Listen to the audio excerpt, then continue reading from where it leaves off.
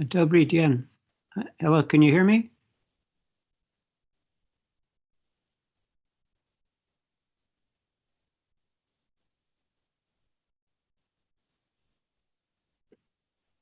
Good morning.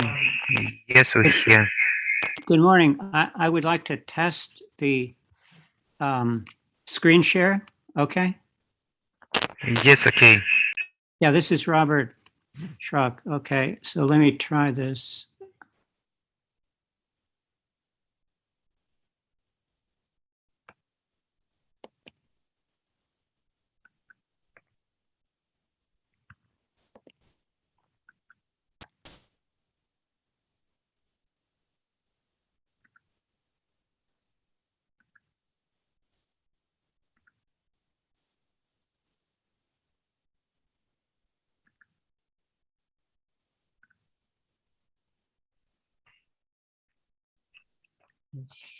Is that okay? Can you see?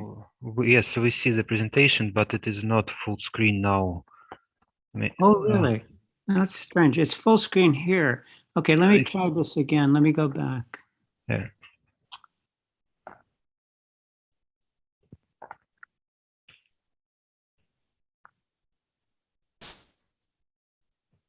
We see. I now see the presentation. Maybe try to make it full Let screen me one try to more make again. it. I'll try to make it full screen first and then do the screen Yes. share. Okay, maybe that works better. Mhm. Okay, let's see.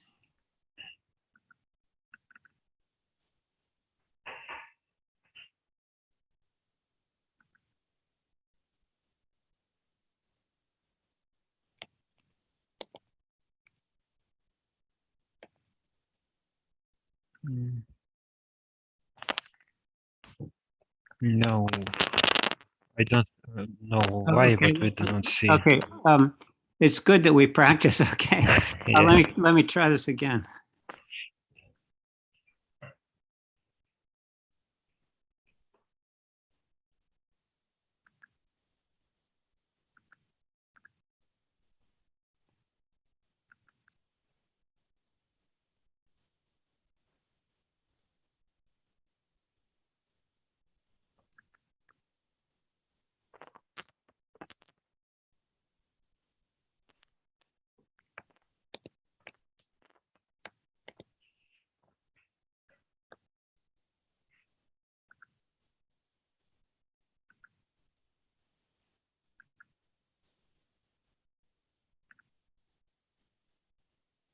Do you see it now? Yes, everything's okay. Okay. Very good. Very good. By the way, if there will be any problems during the presentations, I can share the screen with your slides. Yeah. Okay. Excellent. But this seems to be working, so that's great. Uchin Horasha, I guess you say. Okay. Okay. Very good. I'll be ready then. I guess we start in about a half an hour. Yes. Okay. Very good. Thank you very much. Thank you.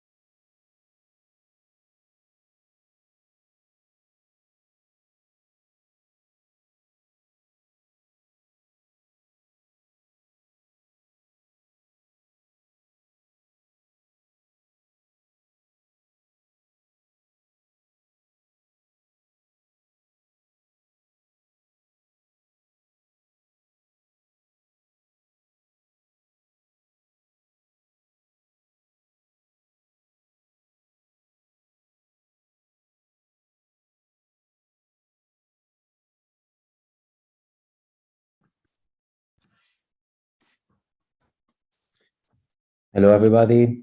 Hi, Sasha. I think that we need to ask to the organizers in order to try the sharing the screen. Aha, okay, no problem. Let's see if any of the organizers are already connected, and then we can try. The organizers are here. Good morning. Hi, good morning. Yes, yes, you Yeah, and Sasha, in principle, now you can try. Hi, nice to see you. yes, you can try.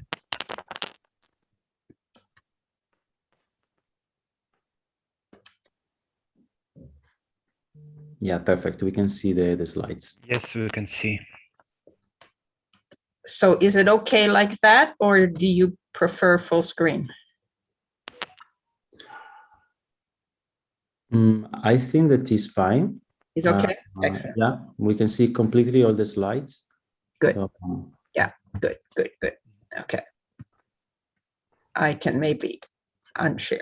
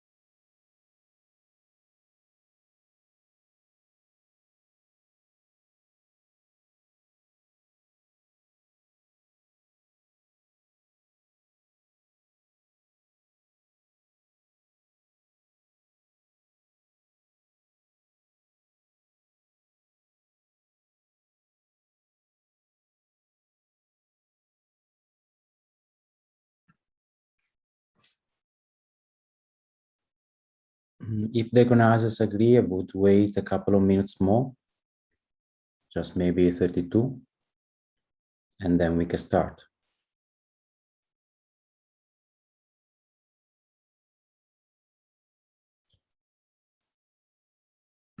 And I can try and talk for 18 minutes. I think let's start in 1 minute at 19:30. Okay, perfect. Then we will start in a 1 minute.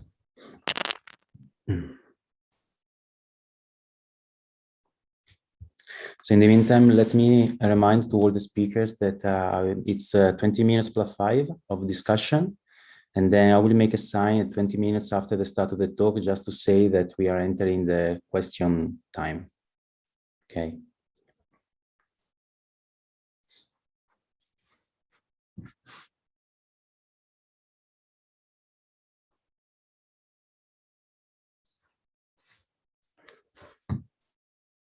So let's start.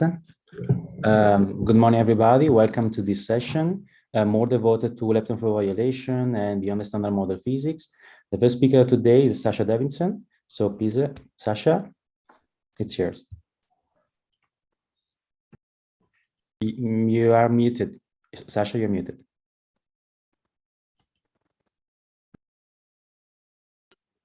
Found the right place. Thank you. Good morning, everyone. And I thank the organizers for the invitation to this conference. So I didn't finish the project I wanted to talk about here, which is the fifth thing in this list. So I will be giving an introduction to lepton flavor violation from an effective field theory perspective. And since, as you all know, what we have at the moment in lepton flavor violation is experimental upper bounds, what I want to explore is what one can learn from those constraints.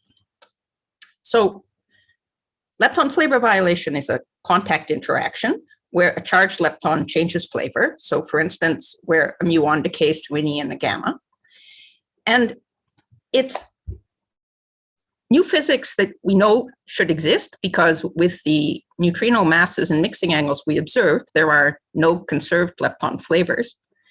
And if one assumes neutrino masses are Dirac and renormalizable, one can roughly estimate a lower bound on lepton flavor violating rates by calculating them like flavor changing neutral currents in the quark sector, and one obtains branching ratios that are ordered 10 to the minus 50, which is well beyond current experimental sensitivity. So if we see lepton flavor violation, we have learned that the lepton sector is different from quarks. Now, in this talk, I'm going to make two assumptions. One is that indeed lepton flavor violation could be observable. And furthermore, that there is new physics in the lepton sector that is heavy, so that justifies my using effective field theory. So this is a short talk, and there are several things I won't talk about. There's no lepton universality violation, although that's a very interesting topic now. Meson decays maybe will be covered by Diego Guadagnoli later. There are no models, and there are also no non-standard interactions. So here is a table of some of the current lepton flavor violating decays that are searched for and not found.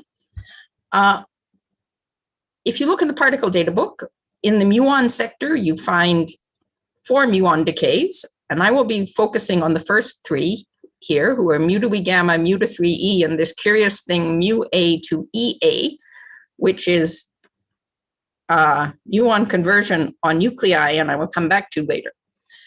I'm interested in these 3 because the current constraints are stringent, of order 10 to the minus 12, and experiments under construction, who should be running soon, aim to push the sensitivity by 2 or 4 orders of magnitude. Now, I will briefly mention taus in this talk. The interest of taus is that there are many more lepton flavor violating processes that are searched for. But unfortunately, the sensitivity in the tau sector is about the square root of the experimental sensitivity in the muon sector and should improve by about an order of magnitude at Bell 2. Okay, so I'm a theorist, and to describe those numbers, or to parameterize the numbers that were on the previous slide, one can describe the contact interaction among standard model particles that is mediating those decays as a operator that you put in the Lagrangian that respects the gauge symmetries of your Lagrangian and that you classify by the operator dimension. So I will occasionally write operators. They have a subscript X, which is their Lorentz structure and maybe chiral projection operators. And superscripts tend to be flavor. I give them coefficients C who are dimensionless and then arrange the dimensions with some mass factor to a suitable power, who sometimes is the Higgs Vev. This is convenient because normally the lepton flavor violating decays are normalized to weak decays. And sometimes it will be the lepton flavor violating scale, in which case I put my C to 1 in order to explore the reach of the process. So for instance, one can consider the decay mu to 3e. The current bound on the branching ratio is 10 to the minus 12, and that's the ratio of the decay to the weak decay of the muon, which you know is proportional to the Higgs Vev to the fourth power downstairs.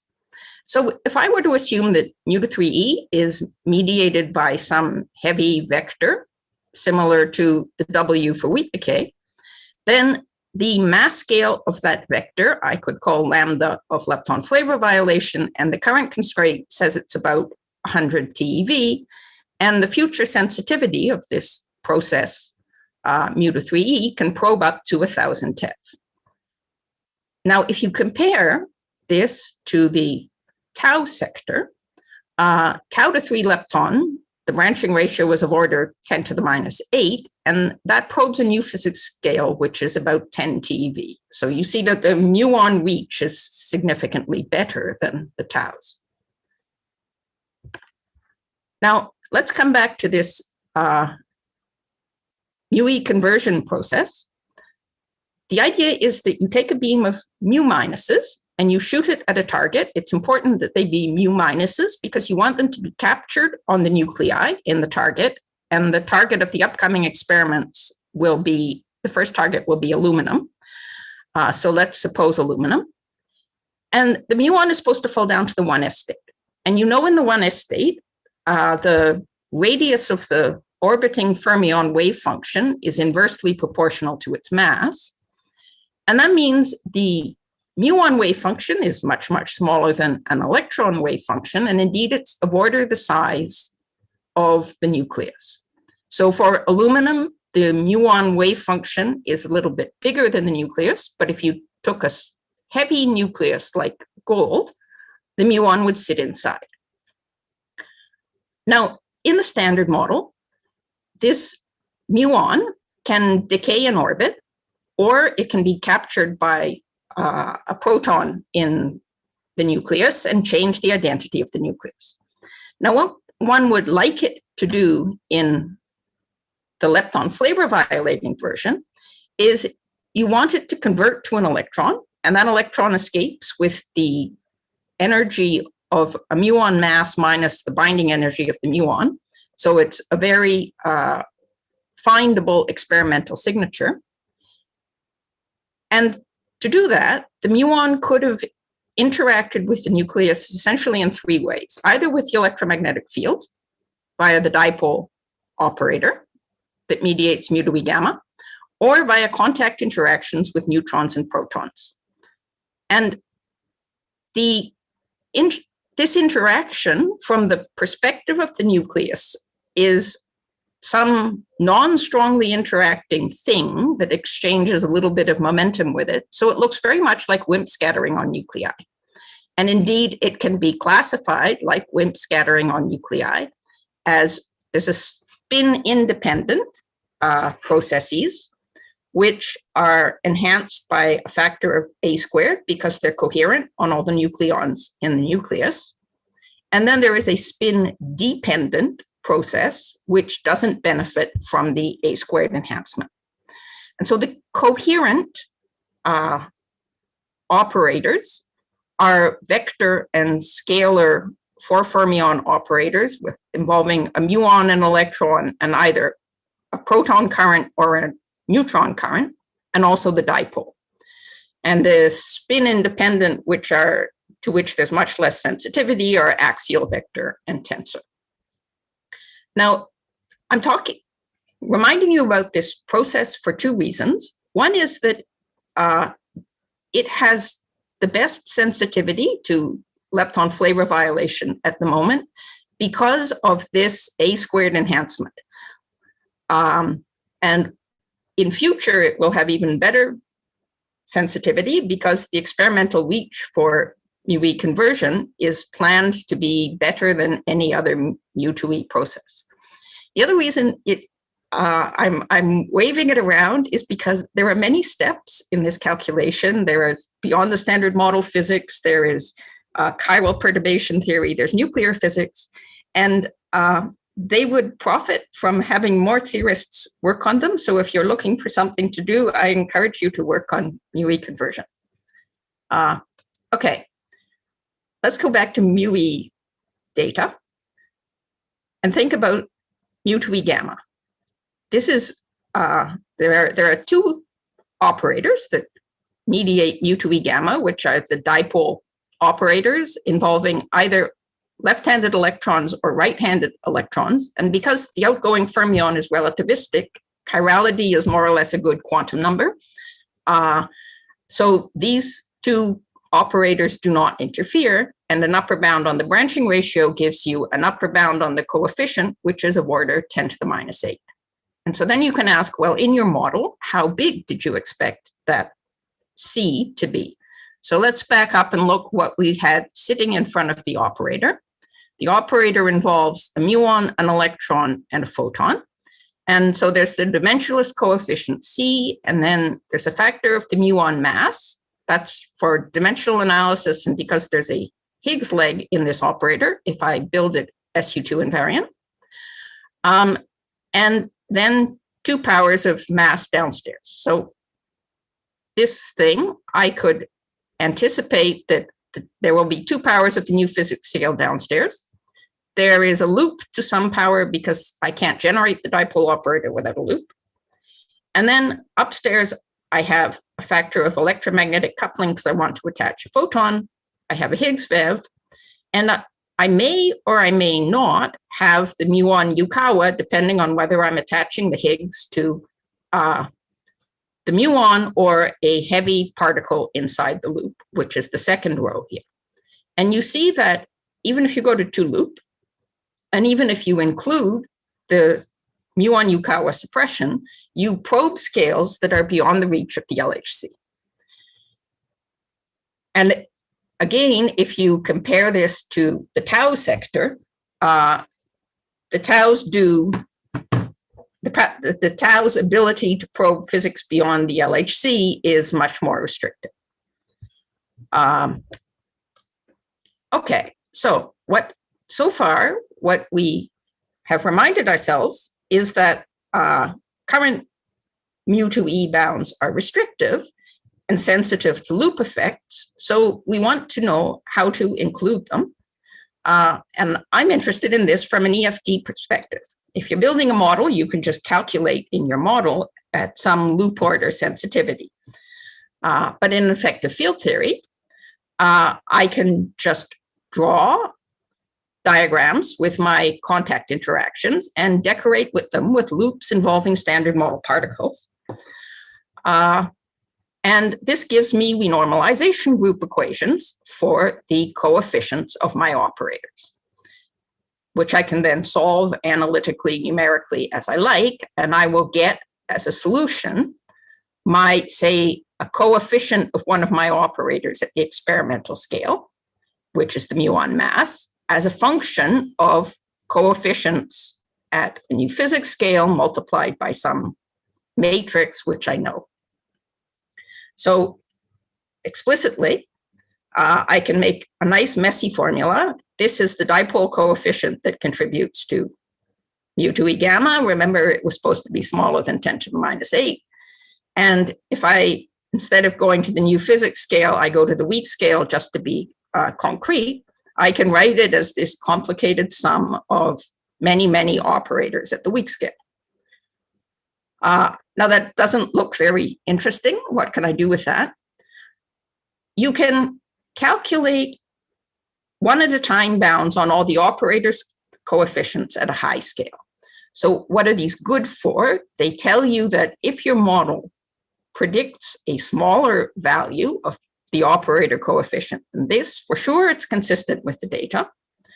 If it generates a larger coefficient, that doesn't mean it's ruled out. It just means you would need to arrange a cancellation with some other coefficient in order to be consistent with the current bounds. Now, you see, there are, of course, many operators, so there would be many tables, but this is a representative table. And you see that I have this list of operator coefficients in the left column, and then I have bounds from mu 2e gamma in the second, mu to 3 in the third, and mu e conversion in the fourth. And you see that almost every coefficient, there is a sensitivity from all three processes. And you also notice that mu e conversion sometimes has the best bound. But the point is that just about any operator, modulo cancellations should be observable in at least one of these three processes. So it's very reassuring for discovery of lepton flavor violation. Now, the drawback is that I'm running out of time, so I'm not going to go through how to count exactly how many constraints there are from these three processes. But we already saw, for instance, that mu 2e gamma set 2 constraints on the 2 dipole coefficients. And then you can count that mu to 3e gives you 6 more. And mu e conversion, it depends a little bit how what you take into account, but it's another 4 or so constraints. So there are about 10 constraints on of order 100 operator coefficients. And so then I think there is an interesting question, and I don't know the answer yet, is whether you can distinguish models with of order 10% of your operator coefficients. Because the question here is not whether there is a correlation among predictions a model makes when you scan over their parameters, but it's, can a model sit anywhere in this 12-dimensional subspace of coefficients? Because if it can, then it can reproduce any observation that you make. And models tend to have many parameters, so it's not obviously excluded that they could do this. Okay, so now let's go back to the taus. I remind you in little black print at the top that taus are less sensitive than mu 2e, that if you take the ratio of tau flavor changing decays to the weak decays to a lepton, they tend to be of order 10 to the minus 7, and that is of order the square root of the mu 2e flavor changing processes. And this is just because you can make muon beams, and taus live about a factor of 10 to the minus 7 less long. So you can't make muon beams, and Bell 2 plans to have about 100 taus per second. And this is from a theorist's point of view, this is unfortunate. There's an interesting study by Cirigliano and collaborators recently exploring whether you could look for tau lepton flavor violation in the opposite direction. So with a beam of muons or electrons turning into taus on target. But the paper is 100 pages long, so I still haven't read it. Now, but despite that the taus are, the constraints are less restrictive, the advantage of the tau sector is that you have many more bounds. So for instance, you can look for tau decays to a lepton and a variety of mesons who have different isospin and Lorentz properties, and the isospin and Lorentz properties of the mesons restrict the operator coefficients that contribute to the decay. So by measuring 3 or 4 different decays, you have the ability to identify which operators are contributing to your tau decays. And this is interesting when you compare it, for instance, to mu-E conversion, where I remind you that you were summing all the operator coefficients and interference at the amplitude level. Okay, so let me now come to my summary. Lepton flavor violation should occur. It can give us complementary information about neutrino mass mechanism and new physics in the lepton sector. And current mu to E bounds are restrictive. They have sensitivity to almost every operator that has 3 or 4 legs that you can, 3 or 4 standard model legs that you can write down. But there are few experimental constraints from in the mu to E sector.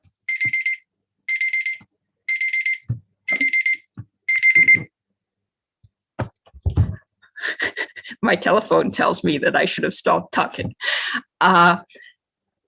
which means that the tau sector is interesting because it has sensitivity to more combinations of operators. Thank you. Thanks a lot, Sasha. It's been very nice talk. If there are any questions, just raise your hands and unmute yourself and just make the question. Maybe in the meantime, I can ask you. While you were discussing the possibility to distinguish the different models, do you think that specific new physics completions can have distinguished features? Let's say, for example, vector-like quarks can some vector-like leptons in this case can somehow identify themselves with specific features in the low energy observables, operators in this case? So that is something, I think that is a very interesting question, and I would like to explore it. So maybe we could talk some more later. Sure. I mean, one should try the different models and try to see if there are different features, but I don't know if you have in mind that there is this possibility, or there are specific kind of models that can emerge themselves with specific relationship between the operators of the low energy. That is what I would, in an ideal world, that is what one would like to see, right? That even though in the mu to E sector you have a restricted number of operators, nonetheless, there's enough information there to make some kind of classification of models and give indications that this is promising and that is less promising. But so that is something I would like to do. I have a 10 or 12 dimensional subspace in my operator space. So all I have to do is project models onto it and see what happens. It's just I haven't done that yet. I think it's interesting, but I just haven't done it.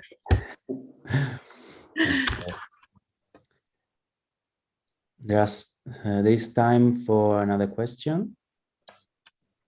Yes, Lorenzo, please go ahead. Hello. Hi, Sasha. Thanks for the nice talk. Hello. Yeah, so maybe since you had to skip the slide, you can tell us quickly what do you have in mind about connecting tau and mu? Yeah, that's so something very naive. So 3 steps are here. If you have mu to tau and tau to E in a model, then you have no conserved flavors, and the model presumably gives you mu to E. And you would expect that the model will generate, so in my effective field theory perspective, if I have dimension 6 tau to mu and dimension 6 tau to E at the high energy scale, I would expect there's a dimension 6 mu to E.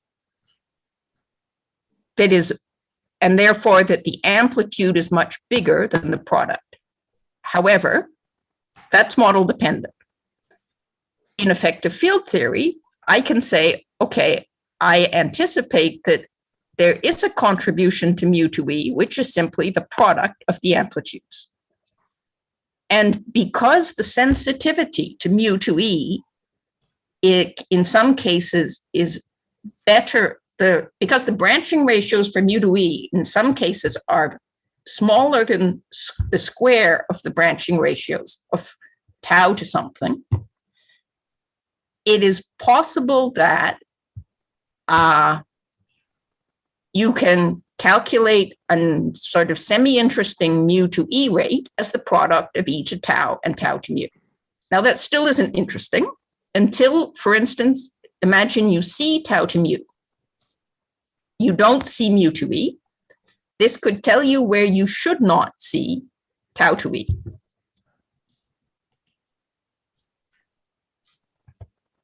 Does that make sense? Absolutely, thanks. There's another question, Alexander. Yeah, thank you. Thank you for a very interesting presentation. So all your discussions are connected to not Dirac neutrinos, right? Correct. Yeah, because for Dirac it is strongly suppressed, yeah, as you have shown in one of your first slides. Yeah. So I imagine that you could have Dirac neutrinos and nonetheless the mechanism is non-renormalizable and there's heavy nu physics that could give you lepton flavor violation. But yes, if you put Dirac neutrinos via a Yukawa coupling to the Higgs that is small, then we have to wait a long time for lepton flavor violation until our experimental colleagues can reach 10 to the minus 48.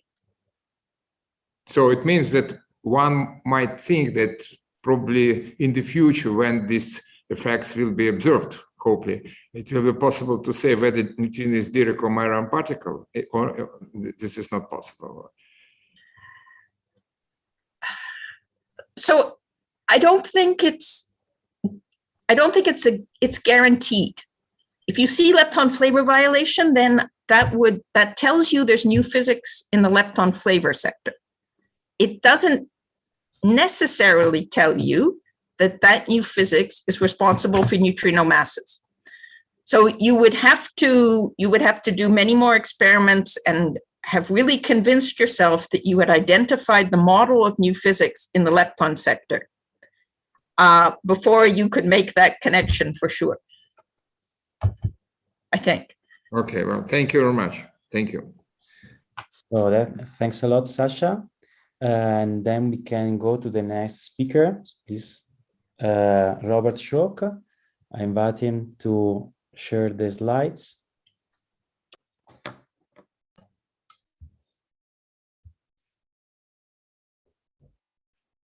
Yeah, they are. Very good.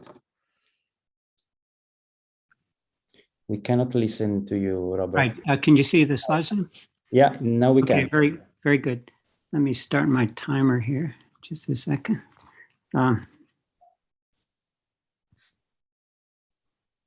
Okay, so I'd like to thank Alexander Studenikin and the organizing committee for inviting me to give this talk. I'm going to cover some topics in physics beyond the standard model. And here's an outline, I will discuss some constraints on sterile neutrinos and related charge lepton flavor violation. And also neutron, anti-neutron oscillations, the general formalism, current limits, and models in which n-bar oscillations are dominant manifestations of baryon number violation. Okay, so let's begin with sterile neutrinos. So as we know, neutrino masses and lepton mixing have been established by neutrino oscillation experiments and are of great importance as physics beyond the original standard model, which had 0 neutrino masses. Our notation is indicated in the next equation. The active neutrino weak eigenstates, nu L, are expressed as linear combinations of mass eigenstates according to this formula. NS refers to possible additional mass eigenstates occurring as small admixtures in the nu sub L, and U is the PMNS lepton mixing matrix. We'll denote the standard model extended to include neutrino masses as the new SM, and we'll allow for NS sterile neutrino weak eigenstates. So neutrino masses lead to a number of effects besides neutrino oscillations, for example, decays with charged lepton flavor violation. That's a lot to say, so I use the abbreviation CLFE, such as mu to E gamma, mu to 3, etc. However, in the minimal new SM, the rates are much too small to observe these. In 1977, a number of groups, including our group, Ben Lee and Pakvasa, Sugawara, and myself, calculated these, and the expression is shown here. And one gets a number for the branching ratio that's about 10 to the minus 52, way, way, way below anything that one could observe. Similar statement applies for mu to 3e and CLFE tau decays, such as tau to L gamma. The suppression arises from a leptonic Jim mechanism operating at the one loop level.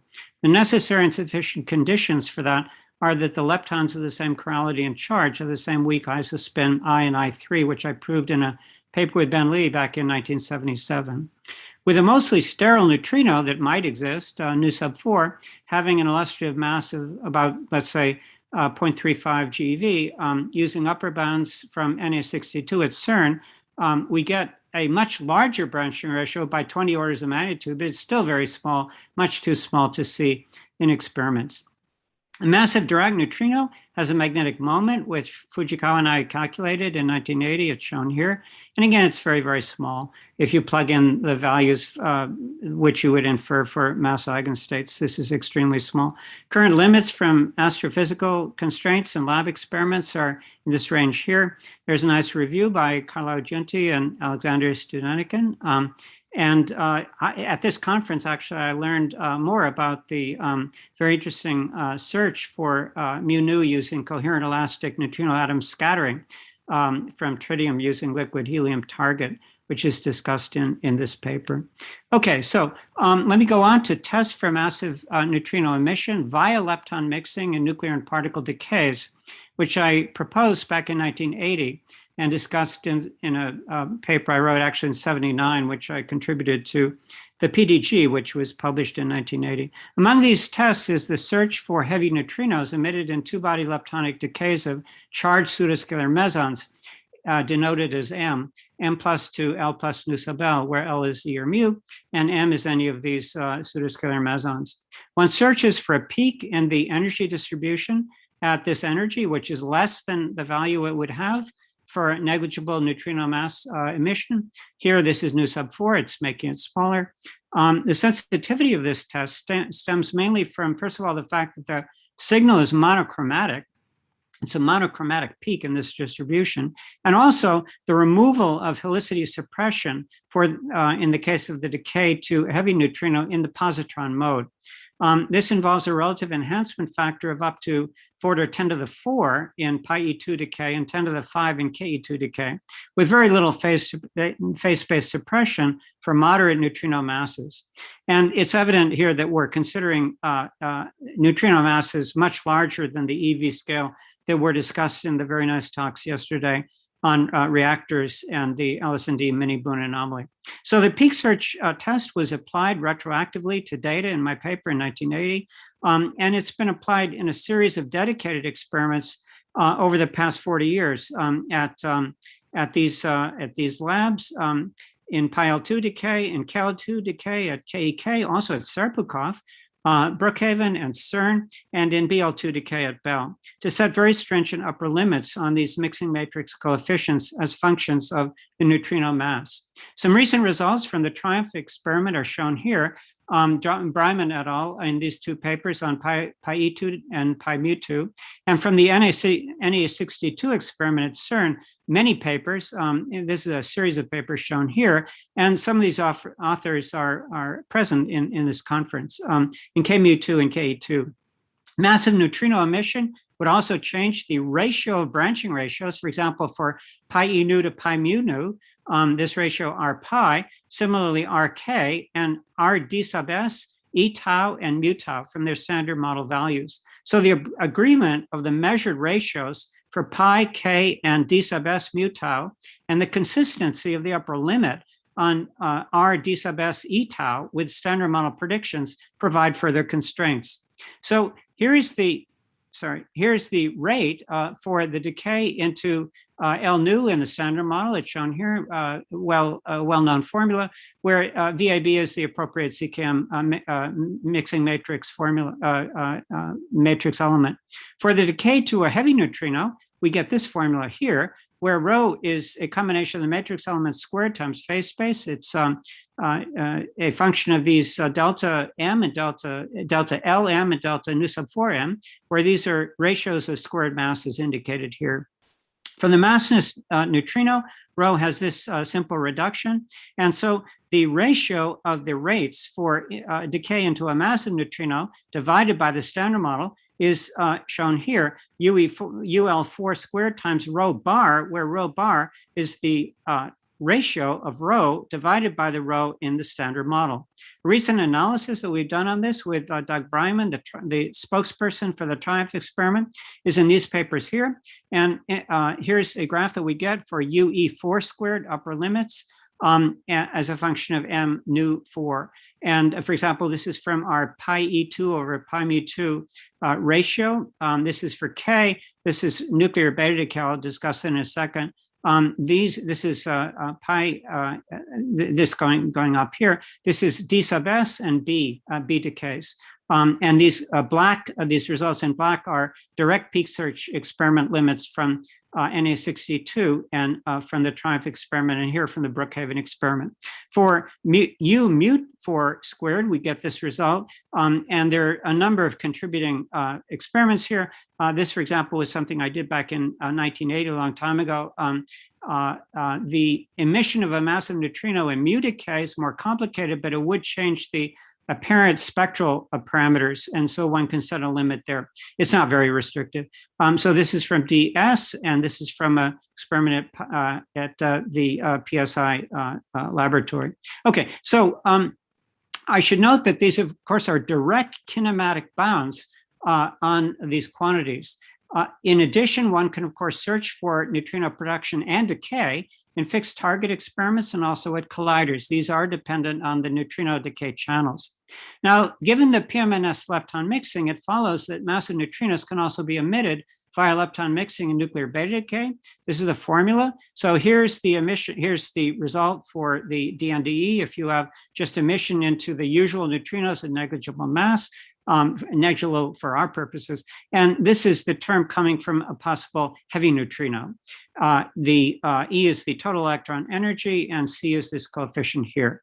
The signature is a kink in the Curie plot at the endpoint of the massive nu sub 4 distribution. So I suggested in this 1980 paper to search for these kinks, and I got some initial bonds from retroactive data analysis. This kink search has been performed in many experiments with tritium, for example, at Mainz and Troitz, in fluorine, sulfur, nickel, copper, rhenium, etc., getting upper bounds on UE4 squared ranging from about 0.01 down to 10 to the minus 3 for this range of neutrino masses. The kink search test can also be performed in the future at Katrine in the Tristan upgrade of Katrine, looking away from the endpoint, as discussed in this paper.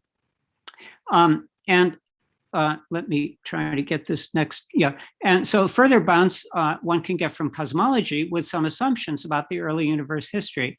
The agreement of primordial nucleosynthesis predictions for hydrogen and helium abundances suggest a lifetime less than about a second because BBN starts at about a second, and these yield lower bounds on these coefficients. So cosmology disfavors some regions of mass and mixing. Of course, it's somewhat model dependent on the history of the early universe. There's a lot of interest in heavy neutrinos by theorists as well as experimentalists. I've listed a few of these papers. There are many more. Okay, going on to CLFE mu and tau decays, we heard about that from Sasha, but let me just recap this. Mu to E gamma, mu to 3E from Meg at PSI and from an old experiment syndrome at SIN PSI, and also these upper limits on various tau, CLFE tau decays from Bell and Babar. So BSM physics that could yield CLFE at observable levels include supersymmetry, Z prime vector bosons with flavor non-diagonal couplings, and many others. So the searches for CLFE processes such as these decays and also mu-E conversion are very interesting as probes of BSM physics. Some current experiments and future experiments. MEG2 is planning to probe for mu-E gamma down to 10 to the minus 14, mu-3E at PSI, also a similar level. BEL2, of course, will probe CLFE tau decays, and there's also mu-E conversion at Fermilab, talks by Miller and DeFalco at this conference. I note that an analysis of Babar data from search for tau to L gamma yields the first upper bounds on tau to E gamma gamma and also tau to mu gamma gamma. These are very modest bounds. They could be improved further at BEL2. Okay, so let me go on to NN-bar oscillations. And let me just say a word about the motivations. Sakharov in 1967 noted that to produce the baryon asymmetry in the universe, you need baryon number violation, as well as CP violation and deviation from thermal equilibrium. Kuzmin in 1970 suggested that NN-bar oscillations could actually be the mechanism for the baryon asymmetry. We know that in the standard model, B is conserved perturbatively, instantons violated, although they're very small at zero temperature, but at finite temperature of order 250 GeV, as we know from Kuzmin, Rubikov, and Shaposhnikov, they could be important. Grand unified theories, of course, also predict a violation of BNL. And besides proton decay, which is delta B equals -1, NN-bar oscillations, which are delta B equals 2, can occur. And so there are good motivations for new experimental searches for NN-bar oscillations and also for delta B equals -2 dinucleon decays. The most sensitive search for NN-bar oscillations was done in Grenoble many years ago. It got a lower bound on the I've skipped, sorry.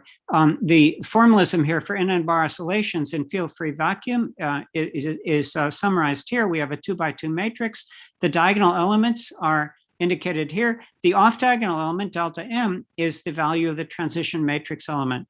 The diagonalization of that 2x2 matrix yields these mass eigenstates. The mass eigenvalues are shown here. And this means that if you start with a pure neutron state at t equals 0, then there's a finite probability p for it to be an antineutron at non-zero time, given by this formula, sin squared t over tau NN-bar times the exponential attenuation due to the neutron decay, where tau NN-bar is 1 over delta m.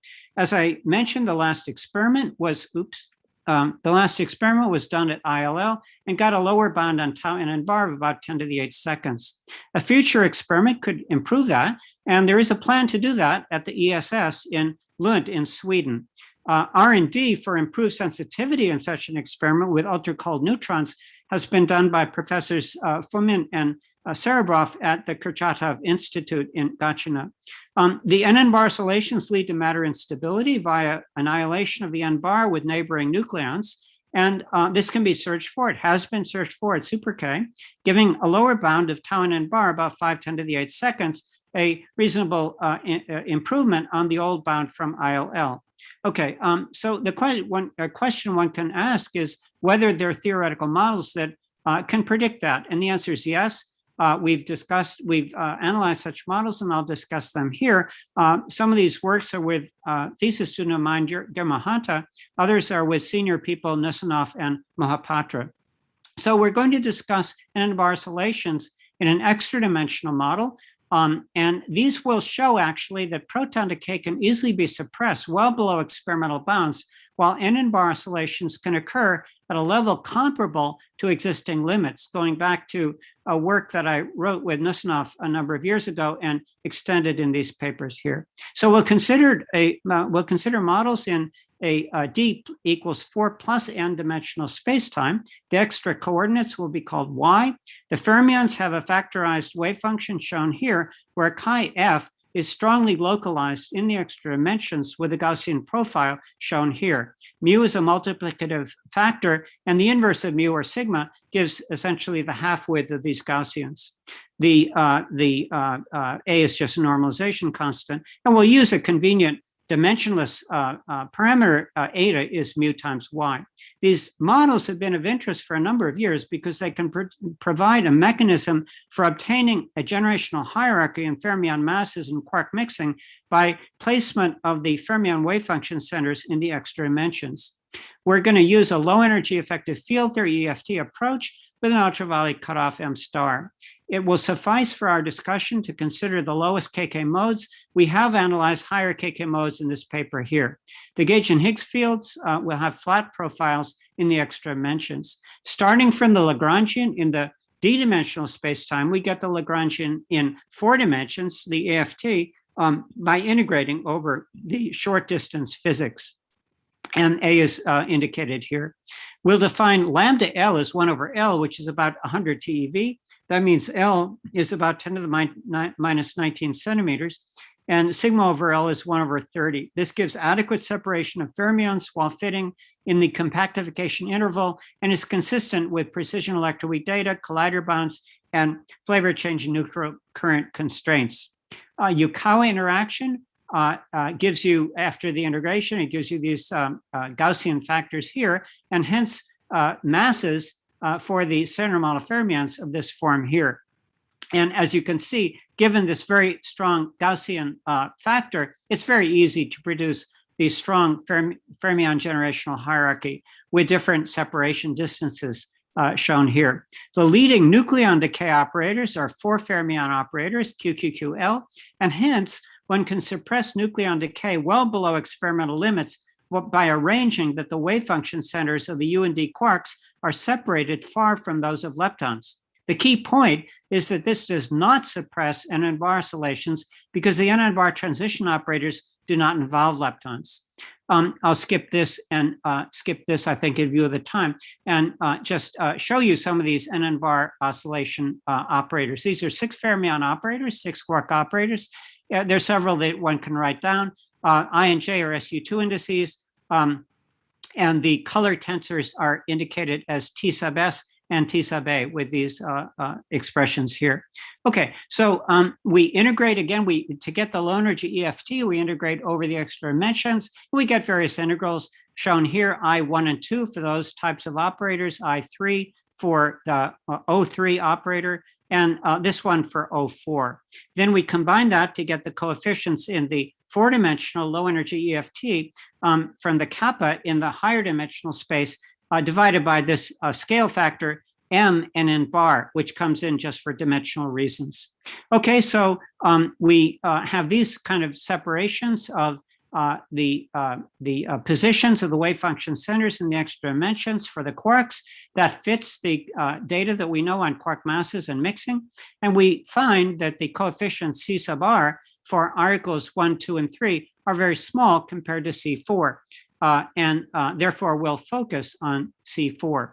We get this result for delta M, this transition matrix element factor, which is indicated here, requiring that tau NN bar, which is 1 over delta M, should agree with a lower limit from super K, shown here, 510 to the 8 seconds, yields a lower bound on the mass scale of the NN bar oscillations, M NN bar, about 50 TeV. So for relevant values of M NN bar in this model, neutron anti-neutron oscillations could occur at a level that's close to the current limit. The model that I've discussed so far uses as its gauge group the standard model gauge group. It's also of interest to analyze extra-dimensional models with an extended gauge group. And we've done that using the so-called left-right symmetric group, which has B minus L gauged.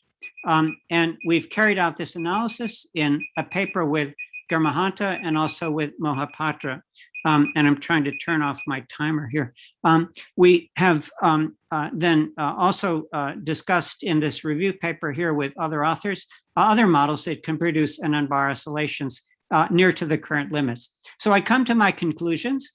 There's a lot of progress in studies of neutrino masses and lepton mixing and their effects, including charged lepton flavor violating processes. We've obtained new constraints on massive neutrino emission via lepton mixing in nuclear and particle decays, yielding upper limits on UE4 squared and U mu 4 squared, where a nu sub 4 is a possible heavy neutrino. And we've discussed models that show how new physics beyond the standard model can produce NN-bar oscillations at rates comparable with current limits.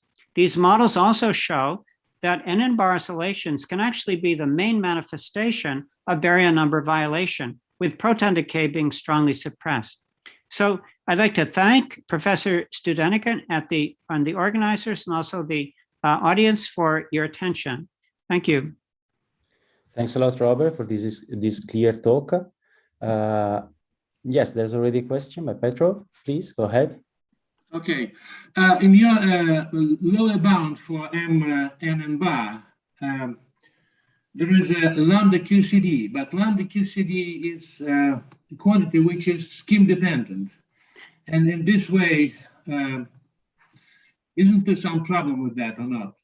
No, there's no trouble. That's actually something I covered in backup slides, okay?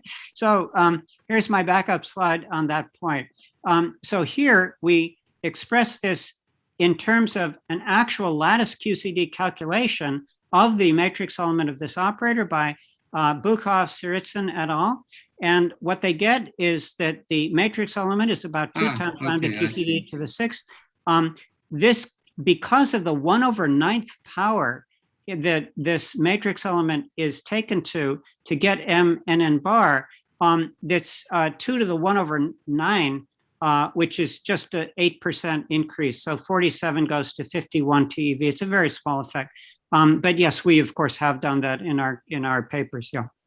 Okay, thank you. Thank you. Clear. Right. Is there any other question or comment? Yeah, Lorenzo, please go ahead. Just a curiosity, how uncertain is this lattice determination of the matrix element? Yeah, it's a very good question. So there has only been one lattice group that's calculated this. I worked for 10 years in lattice gauge theory back about 30 years ago. I know from experience that it helps to have more than one group. However, I have no reason to doubt the results from the Tsiritsyn-Bukov et al. Calculation. And in any case, they're very close. When you take that 2 to the 1/9th power, they're very close to what you would think would be reasonable in just, kind of a Fermi back of the envelope calculation in terms of lambda QCD. So I'm pretty confident that if another group were to do it, they would get similar results. But no, there's no other group that's done it yet. They're busy on things like mu-1 G-2, okay. But anyway, I hope another group will do it, but I have no reason to doubt what Bukov et al. Have done.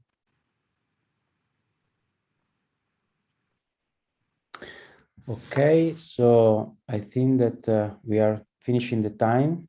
So thanks a lot again, Robert, for this nice talk. And okay, I'll stop sharing, okay. Yeah, thanks a lot. And then let's move to the next speaker, James Miller. So please, James, just share your screen.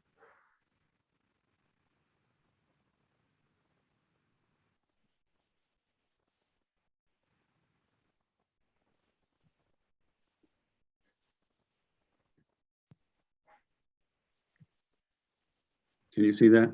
Yeah, we can see the slides and we can hear you. Yeah, we can. Please go ahead. Just a minute, let me do that. Okay, I'd like to say thank you very much to the organizing committee for the kind invitation to speak here today. What I'm going to do is give a brief introduction to charged lepton flavor violation experiments and the current status of some of the recent measurements, and then I'm going to talk about dedicated, ongoing, or developing muon experiments and the outlook for the future.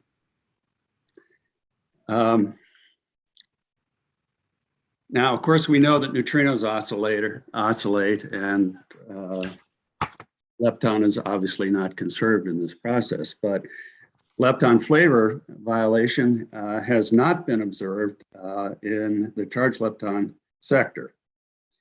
So the mechanisms for lepton flavor violation and its violation by neutrinos are not known. So it's necessary to try to find other reactions that violate lepton flavor that may help sort this out. Now, we know that prior to the observation of neutrino oscillations, lepton flavor violation was forbidden in the standard model. When the standard model is modified to accommodate neutrino oscillations, then it predicts charged lepton flavor violation can occur via loops, but the effect is unmeasurably small. So here we show a possible one loop diagram that would lead to charged lepton flavor violation and muon to electron conversion. Therefore, experimental detection of charged lepton flavor violation would be a sure sign of new physics in this case. So on the other hand, new physics models generally allow for charged lepton flavor violation. In fact, lepton flavor violation usually has to be incorporated in these series to be compatible with experiment. And so here we see a SUSY diagram for mu to E conversion, where we have a loop including supersymmetric particles, neutralino and sleptons interacting with a quark via a photon exchange. So this table summarizes current limits, and Sasha showed a similar table from a variety of some of the most sensitive charged lepton flavor violation experiment. There's a major effort to set new limits on lepton flavor violation and tau decays at Bell 2, and there are also significant efforts to study the B decays for that as well. There are also delta lepton number equal 2 measurements like double beta decay, which is a major industry. And we have ongoing searches and a possibility of developing a muonium to anti-muonium oscillation experiment. But perhaps the most sensitive searches are going to be coming from dedicated lepton flavor violation experiments using muons, most likely, including the delta L equal 2 interaction mu minus to E plus. The new muon experiments are being conducted or being developed at PSI, JPark, and Fermilab, and I'll describe them later in more detail. So here we see, it turns out B factories are also tau factories, and as I said, a major thrust of Bell 2 is to improve on existing sensitivities over a large number of tau decay channels. And you see the large number of decay channels here. And you see that the best current limits are provided by Babar and Bell. And then at the bottom there, you see that Bell 2 is expecting to improve on these typically by an order of magnitude. So there's a tremendous number of channels here. While the limits are not nearly as stringent as for muons, and Sasha also mentioned this, nevertheless, it is possible that they will be important because some of the new models do depend on the square or the cube of the lepton mass. Just to give you an indication of what's going on at the LHC experiments, this is a list of some of the current ATLAS limits on the branching ratios for lepton flavor violation. Here you can see, it's kind of a busy table, but you can see that already ATLAS has exceeded the LEP limits on zeta E tau and zeta mu tau. And of course, CMS and ATLAS are the first to produce tests of charged lepton flavor violation with the Higgs decays.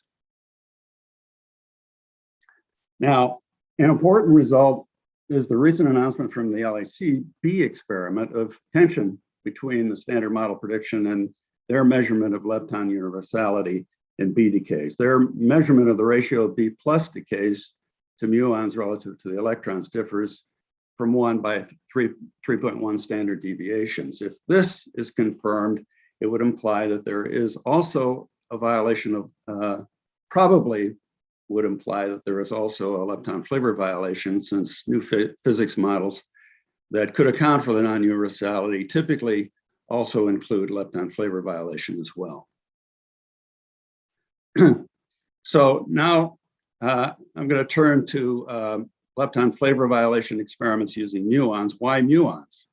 Well, this is an example of a study that was done a number of years ago that surveyed the sensitivity of a wide range of theories to a number of reactions. It included several SUSY scenarios, MSSM with minimal flavor violation, abelian and non-abelian flavor symmetries, little Higgs, Randall syndrome, and so on.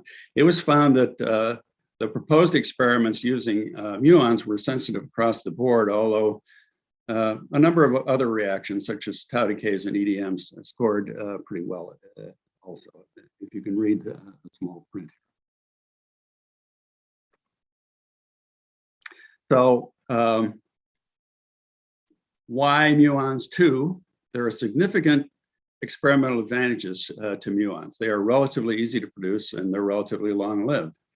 They can be stopped in materials and localized in space. So these are important experimental aspects that just make it easier to do these experiments. Several dedicated experiments are now under development to try to detect charged lepton flavor violation in muon interactions. And this includes MEG at PSI, that's mu to E gamma, mu3E at PSI, which is mu to 3 electrons, and the 3 muon to electron conversion experiments, one at Fermilab called mu to E, and 2 at JPark. One is called COMET and the other is called DME, and I'll describe these in more detail as we go along. Now, since charged lepton flavor properties are so central to the standard model, it's not surprising that there have been many measurements over the years. Here, we just plotted the tests of these 3 muon channels as a function of the year and it appears that lately the improvements were leveling off a little bit, starting about 1980. But now we're coming into an era. First of all, MEG is going to improve on their current best limit. The mu to 3E experiment at PSI expects to move the mu to 3E down to here, and the mu to E conversion experiments expect to move those experiments limits down to here. In the much greater distant future, there are plans to use the beam at PIP2 at Fermilab or to develop a program called PRISM at JPark that would move another order of magnitude. So I want to describe in general terms the muon experiments, the 3 muon types of muon experiments. MEG is an ongoing experiment at PSI that's going to measure mu to E gamma, where PSI has the currently most powerful source of stopped muons. Experimentally, MEG detects the back-to-back monochromatic positron and gamma. They've established the best current limit on mu to E gamma decay, and they're now commissioning an upgrade of almost every element of their apparatus to improve by almost a factor of 10 in sensitivity over their previous measurement. The background challenges include electrons and gammas from the allowed radiative muon decay with 2 neutrinos, when the neutrinos carry away little energy.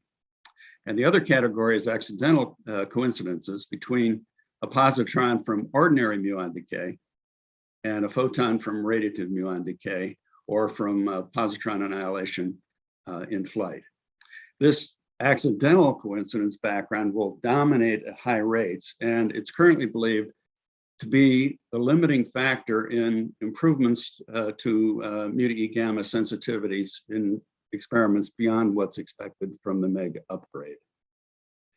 The upgrade itself especially concentrates on proving energy resolution of the photon and uncertainty in the angle between the positron and the gamma. Here you can see that the accidental rate, it goes as the square of those 2 uncertainties. They're designing for factors of 2 improvements in the measurements of each of the physical variables, doubling the detector acceptance, and they're doubling the data rates. So they're commissioning their new detectors, and they expect to reach their sensitivity goal with three years of data collection. Here's the experimental apparatus of MEG. A superconducting magnet surrounds all but the lithium, the liquid xenon calorimeter up here. There's a magnet called Cobra, and inside there's a drift chamber. Positive muons from a surface muon beam at about 28 MeV spiral along the field lines and are stopped in a very thin target. And a search is made for the back-to-back 53 MeV positron and photon. A drift chamber measures the momentum of the positron, and the scintillating liquid xenon calorimeter detects the photon. So the upgrade improves the position, energy, and timing resolution of the calorimeter, timing from the scintillators, and a new drift chamber is being implemented with reduced mass to reduce energy resolution degradation from multiple scattering of the positron. Okay, so let's move on to the mu-3e experiment. Current best limit is from the Syndrome-2 experiment in 1988. The mu-3e experiment is under development at PSI with plans to improve on that limit by 3 orders of magnitude in their phase 1 and by 4 orders of magnitude in their phase 2. Phase 1 is under construction now. They're going to be sharing the Pi-E5 beamline with PSI at PSI with MEG. Phase 2 requires a stop muon rate of several times 10 to the 9th, much larger than the Pi-E2 line can supply. So that would be obtained from the proposed new high-intensity muon beamline at PSI. And that won't be available until at least 2025 or later. The main backgrounds come from the allowed decay to 3 leptons plus 2 neutrinos, and from the accidental coincidences from a normal muon decay, positron undergoing Ababa scattering with an electron, so that produces an E plus E minus pair, together with accidentally being coincidence with another normal positron decay. These backgrounds are controlled with excellent resolution on the summed energy of the decay products, excellent time resolution, and excellent vertex reconstruction. So here then, at the top is their phase 1 detector system. It's placed in a 1 Tesla field, the entire apparatus. Positive 28 MeV over C muons again, just like MEG, they're surface positively charged muons. They spiral along the field lines and stop in a thin-walled polyethylene double cone target. That's here. Okay. The electron and 2 positrons spiral through very thin-walled, highly pixelated solid-state detectors. That's here, up here, and down here. Okay, and land in the timing scintillators. Okay. The geometry uses the advantages of a 180-degree spectrometer on each trajectory to the extent possible in order to minimize the impact of multiple scattering on the energy resolution. One big challenge that they've been working hard on is to provide sufficient helium gas cooling to the solid state detectors. There's kilowatts of heat to dissipate here. Data taking is now expected to commence over the next couple of years. The phase 2 layout is quite similar, but what you see is that the length, the whole thing is stretched out so that they can handle the higher rate by spreading out the stops in the stopping target. Now I want to move on to mu-to-E conversion. The method is to stop negative muons in target material, which for both Comet and mu-to-E is going to be aluminum. These are the 2 main experiments. The muon quickly cascades to the 1s atomic orbital, which for aluminum has a binding energy of 460 kilovolts and a Bohr radius of 20 Fermi. So that there's significant overlap of the muon with the nuclear wave functions. 2 things are most likely to occur. Either the muon captures via the weak interaction on the nucleus or it decays. The captures occur 61% of the time, and the decays occur with almost the same rate as a free muon, so that the lifetime of muonic aluminum is reduced to 864 nanoseconds compared to 2.2 microseconds for a free muon. A third thing can happen, and that's the muon to electron conversion that we're looking for.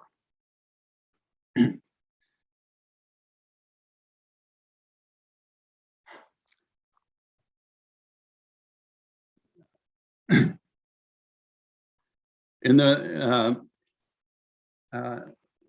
in the muon to electron conversion process, the muon can interact with the nucleus, leaving it in the ground state. The signature of a conversion electron then is the detection of a monoenergetic electron at about 105 MeV. Here we see a plot of the expected energy distribution of electrons at the low energy bulge there is from ordinary muon decay when the muon is in the 1s atomic orbit of aluminum. And the line at the top is the conversion process. Notice, importantly, that the conversion electron energy is way above that of the bulk of the numerous decay electrons, so that with proper detector design, these low energy electrons can be avoided. Note, however, that since the muon is bound to the nucleus, there is a four-body final state when the muon decays. As a result, it is possible for the neutrinos to have no energy, and then the electron would have exactly the conversion electron energy. So that's a potential direct background to the signal. Fortunately, the high energy tail for this decay in orbit is very small and falling fast as the energy approaches the endpoint conversion electron energy. So background can be minimized from this source with sufficiently good energy resolution on the conversion electron candidates. And here you see a simulation of the distributions expected. The red is the conversion electron folded with the the resolution of the detector, and the green is the tail of the DIO, the decay in orbit electrons. And you see that if you choose to count only between the two red arrows there, the background is actually negligible from this source. Here we've assumed that the branching ratio is 1 × 10⁻15.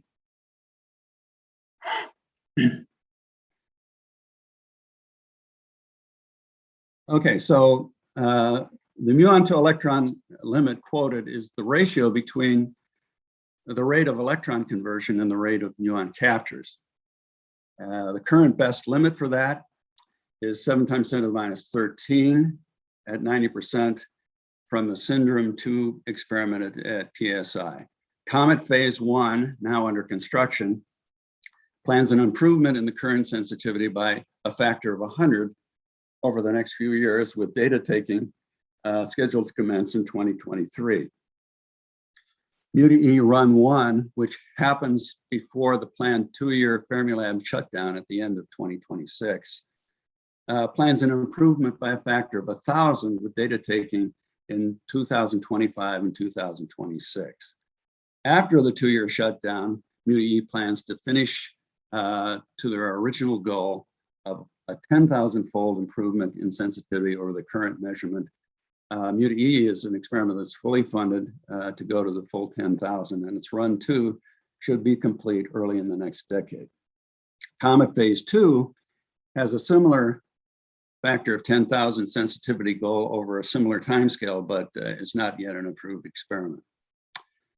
In the next decade, there are plans to upgrade MUTE and utilize a new higher intensity proton source from PIP2 at Fermilab to achieve another order of magnitude in sensitivity beyond MUTE.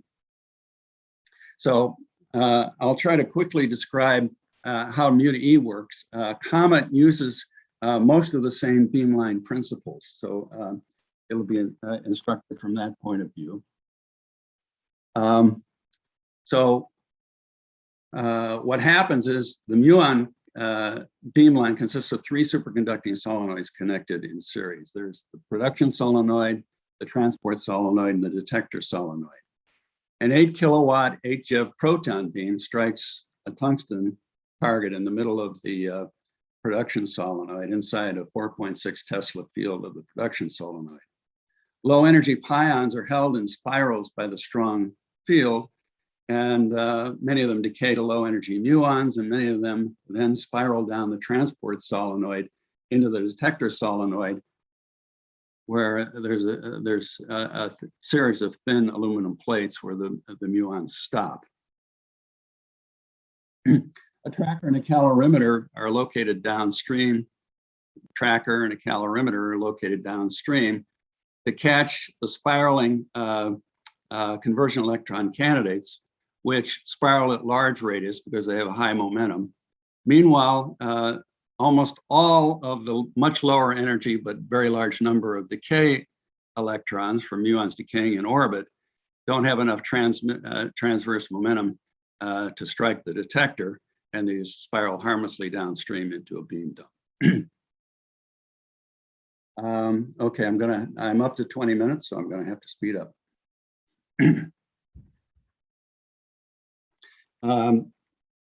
Comet phase 1 follows the same principles as the mu to E experiment. It has a production solenoid similar to mu to E. It has the first curve of the toroid, okay, and then it has the detectors right there. So this will be a situation where there'll be quite a bit of background, and so they expect to reach a single event sensitivity around 3 × 10⁻⁵, which is something like 100 times better than the Syndrome 2 experiment.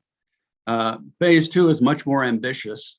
They too will have 2 curved toroid portions before the stopping target. But in addition, beyond that, they won't put the detectors here like in mu to E. They're going to have another curved toroid that selects 105 MeV electrons or thereabouts and carries them to the detector. The advantage of doing this is that you can put some shielding between the stopping target and the detectors, because the stopping target itself is a major source of background due to muon captures producing neutrons and protons. How are Comet and mu-D going to make such a great increase in sensitivity over previous experiments? First of all, the large increase in stop muon rate based on this solenoid beamline concept first proposed by Jokobayev and Lobashev for the Moscow meson facility. Secondly, and very important, both experiments plan to use a pulsed muon beam. So here are the protons hitting every 1695 nanoseconds in the case of mu to E. There's a very prompt background just after traveling down the beamline to the DS, just after the proton pulse, and that comes early. And that dissipates, and so you can look out here for the conversions. Here are the muons coming in and stopping in the target, and this is the buildup of muonic atoms that decays very slowly because it has a long lifetime. So you can look in this very clean section here with relatively little background. That's why we can turn up the beam to a much higher level than was possible in previous experiments. Okay, I don't have time to cover this, I guess. There are certain, let me just mention there are conversion electron. The conversion electron energy is well above the energies of the electrons from decays. This sets it apart from mu to E gamma and mu to 3E. Their final states are sitting in a soup of regular decay electrons. There's a possibility of changing stopping targets, which can help distinguish between lepton flavor violating operators. I haven't had a chance to explain that. But the disadvantage is what I mentioned before. The muon capture process itself produces a lot of neutrons and protons that cause low energy background for the detectors, but we've found ways to handle both backgrounds. As I mentioned, there's a mu to E2 concept that's being worked on by a group that's also going to write a white paper for snow mass. They plan to use the 800 MeV beam from PIP2. The way it works is 800 MeV goes here, usually goes to the booster for the other programs like the neutrino program, but we can peel off a pulsed beam here and send it along a beam line to mu to E2. So summarizing, lepton flavor conservation of charged leptons and violation by neutrinos are central features of the standard model, but the underlying mechanism is not understood. And tests of charged lepton flavor violation are therefore occurring across the board.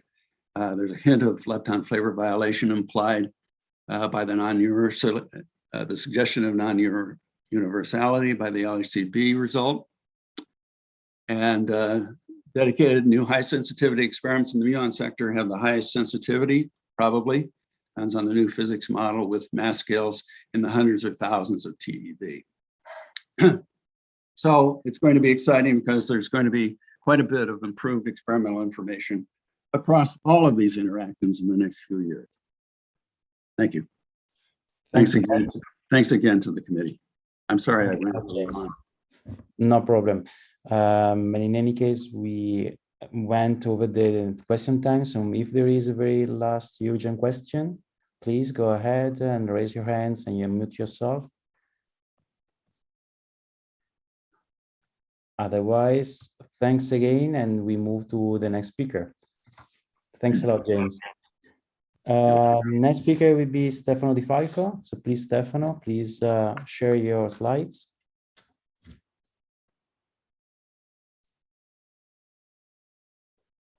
Can you see the slides? Yeah, we can. Okay. I can hear you. So I just start my timer. Okay, thank you again to organizers for the possibility to present the status of the mu experiment. You have already heard something from James, and I just recall you briefly that the mu2 experiment is aiming to search for charged lepton flavor violation via the coherent conversion of muon to electron in the field of the atom. In particular, we will use aluminum as a target atom. And the muonic aluminum has a lifetime of 864 nanoseconds, and the conversion electron is a monochromatic electron with an energy of about 105 MeV. The mu2 experiment will run at the Fermilab muon campus, where the G-2 experiment is already running and has already produced very nice results. And the goal of the mu2 experiment is to improve by factor 10 to the 4 the ratio between the muon conversions rate and the muon capture rate. This ratio is being measured, the best word limit is measured by the Syndrome 2 experiment that is set at 90% confidence level limit at 7 times 10 to the minus 17. As has been already stated in the previous talks, this is far from the standard model prediction that is of the order of 10 to the minus 50. So any observation of this process will be a clear evidence of physics beyond the standard model. And there is already some extension of the standard model that predicts a ratio that can be observable by mu2. So mu2 is really a discovery experiment that aims to observe this process. So to sketch the concept of the experiment, we have a proton beam hitting a target and producing secondaries. Among these, you have pi minus and chi minus that can decay in mu minus. And using a magnetic focusing, you can create the muon beam and direct this muon beam to the stopping target, where the muons are absorbed and create the muonic atoms. And you want to observe the monochromatic electron with a set of detectors that are located after the stopping target. So this is the very simple scheme of the experimental technique. But of course, when you want to make a high precision experiment, you need to do something more complex. And as James has already shown, that the mu2 apparatus consists of 3 superconducting solenoids. The first one is the production solenoid, where the 8 GeV proton beam enters following the red arrow from the right, and it's the production target. Then you have a graded magnetic field that goes from 4.5 Tesla to 2.5 Tesla and is used to direct the low energy particles towards the right direction, where you have the detector that will measure our muon beam interactions. And the important feature is that this production target is not just a simple rod of tungsten, but as this complex structure with gaps and fins that is aimed to reduce the temperature of the target, ensuring the lifetime of the target to be enough for a stable running for at least 1 year. And the thermal models have shown that this geometry is able to stabilize the temperature of the target at something like 1100 Celsius degrees. And on the right, you see the real production target that's already been built with the supporting wheel that is used to suspend the target in front of the I got a message that participants can see my screen. Is everything okay? It's everything is okay. We can see your slides. Okay, this is the target that how it is suspended to stay in front of the proton beam. The second solenoid is the transport solenoid. As the name says, the main goal of the solenoid is to transport the muons and pions that have to decay producing muons from the production region to the detector region. But there is also some other feature. In particular, you have a set of collimators that are used to select the momentum of the charged particles and the sign. You have 2 central collimators that can be rotated to select positive or negative particles. And this is important because if you want to calibrate the momentum scale of the tracker, you can use the pi plus decays in positron neutrino that produce a monochromatic positron of 70 MeV. And this is a very good calibration point for your momentum scale to reduce the systematic due to the momentum knowledge. In addition, inside the transport solenoid, you have 2 thin absorbers windows that are used to reduce the antiproton background. Antiproton background is a background that is dangerous because antiprotons are much slower than the other mesons and can produce signals that are out of time with respect to the proton beam arrival. I would say in a few slides that the proton beam is not continuous, but is pulsed, as already shown by James, but this information that is important to reduce the background is not usable for the antiproton because they are very slow particles. So it's important to have a passive absorption of these antiprotons, and this is done essentially with these absorber windows in the transport solenoid. Again, for the transport solenoid, we have a small gradient of the magnetic field to avoid trapped particles that again could have a long time of flight that is not anymore correlated with the pulse arrival time. And this is a zoomed picture of the transport solenoid. This is in fact given by 2 albers. The particular S-shape is one wanted feature to avoid neutral particles to reach the detector region. And this is a drawing of the 2 rotating collimators that can be used to change the charge sign selection. This is the picture of the real coils of the transport solenoid, how they are assembled to create the 1/2 of the TS, and then the second half. The 2 halves are separated by the absorber window, so the vacuum in the 2 alphas is independent. The last solenoid is the detector solenoid, in which you have the aluminum stopping target, and this is surrounded by proton and neutron absorbers that are used to reduce the radiation in the tracker and in the cosmic Vito system that I will show later. The field gradient is used again to maximize the acceptance for conversion electron to reach the tracker volume.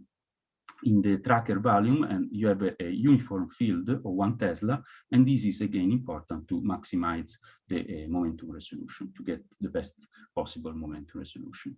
You see also in this picture that the tracker and the calorimeter have central holes, and this is done because you want to have as much as possible no sensitivity to the lower energy particles that can produce noise and radiation damage in the detectors.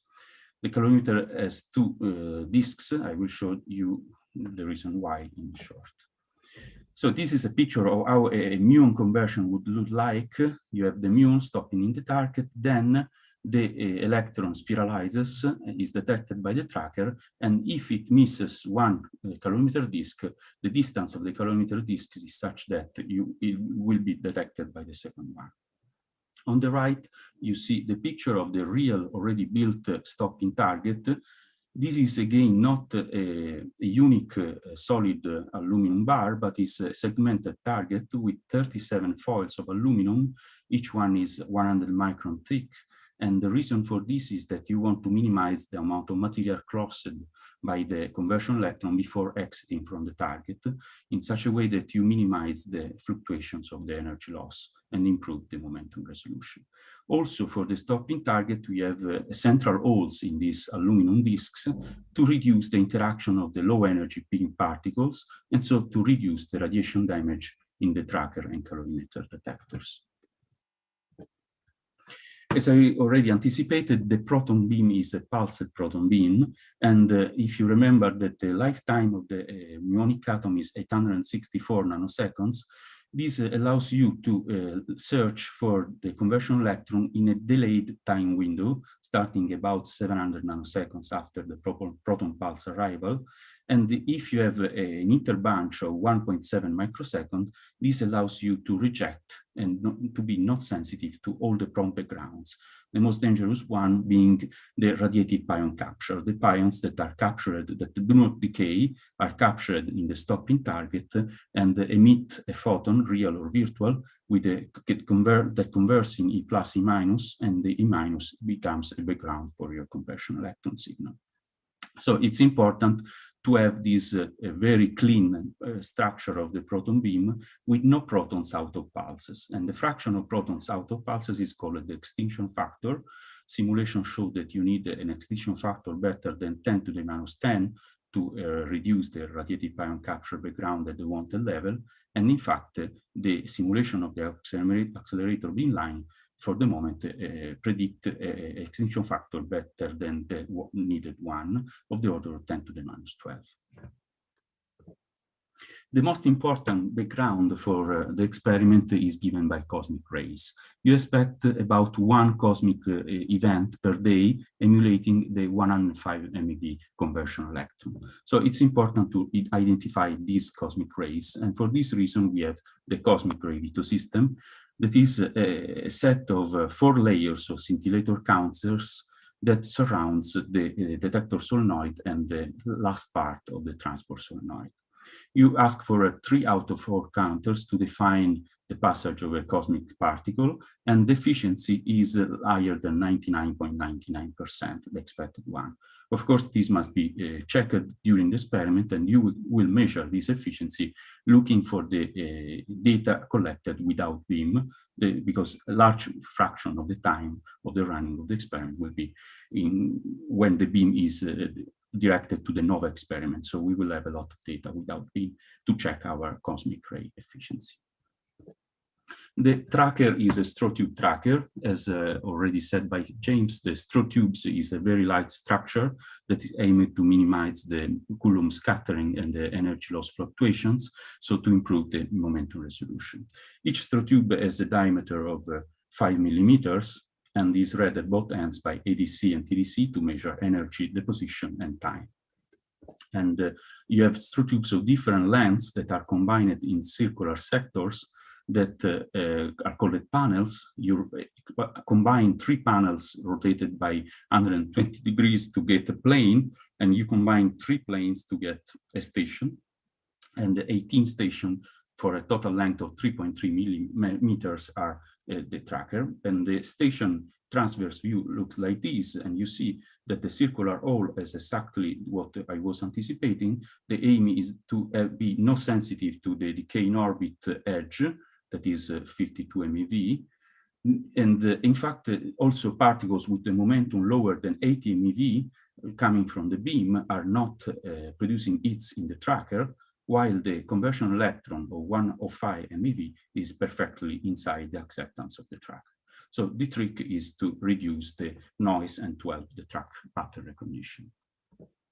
This is the measurement of the straw tube efficiency compared with simulation. And you see that in the center part of the straw tube, the efficiency of the order of 95%.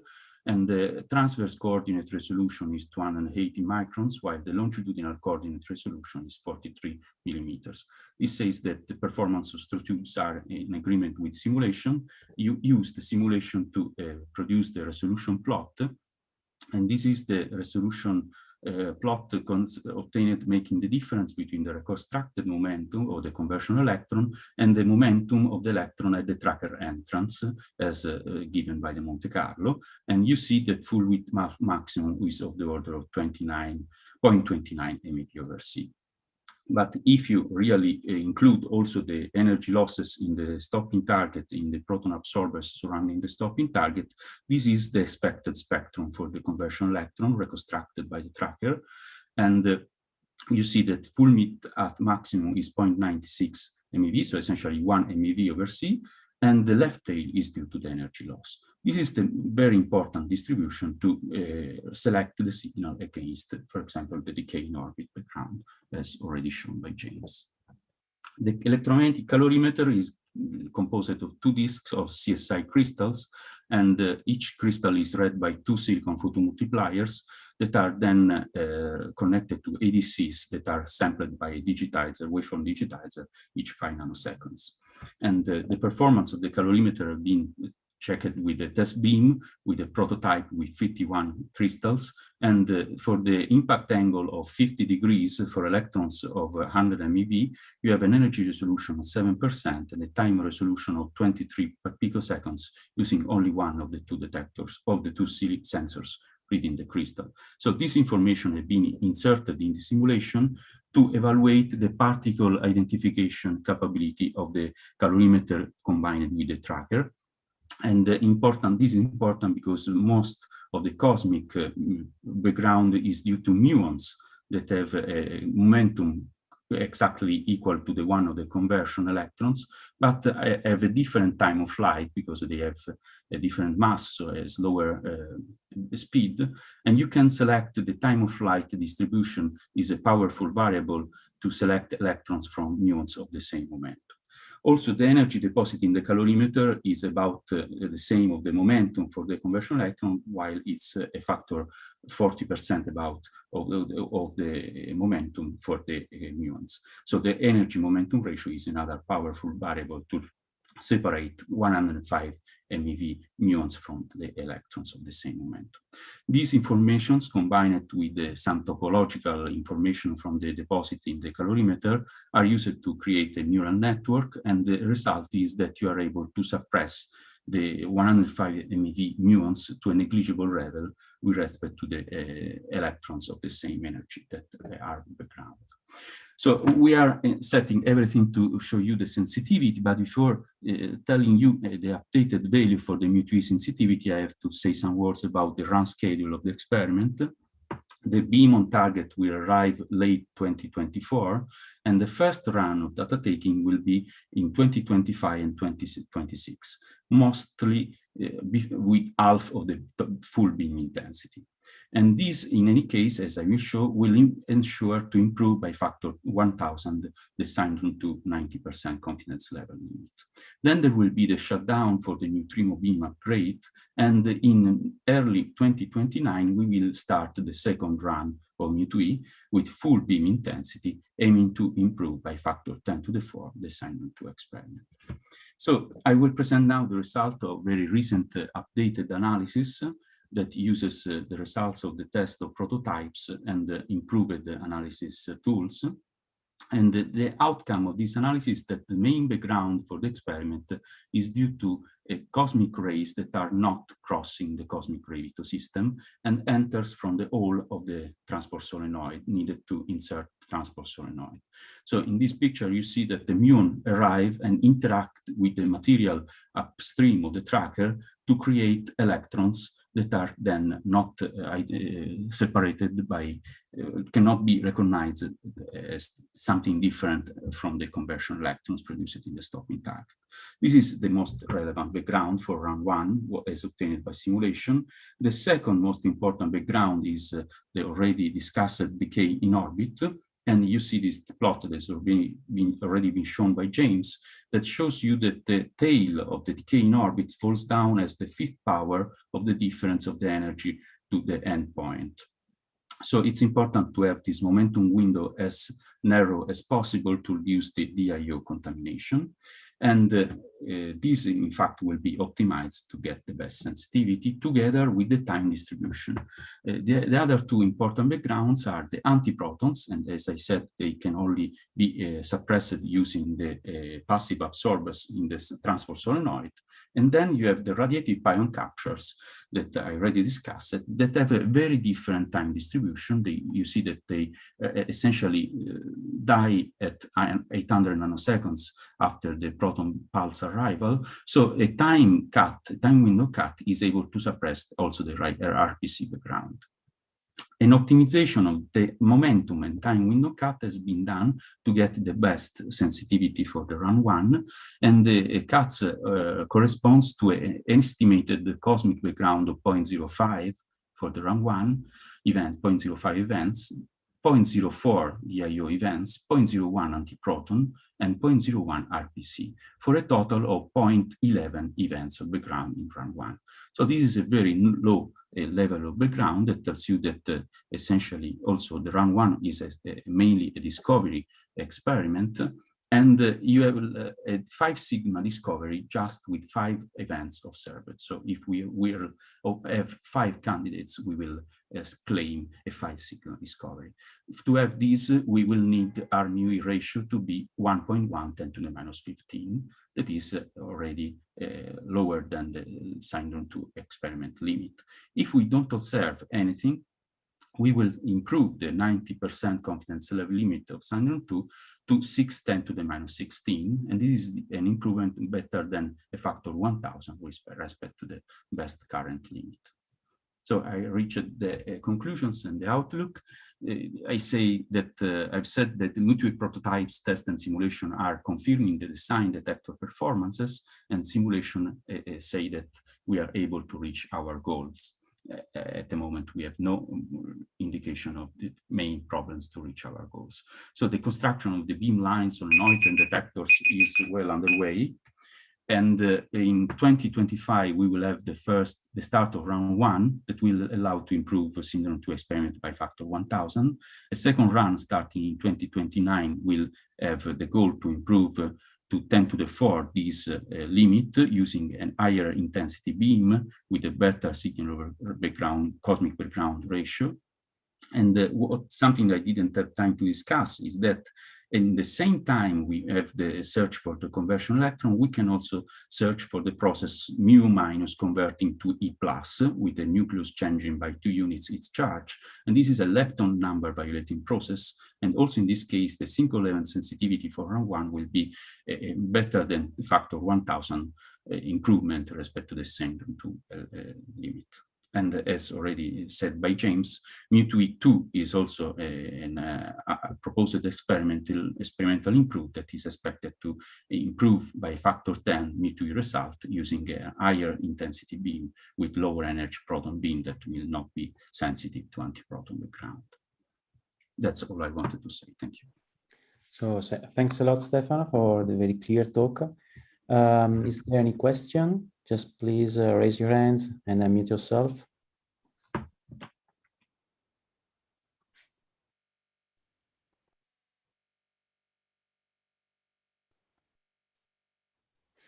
So it seems that there are no questions. So thanks again, Stefano. And let's go to the next speaker. So Lorenzo Calippi, please share your screen and the slides. Hello, everyone. Can you see my slides? Yes, we can. Okay. Yeah. So thank you very much to the organizers for the kind invitation. So since we had already excellent introductions on both theoretical and experimental aspects on lepton flavor violation, I don't need now to convince you that it is one of the best ways we have to look for new physics. But I'm going to take a slightly different perspective, meaning ask ourselves whether the lepton flavor violating modes may be slightly different with respect to what we heard about so far.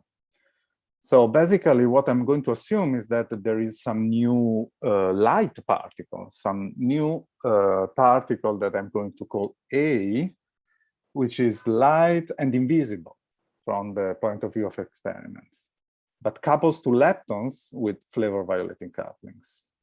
So light means obviously lighter than our leptons, such that they can decay into it. And invisible means neutral and quite weakly coupled to standard model particles, so long-lived on at least on the detector timescales. So you understand that under these assumptions, then our main modes for charged lepton flavor violating decays would be something like this. So a muon can decay into an electron and this invisible particle, and the same for the tau. And there is an interesting interplay with other branches of high energy physics and cosmology, because if it is long-lived enough, this object could be dark matter, and also we could set bounds on it from astrophysical systems, as I will probably mention later.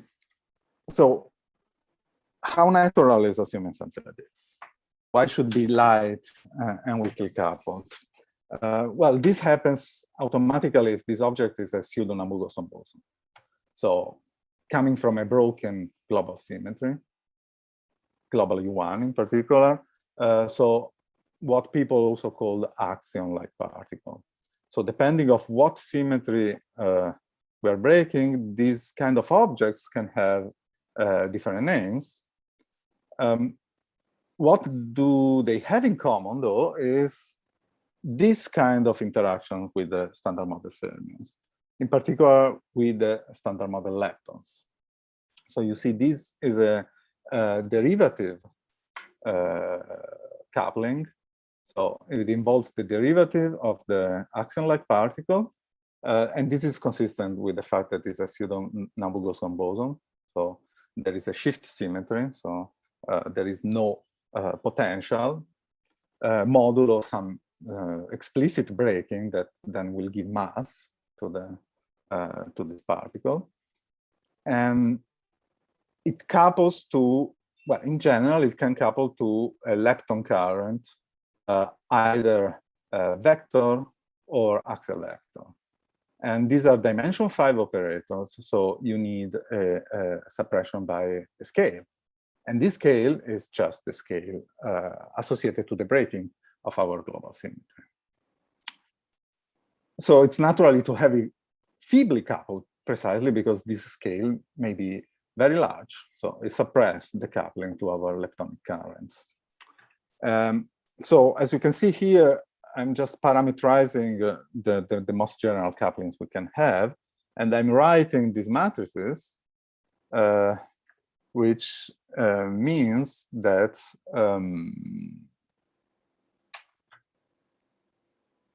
these matrices as general 3x3 matrices. So I'm considering precisely the possibility that this object couples to a muon and an electron, for instance, so two different flavors. In specific model, concrete model, this can happen quite naturally, actually. So this is not so crazy. It can happen in quite broad classes of model, especially if the charges of our standard model leptons under these U1 symmetries are different. So they're not flavor universal. The muon has a different charge than the electron, for instance. The same can happen even if they are flavor universal, but there are loop corrections that give rise to lepton flavor violation. If I have time, I will show a couple of examples in the end. Okay, so now we want to study first in a model-independent way how to observe something that couples like this to our leptons. So you see, our basic process is a two-body decay, okay?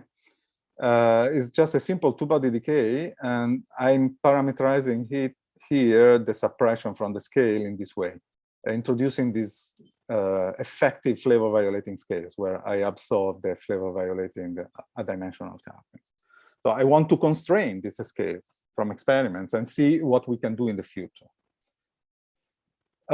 So our main signal for what concerns muon, it's a monochromatic positron or electron, but I will mostly talk about a mu plus.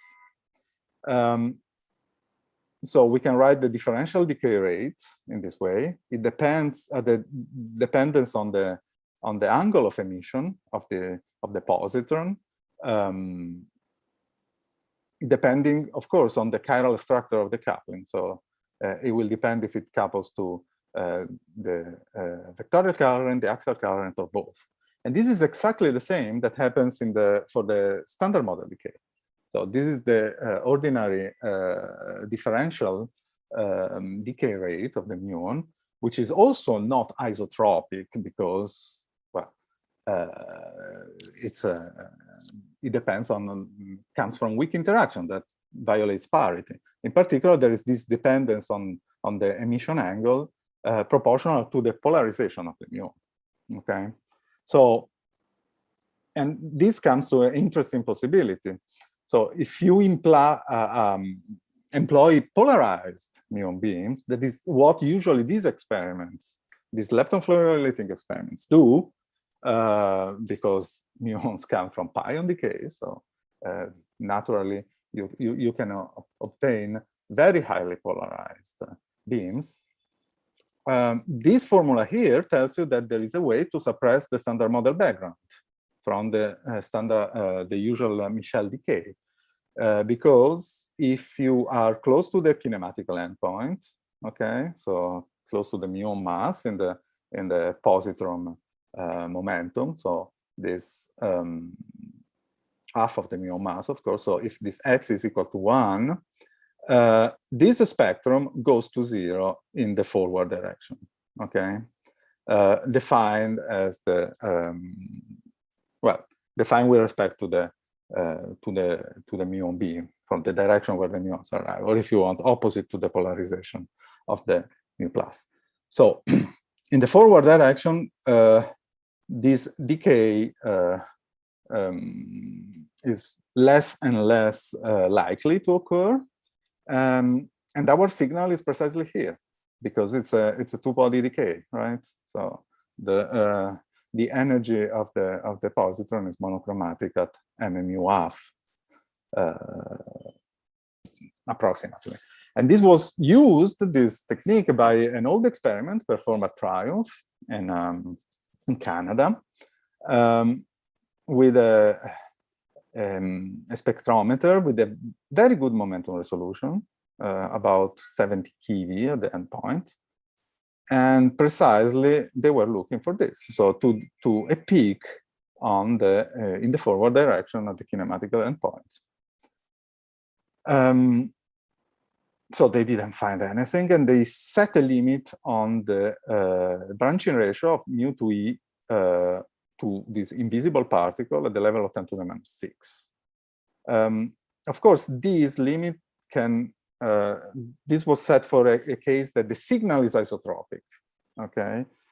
And it would constrain also other combinations of the of chiralities of the couplings. The only case that, of course, would not be covered, so this search was not sensitive, is also our axion-like particle couples V minus A, because exactly like the standard model, then also the signal would drop in the forward direction. Okay, but in the other case, this set already an interesting constraint, much weaker than the constraints we have seen from modern experiments on mu to E gamma, for instance, but still enough to give a bound on this effective flavor violating scale, which is quite substantial, above 10 to the 9 GeV. For covering other cases like the V minus A coupling, then we have to consider other experiments. For instance, another one from the same lab, still performed at Triumph, called TWIST, was an experiment to measure precisely the Michel parameters, so the ordinary muon decay in search for perhaps right-handed currents and other non-standard effects, but they use the data also to search for this. And not only for, like in this case, a massless or approximately massless invisible particle. So they were not only looking for the peak here at that point, but all over the emission spectrum. So they set a bound that are in general not as strong as this, but they are valid for all the masses of the particle, so also for a massive one. And also in the case of axion-like particle coupling only to left-handed leptons, so in the V-A, which is slightly weaker than the bound on the isotropic one, but still constrained scales of a similar order. Again, because these ratios here scale like 1/f². So because the coupling is goes like 1/f. So this is different from the mu2 gamma, mu2 the processes we heard about, where the scaling is like one of the new physics scale to the 4th power. This is also the reason why, even if these are not, let's say, too low bounds on these exotic decays, still the bound on the scale is so large. I mean, you can probe so large new physics scales. Okay, so the future prospects are what's more interesting, of course, because you see, this is an old experiment. This is quite recent, but still was based on order 10 to the 8, 10 to the 9 mu plus decays in total. Well, we heard that these modern experiments employ something like more than 10 to the 8 muons per second. Okay, so we really want to employ this outstanding luminosity to improve on these bounds. So the first things we can consider is MAG. We heard about it. The main purpose of MAG is search for mu2 gamma, so they need a back-to-back positron and photon. They need a coincidence in a sense, so they trigger on a photon. So in their data, we cannot look for this because on one side you have the positron with the momentum, the same momentum as mu2 gamma, but on the other side you have nothing, right? Sorry. So our idea is to basically reproduce the same triumph experiments set up, more or less. So to place a small calorimeter in the forward direction of MAG. So this is a proposal that we are discussing actually with some members of the MAG2 collaboration. So if you do that and you apply certain tricks to so you modify the magnetic field in order to focus more positrons in the forward direction, so you obtain some so-called magnetic focusing and so on. We estimated that as a spin-off of MAG2, so just with a couple of weeks of run at the end of MAG2, 10 to the 8 muon per second, which would be in 10 to the 14 muon decays, more or less, we can already improve on the old bounds. Okay, get bounds at the level on 10 to the -7, especially if we have this the possibility of employing a magnetic focusing. So yeah, MAG2 has a potential, and this would be really just a small thing, like some LISO crystal calorimeter, 10 centimeter of diameters. The collaboration already has got one for calibration purposes, so it wouldn't be even a very expensive setup. Then mu2 we also heard about it very clearly. This member of the collaboration, in her PhD thesis, actually, study the possibility of performing this search for all, basically all over the Mitchell background. So looking for a peak all over the place online. So with no need of triggering, because, well, there are certain tables that are filled online with some limited information, but apparently enough to have a sensitivity. And, well, employing the incredible number of muons, even just in the phase 2, she estimated that they can improve on the old bound by 3 orders of magnitude or something like this. So you see, this is as a function of all masses. So if it is low, so if you are really close to the kinematical endpoint, so you are, of course, well, the background is tougher. And here, experiments actually use the position of the background to calibrate the measurement of the momenta. So there are systematic uncertainties because you would need to do a search for a peak and calibrate at the same time. So this is why here the sensitivity gets worse for light action light particles. But if they will find a alternative calibration method, then they could go down even by a further order of magnitude. So all in all, we can expect a branching ratio of the order of 10 to the minus 8 to be reached by μ2/3. And then let me skip this since I'm running out of time, just to mention that we have bound from astrophysics on the flavor conserving counterpart of this coupling. So the coupling to electron in particular, because there would be an emission of these light particles from stars, and it would lead to a non-standard cooling of stellar systems. And the same from supernova. If this thing is very light or very long-lived, it can also be a dark matter candidate produced in the early universe by the usual misalignment mechanism, exactly like an axion. So axion searches, if this thing is dark matter, will be also sensitive to the very light end of the parameter space. So all in all, we can put everything together and we get plot like this. So here I set all the coupling to be 1, both the flavor conserving and the flavor violating, just to compare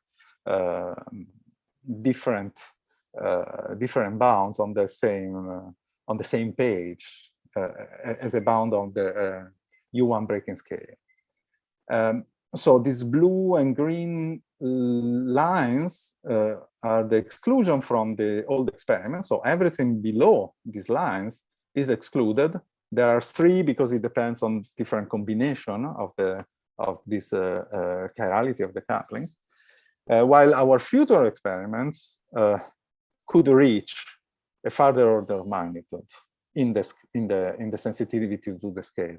Both μ2/3 and our MEG2 forward calorimeter proposal in the most optimal scenario. Of course, if the thing is heavy enough, muon cannot do it. So B factories, especially BEL2, can test some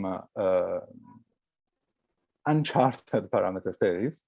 Also because there were no published results from Bell and Babar from the factories. So the oldest one is, the only bound we have is from an old experiment performed at DESY called Argus. While these gray shaded regions are the bounds from stars. So you see, our future experiment for the first time could go beyond, especially if this object is light, very light, where the star is sensitive. The stars are sensitive only if for objects that are mass lighter than the typical temperature of the star to produce them. So I was saying, for the first time, the new experiments could test some new parameter space that is not already excluded by astrophysics. Okay, let me finish here. Just I comment that I cannot give you explicit model, but explicit model are important, especially for this last conclusion. can we really test this beyond star bounds? Because only in an explicit model you can relate what is the flavor conserving and the flavor violating coupling. Okay, so you would rescale, in a sense, these lines. Okay, so these are my conclusions. These are quite a general set of models that can be tested in this way. And we have a potential of doing, because we will have wonderful experiments with many muons. And there is an interplay between astrophysics, tau, and muon. So it's an interesting path to follow. Okay, I will stop here. I'm already.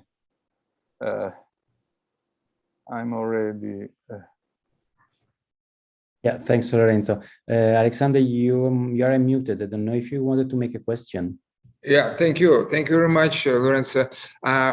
Could you please give 2 words about constraints from G-2 on these axions, families, etc.? Yeah, this is a very interesting question. Maybe I have even a backup slide.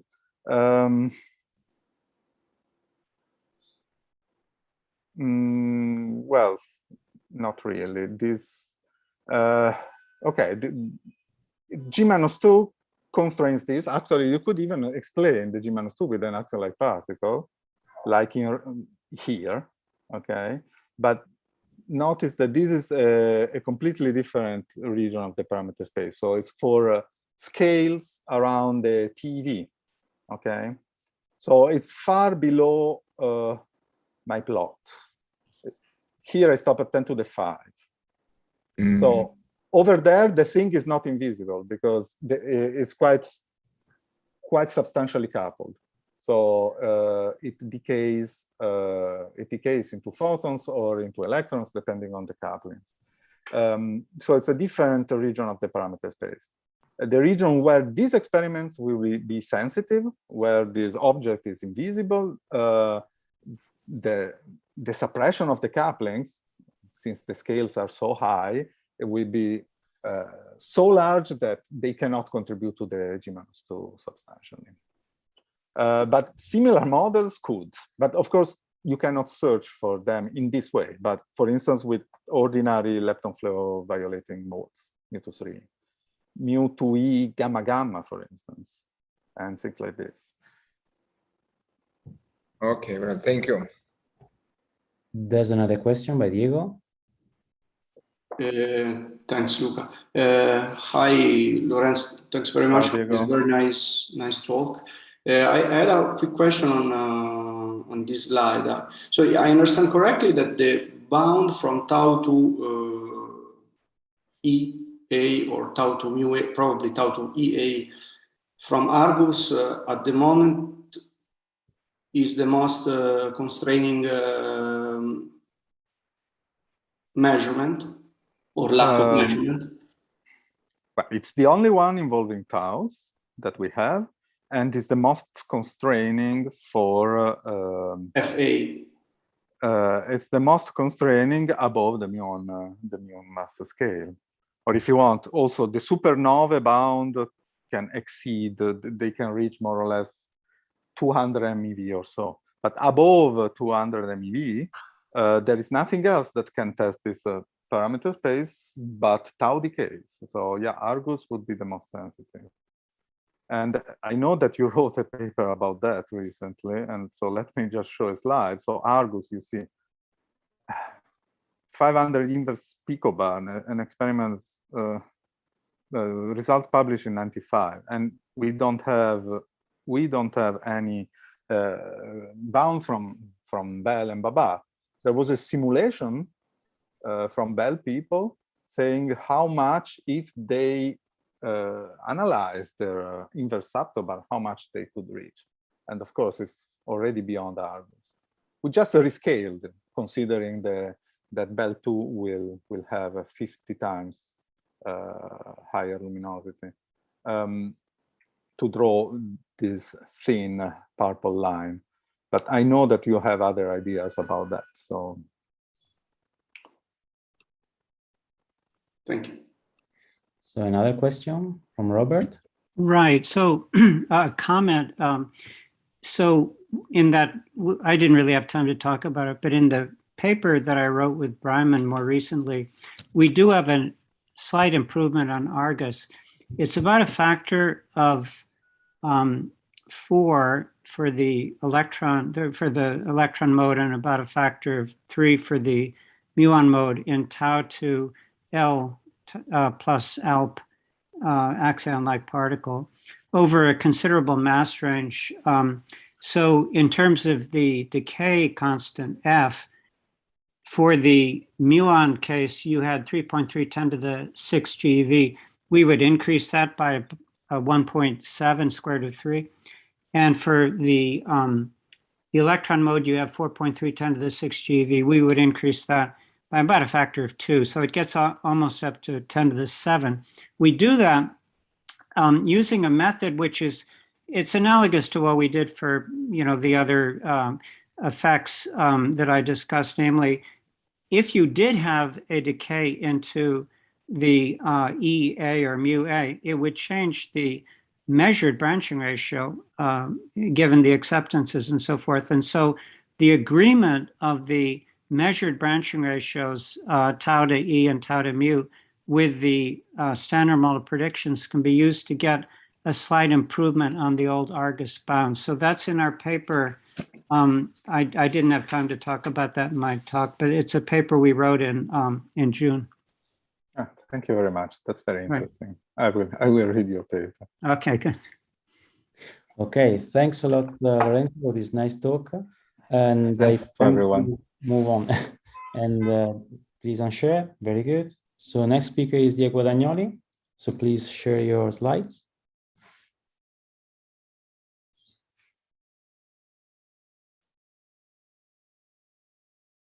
We don't hear you. Can you see my slides? Yeah, we can see now your slides and we can hear you. Sorry, I was muted. Just a moment, because I have to find the window where my talk is. Where is it?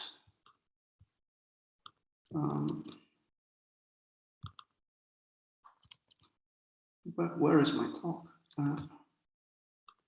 Yeah, here it is.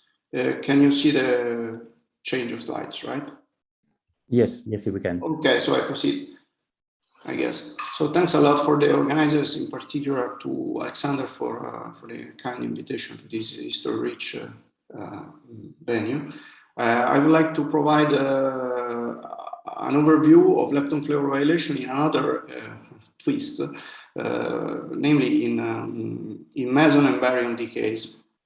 I will argue that this is motivated by recent so-called B anomalies, of which I guess I should provide a short overview because it lies a bit outside the mainstream topic in this session. So there is no direct evidence of BSM colliders from direct searches, so direct evidence. But there's a coherent set of discrepancies in BDKs, which is interesting on 4 accounts, because there are 4 data sets, each of which counts with different challenges, and they are statistically independent. So the first set data are branching ratio data, so B meson to S to strange mesons plus 2 muons, which are branching ratio data, which are coherently below standard model, whereby the challenge are form factors, is the control of form factors.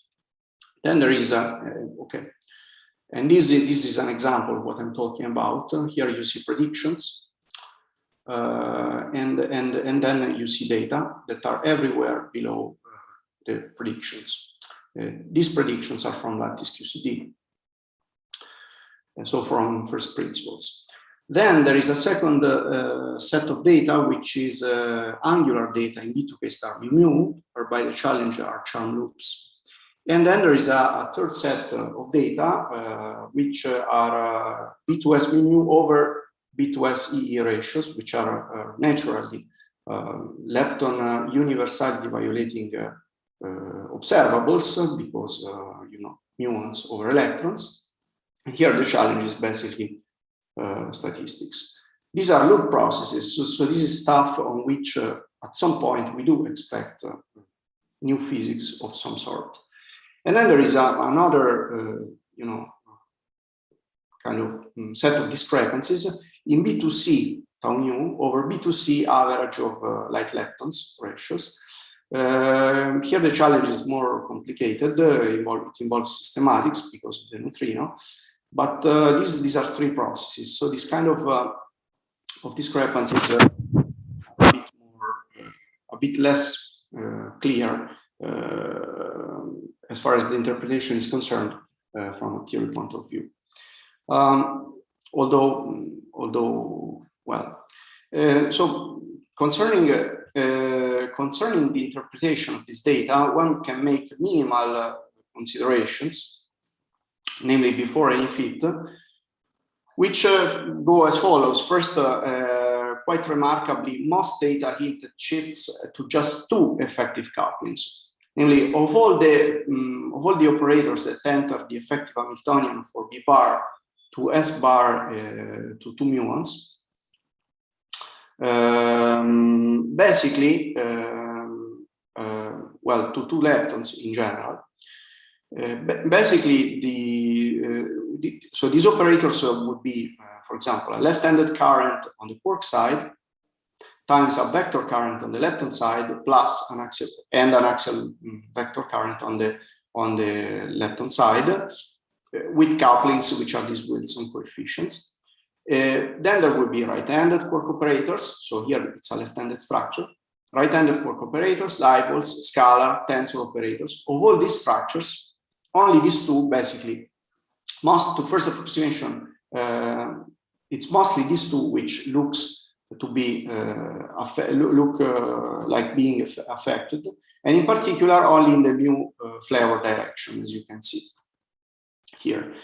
Also remarkably, two scenarios stand out, one with C9 alone and the other one with C9 equal to minus C10. The second one is especially interesting because you see that C9 equal to minus C10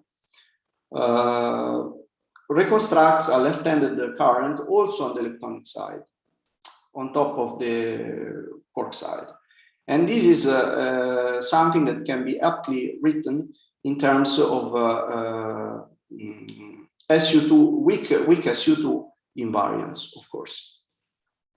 So it's well suited to UV complete models. Of course, resolving between these two scenarios will involve many more measurements, but there is one outstanding measurement for that, which is an accurate estimate measurement, which is near the corner.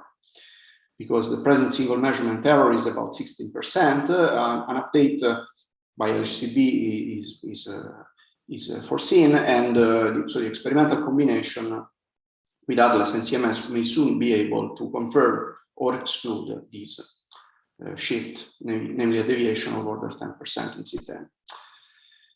Another point is that the pattern of lepton universality violation in B2S, the observed pattern of lepton universality violation is in muons.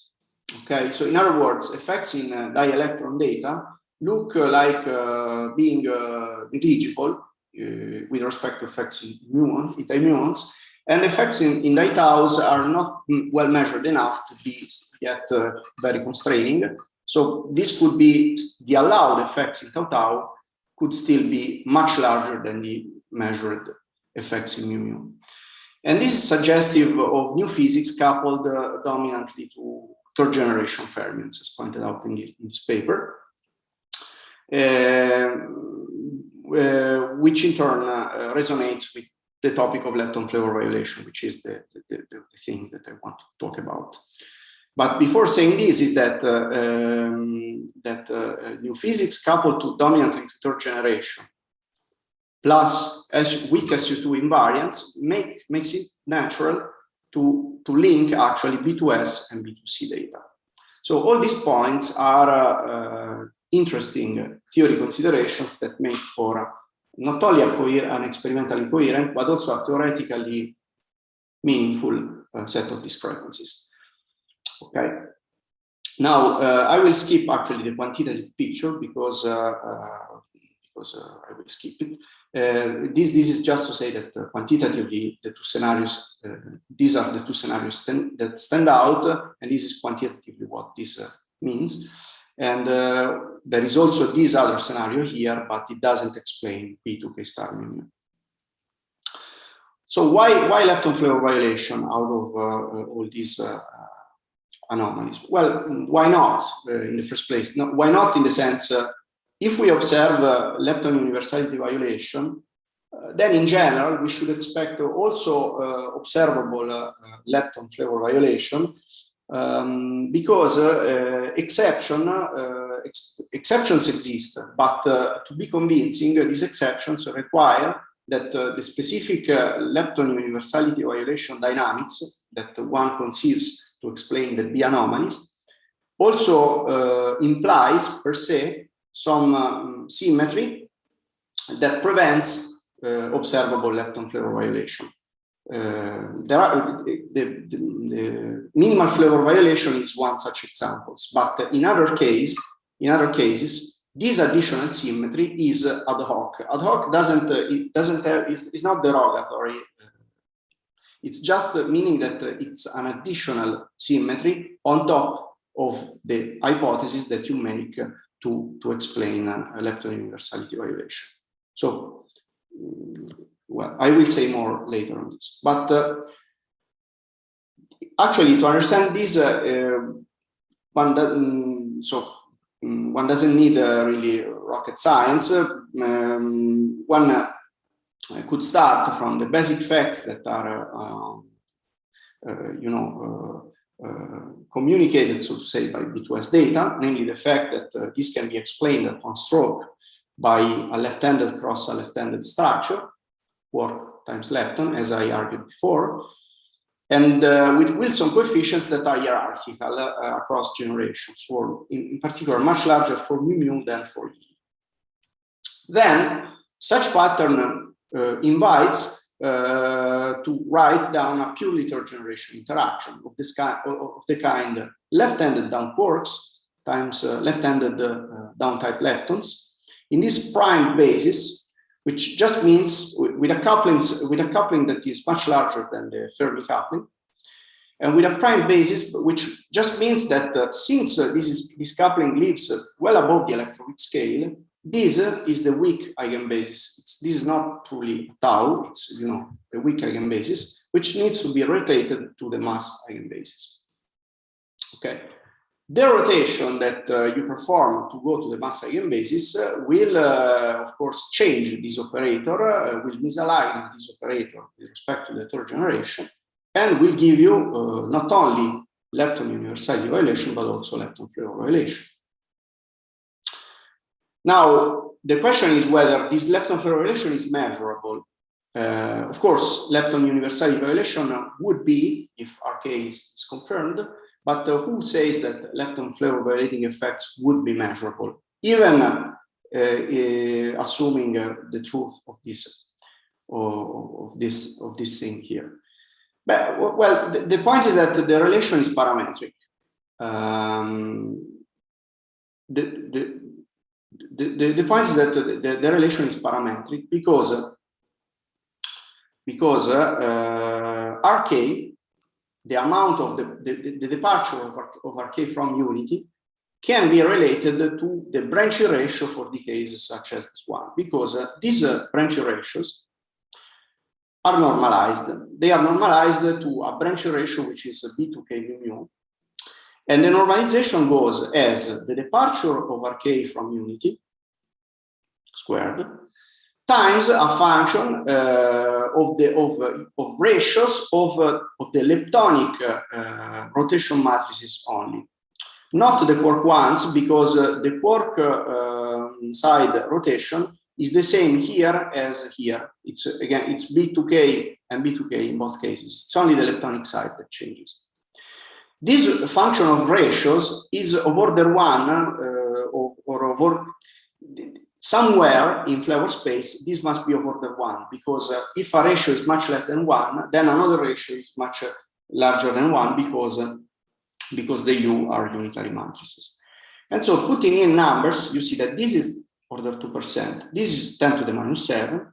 And so this, if you take this as unity, you get branch ratios of order 10 to the minus, in ballpark of 10 to the minus 8 for generic choices of U matrices. This could be above, this could be below, depending on the flavors.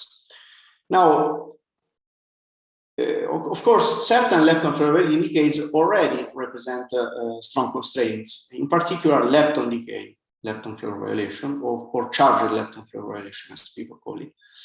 For example, at the UV matching scale, if you write semi-leptonic operators of this sort, you can close the quark loop and emit a gauge boson that decays to 2 further leptons. And so you have an effective 4 lepton operators. This is constrained, for example, by tau to 3 mu. And so you can compare the constraining power on a purely EFT basis. Okay, you can compare the constraining power of B2K tau mu, for example, with tau to 3 mu. Now, it looks like from this plot that tau to 3 mu would be more constraining, but this is not actually the case. The case is the fact that the point is that data on tau to 3 mu, for example, are already more constraining. So you see a line here at 10 to the minus 8. This is an old plot from this important piece of paper. 10 to the minus, it's already 10 to the minus 8 here, whereas in this direction it used to be at the level of 10 to the minus 4. And so it looks like constraints here are weaker, but they are not. They are comparable to each other. It's only that experimental this was more constraining. Now data also in this direction went down. They are about here, as maybe I will discuss later, although I have a bit out of time. In UV complete models, actually, you can even construct, predict large lepton flavor violation while fulfilling leptonic lepton flavor violating limits very easily. For example, in models with so-called the Patti-Salam cubed group Zurich, where everything depends on the effective coupling between the tau and the mu, and basically so this coupling is called S tau and appears here. You take it 0.1, for example, and so on, and you predict branch ratios parametrically in this value, while fulfilling leptonic flavor violation. Okay. Now, another interesting point is the fact that actually this lepton flavor violation in B is, if observed, could be even correlated with lepton flavor violation in kaon decays, because the putative new dynamics in B decays is related to suitable K decays to effective field theories. In practice, before explaining, giving some more details, especially interesting examples are K2 pi mu, which is not lepton flavor violating, of course, but unless lepton flavor violation happens here, but it's one smoking gun, and fortunately we are going to have data on this. And also K2 mu e or K2 pi mu e. Now,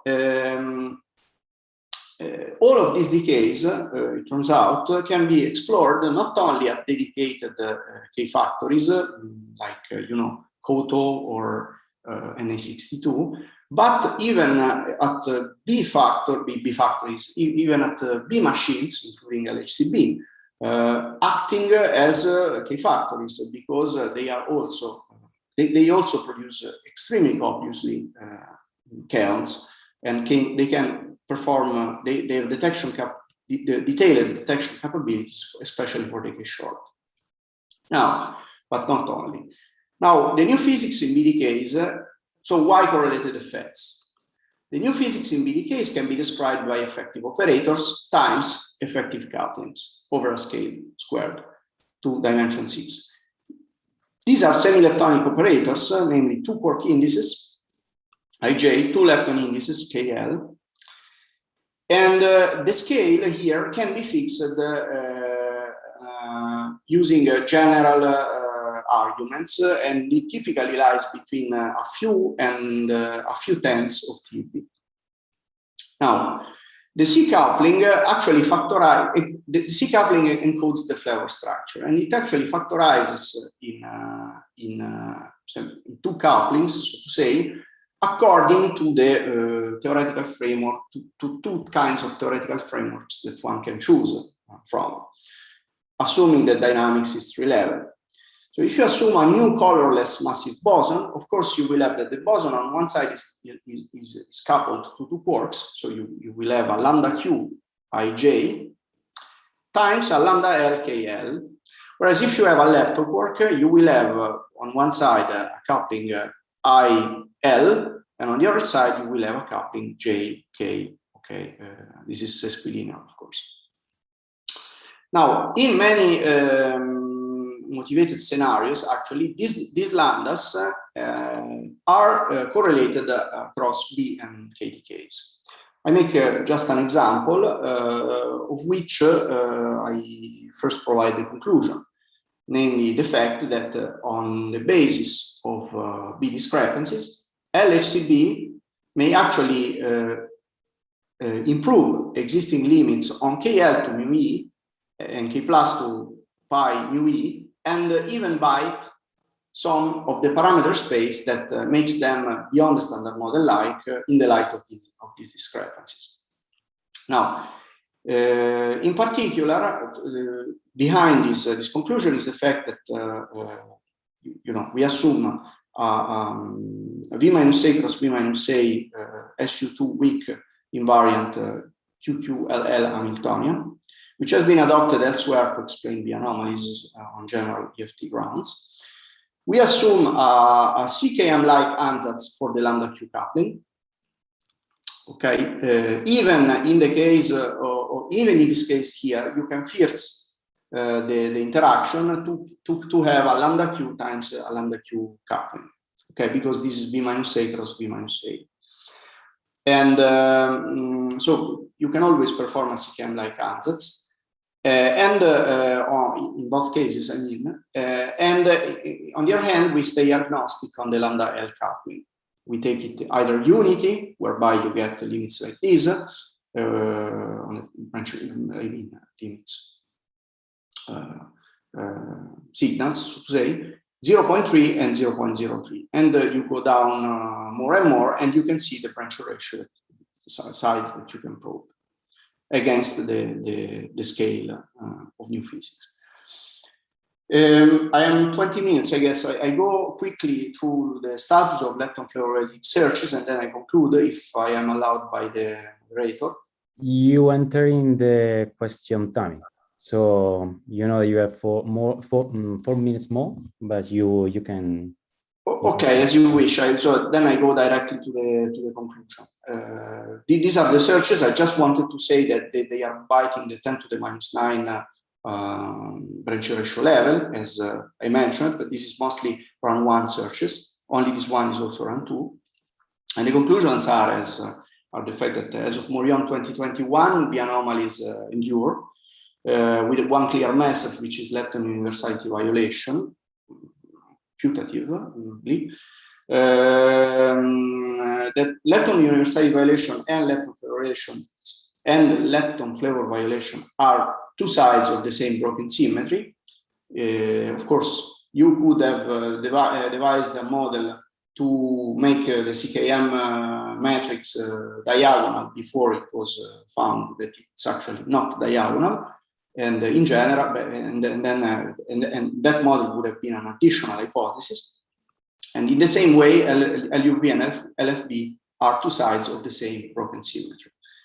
By general arguments, lepton flare relation in BT case is expected to be in the ballpark of 10 to the minus 8, which is now being probed, as you could see. And this lepton flare relation in BT case can be related even to KDK lepton flare relation. Thanks a lot. So thanks a lot, Diego. Very nice talking this hot topic. There's already a question, yes, or comment from Robert. Yeah, so I have a comment concerning the apparent lepton universality violation. As you probably know, the Bell collaboration in their most recent paper published Phys-Rev Letters this spring, the B to K star L plus L minus actually get agreement with the standard model. So I would be interested in your commenting on that. With respect to LHC. Of course, we know the LHCb results are indicate at the 3 sigma level of violation. Another question related to that is the Brookhaven experiments looking for K to pi mu e and K long to mu e got to very low levels. For example, K to mu e is the branching ratio limit is 5 10 to the minus 12. You mentioned that some people think they can improve on that at LHCb. So I'd be interested in what you think they can reach as a branching ratio. Those are actually 2 questions. Yeah, so concerning the first point, that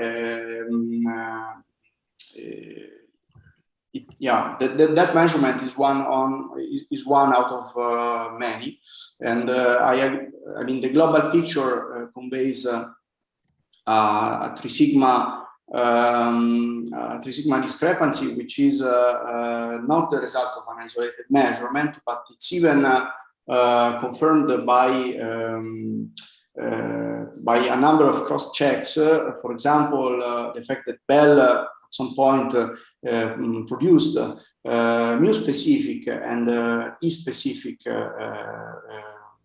angular data, and the former, so the specific data were in disagreement with the standard model in the same direction as LHCb's, and the electron data were, on the other hand, standard model-like within errors being at Bell comparable between muons and electrons. So this is this remains an interesting discrepancy that will that to be resolved will require, of course, the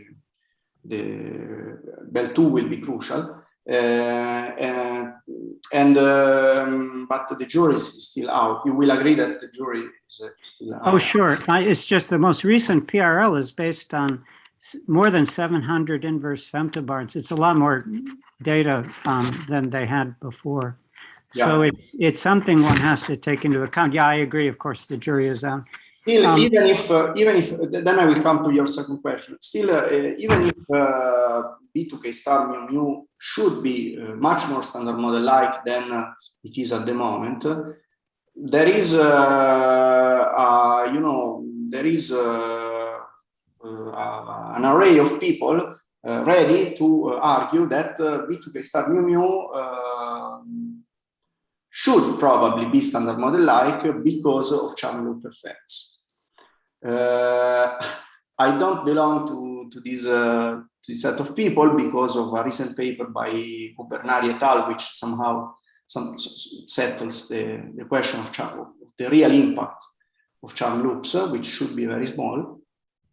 But the people are very agnostic concerning B2K star mu, much more than, of course, ratio data like RK. Concerning the other question, the level, the reach is generally stated as 10 to the minus 12 at LHCp. So this is typically the level. This is typically the branching fraction level that you can that you expect to probe at LHCp for both cases. Of course, the K plus case is much easier than the K long, because the key long is long, and so it typically this signature is outside the detectors, and you need to really go to the queue of the lifetime distribution to have some of these. Oh, sure. I'm asking you a more basic question. The Sorry, branching we are ratio. really running out of the timing, and I think that Alexander have to cut the discussion. So maybe you can proceed privately. Sure. Sorry for cutting the discussion, but we are really running out of the time. So thanks a lot again, Diego. And I think that Alexander had something to say. Thank you. Thank you very much, Diego, so for very nice presentation and for the discussions. Let's start at 12:20. So you mean 10:20? Okay, 11:20. Yeah. 12, 11, 10, 20 at 20. Yeah, it depends in which time zone you are. Yeah, 20 in 10, more or less in 10 minutes. Yeah, exactly. Within 11 minutes. Yeah. Very good. In 11 minutes. So it is really 11:20 CERN zone time. You say. Okay. Okay. Yeah. Thank you. Thanks. Yeah.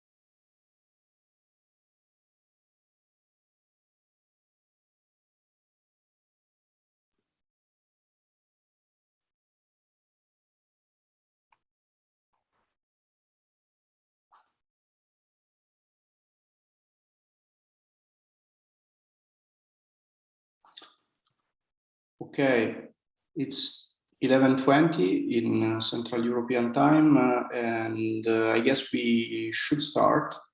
I would ask the first speaker to share his slides, Marco Incagli. Hello, good morning. Perfect, thanks a lot. Okay, You can start.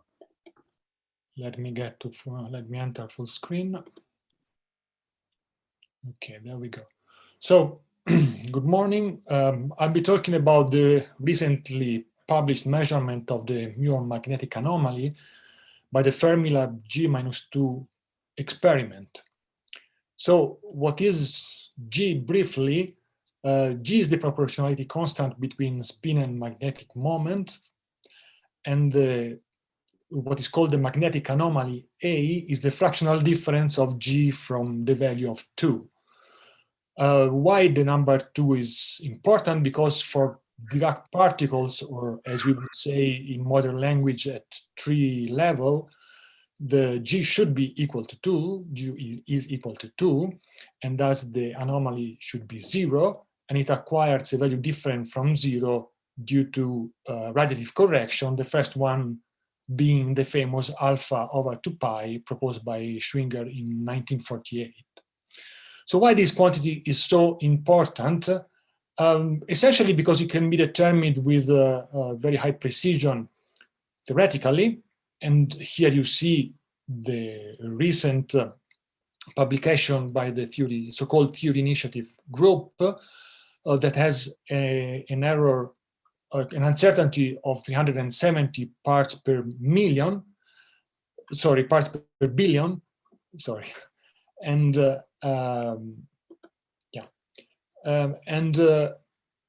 it includes many Feynman diagrams, and the error being dominated by the QCD part, in particular by the HLO, the hadronic leading order loop. And I will leave to the next speakers the discussion of the details of this figure, of this slide. From the experimental point of view, it can also measure very precisely, and we will see why this is the case. And the most recent result before the Fermilab experiment is the one published at the beginning of the century by the Brookhaven experiment, which has an uncertainty similar to the one of the theory, about half ppm, and it shows a 3.7 sigma discrepancy, which of course created tension between theory and experiment, and this is why the Fermilab experiment was approved to reduce this error and verify this possible tension. So what is the principle of the experiment? This is also well known, so I will skip the details, just describe the main features. If you have a charged particle with spin in a magnetic field, it undergoes a spin precession and a cyclotron revolution, and the difference between the two angular velocities is given by this simple formula here, and it is proportional to the anomaly A.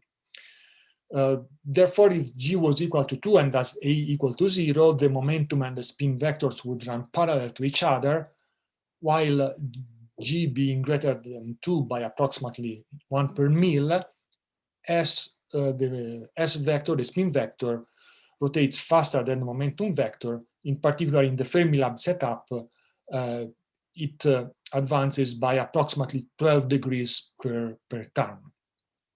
So the experiment is based on the fact of having a polarized muon beam at t equals 0, so with the spin parallel to the momentum, and measuring the spin of the decaying muons.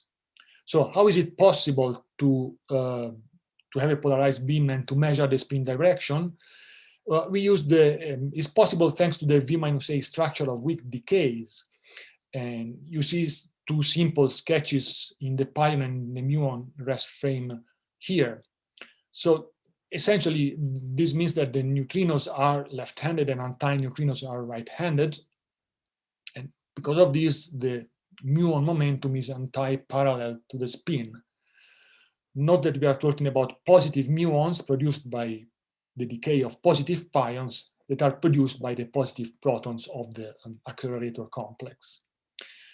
The positron from the muon decay also have a momentum which is related to the muon spin direction. In particular, in this configuration that is represented in this sketch, these are the high momentum positrons. The positron is in one side and the two neutrinos are in the other side. So the energetic positrons have a memory of the muon spin. Therefore, if you have a calorimetric system and you count the positrons when the muon spin points toward the calorimeter, you have a maximum number of positrons, while when the muon spin points in the opposite direction with respect to the calorimeter, you have the minimum count of positrons. And therefore, this is what you observe by counting positrons. On the y-axis, you have the number of positrons as a function of time, and this number follows an exponential behavior. Of course, the muons are decaying out, modulated by the spin precession frequency. This is a typical plot in which the x-axis wrap up every 100 microseconds. This is typical, and it is done just to better put in evidence the oscillatory behavior of the proton count. So to extract the magnetic anomaly A for the muons, this anomaly is in this simple model is the ratio between omega A, which is the difference of the two angular velocities, so the relative spin precession divided by the magnetic field B times some known constants. Now the magnetic field is measured in terms of the proton precession frequency, omega P. Thus, what we measure is really a ratio between two frequencies, the muon and the proton precession frequency in the same magnetic field. This is why it is such a precise measurement. Frequencies are quantities that can be measured very precisely in physics, and this is a ratio. The proton frequency has a tilde, which means that this has to be weighted by the muon distribution inside the storage ring. This would not be necessary for a perfect dipole magnetic field, but perfection is not part of this world. So at the ppm or sub-ppm level, there are quadrupoles and sextupole components of the magnetic field. Therefore, it is necessary to know where the muons are in the storage ring. However, this simplified picture requires some corrections. Since we are talking of a beam of muons, we need to focus the beam to quadrupole elements. We cannot use the standard magnetic quadrupoles, otherwise the precession would be not controllable. So we have electrostatic quadrupoles with an electric field. We use electric field to focus the muons. And also the beam undergoes typical betatron oscillations around the ideal circular trajectory. And thus there are corrections to the simple formula, a beta cross E, which is essentially a B field in the muon rest frame. This correction has a coefficient that vanishes for a specific value of gamma, the famous magic gamma that corresponds to a momentum, to a magic momentum of 3.1 GeV, which is the average momentum that we are using. And also there is a correction due to the vertical oscillation, so due to a term beta dot B. All these are treated as corrections, and so the formula for R that we measure is given by the ratio times these corrections. Unfortunately, I do not have time to go into each one of these corrections, although they will appear in the final table that I will show. Of course, they have to be studied one by one, and they will contribute to the systematic error. There is also a blinding frequency on which I will comment at the end of this talk. So I don't have time to describe the corrections. They are details into the supporting papers of the Run 1 result on the PRL paper that has been published in April this year. So all the details are in these papers. But neglecting the corrections, the key ingredients are the measurement of omega A, of the oscillation of the spin precession, the measurement of the B field, and the measurement of the muon distribution inside the storage ring. This is a picture, before going into the tree measurement, a picture of the storage ring. You can appreciate the dimensions of the ring. Muon center from the top in this picture, and I've highlighted with different colors the different elements of the ring. In red are the elements which determine the beam dynamics of the ring, the inflector that allows the muons to enter the storage ring, the focusing quadruples, the kicker. In green, the NMR probes that are used to measure the magnetic field, and this requires competence in nuclear and in atomic physics.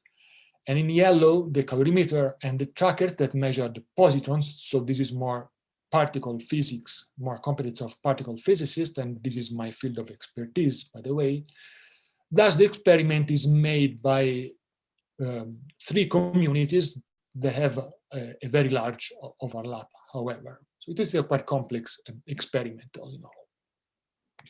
So omega A, in the lower left histogram, you see the oscillatory behavior that I was describing before. If we fit this behavior with the simple formula that I just described, you can see that the chi-square is quite poor. The muon lifetime boosted by the gamma factor is 64 microseconds. And if you look at the residuals, the Fourier transform of the residuals, the residuals in the frequency space, you see well-defined peaks, resonances at given frequencies. These frequencies are due to beam oscillations around the ideal trajectory, both horizontal, so radial and vertical oscillations. All these effects have to be taken into account by the fit function, which does it becomes quite more complex. It has 22 free parameters. However, each parameter has a very well-defined physical meaning. Again, I cannot go into the details, but if you apply the correct fit function, that what you get is a chi-square that is perfectly compatible with 1, and the residuals do not show anymore the resonances that were present in the first fit. So in this way, we get omega A. To determine the B field, we use NMRs, which are embedded in a so-called trolley, which is essentially a cylinder, which run on some rails. Here you see the rails, and in particular here you see the plates of a quadrupole. The 17 trolleys are here. So this cylinder runs into the ring every 2 to 3 days. It takes about 3 hours to map the magnetic field experienced by the muons. Of course, when the trolley is there, the muons cannot be in the storage ring. So in addition to that, we have approximately 400 fixed probes that are located just above and below the storage ring area that continuously monitor the beam, the magnetic field. All these probes require an absolute calibration, which is done at the magnet located in the nearby laboratory of Argonne, nearby with respect to Fermilab.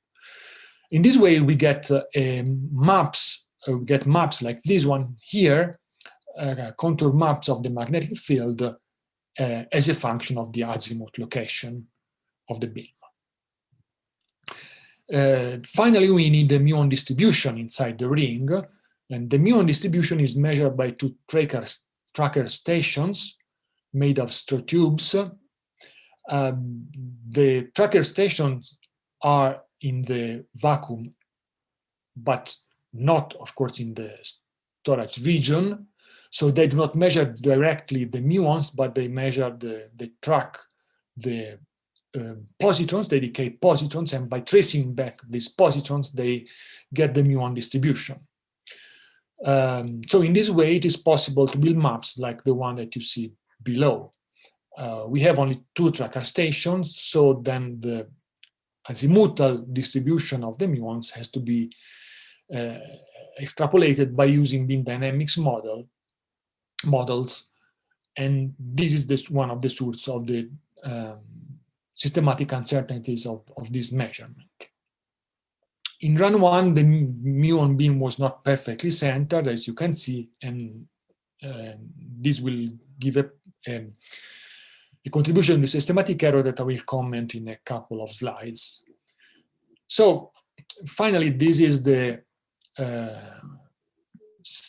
table of the systematic uncertainties from run one, in which we collected approximately 10 billion positrons. The overall systematic error is 462 parts per billion, and it is dominated by the statistical contributions, so by the positron counts. The global systematic error is 157 parts per billion, which is not far from the goal of 100 parts per billion, from a TDR goal of 100 parts per billion that we plan to reach with the full statistics, and it is already half of the systematic error of the previous experiment. So the message is that run one is dominated by the statistical error. A couple of comments on this table. The first one is that the corrections, you see all the corrections here that are sketched in the previous slide, contribute to a shift of the value which is larger than the error, and it is dominated by this electric field correction. The reason for this is that in run one, the kicker didn't run at the nominal high voltage. The voltage had to be lower because of sparks. And because of this, the beam was not centered around the equilibrium radius. It was shifted by order 1 to 2 centimeters from this equilibrium radius, and thus the cancellation of the coefficients of the beta cross E term was not perfect. So this is why this correction is so large. At the same time, since the beam shape is measured very well, its systematic contribution is not very large. However, this was fixed in run 2 and in the run above. The largest systematics are related to the so-called phase acceptance and the so-called quadrupole field. I have no time to go into details. One quick slide about the largest contribution, which is the transient quadrupole field. And this was due to the mechanical vibration of the quadrupole plates during the charge and discharge of the quadrupole system. This had the consequence of having a perturbation to the B field, which is sketched here. We had simply to measure this effect. We didn't expect this effect to be so large, so in run 1 we had only a few measuring points. This is why the systematic uncertainty is so large. In run 2 we performed many more measurements, so we expect this to be reduced by at least a factor of 2. Then finally, the blinding frequency, the positron energy deposition, the waveform was measured by a waveform digitizer that had a nominal frequency of 440 megahertz. This nominal frequency was uncalibrated on purpose, and we performed all the analysis by assuming that this F was 40 megahertz. This was uncalibrated just before run 1, February 2018, and 3 years later, February of this year, the real value was revealed. So we had a collaboration meeting, of course, not in person. You're entering question time. And the secret offset was this number here, 39,997,844 hertz, that was plugged into the machinery and gave this result. This is what we saw in the unblinding, almost exactly this picture here. So the final, Fermilab result is compatible with the Brookhaven result. They can be combined. They provide an average, experimental average, which is 4.2 sigma distant from the standard model prediction. Actually, on the same day that we published the result, there has been a new publication by a lattice group, the so-called BMW group, that already had a preprint, and this is the green square that you see here. This result has an error which is much smaller than previous lattice results and is much closer to the experimental value, but it creates a tension with the standard approach based on E plus E minus 2 hadrons data. I will leave this discussion to the next talks, but I want to specify that our result was very blind in the sense that in 2017 a theory initiative started, and it was agreed at that moment that we would compare with anything that would come out from this theory initiative group, and so we compare with this reference value. So finally, what is the future of the experiment for what regard mu pluses? Run 1 is only 6% of the final data set. We are analyzing run 2 and run 3, where we expect to publish next year, let's say by the end of next year, and to reduce by a factor of 2 the error. We already collected run 4, and in October, November, run 5 will start. So we plan to reach the TDR goal that we are allowed to reduce by a factor of 4 the current error. So this is the conclusion. I've already, mu has been measured at 0.46 ppm with a 4.2 sigma discrepancy. And we plan to publish next year 0.25 ppm error. And then it will take a few years to analyze the full data set. Final goal is about 0.15 ppm. Just a quick mention to the JPark experiment. Sorry, Marco, to allow for questions, which I see already, maybe I should stop you. There is already one, and there is basically 2 minutes for questions. Okay, thanks. So I will stop here, which is essentially was my conclusion, in fact. Right. Sven, your question? Yes. Hi. Thanks for this nice overview. I have a question on the future perspectives. You are mentioning that you want to publish the new results quite soon already, where it took you very, very long to analyze the run 1 data. Can you comment a bit on this, or why should it go faster now, or what holds you up so much that it took so long with the run 1 data?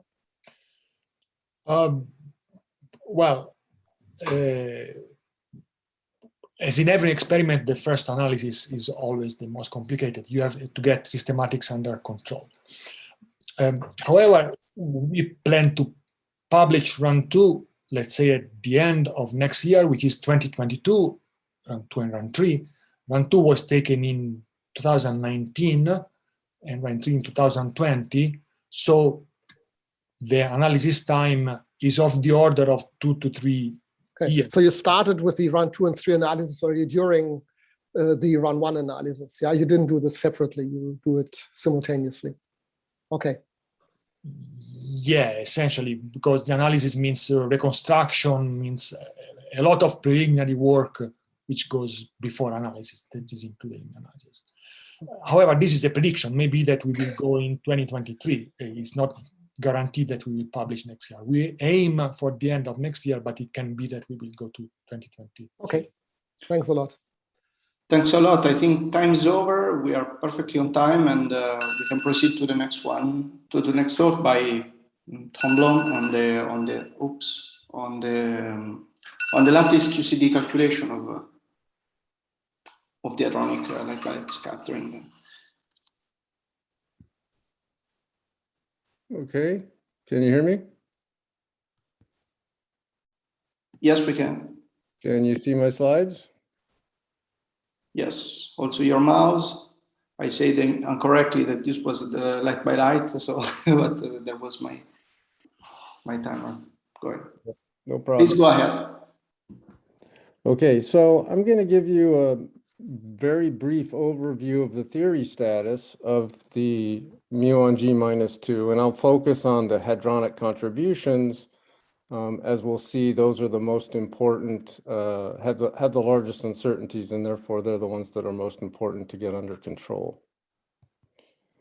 The reason we're here, of course, is because of all these very impressive experiments that have been going on for a long time, beginning with CERN experiment even in the 1950s, and then, of course, the Brookhaven experiment in the late 90s and early 2000s, and then finally the Fermilab experiment that we just heard about. So I'll start with the ending of the last talk, and this is a slide I got from Chris Pauly, where they announced their results in April. And you can see again that if we compare the result that Fermilab got and combine it with the Brookhaven measurement, then compared to this theory value, which I'll explain in more detail as we go, the so-called muon G minus 2 theory initiative value, there's a 4.2 standard deviation discrepancy between the two, and that's why everybody is so excited about this topic. However, as was also mentioned, there's a recent lattice calculation. It's the first lattice calculation that has total uncertainty that's comparable with the dispersive results, and that's from the BMW lattice collaboration. And if we use that value for the hadronic vacuum polarization, then the standard model result is only in 1.5 standard deviation tension with the experiment. So really not in tension at all. And again, I'll go into some details about those calculations and what we're trying to do to figure out if these things are really discrepant or not. Okay, so in the standard model, you know that the muon G minus 2 gets contributions from QED, the electroweak theory, and from QCD. And the first two are very well known and can be computed very accurately in perturbation theory, whereas because of QCD, the non-perturbative nature of QCD, these contributions are much harder to calculate. And so I'm going to focus on the two diagrams in the lower left, the hadronic vacuum polarization contribution and the hadronic light by light contribution. And all we're doing here is we're calculating a matrix element of the interaction of the muon with an external magnetic field, which is just this matrix element. And because of Lorentz engaged symmetry, we can write it in terms of these two form factors, F1 and F2. And when the photon is on shell, then the anomaly, which is G minus 2 divided by 2, is just given by the magnetic part, which is F2 evaluated as 0 Q squared. And so that's what we're calculating. in the theory. Okay, so the mu on G minus 2 theory initiative is just a group of theorists from around the world and some experimentalists who got together about 4 years ago and have been working very hard to come up with a consensus number for the theory value of G minus 2. And you can find the result here in this preprint or on the archive. Here's the list of authors. And here's the summary table from the mu on G minus 2 theory initiative. And it lists all the contributions from the standard model and the latest experiment. Well, this is the Brookhaven number. And this is the difference between theory and the Brookhaven number. And of course, that's been updated. So we're going to focus in today's talk on the hadronic contributions. And this is the lowest order hadronic vacuum polarization contribution. And it has the largest error. And you can see the error here. This is the lattice value for the hadronic vacuum polarization. This was before the BMW lattice calculation. So that's why the error is so much bigger. And these are the light by light numbers. So also from a data-driven approach, you get this number, and from the lattice, you get this number. If you combine those two, you get this number for the hadronic light by light calculation. In this consensus result, only the data-driven HVP result was used. The lattice result was not used. And if you combine those, and then you combine the two experiments, you get this difference. And that's where the 4.2 sigma comes from. Okay, so now I'm going to go through the various contributions, both data-driven and lattice, for the hadronic vacuum polarization and for the hadronic light by light. So for the hadronic vacuum polarization, we need the magnetic part of this diagram, right? So the blob here represents all possible hadronic states, and we have to insert that into this simple one-loop QED integral. Now, because this is non-perturbative, it's difficult to calculate, but it can be determined from experimental data. That is, we use a dispersion relation to get the blob we're interested in from its imaginary part, and that imaginary part we just get from the experimental cross-section for E plus E minus goes to hadrons.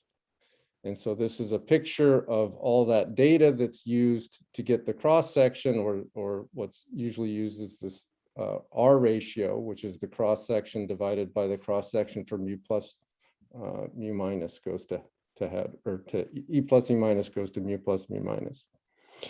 And we take that R ratio and we weight it with this kernel function that just comes from the QED, one loop QED integral, and we just integrate over the energy, and we have this simple formula then for the hadronic contribution. And whoops. So here's the result, or the consensus value that's given in the white paper, the mu on G minus 2 theory white paper, for the data-driven HVP contribution. So here's the result in units of 10 to the minus 10 with errors that both come from the experiment and systematic errors. The total error is conservative. In other words, it's quite a bit bigger than the quoted errors that come from the various calculations, predominantly the two main groups. These are the initials of the authors. The data that's used to get the vacuum polarization contribution comes from these several experiments. And as I said, the error is conservative. So the central value is a simple average of basically of these two groups with a little bit from a third group, some contribution from a third group. And then there's a complicated merging to get the final error. And so I refer you to the mu on G minus 2 white paper to see exactly how that's done. But it is a conservative error, and it's a community-based value and error. So a lot of work was done by many, many people, many groups to come up with this value. Okay, then the next way of calculating the hadronic vacuum polarization is by using the lattice and calculating the vacuum polarization directly on a Euclidean spacetime lattice. So instead of working in a basis of states of hadrons, say we're working with quarks and gluons, but of course the blobs here again represent all possible hadronic states. We like to divide things up on the lattice in terms of what we call quark connected diagrams that look like this. So this is the simplest contribution and by far the dominant contribution, the light quark contribution. When there's light quarks running around the loop, that's the dominant contribution. And then a disconnected quark loop diagram. So the blobs are connected only by gluons. And then there are isospin corrections when we have an extra photon, or we take into account that the up and down quarks have different masses. Those are much smaller, but we have to compute all of those contributions if we want to compare these to the experiment or the data-driven approach. Okay, so the hadronic vacuum polarization is basically just the Fourier transform of this two-point electromagnetic correlation function. And to get the hadronic vacuum polarization, we have a similar, one loop integral where we're integrating over the space-like momentum inside this loop here, similar to the data-driven approach. But here, the vacuum polarization is computed directly on the Euclidean spacetime lattice. It turns out that it's more efficient if we use something called the time momentum representation. So we interchange the order of the Fourier transform and the integral over q squared here. And then we get a sum instead of over space-time momentum, we get a sum over the distance between the two electromagnetic currents in configuration space. And that's weighted again by a kernel W of t, which just comes from it's a known kernel that comes from this one loop QED integral. And so the HVP contribution is just this simple formula. Oops. Of course, we're calculating this correlation function, this two-point correlation function on a Euclidean spacetime lattice with a finite lattice spacing and a finite size. And so we need to do this calculation many times with different lattice spacings in different size boxes, and then take the continuum limit where the lattice spacing goes to 0 and the infinite volume limit where the box size goes to infinity. Okay, here's an example of what the calculation looks like from our collaboration, where I'm showing in the blue dots, the lattice calculation for the light and the strange quark contributions. And these are just the quark connected contributions, compared to the R ratio data, where we've subtracted off the well-known charm and bottom and isospin breaking effects and so on. And you can see that already, even for a single lattice spacing, a single volume, the two agree quite well.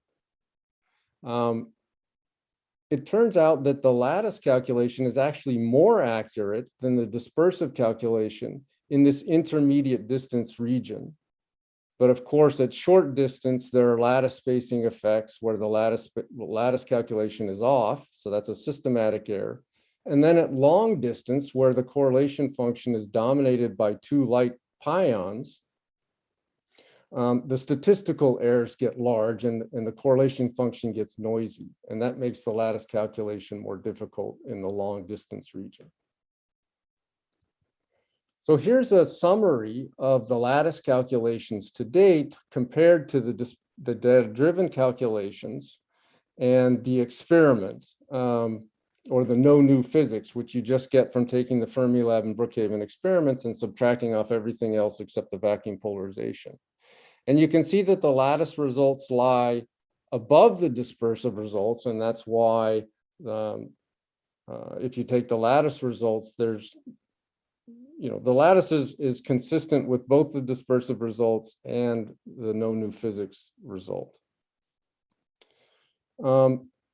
So here's the lattice number that I showed you already. And if we take, compare that to the data-driven result, you get this number. And then there's the new lattice result from the BMW collaboration, which has an error that's comparable to the pheno result or the data-driven result. Okay. And if you subtract, or you take the difference between lattice and pheno, without BMW, there's no discrepancy because the lattice error is still too big to make a really precise comparison. But if you take the BMW result, then the two disagree by about 2.5 sigma. And that's where the whole difference lies. And so the question is, how do we go forward? How do we, make progress in deciding which is correct? Is it the BMW result or is it the data-driven result? And why do the two differ? And to do that, we're going to do something. This is something that's been adopted by the lattice community that all the groups are working on. And that's that we're dividing this total contribution, hadronic vacuum polarization contribution, into separate windows, a short distance window, an intermediate window, and a long distance window. And for now, we're just going to focus on the intermediate window, because I said that's where the lattice is most accurate, and that's where we can make the most precise and careful comparisons. So we can just, break this thing up into these three pieces. We can add them all up to get the total, or we can just focus on one of them, and we're going to focus on the intermediate window. So this is what it would look like using the R ratio data as an example. And here's the short distance contribution, here's the long distance contribution, and then again, this is the total. So if I add all these up as a function of distance, I get the total. And this is what it looks like in the corresponding energy versus energy. So you can see, for example, the long distance is at mostly low energy and the short distance is at mostly high energy. So this is what it looks like. We did the first comparison of lattice results in this so-called window method. These upper points from Abin et al. And the lower black points from the RBC collaboration. And it's important to keep in mind that these two, so I'm plotting this versus the lattice spacing squared, the leading discretization effects, and we're extrapolating to 0, to the continuum limit. And it's important to keep in mind that these are done with two different types of lattice fermions. So they have different discretization errors. They should only agree in the continuum limit. And you can see that they don't agree in the continuum limit. There's some tension within the quoted errors. And that's what we have to understand. And also for comparison, I'm showing the R ratio data, which is this red point. So that's in some tension with the upper blue points. Now, this was the first calculation of the window method. And at the time of the white paper, these were the only points available. And I should also say that this is only for the up and down, the light quark connected contribution. So again, the dominant contribution, but it's not the total contribution. But this is where we can make the most precise comparisons. Since the white paper, many groups have calculated the same thing, and you can see there's still a spread of results. So it's not clear what the answer is, but the lattice groups are working on that,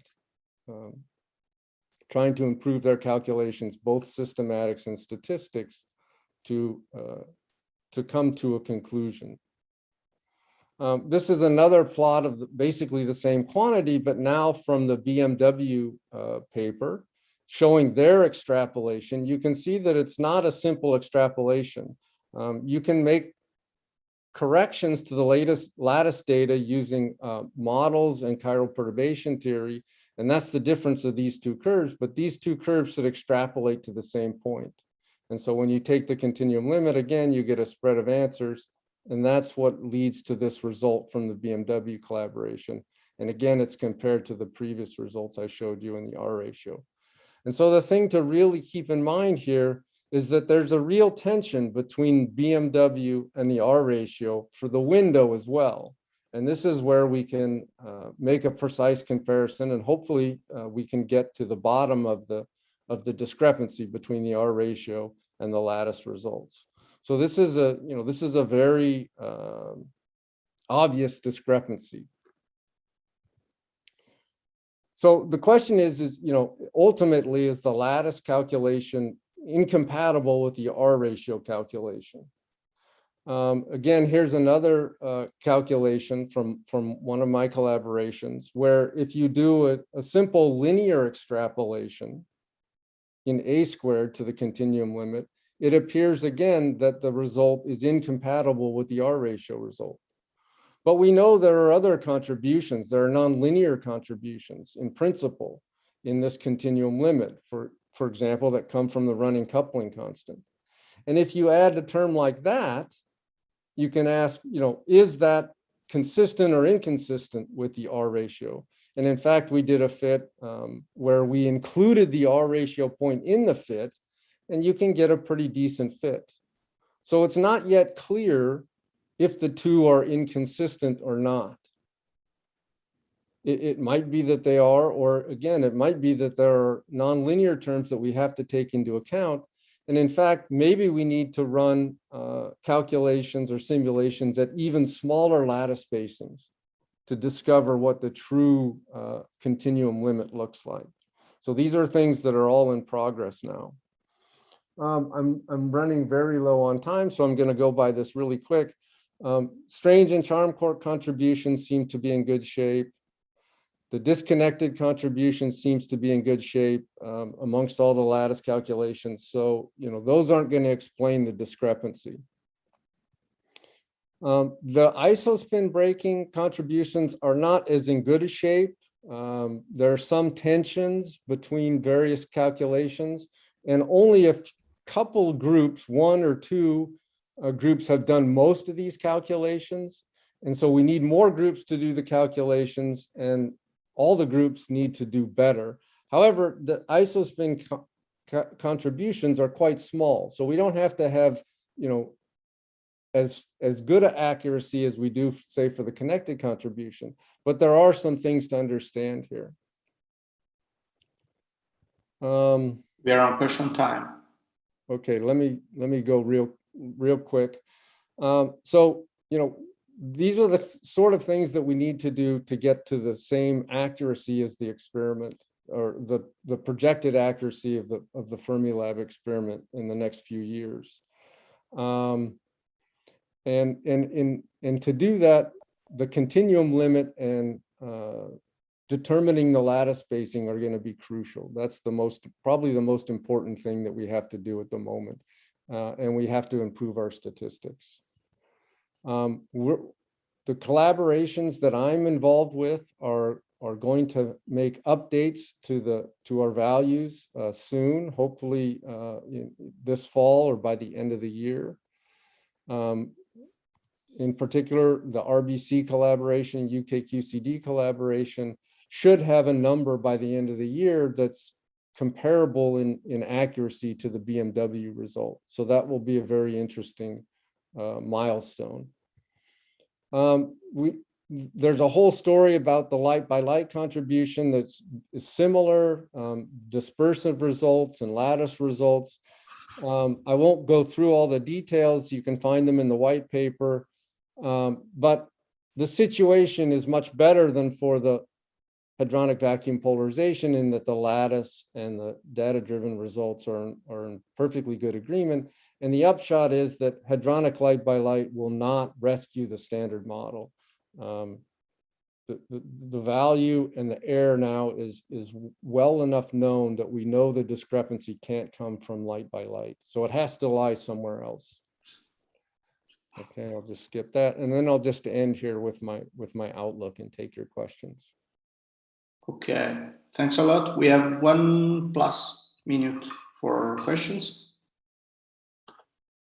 Yes, Mark. So in the experiment, we put a lot of effort in trying to have a blind measurement, as I tried to describe. So we really didn't know the final answer until the very last moment. Is this something which is possible to be done also in theoretical prediction, in particular in lattice prediction? Yeah, it's certainly possible. I think there's some issues, and it's a little bit different than in the experiment, but many of the groups now are blinding their analyses, and so they won't know what the answer is until they, unblind. Okay, thank you. Okay, I guess we can move forward to the next talk, which is related. I would have questions, but probably let's go to the next talk. And so thanks a lot.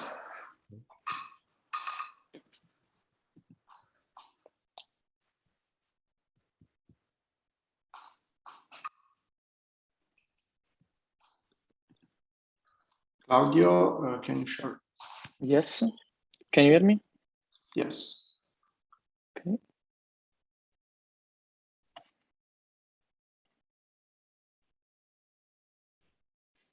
Okay.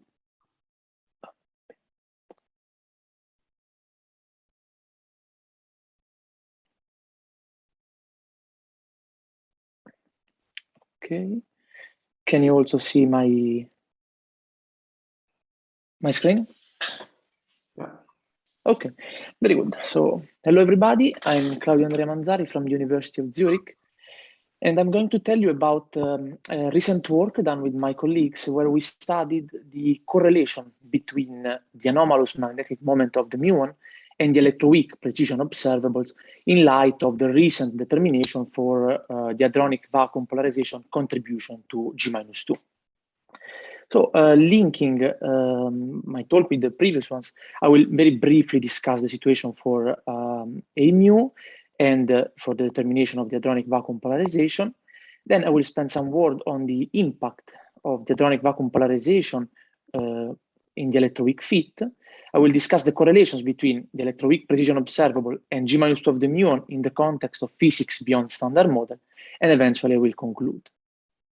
So as we have heard in great details in the talks before, the plot on the left shows the current situation for G-2. We have a recent measurement done by the G-2 collaboration at Fermilab, which mainly confirmed the previous point observed at Brookhaven, such that the current experimental average now shows a 4.2 sigma tension with the standard model point. Now, the standard model prediction for A mu can be seen as a sum of 3 contributions. The first one coming from the QED sector, where we have computation up to 5 loops, and it's very well under control. The same is valid for the electroweak sector, where we have diagrams up to 2 loops. And then there is the most delicate hadronic contribution, which gives by far the largest uncertainty in the standard model prediction. Now, as we have heard before, among the different hadronic contribution, an important role is played by the hadronic vacuum polarization, which traditionally have been determined by means of a dispersive approach, as you can see on the left of this slide, where in the usual isospin breaking convention, this integral starts at a threshold given by the mass of the pi0 squared. The kernel function can be expressed analytically, and the R function depends on the experimental cross-sections data for E plus, E minus into hadrons. Now, this approach has been studied for decades, and it's considered a very robust approach. However, a different and independent approach comes from lattice calculations. And in the plot on the right, you can see in red some of the dispersive determination of HVP, and in green the determination from the lattice groups. You can see that till 2019, the lattice determinations show a much larger uncertainty with respect to the dispersive approach. However, the situation changed recently when the BMW collaboration released their new result, shown by the green field point, claiming for a precision comparable to the one from the dispersive approach, and a result which would bring the standard model prediction into a 1 sigma agreement with the experimental data. Now, of course, this result, as we have heard in talk before, has to be confirmed by the other lattice groups. However, would be a very breakthrough result in our understanding of the G-2 anomaly. Therefore, we took this as a starting point to ask the following question. What happens if we just shift the hadronic vacuum polarization contribution to a mu in order to have the standard model prediction agreeing with the experimental data? And in particular, are there correlations with other physical observables which have to be taken into account? Our answer was yes, and in particular, the correlation with the running of the fine structure constant. Now, the fine structure constant is determined with a very high precision at low energies, and its value at the mass of the Z boson can just be expressed in terms of this measurement, taking into account its running, and in particular, the leptonic contribution to its running, a contribution from the top quark, and a hadronic contribution. Again, this hadronic contribution can be estimated by means of a dispersive approach based on the same E plus E minus data given by this R function, and differs by the expression for the hadronic vacuum polarization contribution to a mu just by its weighting function. And this means that a shift in the HVP contribution to a mu would have an impact also in the running of alpha. And in more detail, we can apply the same shift in different energy ranges, having different impacts on the running of delta alpha. So here in blue, you can see the results for delta alpha given by the E plus E minus experimental data. Then we considered 3 scenarios. Here we assumed that the shift necessary to explain G-2 is energy independent, in the sense that we apply it, is flat in the energy bins, and is applied over different energy ranges. Starting from the bottom right, we applied it only at very low energies, where the HVP contribution can be just expressed as a sum of exclusive channels. Then bottom left, we applied over a wider energy range, but always in the non-perturbative regime. And top right, we have the most extreme scenario where this the necessary shift in HVP is applied over the whole energy range. You can easily see that the wider the energy range in which this shift is applied, the larger the difference with respect to E plus E minus result.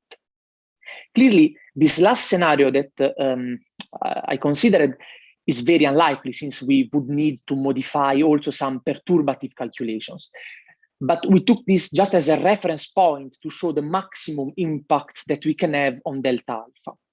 Clearly, all the others more reasonable scenarios would lie in between the plus E minus result and this most extreme one. Now, we know that the fine structure constant and, of course, its running have a profound impact on the electroweak fit. And in particular in the determination, in the standard model determination of the electroweak precision observables, measured with very high precision at LEP and Tevatron. So our idea here was to, given the high precision of the electroweak fit, to study whether it is possible to extract a preferred value for delta alpha from these experimental measurements, and compare this result with the one needed to solve G-2. So the electroweak sector of the standard model can be completely parameterized by 3 Lagrangian parameters. We choose alpha and Z and GF, since it's the choice with the smallest experimental error. Of course, we took into account also mass of the top, the mass of the Higgs, and alpha strong, which enter the electroweak determinations via loop effects, and performed a global fit, including all the usual set of observables that you can see in the table on the left, assuming lepton flavor universality, leaving delta alpha as a free parameter. And in red, you can see the result obtained by this fit. So let's compare now all these results from G-2, E plus E minus data, and the electroweak fit. Here in red, you can see the extraction of delta alpha from E plus E minus data. Then the black points are the three projections we discussed before. The green point is just the value of delta alpha extracted from the G-2 measurement with the same assumption of our most extreme scenario, that is just distributing the necessary shift over the whole energy range in HVP. And then in the vertical colored bands are the posteriors of our fit for three different scenarios. The first one is a scenario where we included E plus E minus data as a measurement for delta alpha. The gray one is the scenario where we included our most extreme projection for delta alpha as a measurement. And the blue bands is the result where we left delta alpha as a completely free parameter. Clearly, it has a wider error since we didn't include a measurement for it. And in particular, you can see that with respect to E plus E minus data, the preferred value for delta alpha by the electroweak precision observables point in exactly the opposite direction that the three scenarios considered for G-2. In fact, now for the first scenario where we included the plus E minus data, we found a very good agreement with the electroweak precision observables. Clearly, some already existing tensions increase, but still at a tolerable level. And by the way, this is the standard approach used in the literature to perform the electroweak fit. Then the scenario where we had delta alpha as a free parameter completely determined by the electroweak precision observable clearly give the best agreement between experimental measurements and theory prediction. And we found the result compatible with the 2018 G-fit result. And finally, the most interesting is the third one, where we used our most extreme scenario as a measurement for delta alpha, finding that the tensions in the electroweak fit are largely exacerbated, and such that we found a 4.2 sigma global tension within the electroweak fit, to be compared with the only 1.8 sigma with E plus E minus data. Clearly, the other scenarios where the shift in HVP was distributed at low energies show a smaller tension at the level of 3.1 sigma, but anyway, much larger than the 1.8 from E plus E minus data. So the first result we obtained is that, as we have seen from the BMW result, probably it's possible to solve the G-2 tension, shifting the HVP contribution to a mu. However, to do so, it is necessary to increase the tensions within the electroweak fit, such that even if we remove the need for new physics in G-2, we are just shifting this need from G-2 to the electroweak fit. So, of course, at different level, depending on where the shift in HVP is distributed. So now, the following step could be, suppose that we solve the G-2 tension by means of this shift. Now we have to solve the tension in the electroweak fit. So we have to find some new physics model which can solve this tension in the electroweak fit, but has to leave G-2 completely unaffected. So let's take a step back and look at the result of our fit. Here you have the parameters and observables we included in our fit, and the last three columns show the posteriors and pools for the three scenarios. The first one where we included the plus E minus data, the second one where we had the delta alpha as a free parameter, and the third one where we included our most extreme scenario as a measurement for delta alpha again. I highlighted in red the observables which show the largest pool in the third scenario compared to the second one. And they are MW, the lepton asymmetry, and the forward-backward lepton asymmetry. You can also notice that in the third scenario, we do much better for the forward-backward big quark asymmetry compared to the one where we left delta alpha as a free parameter. But this improvement is not enough to balance the increase in the tension for MW and AL. Therefore, let's look at these two observable in more detail. First of all, we have MW. Here in the plot on the left, you can see in blue the experimental measurements for MW. In green, the electroweak prediction varying the value of delta alpha. And the vertical bands show the predictions for three different scenarios, the plus and minus data, and then two of the projections we considered. Here you can clearly see that in the case where we assume our most extreme scenario, we have a tension at the level slightly above the 2 sigma level, which reduces for the projection where we apply the shift at low energy, and even more for the plus and minus data. However, it's clear that we need, from our new physics model, a constructive effect in MW, which in terms of the electroweak oblique parameters can be interpreted as a constructive effect in the T parameter, generated by the operator O phi D in a standard model effective field theory at dimension 6 level. Here, the MSSM or composite X models come to mind since they could give an effect in the right direction. This tension is even more visible for the lepton asymmetry, where again you have in blue the experimental result, in green the prediction for from the electroweak fit varying delta alpha, and the vertical bands we show again the prediction for the different scenarios we considered. Now, again, we need the constructive effect in the lepton asymmetry. Since we know that lepton asymmetry depends on the ratio GVL over GAL, where GV and GA are the Z boson vectorial and axial couplings to leptons, it's clear that we need, to explain this tension, we need to modify the gauge boson couplings to leptons. Here, again, in standard model effective field theory, at the dimension 6 level, there are three operators which can do so. They are O phi E, O phi L1, and O phi L3.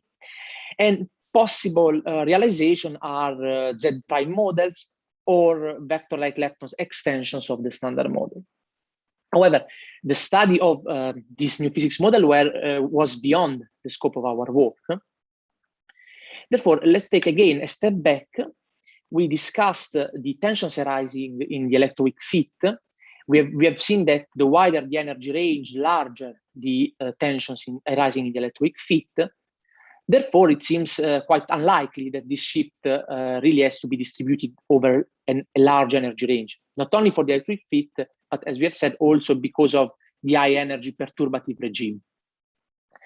Therefore, it seems more likely that this HVP shift has to be concentrated at low energies. However, in this scenario, the dominant tensions arise in low energy E plus and minus cross sections, implying severe deficiencies in E plus and minus data affecting different channels. And the problem is that these have been measured by different experiments and facilities over decades. In addition, so we would have a large tension in a few energy bins at low energies. And this is problematic also under a theoretical point of view, because we would need some very light new physics, which could affect the pion channels, coupling to electrons. And here we have severe constraints, not only from LEP, but also, for example, from LHC, since any new physics coupling to electrons has also to decay into electrons. So we would have seen some excess at LHC. So let me just recap now and conclude. We have seen that there is a strong correlation between the hadronic vacuum polarization contribution to G-2 and the running of the fine structure constant. We have seen that we can solve the G-2 tension by means of this shift, by means of a shift in HVP, but we need to pay an increase in the tensions within the electroweak fit. Or if we apply or distribute the energy, the necessary HVP shift at low energies, we need to pay an increase in the tensions with E plus, E minus data. Therefore, the situation is really puzzling at the moment under a phenomenological point of view, and can be just summarized with this slide, where we have the case where there isn't a shift in HVP. So the standard model prediction agrees with the one from dispersive approach. And therefore, we need some new physics in G minus 2. Here, the situation, of course, is very intriguing, as we know. Many efforts have been profused in the literature. In particular, the G minus 2 of the muon complements to an already interesting pattern of observable pointing to lepton flavor universality violation. Then we have the case where the shift in HVP is distributed only at low energies. And here we should find a solution to solve this tension in E plus, E minus data. And under a theoretical point of view, and a phenomenological point of view, here the situation seems much more tough than for G minus 2. And finally, we have the case where this shift is distributed over a wider energy range. The problem then arises in the electroweak fit, and we need to find some new physics model which can solve these tensions. And here we have many possibilities which have to be studied. Thanks a lot for the attention. Thanks for the timing and the interesting talk. Questions? Sven? Yeah, thanks for this nice overview about these BSM possibilities. I'm not sure whether I got the point that you tried to make in the end. You said we need BSM physics if the shift, or if the G-2 discrepancy is explained by the shift in the hadronic vacuum polarization. So then you would fix that, but normally also these BSM effects, they play a role in explaining G-2, and then you wouldn't need that anymore. Or so I'm not really sure. You approach it from two directions here. No, sure. No, actually, okay. Sorry if I've not been very clear. So the point of the work was just that it seems that the need for new physics cannot be completely removed, but just shift from G-2 to theta. And then we have a second point. If we shift it to the electroweak fit, we would need to find some new physics model which solve the tension in electroweak fit, but cannot give a contribution again to G-2. Otherwise, usually these models that you're mentioning, they are all among the models that give contributions. Yes. No, of course, one should find some, I don't know, fine tuning or possible solution. But sure, you are right. Yes. Okay, good. Then I got it. Thanks. Thanks to you. More questions? So since there is time, I allow myself a question. So my question is the following. If you fix delta alpha from data, from ratio data, not from the lattice QCD determination of... yes. But from ratio data, what is the tension that you get on the electroweak fit? So there is a global tension at the 1.8 sigma level. From AFP still, or from... So here you can see always, again, it's the problem. So the plus and minus data points in the same direction that the lattice, just with a smaller tension. So you get the same tension in the same observables, but milder. But so yes, so you have again in MW, AL, and AFB. So basically the BMWC determination only magnified quote unquote lattice QCD central value error basically on A mu, because all the values from lattice QCD determinations look to be slightly more standard model like than those that are data driven. It's only that the BMW collaboration has a much smaller error, and so it magnifies a problem. You see the difference much more. Yes. But the tension is even present, but although at a level that doesn't go to even 3 sigma in the case of data-driven. Yes. Some tension is anyway present in the electroweak fit using also E plus E minus data. Yes. Yeah, some tension is there anywhere. Anyway. Yes. Thanks. There is another question by Marco. Yes, we have 2 minutes left. Yeah, I have, in fact, this very quick comment, just to say that there is a third way that has been proposed of determining this contribution, which uses muon electron scattering data, which is based on muon electron scattering data instead of E plus E minus fusion. And this has completely different systematics effects. And so this is an interesting possibility that I think has to be mentioned. And are there efforts in this direction? Yeah, there has been a proposal at CERN, a letter of intent has been submitted last summer, and we have been assigned beam time next year for the first run test. Thanks for the information, very interesting. Yeah, this will determine the R function in a space-like region, right? So it would be a completely different... So it would be closer to the lattice approach. Exactly. Thanks. Okay, maybe we can move on to the next talk.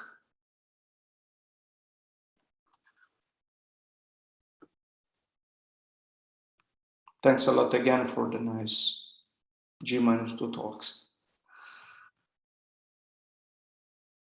So the next speaker is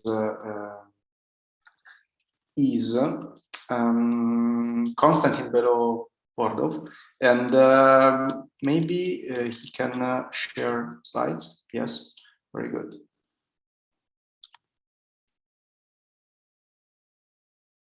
Oh, okay. Do you hear me? Yes. Yes, thank you. Hello. I would like to talk about recent result from SND experiment at Web 2000 Collider on behalf of SND collaboration. Okay. SND detector, which shown on this picture, is developed especially for electron-positron study of electron-positron annihilation to hadrons at low energies. The interaction points surrounded by drift chamber, by Aragel-Cherenkov counters, which shown by green bars, and the 3-layer spherical electromagnetic emitter based on sodium iodide crystals. SND collected data at Web 2M from 1996 up to 2000, and after upgrade of Collider on Web 2000 from 2010 and up to now. Some shutdown was between these 2 years, 13 and 16, in order to install a new injection complex. Main physics task of SND is study of all possible processes of E plus and minus annihilation into hadrons below 2 GeV. As a result, we can calculate the total hadronic cross-section, which is calculated as a sum of exclusive cross-sections. And also for study of hadronization, dynamics of exclusive processes. We can, from this data, from cross-section of E plus annihilation, can extract properties of rho-omega-phi mesons and the excitations. And also our data can be used for development of MC event generator for E plus and minus annihilation to hadrons at low energies. Okay. Since 2009, the Web 2000 Collider, which shown on the picture, has been running in the Butker Institute of Nuclear Physics in Novosibirsk. Web 2000 replaces the previous Web 2M Collider. It should cover the center. Cover the center of mass energy range from threshold of hadron production up to 2 GeV, and has the maximum project luminosity 10 to 32. real achieved luminosity slightly less than in 2 times. To achieve high luminosity, a special magnetic structure of the ring is used to realize the concept of round beams developed at the BNP in our institute. Web 2000 deliver luminosity to 2 detectors, CMD3, which shown in this point, and SND. Since 2016, operation went on with the upgraded injection facility shown here that allowed an increase of average luminosity by the factor of 3. And after this upgrade, we collected more than 300 inverse picobarn of data. Okay. All statistics collected from 2010 and up to now shown here, presented shown in the figure. As you can see, the statistics cover a wide range of energies from threshold of hadron production up to 2 GeV. Special attention is paid to regions of the production of rho omega and phi meson, and also hadrons F1 and eta, and the region of nucleon antinucleon pair production. About 20 hadronic processes are currently under study, and I would like to present some results of process listed here for such final states. Okay. Let me start from E plus and minus to pion. The measurement of the process, of this process, are largely motivated by the need of high precision calculation of hadronic contribution to anomalous magnetic momentum of the muon. In particular, the electron-positron annihilation to 2 pions cross-section in the energy region below 1 GeV gives the dominant contribution to the value, and its error, it's shown on these pictures, and should be measured with accuracy better than 1%. At the moment, there are many measurements of E plus and minus to 2 pions process. Some of them have systematic uncertainty less than 1%. The most precise measurements with a systematic uncertainty of about 0.6% were done by Babar and Chloe using ISR technique.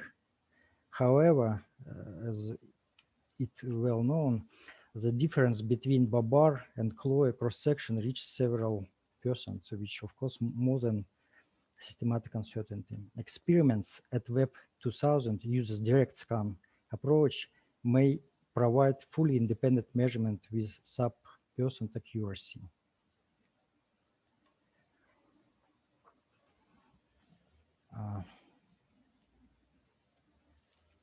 Okay.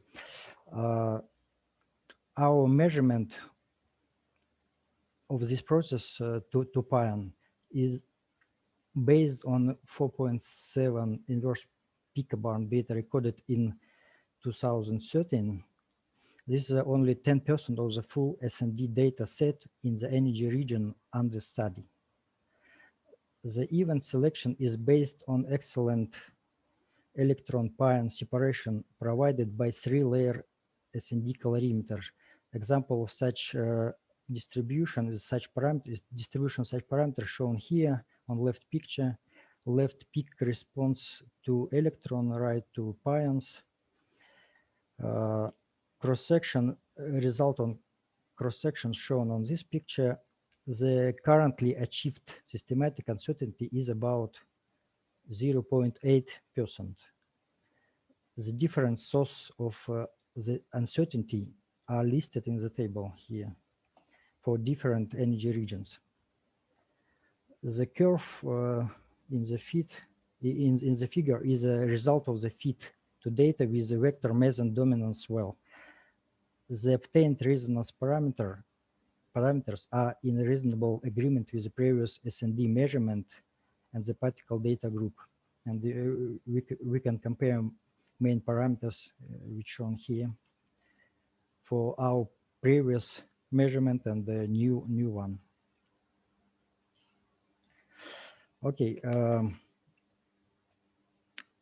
Now we have at least 3 precise measurement: Babar, Chloe, SND, and we can compare the results. Difference between the currently most accurate Babar and Chloe data and SND fit is shown in this two picture, where the green band represents the statistical and systematic uncertainty of the SND fit combined in the quadrature. The systematic, as we can see, the systematic difference is observed between the SND and Babar below 700 of MeV and above this value for Chloe. As you can see, the difference. But at the same time, all the SND measurement on Web2M and the CMD2 are in enough good agreement with new data. Also, we calculate the contribution to the muon anomalous magnetic momentum from the electron positron annihilation to 2 pi channel in this energy region, and the results are shown here with comparison and other experiments. Okay, once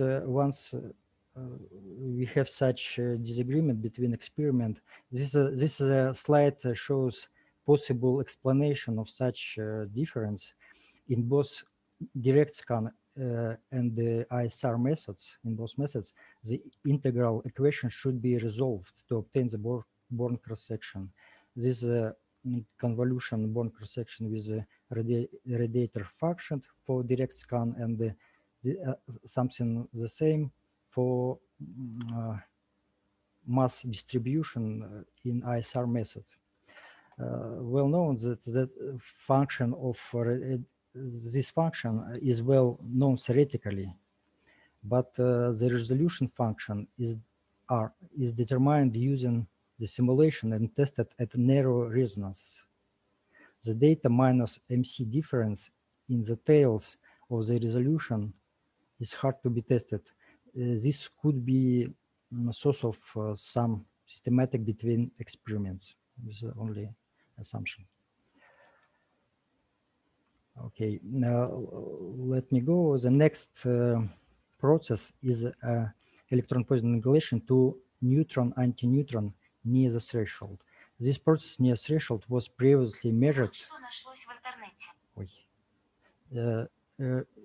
Measured by Fennis and SND using the 11 and 12 data set. The results are shown on this picture. We can see that some discrepancy exists. A new measurement, which shown by red point,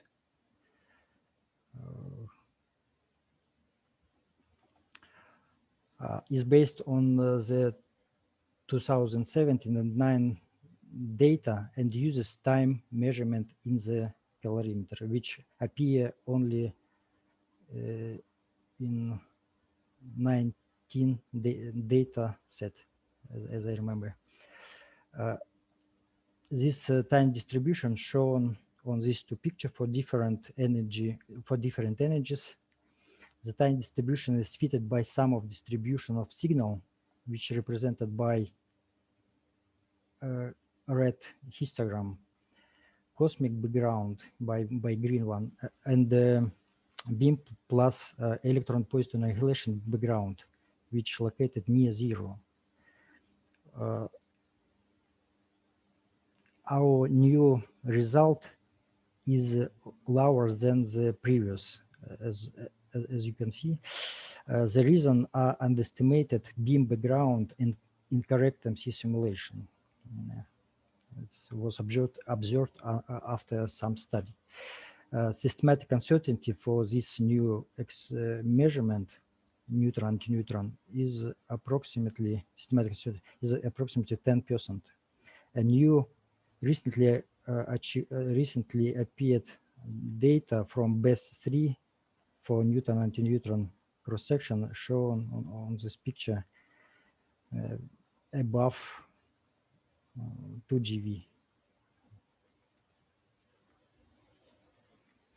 Okay, the effective neutron form factor is calculated from measured cross-section.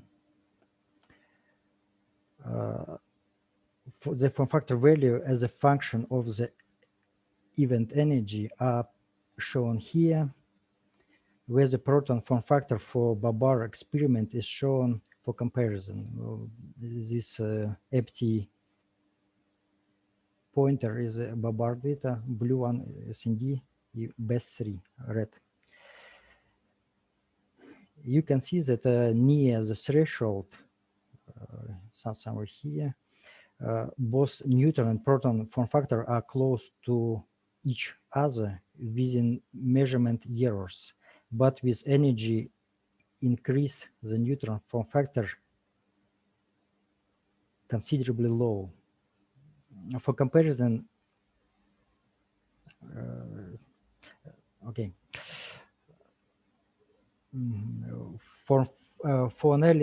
from analysis of neutron polar angle distribution, which shown on this picture, we determine the ratio of form factors, electric and magnetic form factors of neutron. And this ratio was measured in 3 energy intervals and shown here. Our data don't contradict to 1 at very threshold. Despite the large measurement errors, there is a tendency to increase the ratio with energy. Okay, let's me go to another process, electron position annihilation to proton antiproton. This process near threshold was previously measured by Babar and CMD3. And this comparison on this picture, it's shown with our new results, very preliminary. Our measurement is based on 11-12 data and uses energy deposition measured in the drift chamber. This picture shows how drift chamber by the energy deposition separate ultra-relativistic particle like electron, which is shown here, and the proton, which very slow at this energies near the threshold. Okay, next channel is a electron position annihilation to 3 pi. Most accurate data were obtained in the SND, CMD2, and Babar experiments. In this picture, we compare our results with Babar.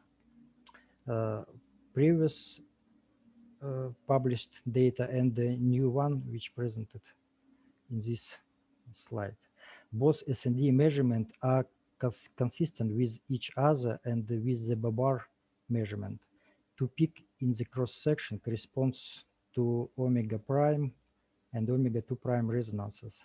The systematic uncertainty of the cross-section is about 4.4%. Okay, to study dynamics of the process electron position annihilation to 3 pi, we analyze two-dimensional distribution of the charge pion momenta, which shown here and in one projection here, and the pi mass spectrum, as shown here. Those distributions are fitted with a model including 3 intermediate states: rho pi, rho prime pi, and omega pi 0. All this contribution shown by these different lines. A significant fraction of rho prime pi intermediate states is observed in energy region 1.55 to 1.75 GV, which shown on this picture. By these different channels, cross sections for different channels are plotted on this picture.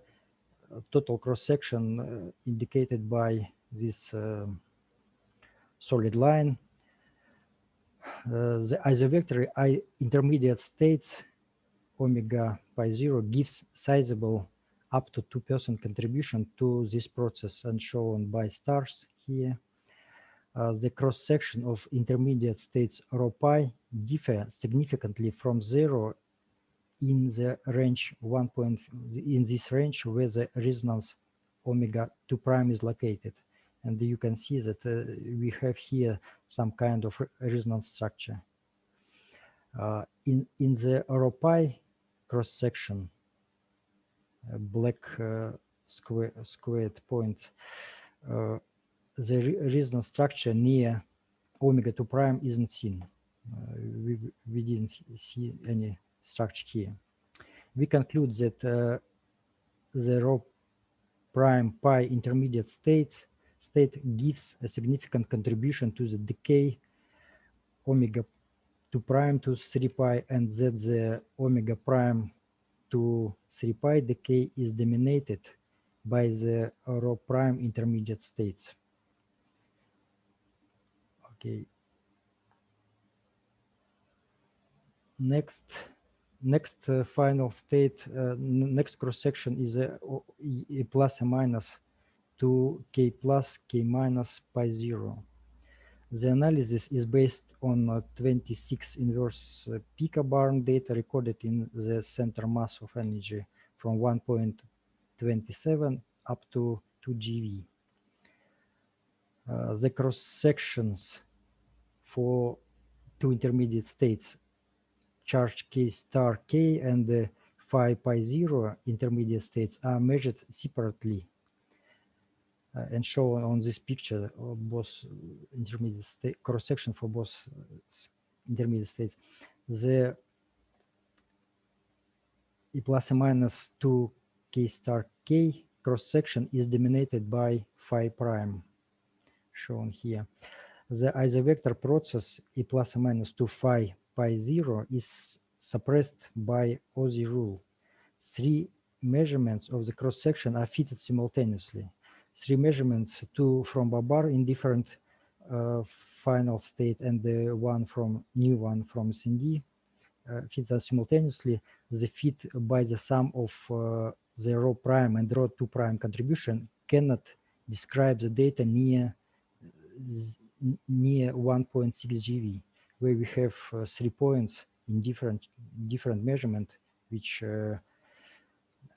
apart from the curve of the fit, using only rho prime and rho 2 prime vector resonance. The inclusion of an unknown resonance with mass around 1.6 GeV and with width 75 MeV improves the fit. Result of this fit shown by dashed line. The significance of this structure is about 3 sigma. Of course, in order to really prove existence of such unknown state, statistics should be increased. Another one channel process electron position annihilation to eta pi 0 gamma. This process above 1.05 GeV is studied for the first time. Data set which was used for study is about 100 in inverse picobarn, and we study this process in 5 photon final state. What we see, there is a significant contribution of the omega eta intermediate state, which is seen as a peak in the omega gamma mass distribution. here you can see that this state dominated. Okay, if we study tails of this distribution and we see that non-omega eta signal is observed with significance of 5.6 sigma. It has a wide eta pi zero mass distribution and may arise from the process of negation electron-positron pair negation to A0 gamma and A2 gamma. Okay, if we plot cross-section over the energy, the measured cross-section is for channel E plus or minus 2 omega eta is in good agreement with SND and CMD3 measurement, which obtained in different omega decay, omega to 3 pi. Non-omega omega eta process is observed with significance of 5.6 sigma. This is a first measurement of this cross-section. It means that this final state with this intermediate state. Next final state is eta gamma. The electron-positron negation to eta gamma cross-section is measured for the first time in this energy region. Main intermediate state is phi eta, and our data compared with the measured with CMD3. The measured cross-section is consistent with CMD3 results, which was measured with using decay of phi meson to 2 charge kaons. Sorry, the time is over. You should. Okay. Okay, I'm okay. Conclude. Okay, and okay, and the last our measurement is a E plus or minus 2 4 pion through omega pi 0. We measure this state excluding all other intermediate state by fitting this distribution. Okay, and the result for this channel you can see here. This cross-section is in agreement with previous measurements but has better accuracy, and the fit curve is fitted with a vector meson dominance model, including 3 like states. Okay, this is the conclusion, and thank you very much for your attention. Thanks a lot. Unfortunately, there is no time left for questions, so I will ask to unshare the screen. Thank you.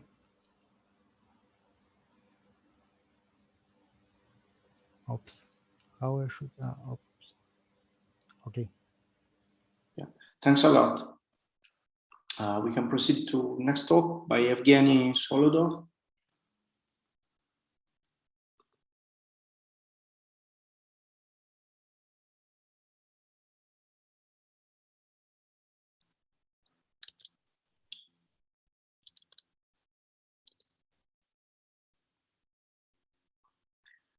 The talk will be on Babar results and measurements on measurement of exclusive hadronic cross-sections. Hello to everyone. Thank you for inviting us to give this talk, and we present recent Babar results on measurements of exclusive hadronic cross-sections. This is an outline of my talk. We will show preliminary result on E plus or minus on 3 pions, preliminary results E plus or minus to 6 pions with 4 pi zeros or with 3 pi zero and eta, and first measurement of 4 charge pions plus 3 pi zeros and 2 pi zeros eta, which was recently published in PhysRFD. This picture already was shown many times. The content on this slide was shown many times. I only can show that again this dispersion integral, which is related to the ratio R, plus or minus 2 hadrons and plus or minus 2 muons, and also to show this term with our 1 over S, which actually gives that the most contribution to this integral comes from the region where the plus or minus is below 2 GeV. So that it's measurements of the plus or minus 2 hadrons at very low energy from threshold to 2 GeV is very important. And as you already said, that the plus or minus 2 hadrons can be obtained only by sum of exclusive cross sections. Babar has a very intensive program for studying this low energy cross section using initial state radiation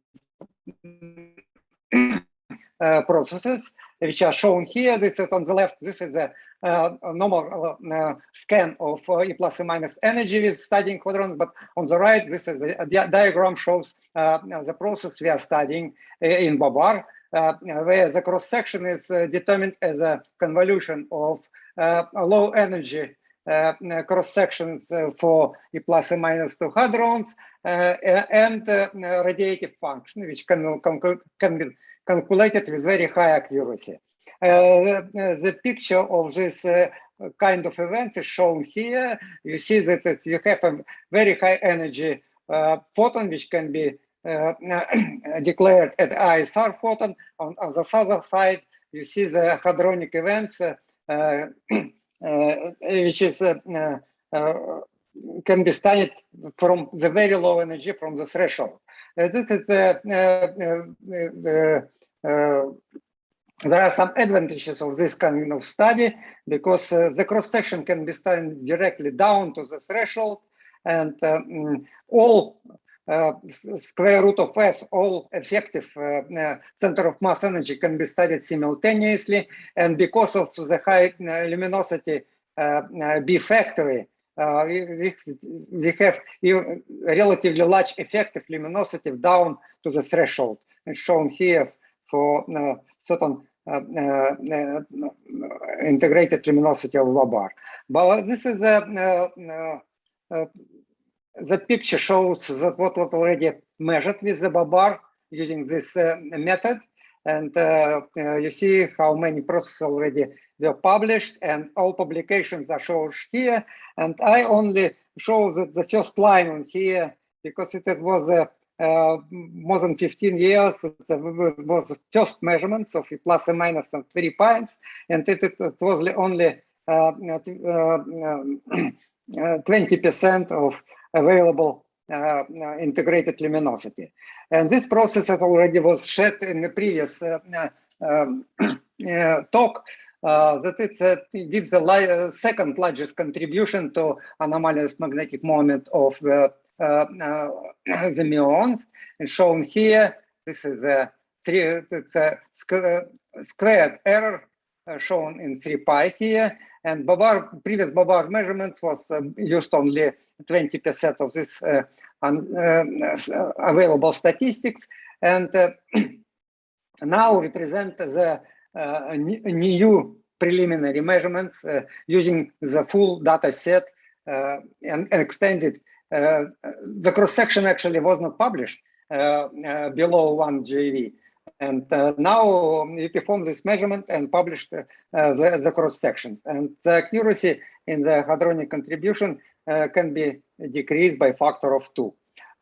Few details of the analysis. We actually study this the process plus or minus with 3 pines plus ISR photon. We detect all final state particles and perform kinematic fit using the resolution obtained from simulation. And it's very important how we know this resolution. And on the right shows that we really tune our simulation, that high square distribution is very well described our data. And also we study a lot of different background, and below 1.1 GeV background is relatively low, but above 1.5 we should consider some direct production of A1 and A2 mesons, and they're relatively low compared to the other uncertainties. Okay, this picture already was shown, and this is very important because we determine the center of mass energy using invariant mass of final hadronic system, and the resolution is not small. It's about from 5 to 10 MeV, and that's why that the observed mass spectrum is distorted by this resolution. So it's very important to study this resolution, and we use simulation plus some corrections using that omega and phi mesons here are very well known. So we can fix parameter and compare the resolutions and result by using different cut of chi-square and trying to adjust this resolution to the data. And this is then what we do, we fit the mass spectrum with the sum of low energy resonances like omega 782, omega 1420, omega 1685 meson, and also we add the rate decay of rho 770 to 3 pi with either spin breaking decay. And we use two cuts of chi-square. It's a nominal fit with chi-square less than 2. Actually, tail and resolution are cut out by this stronger cut. But we still need to add some Gaussian smearing to Monte Carlo resolution, which is about 1.5 MeV. But when we release the chi-square to 40, we need additionally Lorentz and smearing resolution to add. It's actually to kind of bright Wigner tails to the resolution absolutely necessary to do. And in both cases, data spectrum cannot be adequately described because without introducing rare decay of rho to 2 pi. And these are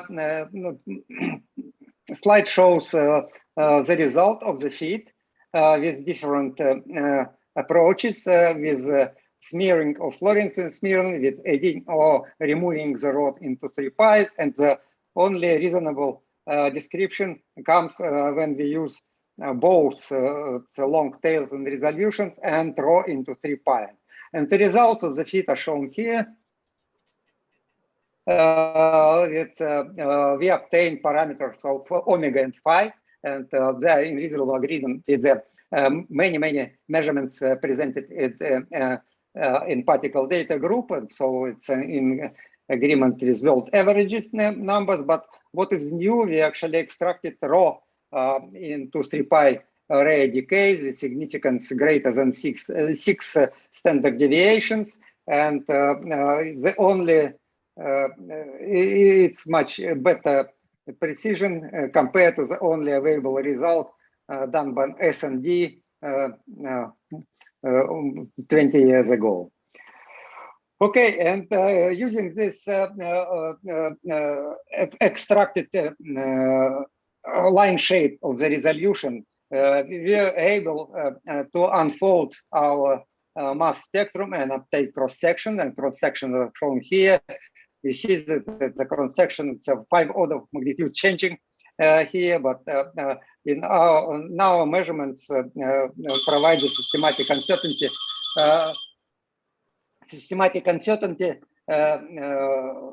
At the peak of the resonances at the level of 1.3%.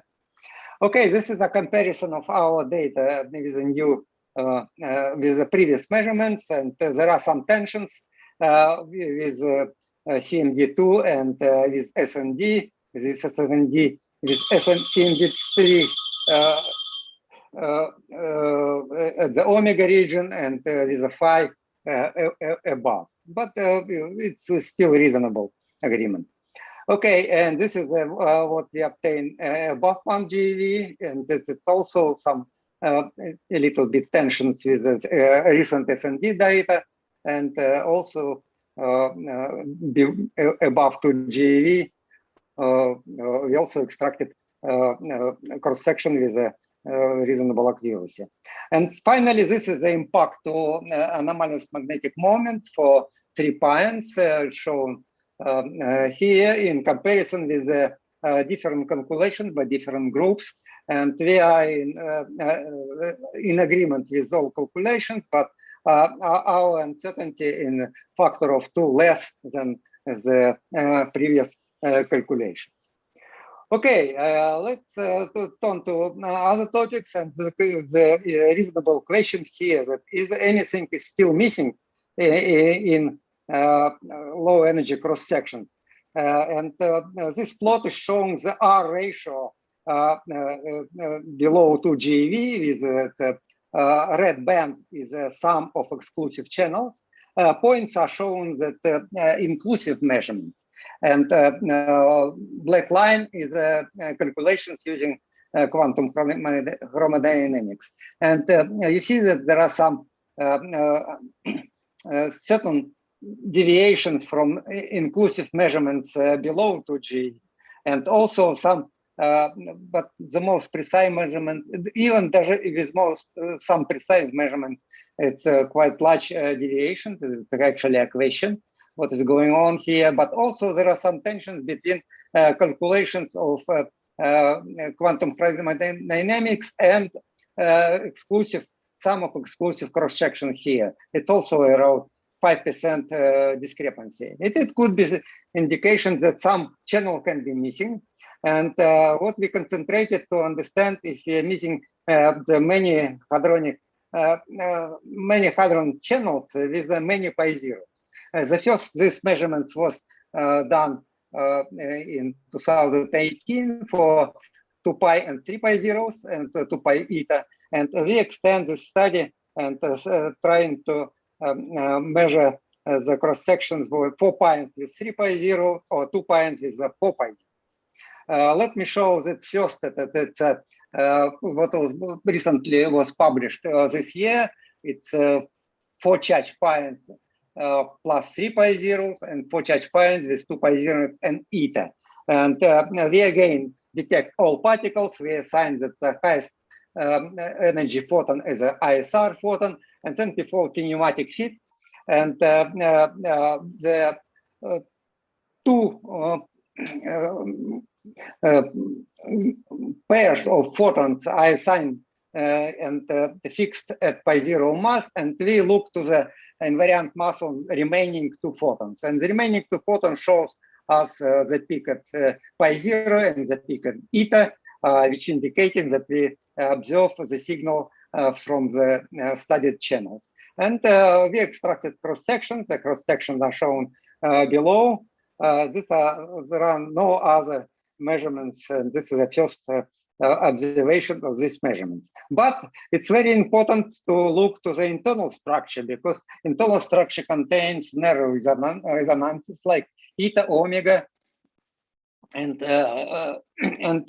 we have to extract all these channels and compare to other measurements, because eta and omega have different decay channels, and this cross-section were measured previously.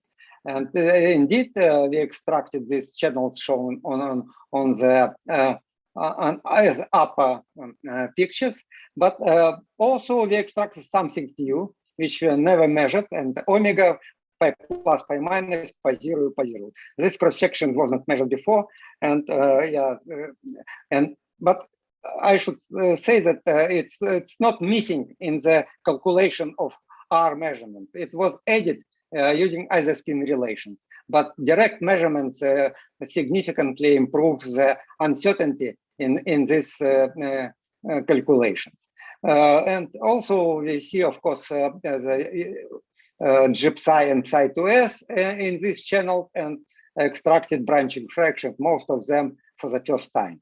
Similar approaches for the 2 charge and 4 pi zeros, or 3 pi and 1 eta. Also, we fixed the best pairs under pi zero constraint, and looking for the gamma-gamma invariant mass for remaining photon pair. Again, we see pi 0 and eta signal, and extracting cross sections of 6 pi or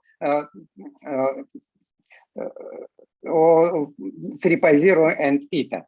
Again, it's important to extract intermediate states. Intermediate states are shown here. And again, we can compare data with previously measured 3 pi eta or eta omega. But something new is no other measurements, and omega with 3 pi 0 is shown here.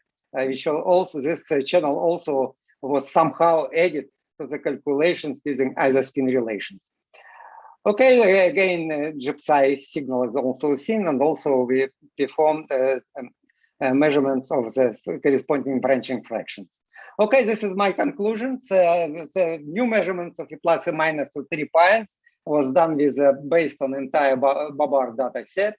The measured range is from 0.62 to 3.5 GeV, with about 1.3 systematic uncertainty at the maximum of omega and phi resonances, and the leading order contribution to muon anomaly magnetic moment reduced by a factor of 2. We also performed the first measurements of E plus and minus to 6 pi with 4 pi zeros, or 2 pi 3 pi 0 eta, and also for charge points and 3 pi zeros and 2 pi zeros and eta. Thank you. Thanks a lot for being a bit ahead of time. There is ample time for questions.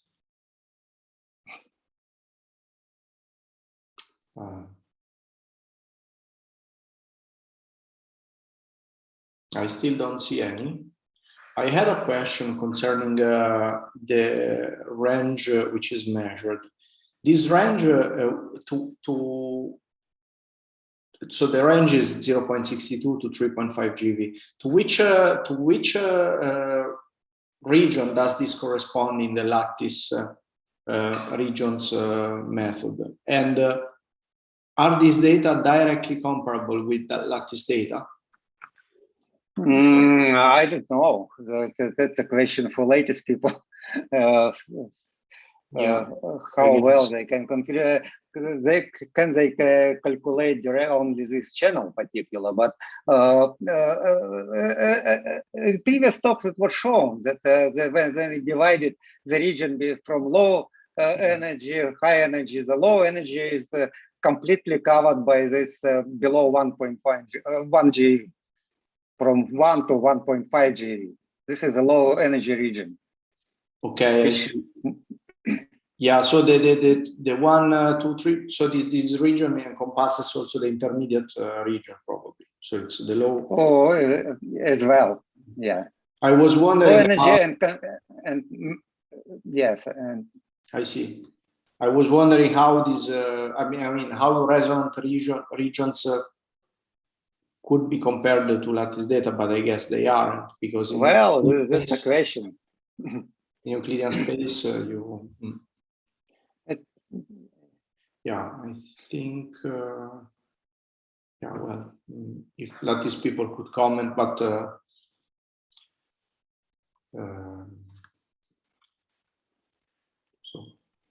I don't see anyone. Yeah, Tom. Thanks.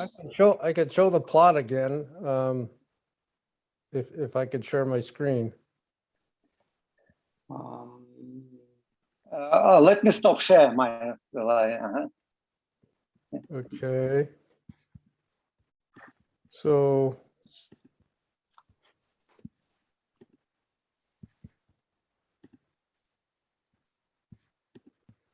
Okay, here, whoops.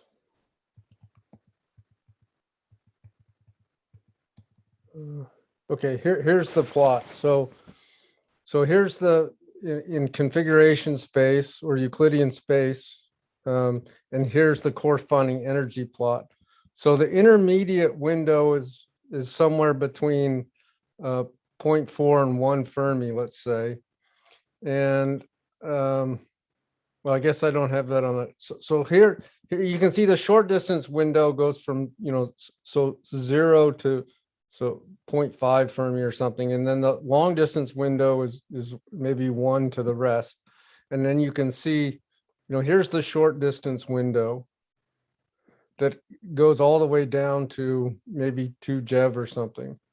And then the long distance window is from 1 JeV to, lower than 1 JeV. So I guess, yeah, that energy range would be covered by the intermediate window. But the resonances on the right-hand plot are what in Euclidean? I mean, in Euclidean space. How on the right-hand plot, this is in the time-like region. But the features are resonances, right? I mean, for example, the peak at 1 JeV, it's probably the phi, and then you have 2 features below, which is the rho and the omega, or am I being too naive? Yeah, I think that's right. And these are directly, this spectrum is directly computable in through the lattice. So this is what's computable on the lattice on the left, yeah. and then this is from the R ratio. So this is data driven. The right-hand plot is data driven. Yes. It's from I see. Yeah. I see. But there's a from the in the data-driven result, you can give it in both sides. So that tells you what distance region would correspond to the energy region. I see. So basically, what you do is take data-driven results and compare them to the lattice, but you cannot do the other way around. Yeah, it can't go the other way. Yeah, exactly. Okay. Thanks. This is very clarifying.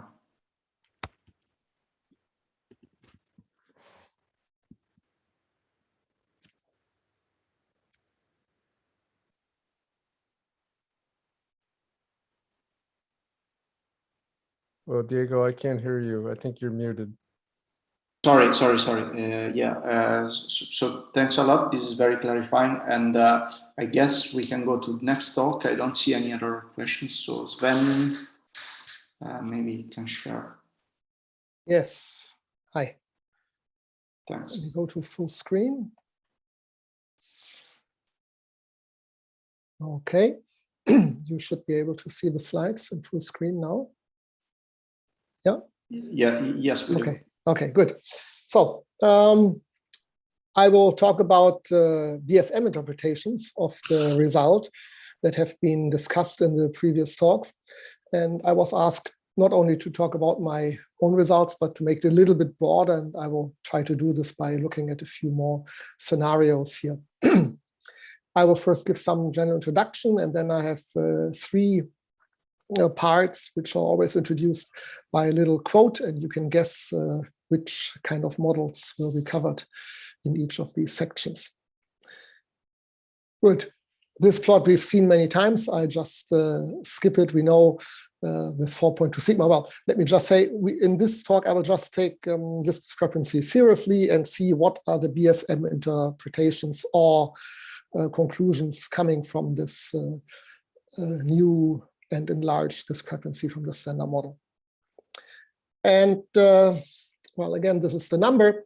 And one should keep in mind when one looks at the standard model calculation that the discrepancy is about twice as large as the weak contribution from the standard model. So it's a really large discrepancy. Yeah.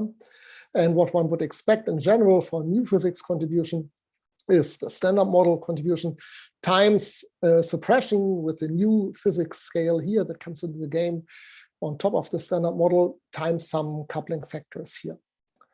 And the general structure of the contributions that one finds to a mu, if you calculate it in a BSM theory, by definition, you get the factor of the muon mass here, and then you need some VEF or something like a VEF and a parameter that flips from left to right-handed here. This comes on the structure of the diagrams. This is required, divided by the typical mass scale that comes into the game from your BSM theory. And very broadly, if one looks at the various contributions that can come from various theories in the standard model, we have this kind of contribution here with the coupling to the VEF, and one gets this factor of alpha mu squared over mw squared. Leptoquark theories, they can have here a different type of fermion, and then the leptoquark here, and this coupling here, we get the VEF, and therefore one could get here contributions that go not with the muon mass, but with the top quark mass as the extreme example, and of course can be very large in this way. One can look at 2x doublet models where one needs 2-loop diagrams in order to get this left-right flipping parameters.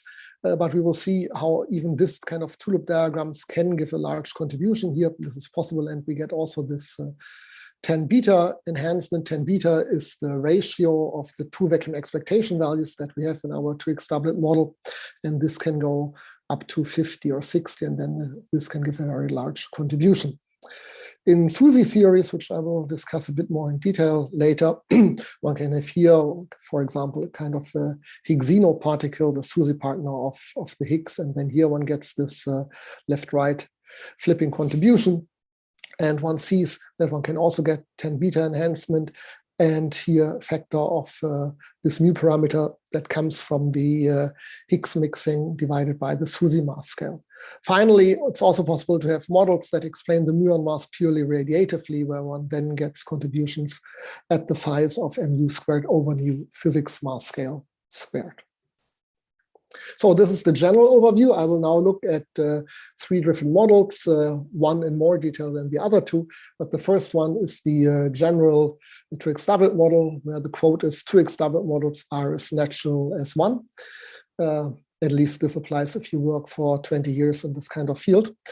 And what is important here, that the 2x doublet model needs Z2 symmetry in order to avoid flavor changing neutral currents.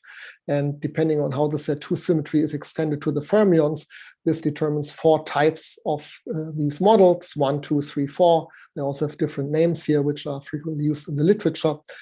And the important point here is that depending on the type, the coupling structure of new Higgs bosons to the fermions are either enhanced with a factor of 10 beta, which I said can go up to 50 or 60 and is usually bounded from below by roughly 1, or they can be suppressed with this 10 beta like cotangent beta here.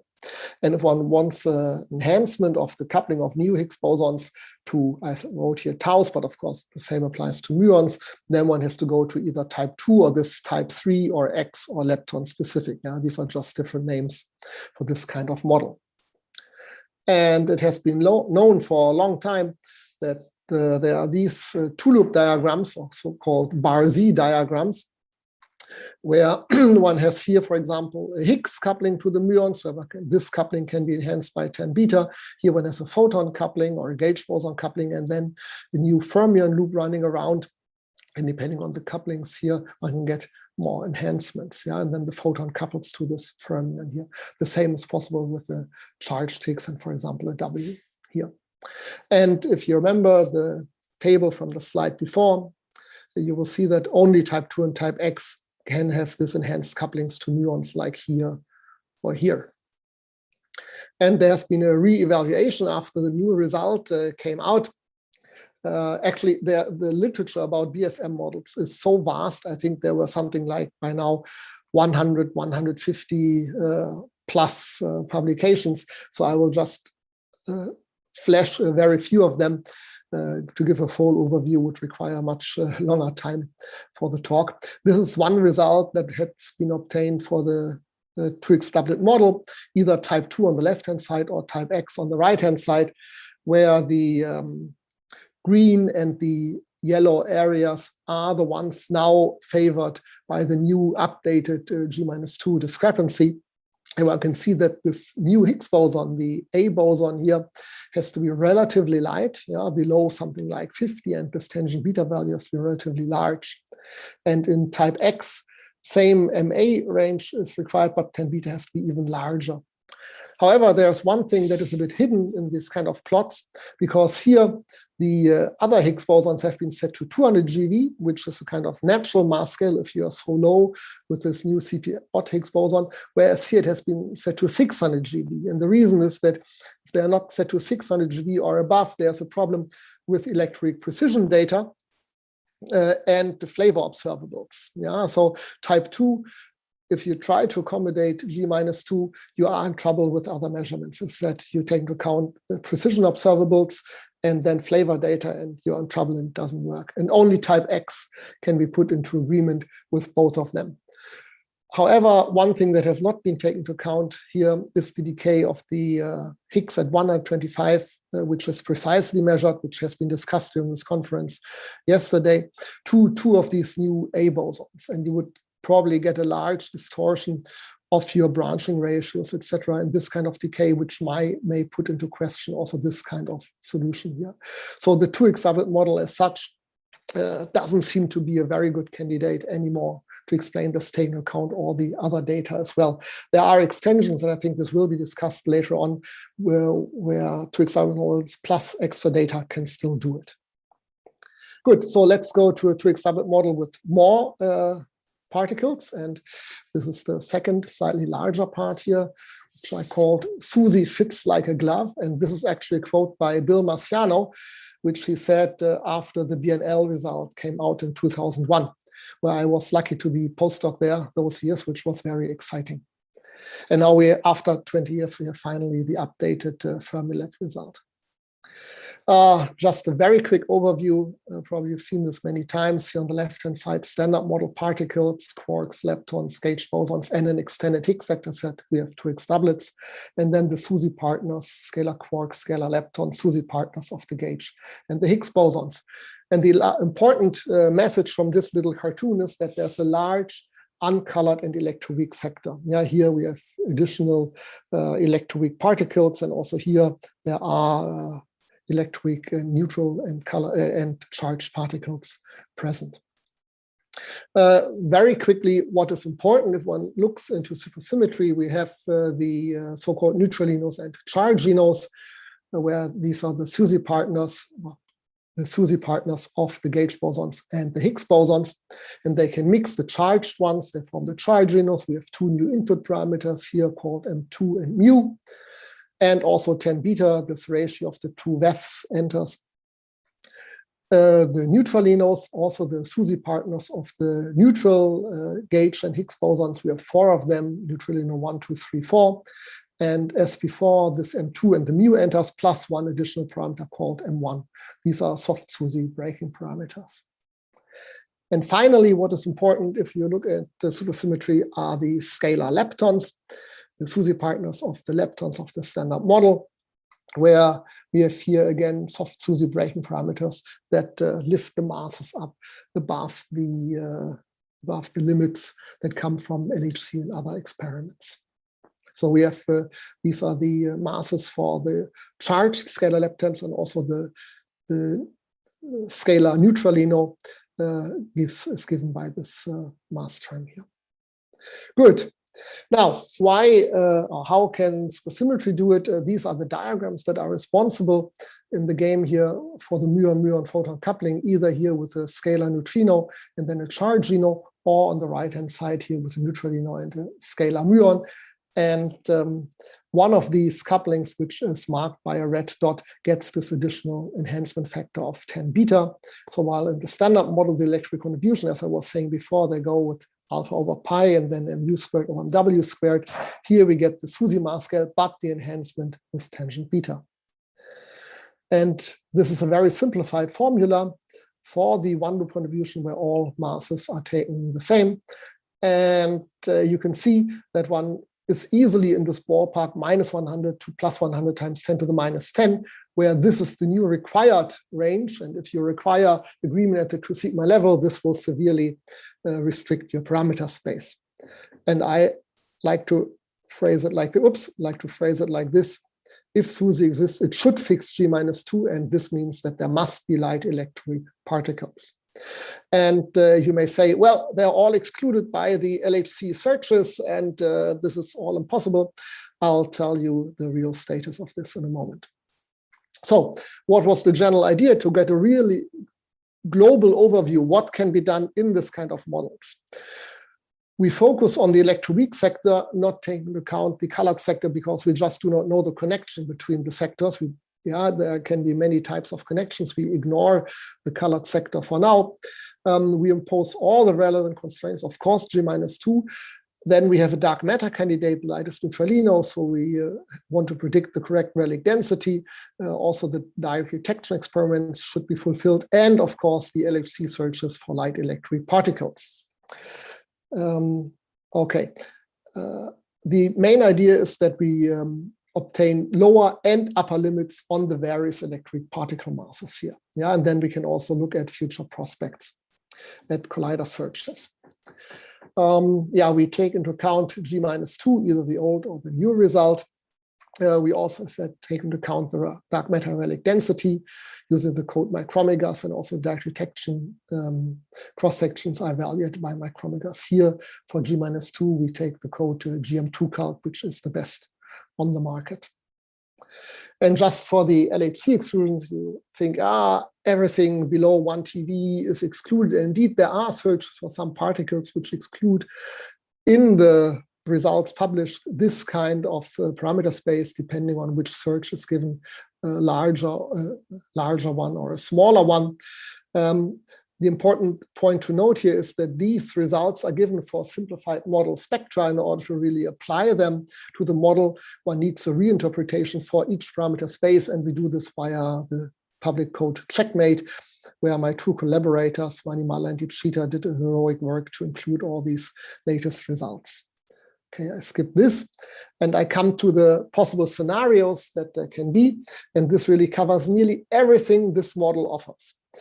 So we need always a dark matter particle, and we need a particle that is close in mass to give us the right relic density. And then the scenarios are that we have the dark matter particle, we call here Bino dark matter, and a chargino close in mass. We can have Bino dark matter and then a Slepton close in mass. We can have Higgsino dark matter, SUSY part of the Higgs bosons. And in this case, we have even 3 particles very close in mass, 2 neutrinos, 1 chargino. And it is known that if you want to fulfill the relic density of dark matter, you need very heavy neutralinos here. And then you are not in agreement with G-2 anymore. So here we take the relic density only as an upper bound. Similarly, in the case of Vino dark matter, where we take it only as an upper bound. Now, I flash 5 results just to give you an idea, or 4 results, how this really looks like. This is the scenario where chargino is close in mass to the dark matter particle, and then we have the plane, you have dark matter mass versus the scalar lepton. Gray points are all the points that we have scanned. The green points are the one in agreement with the new G-2 result. So you can see easily everything is, the G-2 is fulfilled. But then what about the other constraints? And just look at the red points. The red points here fulfill all the constraints, including LHC searches. And you can see there are many, many points that are in good agreement with all the other constraints and G-2. And what is excluded by the LHC are these cyan points here. And you may ask, why is this only the small area excluded? The real, or the published result would exclude this area here. But as I told you, this is a simplified model spectra. And if you do a realistic recasting, then this result is reduced to this exclusion here. And then many, many points survive in this area. So this works out nicely. Similarly, in the second example, where we have a Slepton close in mass, a scalar lepton with a dark matter particle, again, this here is G-2 in agreement with the new result. And then the red points are in agreement also with the LHC searches, where LHC cuts away only these lower values. And again, the direct application would cut out many more points, but the correct recasting leaves a lot of parameter space that is in full agreement with everything. Third example, the Higgs-Xeno dark matter. And now this is the plane of the second lightest neutralino, which is close in mass to the dark matter particle, and then just the mass difference between the two of them, where we're here in the ballpark of 10 GeV. And this is the direct search for compressed spectra at the LHC that cuts out these points, but these red points survive. We can see we go up to masses below something like 500 GeV, and here everything is okay. And one can also imagine that future LHC searches, which are sitting right in the correct mass window, will do an important contribution in the future. And finally, the Reno dark matter, here the lightest Chargino, and again, no, this is the lifetime of the Chargino, which is close in mass to the lightest neutralino. And here the most important searches from the LHC are the disappearing track searches because of the long lifetime. And again, the red points survive here. Yeah, and we find an upper limit of something like 600 GeV. So mini summary, in all these scenarios for the new and the old result, upper limits are found on the lightest and second lightest SUSY particle of roughly 500 to 600 GeV. Yeah? And this, of course, sets a clear target for future collider searches where these models can be tested. And I have just one slide to show this. This is again the mass of the next to lightest SUSY particle, and then the delta M between the dark matter and the second lightest SUSY particle, where we included here three of our results: Reno dark matter, Higgs-Xeno, or Reno dark matter, these three clouds. And then these lines, these are projections for the high luminosity LHC, so they can cover part of it. Then we have even FCC projections like here and here, they can also cover part of it. But the positive message is that E+ and minus colliders, which are given by these vertical lines, depending on the center of mass energy, they can really cover everything. They can confirm or exclude these scenarios fully conclusively. Yeah, but we need E+ and minus colliders at least, let's say, up to 1 TeV center of mass energy. They can do the job. Good. Let me come to the final scenario, which I called "There's always the axion," which is a quote by Howie Baer when he discusses WIMP dark matter limits, because, well, the axion can always be there and can give a contribution to dark matter. And here I stole a few slides from a talk that was given on the workshop G-2 days, which we held about 2 months ago. This is the Lagrange. Well, I will not discuss axion physics in general, not motivate axions. I will just take it as a given model. This is the effective Lagrangian, where here the axion couples to leptons, and this is the part where the axion couples to gauge bosons, either marked by a blue or by a magenta dot. And there are three types of contributions here. This type of loop, where you have only 2 blue dots. Here we have a mixed one, a blue and a magenta one, and this bar Z type diagram again with 2 blue dots. And if one looks at the contributions, they all have a negative sign, which is bad because it goes in the wrong direction. However, this piece here, well, and they're always, the couplings always enter squared. So this coupling to the axion to muons, for example, or here to other fermions, which would be present in this point here.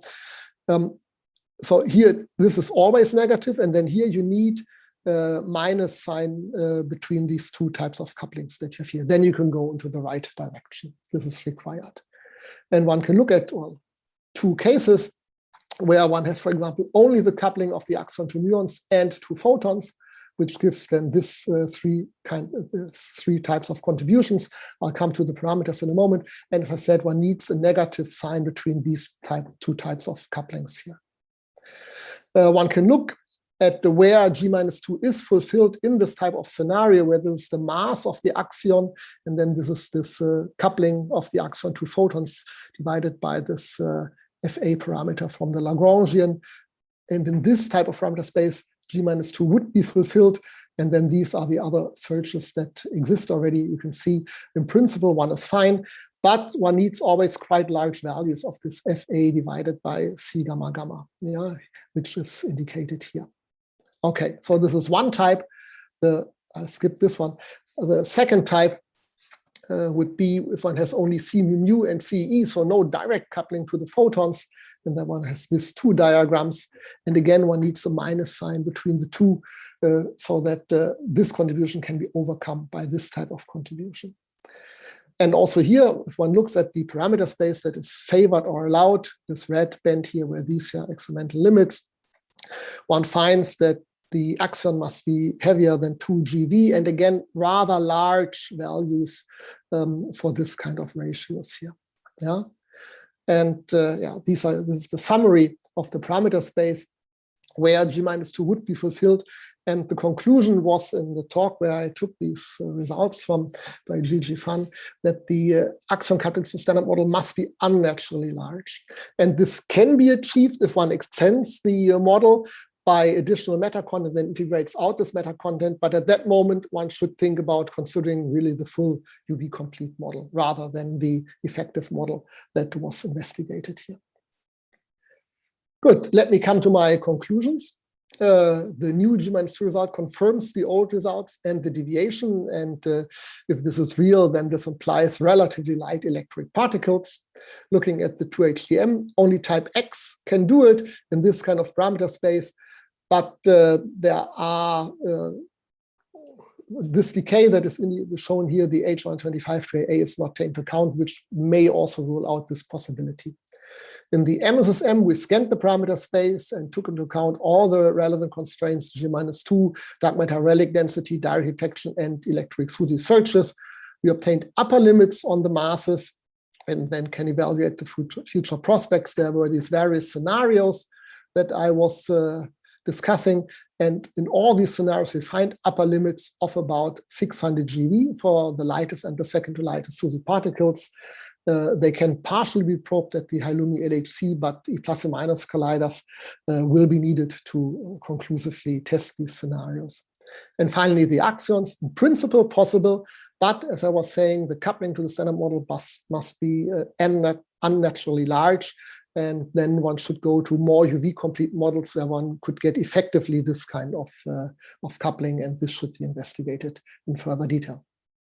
Okay, thanks a lot. Thank you, Sven, for the nice talk, for the nice overview. And there is time for one question.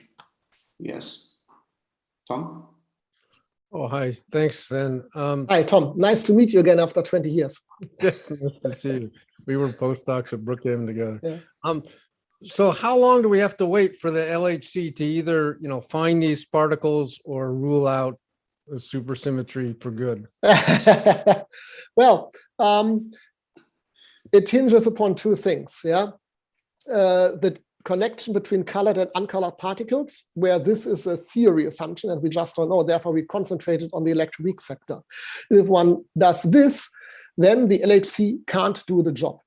Yeah, these projections here are high luminosity LHC 3 inverse autobahn for each detector, Atlas and CMS. And you see these points survive, or these points survive here and just can't be done. We would need either FCCHH, which probably the two of us will not see in our lifetime, or we would need E+ and minus colliders, yeah, which give this vertical lines. Also, this may take some time, but probably it's shorter in time scale than FCCHH. But the high luminosity LHC alone will not be able to do it. Surprisingly, yeah, because one always thinks, we can get to so high masses, but well, small mass differences are particularly complicated, and well, this will be complicated. This will be difficult. One can also hope for direct detection experiments. Yeah, this cloud here is this here comes from. This limit.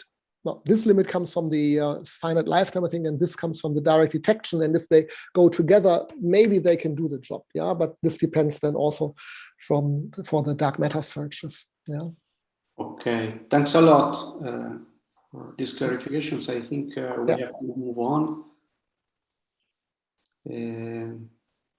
Next speaker is Radovan Dermisek, who will actually cover a similar topic. Hi, Radovan. Hi. Okay, let me share my screen.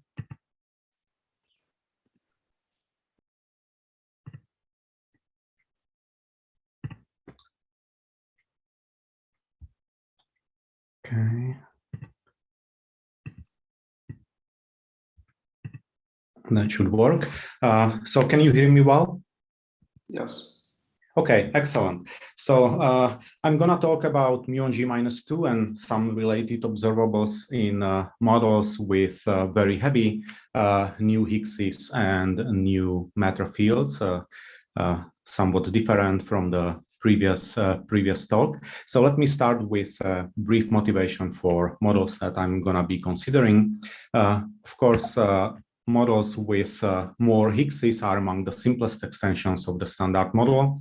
Perhaps 2x doublet model is the most studied extension of the standard model Higgs sector, and also more matter fields is very easy to add on, like vector-like more quarks or leptons that come in vector-like pairs is essentially trivial to add to the standard model. And for muon G-2, of course, the relevant ones are going to be new leptons, lepton SU2 doublet and charged singlet. These kind of particles appear in many frameworks beyond the standard model. 2x doublet model, of course, in SUSY, some vector-like new matter fields in composite Higgs or other frameworks. But my personal motivation is that exactly this particle content, standard model with extra vector-like, complete vector-like family, the whole one, together with corresponding superpartners, provide an explanation of all large couplings in the standard model from IR fixed point behavior of these couplings. So let me briefly explain how it works, since it's my favorite. So at some large scale, let's call it the gut scale or fundamental scale of the theory, let's randomly select completely unrelated gauge couplings given here in different colors, alpha 1, alpha 2, alpha 3, arbitrary hierarchies as you like, let's say in range of 0.1 to 2.3, 0.1 corresponding to the Lagrangian parameter, the G being 1, so 1 and larger, so order 1 couplings or larger. Similar, let's do the same thing for top-bottom tau Yukawa couplings, completely unrelated from 1 to 3. Higgs quartic coupling, which is given in gray, here can be a little bit lower because it's not random. It has to be related to two gauge couplings in supersymmetric models. Nevertheless, it still covers the whole range because gauge couplings cover randomly the whole range. So let's take this completely random mess at some high scale and evolve it down to low energies using the RG equations of the MSSM and complete one vector-like family. And we find that at energies much below the gut scale, let's say at few TeV, this is an example for 7 TeV, it's no longer a random mass, but quite a distinctive pattern of couplings emerges. And moreover, this pattern of couplings is consistent with the observed couplings evolved to that scale, which are given by solid lines here for all of them. At this scale, we integrate out all new physics and evolve down to electroweak scale using the standard model RG equations. And at the electroweak scale, we recover the usual familiar values of 3 gauge couplings given here, top, bottom, tau masses, and the Higgs mass. So 7 parameters that correspond to 7 largest couplings in the standard model can be understood from completely random boundary conditions, as long as there is a vector-like family and superpartners somewhere in several TeV, whatever 3 TeV, 10 TeV, somewhere there. It does not really, the exact scale does not really matter. Take a look especially at alpha 1. Alpha 1, all the predictions basically squeeze to a line. So alpha 1 is predicted really, really sharply. You can make more quantitative statements like if you optimize 3 parameters related to scales, the gut scale, the scale of new physics, and the ratio of vacuum expectation values, which is important for fermion masses, then no matter where you start with the boundary conditions in this range, you can optimize these 3 numbers in such a way that all 7 observables, none of them will be more than 25% off from what we actually measure. So I find it quite interesting that even extreme choices of boundary conditions that you can make, like alpha 1 being 3 times larger than alpha 3 or something, would lead to prediction which is not far away from what we actually observe. So this is my personal motivation for considering heavy Higgs's multi-TeV, new Higgs's multi-TeV, new vector-like matter. But there is 4.2 sigma anomaly in muon G-2 that itself is a sufficient motivation to consider basically anything that can explain it. And we will see that multi-TeV new leptons and multi-TeV Higgses work really, really well to explain the anomaly. So the first thing to note about the anomaly in muon G-2 is that the size of it corresponds to the contribution of electroweak bosons, Z and W, roughly. So the most naive explanation, or the simplest first explanation you would come up with, is a new particle with mass near the electroweak scale that couples to muons with electroweak size coupling. And supersymmetry explanations are similar explanations, are explanations of this kind. The naive contribution goes like coupling squared over mass of the new physics squared. There can be some tan beta enhancement and things like that, but this is kind of typical contribution. For example, if this was the Z boson, it's exactly the contribution of the Z boson, mass of the Z boson and electroweak coupling. That would be that's how the Z boson contributes in the standard model. It can be much heavier, but the new particle can be much heavier, but then the coupling has to be much larger, or the particle can be much lighter, and then the coupling has to be much smaller. Besides these, there are also so-called mass-enhanced contributions. Mass-enhanced contribution that somehow pick up the vacuum expectation value of the Higgs with coupling which is not muon Yukawa and therefore small, but rather some Yukawa coupling of a new particle. And these contributions go like some new couplings cubed, or it can be 3 different couplings here in principle, VAF of the Higgs divided by mass of the new physics squared. So the difference, or the ratio of these two kind of contributions, is the coupling of new physics, VAF over mass of muon. VAF over mass of muon is already of order 1000, so these kind of contributions can easily explain, depending on the size of new couplings, easily explain muon G-2 with new physics, even at tens of TeV. So new particles here in the loop can be tens of TeV, and you can still explain the observed anomaly. So I will focus on these kind of explanations. So what can be in the loop here? Essentially, it turns out that anything can be in the loop as long as you can pick up the Higgs VAF somewhere in the middle, and you can close the loop. So as long as quantum numbers are such that you can close the loop and somewhere on the way pick up the Higgs VAF, it will solve muon G-2 with very heavy particles. The simplest, the most economical explanation is that you already use the mediators here that we already have, the Higgs boson and Z and W bosons of the standard model, and then these are just new leptons. This is kind of the simplest explanation of this type. It's just the standard model with new leptons sitting here, because you are coupling coupling some new physics to the muon and Z boson or W boson or Higgs boson. You are also modifying properties of the muon, like muon couplings to the Z or Higgs, and therefore these scenarios are also constrained the most. Nevertheless, as we will see, they are perfectly fine to explain the observed anomaly. Most popular scenarios are when you introduce a new mediator, some new typically scalar field which does not participate in electroweak symmetry breaking. Therefore, there is no mass mixing between muon and these heavy leptons or heavy new particles. if there is no mixing, there are basically no constraints, and there are really many options. If you introduce 3 new particles, there are really many options to close the loop. So these scenarios are most popular and the least constrained. There is also something in between the two kind of extremes, and that's that there are more mediators, but mediators that actually do something else in the standard model, like more Higgses that appear in 2x doublet model. So this kind of scenario is somewhat in between.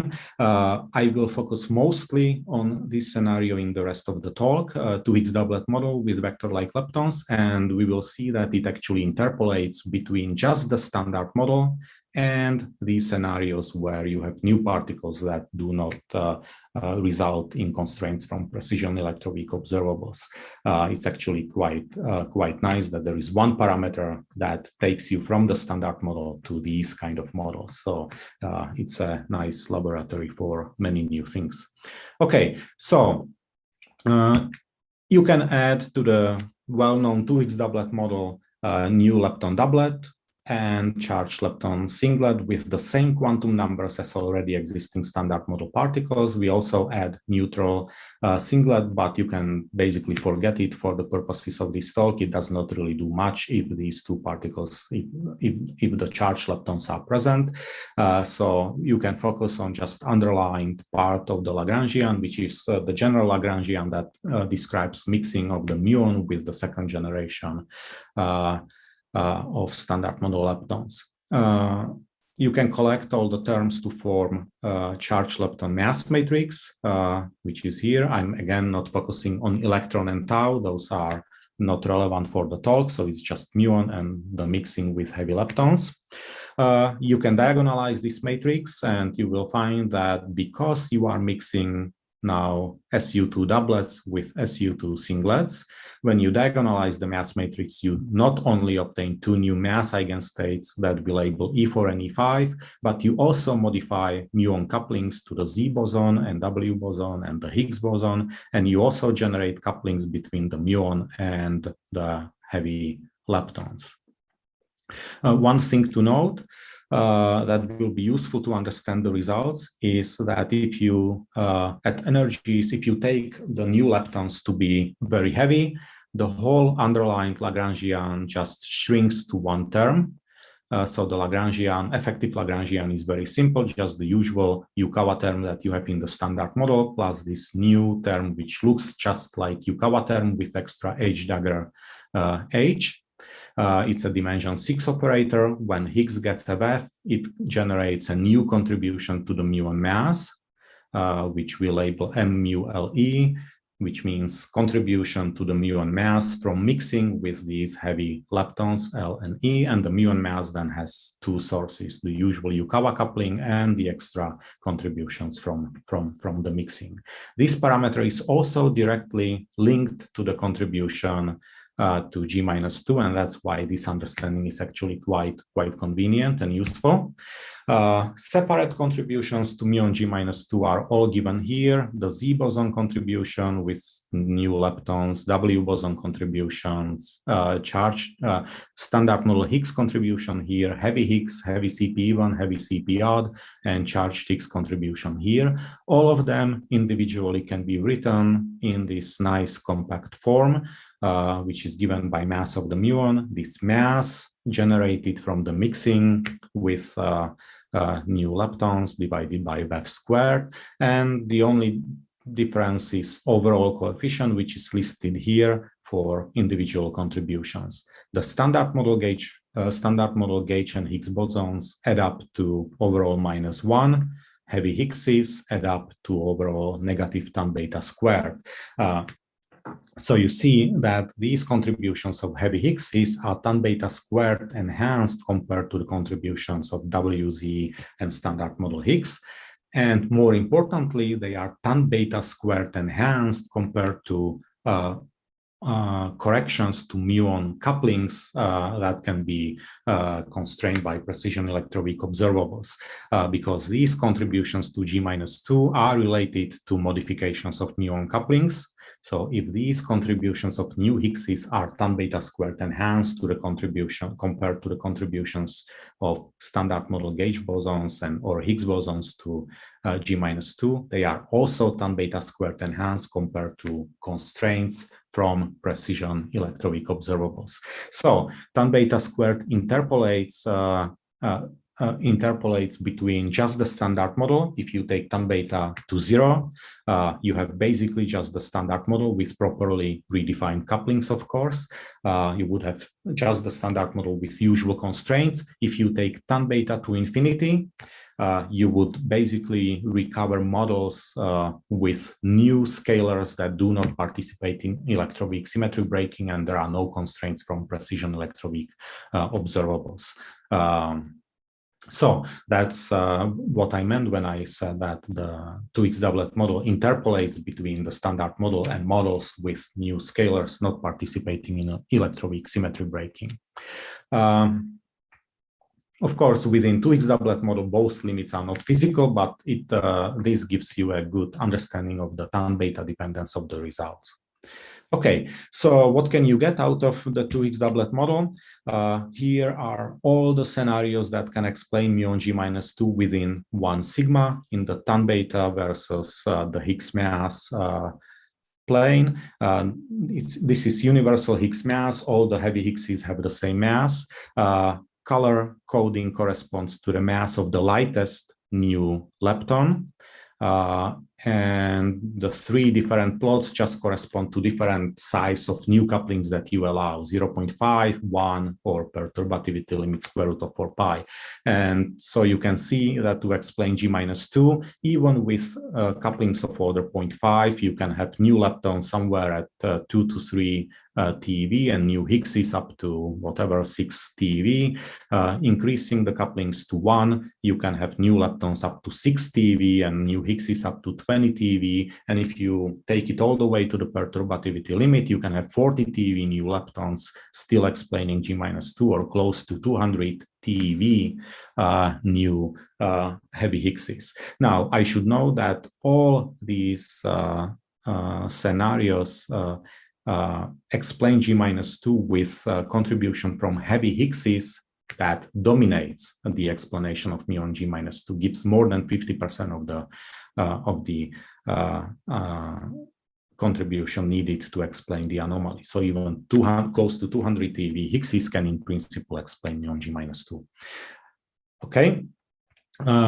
So this is the main result for 2x doublet model with very heavy leptons and very heavy Higgses. Here, to look at constraints or prediction from for precision measurements of the Higgs Yukawa coupling or Higgs Z or muon Yukawa coupling or muon Z couplings. So here is similar plot for muon corrections to the muon Yukawa coupling that the model would generate. You see that again, depending on the coupling, for example, for couplings of order 1, the correction to Yukawa coupling doesn't have to be more than 10 to negative 3. So it's not going to be explored at the LHC, such small modifications. And if you take larger couplings, correction can be even smaller. Similarly, for Z couplings, these are muon modifications of muon couplings to the Z boson. These do not have to be modified more than at 3 times 10 to negative 5, even for couplings of order 1, and even smaller ones for larger couplings.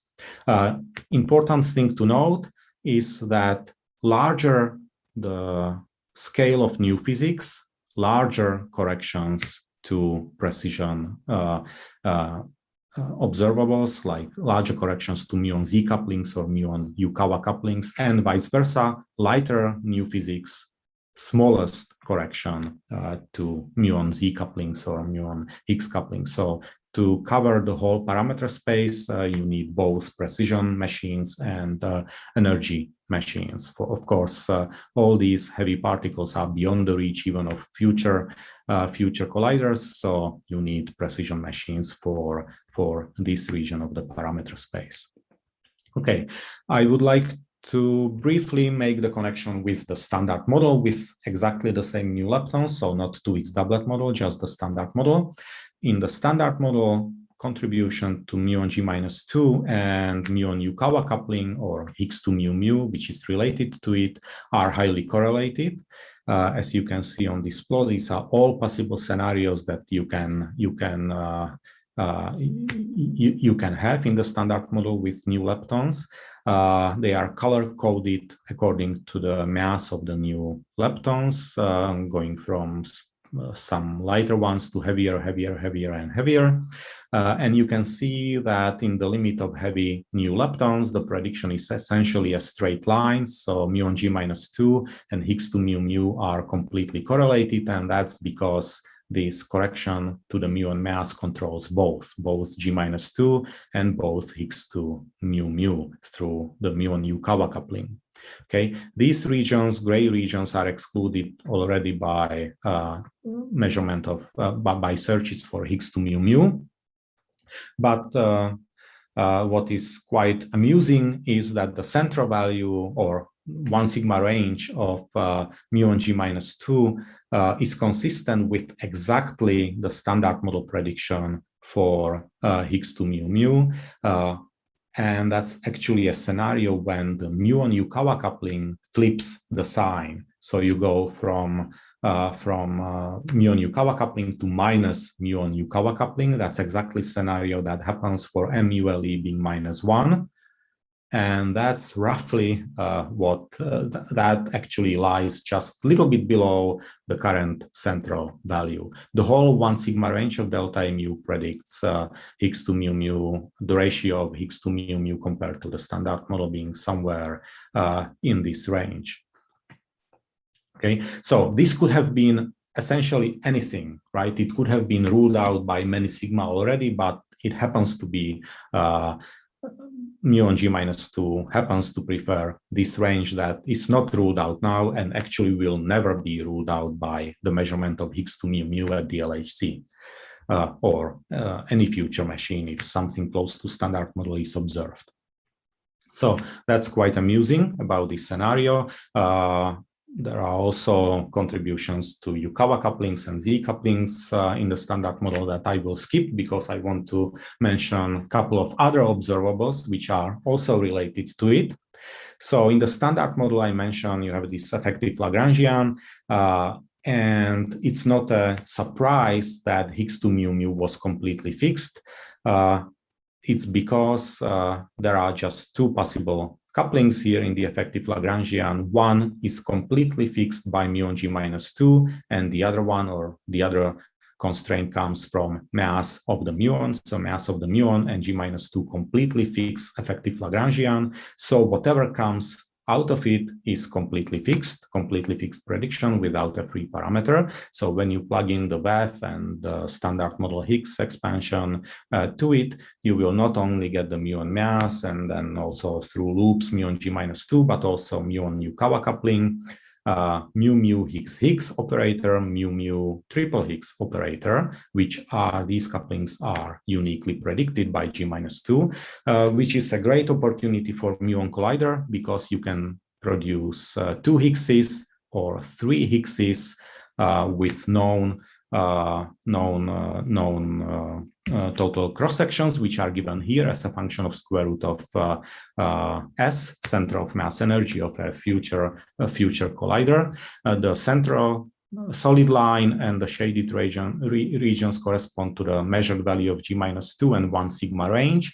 And you can work out these couplings. They are all very easily to work out, and total cross sections, you see, they are really uniquely predicted and quite large. Actually, you can have the di-Higgs production is about 240 attobarns and does not depend on square root of on the center of mass energy. So even 1 TeV collider, 1 TeV very low energy machine, 1 TeV muon collider with 0.2 inverse attobarns could see 50 di-Higgs events.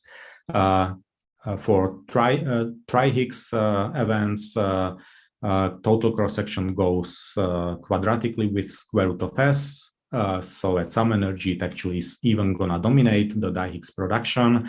For example, 3 TeV machine with 1 inverse autobahn could see 30 tri-Higgs events. Standard model background for these processes is negligible. So this is really great opportunity possibly for a muon collider. In 2X doublet model, there would be one parameter that controls all these things, and only for small tan beta, somewhere up to tan beta few, these cross sections are large and relevant for a future machine. But for larger tan beta, there would be other mixed tri-Higgs events like Higgs with pair of charged Higgses that would take over and have comparable cross sections to these. Okay, so let me just conclude. Yeah. Models with more Higgses are among, and vector-like matter are among the simplest extension of the standard model. They can provide understanding of values of 7 largest couplings in the standard model. G-2 can be explained with many TeV new leptons and possibly Higgses. Standard model with new leptons is the most economical, most constrained, but has also the most unique predictions, and especially these di-Higgs and tri-Higgs signals are really striking. The 2X doublet model, there are tan beta squared enhanced contributions coming from heavy Higgses. You would need both precision and energy frontier machines, future circular collider EE and hadron-hadron options. Both would be needed to fully cover the scenario, and it interpolates between the standard model and scenarios where new scalars do not participate in electroweak symmetry breaking. Okay, thank you. Thanks. So unfortunately, there's no time for questions because we are already over time, even from the previous session by 50 minutes, with the exception of a question from Alexander. Yeah, well, thank you very much.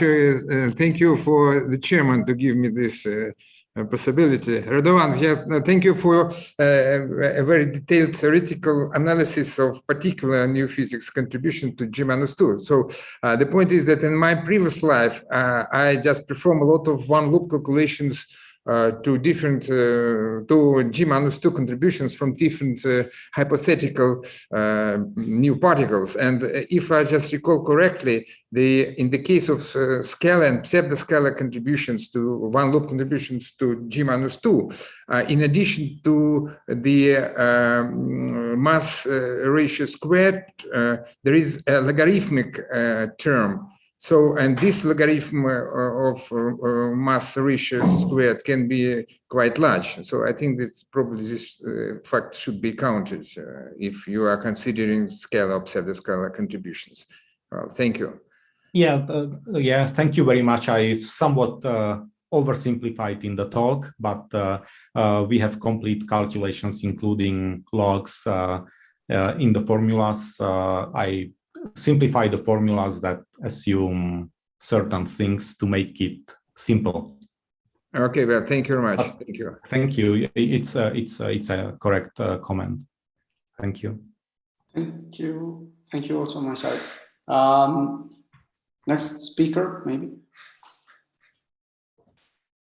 If Radovan can unshare. Sorry.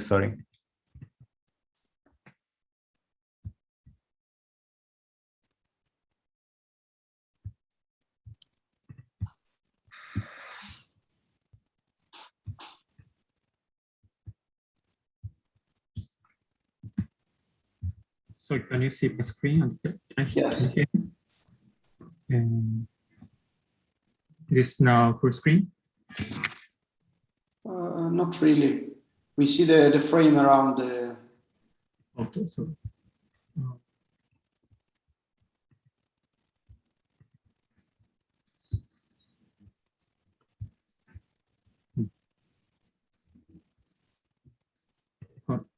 Great. Okay. You can start. Thanks a lot. Okay, so thank you. So let me start. So today I'm going to talk about the complete vector equals family and the U1 prime for muon anomalies. So here I also try to explain the beta semi-mu anomaly. So which is, I think this is the topic of next session. So, but anyway, today I'm going to talk about both of them. Okay, so So let me start.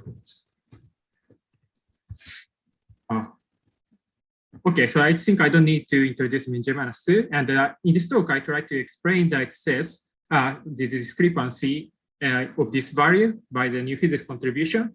And in addition, we have the anomaly in the RK or the BTS mu decay. So here the RK is a ratio of the branching fraction of B2K mu over B2KE. In the standard model, this is predicted to be 1, but the experimental value is about 0.85. So we have the 3.1 sigma discrepancy. And the more interesting feature is that we also have the discrepancies in other observables related to the BTS processes. And by combining them, actually the significance is higher. So what we usually do about the BTS mu is considering these 4 Fermi operators involving the strange quark and bottom quark and the muons. And particularly we consider the vector left current and the vector currents. And here the most important operator is this O9 or O10, which is the quark to the left current and vector current to the muons. And a lot of groups try to fit this Peso coefficient to the many observables, and I borrowed the one result from this paper. And the experimental result prefers around this red circle, while the standard prediction is here. So now we have some discrepancy between the new physics fit and the standard model fit. And so even if we only have the O9 operator and we don't have the new physics contribution to C9, we can explain the experiment better than 5.7 sigma. So this may be evidence for new physics, and so we want to try.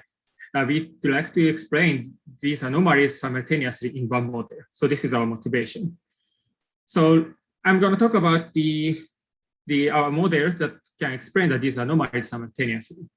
So our idea is pretty simple. So, but about Min-J-2, you have already seen this kind of diagrams. So in this case, we introduce the U1 prime and the vector equileptons. Then this one loop diagram can contribute to the Min-J-2. And also by introducing the vector quarks, the Z prime can also couple to the standard model quarks and the muons, and then this will induce the new physics contribution to the BTS mu. So this is a rough idea how to explain the anomalies. And this kind of model has been proposed before. So for instance, U1 prime can be identified as the L mu minus delta symmetry, or U1 prime can be identified as a 3 minus 4 symmetry. Here the 4 means the fourth family, vector family. And the other similar models are proposed in these papers. But our model is slightly different. So we again introduce the vector family and the U1 prime, but the difference is that only the new particles carries the U1 prime charge, but any of the standard particles or the chiral family don't carry the non-zero charge under this U1 prime. So this is the difference. So in this way, so actually in the gauge basis, there's no coupling of the Z prime to the chiral families. So that there's no coupling, but after the symmetry breaking, there can be the mixing between the chiral families and the vector family. So then we get some of the particle couplings to the Z prime. So in this way, we expect that the unwanted new physics contributions may be evaded, but we can obtain some desired new physics contribution to the anomalies. So this may have an advantage to easily explain the anomalies. So this is our model. And I don't have, if you're going to that, let me show you some more details about the mass matrix. And so here is the Yukawa interactions. And after the symmetry breaking, we get this mass matrix. And so here the first elements, including the 3 chiral families, which is roughly the standard model families. And after the symmetry breaking, the non-derivable of the phi, there's a mixing effect, mixing between the chiral families and the vector families are introduced. And the similar structure is for the quarks and neutrinos, so I don't show you in this slide. And so after the diagonalizing this mass matrix, we get this unitary matrices. And so then we get this different coupling to the charged leptons. So this coupling matrix is a coupling matrix in the gauge basis. So there's no coupling to the standard model in this basis. But after multiplying these unitary matrices, we get the coupling of the Z prime to the standard model families. So this is a way how to get the Z prime couplings to standard model families. And the similar structure holds for the quarks. And then we get the coupling of the quarks to standard quarks to the Z prime and also the Z prime to the muons. So I don't show the details, but let me show you our result. So actually, we can easily find the points that can explain the anomalies simultaneously. And I show you some benchmark points. Here, the mean G minus 2 is explained, and the order of 10 to minus 9 is explained at these points. And also the C9 and the C10 with some coefficients fit to the explanatory favored values. And we also studied a bunch of observables, and here I showed some observables. For instance, the mu2e gamma is sufficiently suppressed. Typically, it can be smaller than 10 to minus 14, and also that the left-hand variations involving the taus are sufficiently suppressed. And we also studied the Cook sector, but we also studied much more observables, but I show some most relevant ones. And for instance, so BBY mixing is very consistent with the standard model, and also we studied other observables. So anyway, we can find in this model the points that can explain the both anomalies simultaneously. So we'd like to find the more direct evidence of this kind of models, this new physics. So we are interested in what the masses of the new particles. So here is a plot, scattering plots on the Z prime mass and the gauge coupling constant plane. And the red dots show the points that can explain the excessive discrepancies nicely.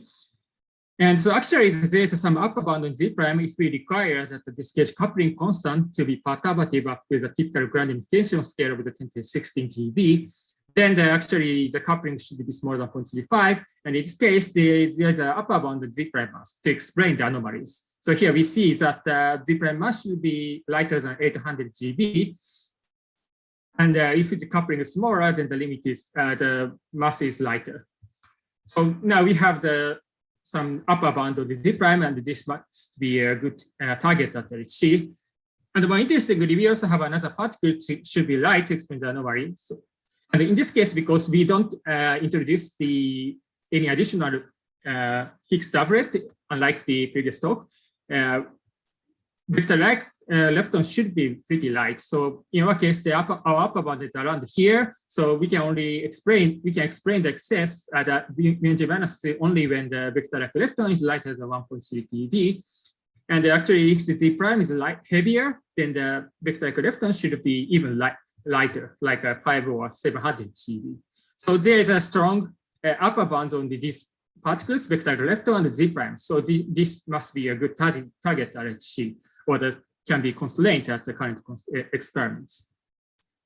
Okay, so before going to discuss about the LHC limits, let me summarize my talk so far. So we proposed a model that can possibly explain the anomalies in G-2, and also the BTS anomaly simultaneously by introducing the U1 prime or Z prime and the vector-like families. And in this kind of model, the mu G-2 can be explained by this one loop diagram.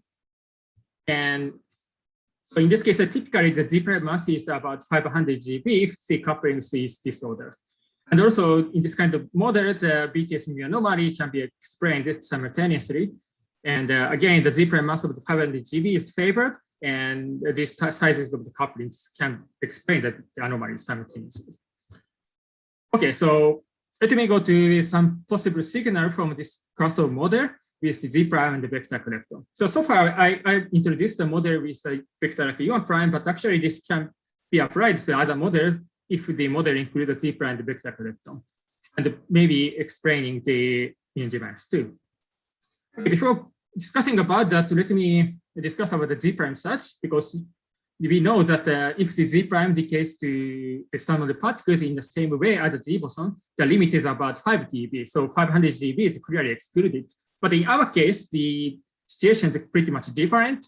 And so to explain the G-2 and the BTS mu anomaly, and also to suppress the new physics contribution to BS by mixing, actually the Z prime coupling to the Cook sector should be small. So you can see that if the Z prime mass of the 500 GeV and mu couplings to mu is large, then actually the coupling to the Cooks, strange Cook and the bottom Cook should be smaller, as small as 10 to minus 3 or smaller.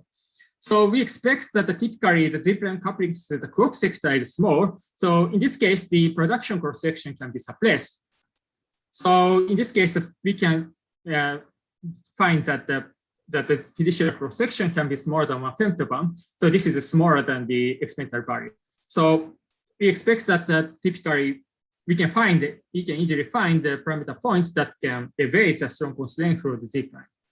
So let me go to the more interesting signal, like use more than 4 million signal. So here we assume the mass spectrum that the Z prime is lighter than vector-like lepton, and consider the pair production of the vector-like leptons. So if the charged vector leptons are pair produced and they decay to the Z prime, and both Z prime decay to muons, so we finally get 6 muons in the final state.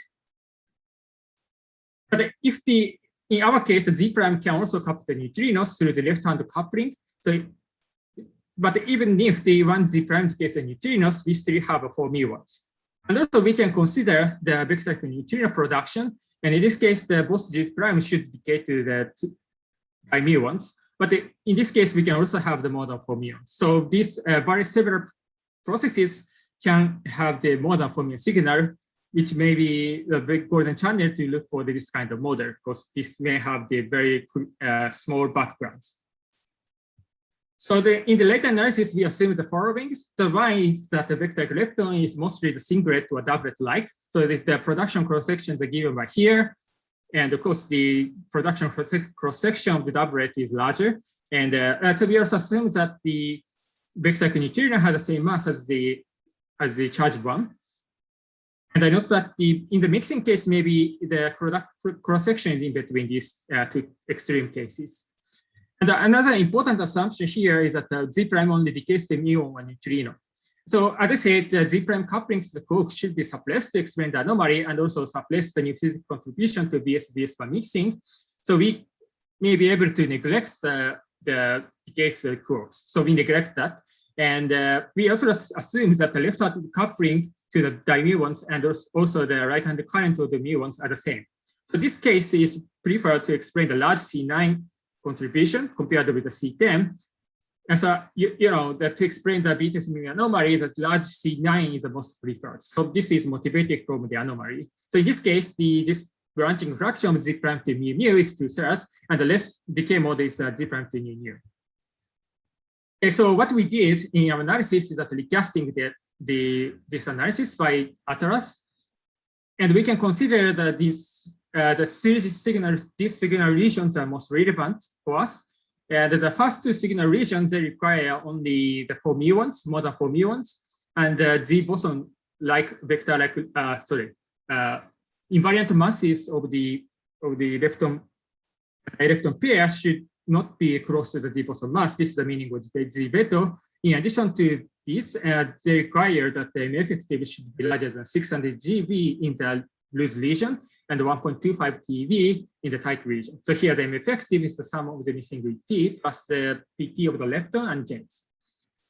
In addition to these two signal regions, they also define the signal region with requiring more than 5 leptons.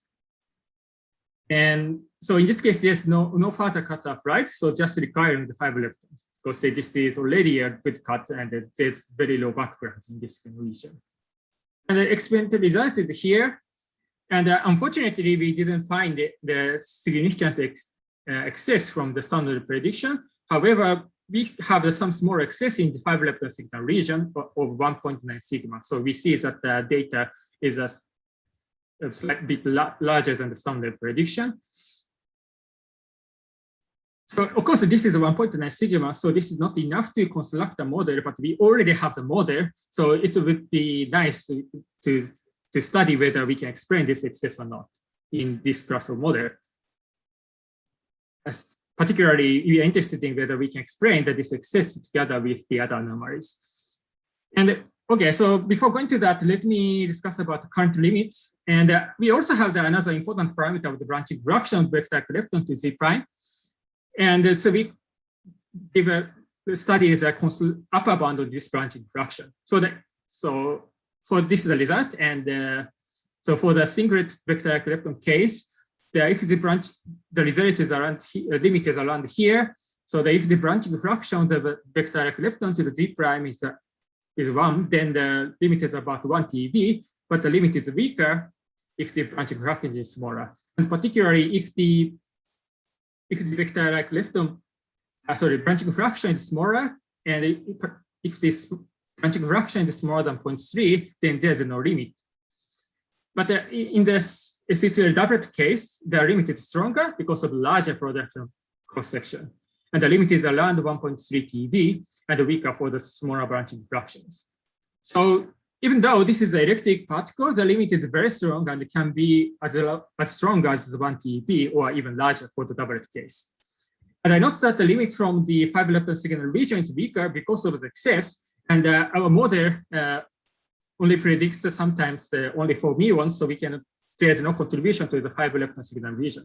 So in typical cases, only the 4 lepton signal regions are more relevant. So how can we explain the excess? So this is my talk. Okay, so the non-trivial point here is that we should explain the null excess in the other signal regions disregarding the 4 leptons. As I said, that in many cases, actually, that these signal regions give the stronger constraints. So we should explain this. So the difference between these signal regions are whether we require the M-effective cut or not. And so this is an effective distribution. And the green histogram shows a case of the vector lepton mass of the 400 GeV. And the red histogram shows a case of the vector lepton of 1 TeV.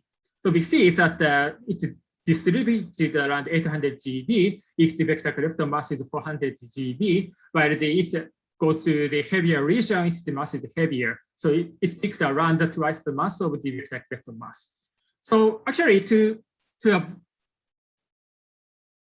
that in this case, when the vector lepton is 400 GeV, most events are rejected by the M-effective cut. So to avoid the strong constraint from these 4 lepton signal regions, so actually the vector lepton mass should be light. So the lighter mass may be preferred to explain the excess without conflicting with the other signal region. So here the right panel shows the missing ET distribution. And in this case, we set the branching fraction with Z prime to E mu is at 0.25. And here the black dots shows the experimental data, and the yellow ones are the standard background. So without the new physics contributions, we have the excess. Here the green contributions are from our new physics contribution when the vector lepton mass is 400 GeV, and we see that this excess can be explained by this new physics contribution. And we checked that the number of signal events in these signal regions, in the other signal regions, are smaller than the current bound. Okay, so roughly speaking, we can explain this excess, but I should note that actually our model only has muons and no electron contribution. But actually the experiment also targets the electrons, so they count electrons. So if there is an electron in the excess, then we cannot explain that in this scenario. So, but I mean, we don't know that information. So if we are forever blind, we show that this can be explained by this scenario, by the 5 muon signals. Okay, so let me summarize. So we proposed a model that the G-2 and the BTS anomalies are simultaneously explained in a model with vector family and the U1 prime. And so we proposed a possibility that we have more than 4 muon signals coming from the muon Felix vector lepton and the Z prime. And we found that the current limit is more than 1 TeV if the branching fraction is around 1, and the future limit can be stronger than 1.2 TeV at a high luminance C. And we discussed the excess in the more than 5 lepton signals, and this can be explained if the vector lepton and the Z prime mass is about 400 GeV. And I didn't show the result, but actually this point can be discovered at the high luminance C. So we are looking forward to see the result of the future experiments. Okay, that's all I have today. So thank you for your attention. Thanks a lot for being perfectly on time. There is ample time for questions.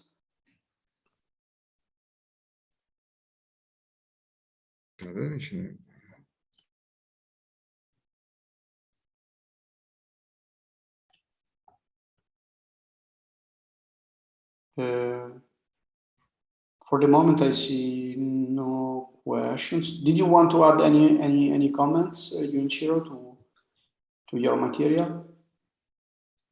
So I didn't show, but okay, so I didn't show, but this is future limit and at the high MSC. So this so we scale some result, and so we see that we can, in the doublet case, the limit is very strong and it can be reached to 1.6 dB or so. Yeah. So what you add is only vector-like leptons, no vector-like quarks. No quarks, or quarks are assumed to be heavier.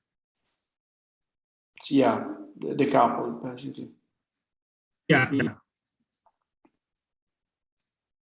And from a UV complete point of view, this such model is stands its ground. I mean, it doesn't. It's fully consistent from a UV point of view with only vector like. Oh no, but okay, the other ones are there, but they are just decoupled. Okay. Yeah. So actually, in our model, so in the vector U1 prime model, so actually these masses should be lighter than 5 TB or so, but so the limit is very weak. So this can be very heavy, but the much heavier than the LC limits. Okay. So I still see no questions. I guess we can stop the session here also because it's time for lunch. And thanks a lot to all the speakers. Well, thank you very much,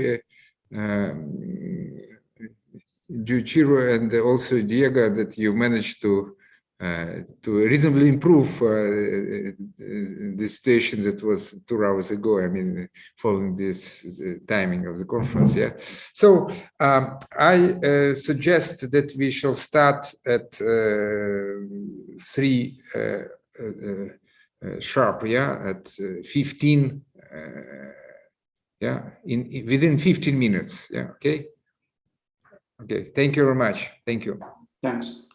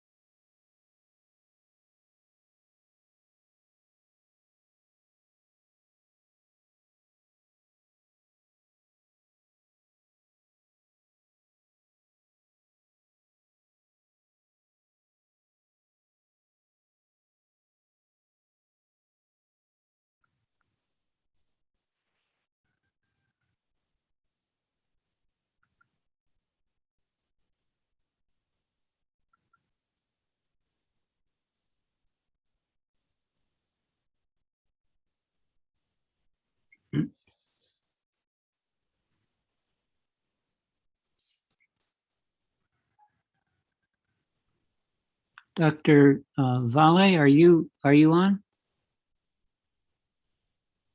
Luis Vale? Can you hear me?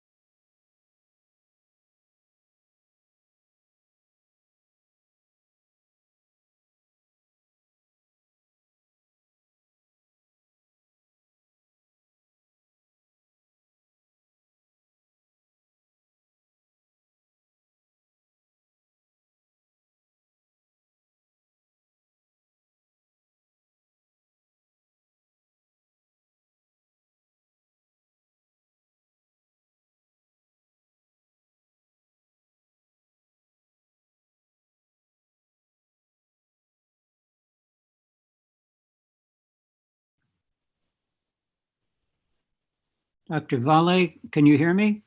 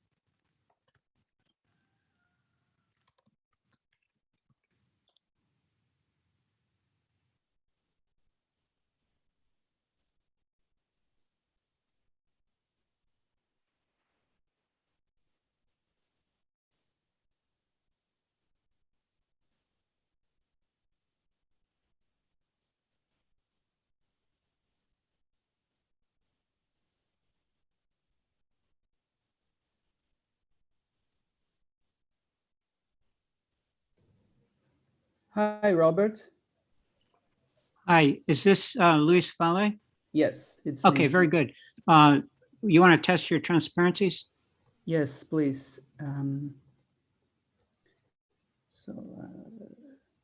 Right, just a second.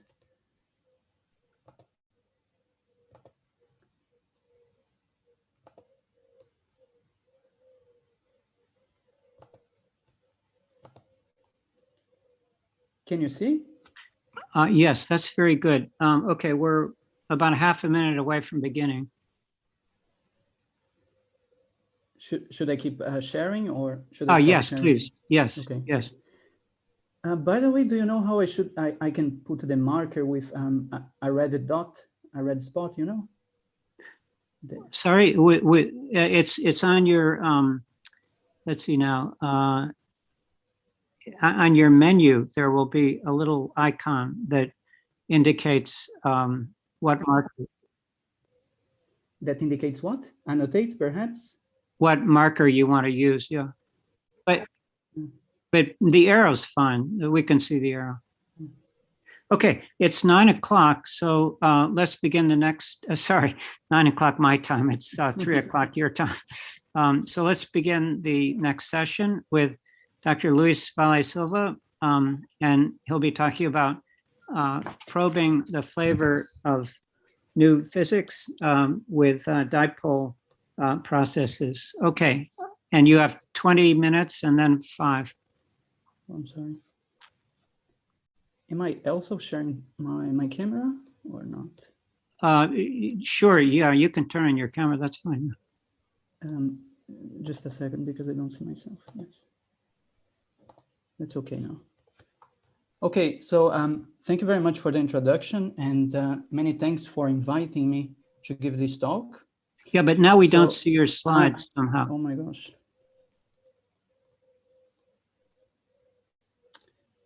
Just a second then. Just go back to where you were with your slides. Can you see it now? Yeah, the slides we can see now. Okay. Right, so I would like to discuss dipoles and how they can be used in order to set constraints on operators of higher dimension, so operators of dimension 6, which is going to be the focus of this talk. Right, so let me start with an introduction and some motivation. So dipoles, they are encoded in this kind of interaction in here. So it involves two Fermat fields and a field strength tensor. And the DC that you see in here corresponds to some strength of the coupling. And this kind of interaction leads to many different processes, such as electromagnetic form factors, so magnetic and electric dipole moments. And this same interaction also leads to flavor transitions of charged leptons, neutral leptons, and quarks.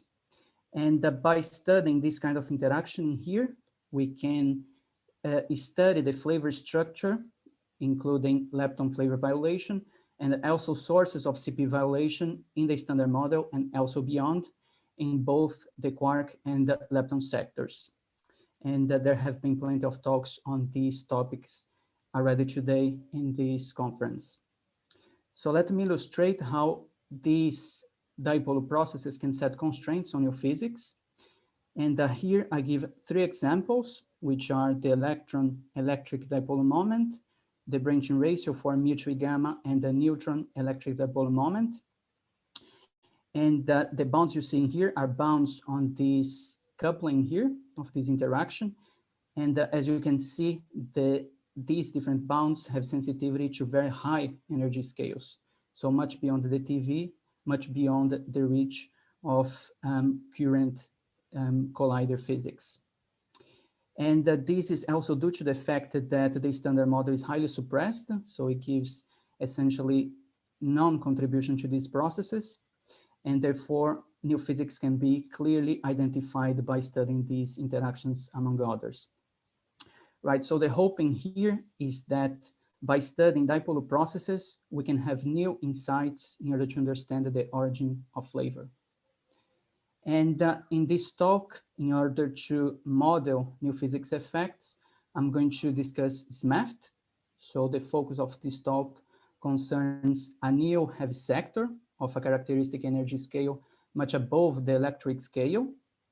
And at very low energies, the interactions of this new unspecified sector with the standard model degrees of freedom leads to operators involving the standard model degrees of freedom only of different mass dimensionalities. And there's a Wilson coefficient, a coupling strength that depends on the parameters of this new physics sector.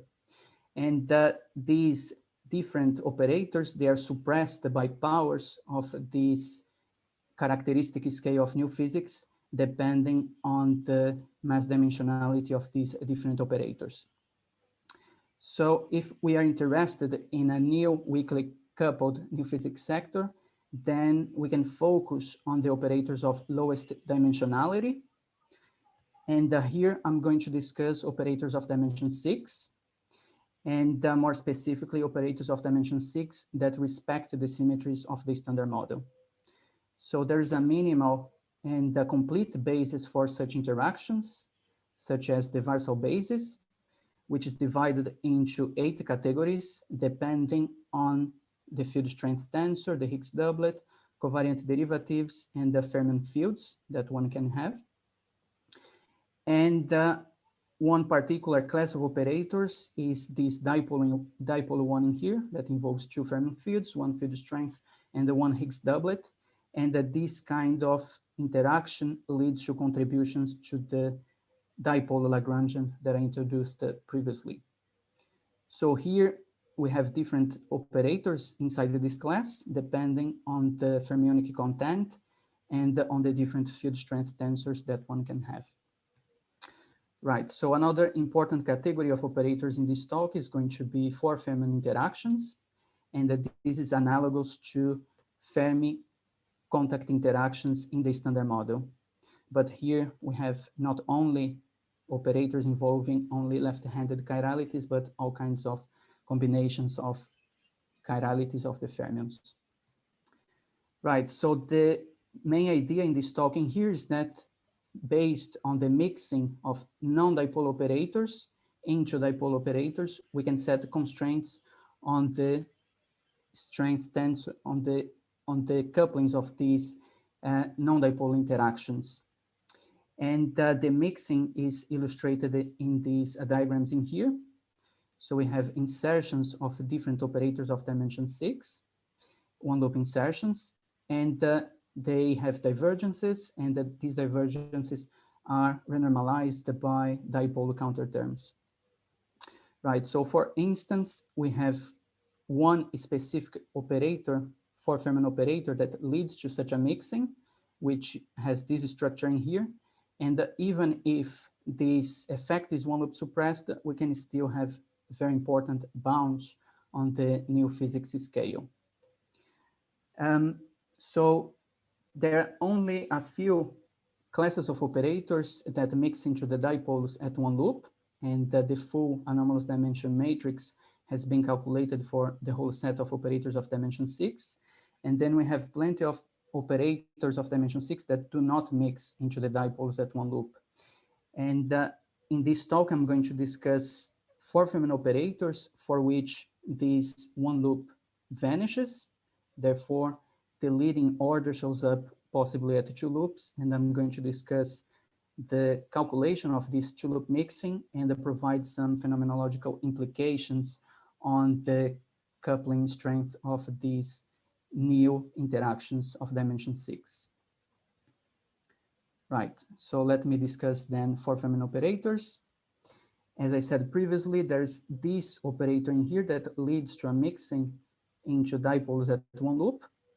And then by studying the anomalous dimension matrix at one loop, we can also constrain other operators, such as this one in here, because this mixes into this operator, and therefore we can study this one loop times one loop effect. So operators that can be constrained by the anomalous dimension matrix at one loop are given in this blue box. For all other operators, we do not have such an effect. So the mixing does not show up at one loop or in a one loop times one loop way. And for many of these operators, the kind of contributions that we can have are illustrated by these 2 diagrams in here, the second and the third one. And as you can see, there's a scalar coupling, and therefore these contributions are proportional to the Yukawa of the external fields.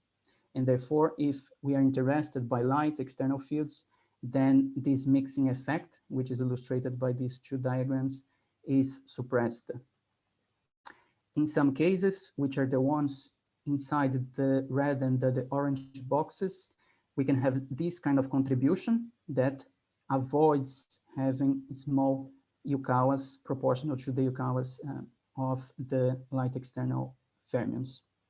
And therefore, I'm going to focus on these 2 categories of operators. I'm going to discuss mainly these operators in here, for which I'm going to show preliminary results on their anomalous dimension matrix elements, while the calculation for these operators is still ongoing. Right, so let me discuss a bit more this kind of contribution. As I said, it avoids a small Yukawa coupling, and we can also have a heavy fermion running inside this loop, such as the top, and therefore these contributions are proportional in that case to the Yukawa of the top. We can also have gluons being exchanged in here, so contributions proportional to strong couplings, and these diagrams can also give large color group enhancements, as I'm going to show. So in a certain way, these contributions, these diagrams, they are analogous to Barsi diagrams, where one can exchange a heavy scalar. And these kinds of contributions in here, they are known to, in many models, give contributions that are larger than the one loop case. Because if this coupling is small, then this one in here, this one loop contribution goes squared on this small coupling, while this 2-loop contribution avoids having twice this small coupling. Right, so I'm going to discuss preliminary bounds on mu3 gamma and the EDMs based on this kind of computation. And before giving 2 examples, let me illustrate how the phenomenological bounds are built. So first we start with a set of operators of dimension 6 given at a certain very high energy scale. And then we must compute out of these operators of dimension 6 contributions to some low energy observable. In order to do that, one must calculate the mixing inside SMAFT between different operators of dimension 6, in particular into dipoles. And then one moves below the electric scale, after which we integrate out the heavy degrees of freedom of the standard model. And then there's a further step of mixing among different operators. So the effect I'm computing is this one in here. So the leading order mixing to dipoles shows up at 2 loops. As I said before, there are cases in which the leading order shows up at one loop. And when building constraints, when determining constraints on this new physics sector, one must also take into account other possible mixings, such as four-Feynman operators could lead to contributions to four-Feynman operators below the electric scale that could also mix into dipoles. So this has also to be taken into account. Right, so let me discuss one example, which is CP violation in light quark dipoles. And as I said before, we can have these two operators in here that mix into dipoles at one loop. And at two loops, we have these different operators that avoid contributions that are proportional to light Yukawas. So in the first case, for these four operators, we can have contributions that are proportional to the Yukawa of the top, while in this second case in here, the contributions can be proportional to the Yukawa of the bottom or the Yukawa of the tau, which are still much larger than the Yukawas of the up and down quarks. Right, so we have this RG equation, and one has to compute the anomalous dimension matrix elements that are indicated in here and are provided in this table. So here I'm going to focus on these two operators for which I provided these results, which come in a singlet and an octet color structure. And the different columns in here correspond to the different external gauge bosons, and the different rows correspond to the different internal gauge bosons being exchanged. And as promised previously, there are cases in which we have enhanced the contributions due to large group factors, which is the case when we have exchanges of a gluon inside this diagram. Right, so when computing the electric dipole moment, then we combine these two columns. And in the case of this third column in here, we talk about chromomagnetic dipole moments, which are also very important for phenomenology. Right, so then solving the RG equations, we can write down the Wilson coefficient for the electric dipole moment and for the chromomagnetic dipole moment, which is important, as I said, because it leads to contributions to CP violation of this forming here. So a pion coupling to two nucleons. Okay, so here we have the typical two-loop suppression effect. And then by solving the RG equations, we have these logarithms in here. The contributions I'm looking at are proportional to the Yukawa of the top. And these numerical prefactors in here come from the determination of the anomalous dimension matrix elements. So in this case in here, the one proportional to the strong coupling squared, we have large numerical prefactors coming from the large group factors. And in fact, it is this case that leads to most important bounds on these Wilson coefficients, since we have all these large enhancements in here, compared to the case that is shown in here for the electric dipole moment. And right, so the bound that we have in here comes from the dipole of the mercury. And as you can see, the scales probed are very high, so much above the TV scale, of the order of hundreds of TV and even thousands of TV. And since I'm discussing the top, there's no mixing effect below the electric scale for this particular operator in here. Right, so let me move to a second example, which is the one of charged light lepton dipoles. And in this case as well, we can have these operators that lead to one loop contributions. And at two loop, we have these two operators that can be enhanced by Yukawas of the tau, in the case of this purely leptonic operator, and the Yukawa of the bottom in the case of the semi-leptonic operator. Again, these are large Yukawas compared to the Yukawas of the external light degrees of freedom. So we have this RG equation. We have to determine the anomalous dimension matrix elements, which are provided in here. And in this case, we cannot have the exchange of internal gluons or external gluons, the reason why we see the zeros in here. Right, so then by solving this equation, we have this two-loop suppression, the logarithm, and the two contributions, the purely leptonic one being proportional to the tau, to the UCAL of the tau, and the semi-leptonic one being proportional to the UCAL of the bottom. Right, so that's not the full story, because since these degrees of freedom, the bottom and the tau are much below the electric scale, then we have still to compute the mixing below the electric scale, and this has been estimated in the literature. Taking into account all these mixing effects, we have the bounds that are indicated in here. For the case of the purely leptonic operator, we have sensitivity to scales much above the TV, so tens of TV or hundreds of TV. And in the case of the semi-leptonic operator, we have this effect in here, which is a finite one-loop effect that is matched by an operator of dimension higher than 6. And that the bounds we can have from this operator are more important than the bounds that one would get from the two-loop mixing. And so this leads to an important contribution, because it contributes after hadronization to mu-3 conversion in nuclei, and also electron, so to the dipole, also contributes to the dipole moment of atoms. Right, so before concluding, let me just overview the bounds that I have discussed in the previous slides.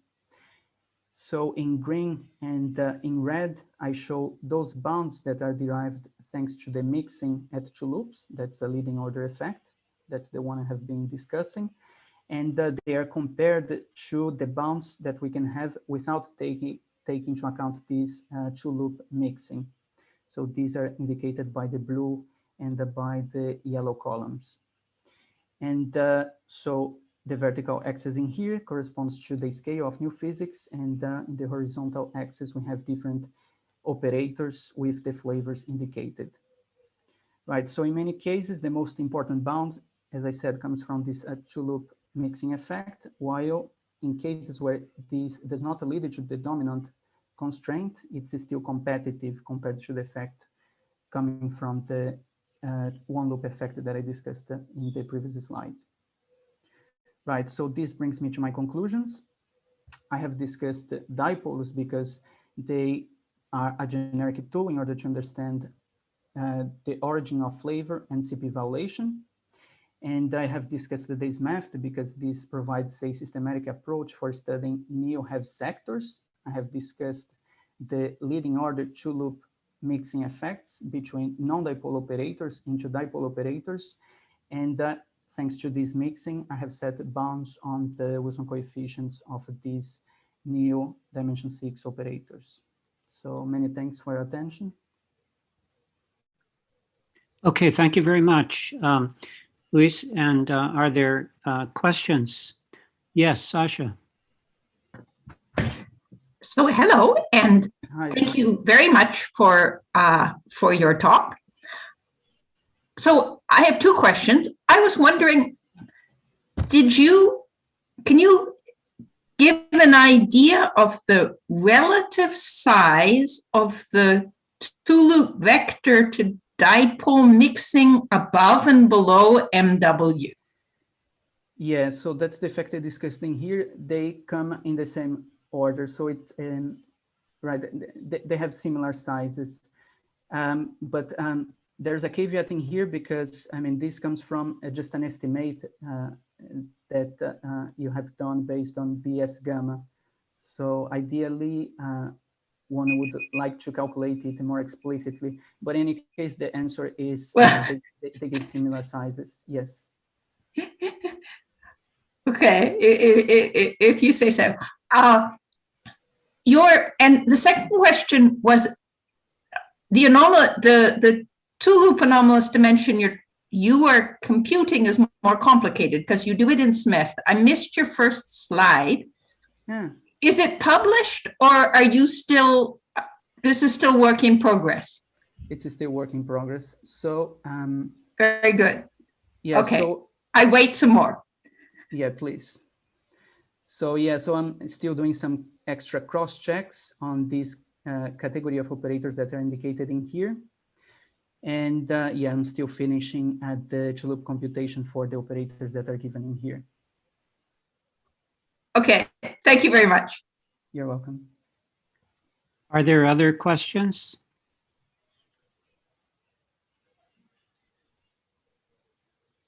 Well, maybe I'll ask a question, okay? In such a complicated set of calculations, can you say a word or two about what checks you actually do use and to what extent you have programmed this in an algebraic computer, program to do these? Yeah, so I have written my own code to calculate all these two-loop diagrams. So I didn't list all the diagrams in here, but basically this numerical code that this symbolic code that I built takes into account all these possible diagrams, right? And one has also to take into account possible one loop effect. So there are one loop counter terms that must also be taken into account when moving to loop computation.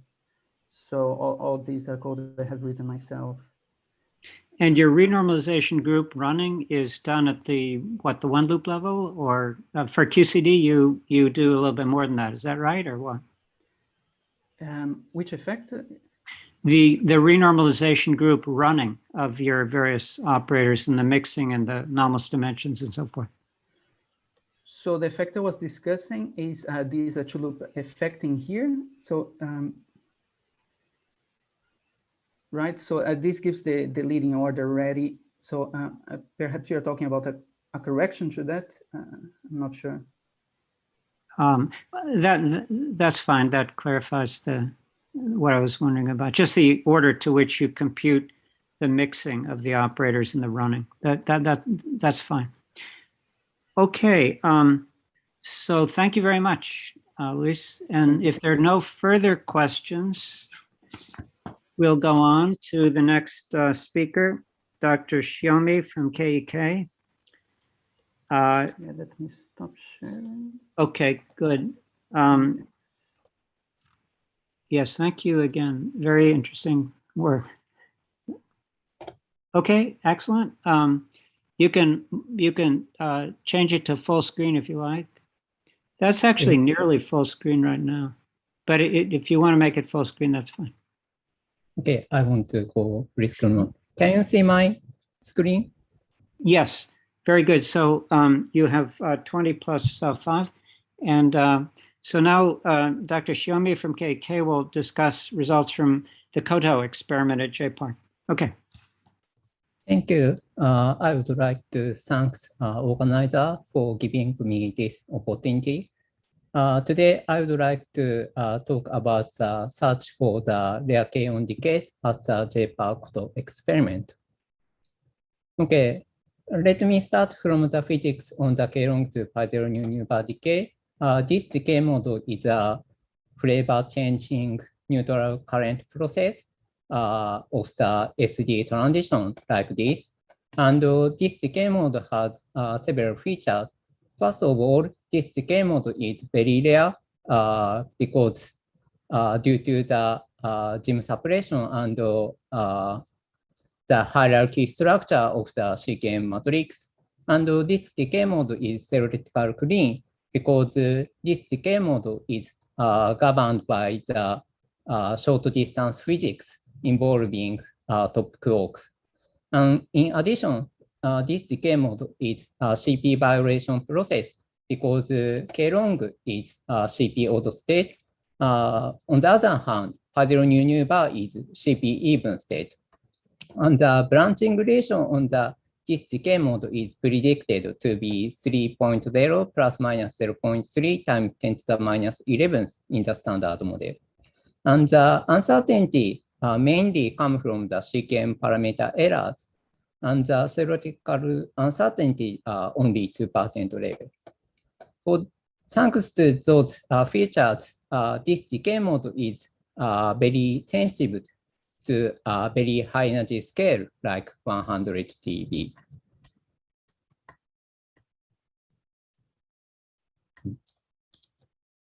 Okay. And this chart shows the experimental status of the search for the k-long to pi0 nu nu bar decay.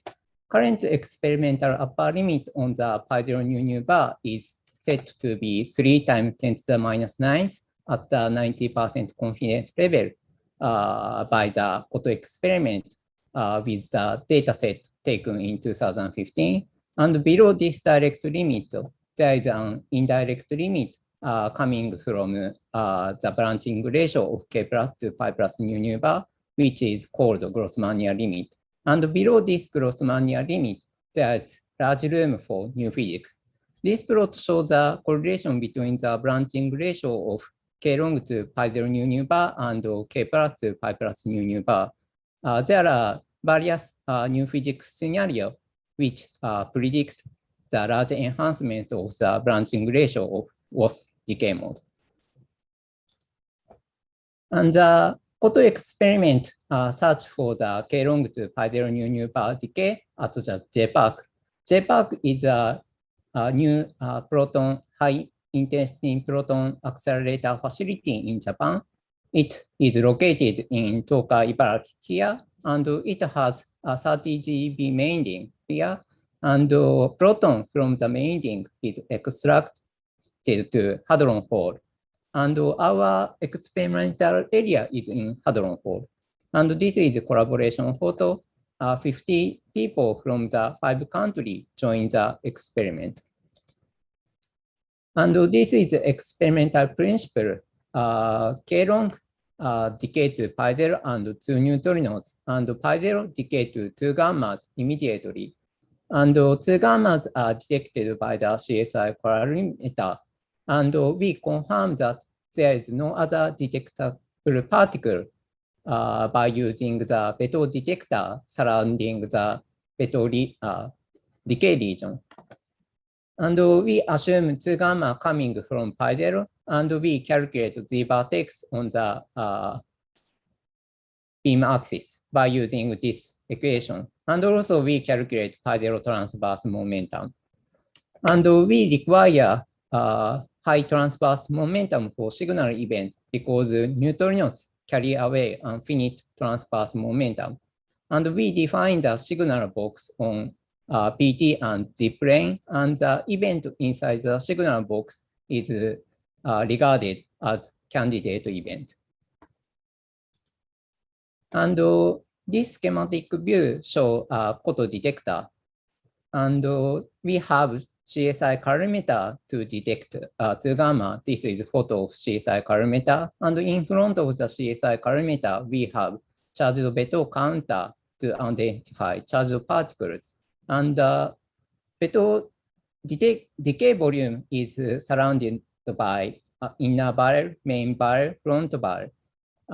Those are sandwich calorimeter consisting of red layer and scintillating layer. And this graph shows the history of data taking in Koto.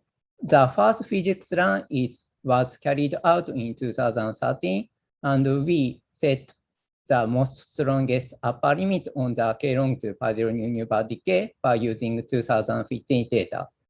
And we published the result of 2016 to 2018 data analysis last summer. And from next slide, I will explain this result. And 2019 to 2021 data analysis is ongoing. Later, I will explain the status of this analysis. Okay, let's move to the 2016 to 2018 data analysis.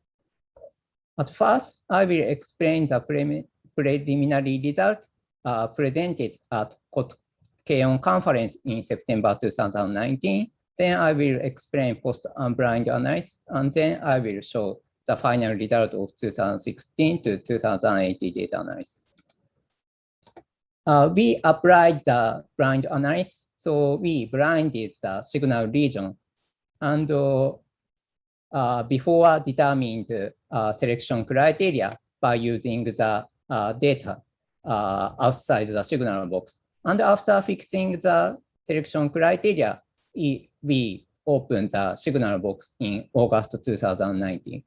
This plot shows the PT and Z plot after applying all selection criteria, and the red dots line shows signal region. We observed 4 events while the number of expected background event inside the signal box is 0.05. And we reported this preliminary result at the KON conference in 2019. Okay, let me explain the post-unblind analysis. After the conference, anyway, we did not change in cut to avoid any analysis bias, but we found an error in timing parameters, which used to determine the hit timing in peto detectors. And after fixing those parameters, the number of observed events inside the signal box becomes 3. And we also found 2 new background sources and updated background estimation. One of the background events found in post-unblind analysis is hello K-long 2 gamma. Here, this cartoon shows K-long beamline and photo detector area. Some of the K-long hit scattered as the collimator and have an angle, get an angle. And such K-long could decay at the position far from the beam axis. But we reconstruct vertex position on the axis, beam axis. So the reconstructed transport momentum could become high. And this plot shows the PT and the vertex distribution for hello K-long 2 gamma event. Those events tend to have high PT. And the number of hello K-long 2 gamma background event inside the signal box is estimated to be 0.26. And hello K-long flux was evaluated by using K-long to 3pi0 sample. We calculate RCOE, radius of center of energy on CSI calorimeter. For K-longs in the beam core, this value should be small. On the other hand, for hello K-longs, this value should be large. This plot shows a comparison of the RCOE value between data and Monte Carlo. Dots shows data and red histogram shows Monte Carlo. And this focus on the region with large RCOE value. And the measured hello K-long flux is 7 times larger than Monte Carlo expectation. And the other background event found in post-unblind analysis is charge K-on background. K-long interacted in the second collimator and generate charge K-on. And such charge K-on could enter the photo detector area because there is no sweeping magnet behind the second collimator. And if charge K-on decay to pi0 E nu and low energy electron emitted to backward direction, and if this electron could not be detected, this becomes serious background source because maximum transverse momentum of this pi0 is more than 200 MeV, which is enough high to enter the signal box like this. This is the PT and the vertex distribution for charge K-on background. And the number of charge K-on background inside the signal box is estimated to be 0.81. And K plus yield was evaluated by the special run to correct K plus to pi plus pi0 in June 2020. And this plot shows the reconstructed charge K-on mass. And if we select event with charge K-on mass region, we can distinguish K plus to pi plus pi0 event from other decay modes. And the measured K plus over K long ratio is 2.6 times 10 to the minus 8, which is 3 times larger than Monte Carlo expectation. And this is a final result of 2016 to 2019 data analysis. Single event sensitivity is 7.2 times 10 to the minus 10. We found 3 events inside the signal box with the expected background of 1.22. And this is a breakdown of background events. And the largest background event is charge of K-on, which is 0.87. And the second largest background event is halo K long to gamma, which is 0.26. And this result was already published from PRL. Okay, let's move to 2019 to 2019 data analysis. At first, I will explain detector upgrade, then I explain further background rejection method. To suppress backgrounds further, we upgraded several detectors. In 2019, we upgraded CSI calorimeter to improve the ability of the separation between gamma and neutron. And we installed a downstream beto counter to reduce K plus pi minus background. And we installed charge beto upstream charge beto counter here to beto charge K-on. We installed a prototype in 2020 and we upgraded in 2021. From next page, I explain detail of each upgrade. Let me start from calorimeter's upgrade. Neutron in the beam halo region could directly hit the CSI calorimeter and make 2 clusters through several hadronic interactions. So we need to distinguish neutron cluster from gamma cluster with the CSI calorimeter. And when gamma enter the CSI calorimeter, gamma interact with the CSI crystal at the surface. On the other hand, neutron tend to interact with the CSI crystal at the downstream side. So if we know the interaction point, we can distinguish these two. For this purpose, we put a MPPC as the upstream surface of the CSI crystal and measure the time difference between neutron and time difference between MPPC and PMT. By using this time difference information, we can get the depth information. And to collect neutron samples, we inserted an aluminum target in the beam and collect scattered neutron. And here, this figure shows time difference distribution of MPPC and PMT.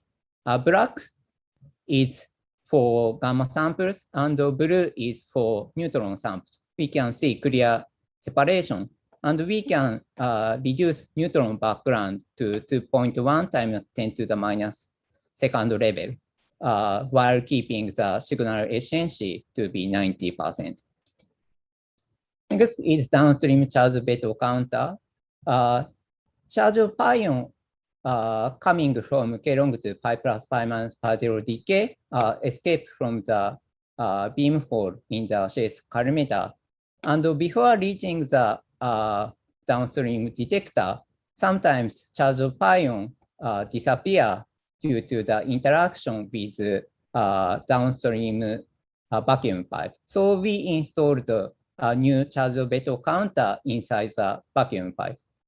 This is photo and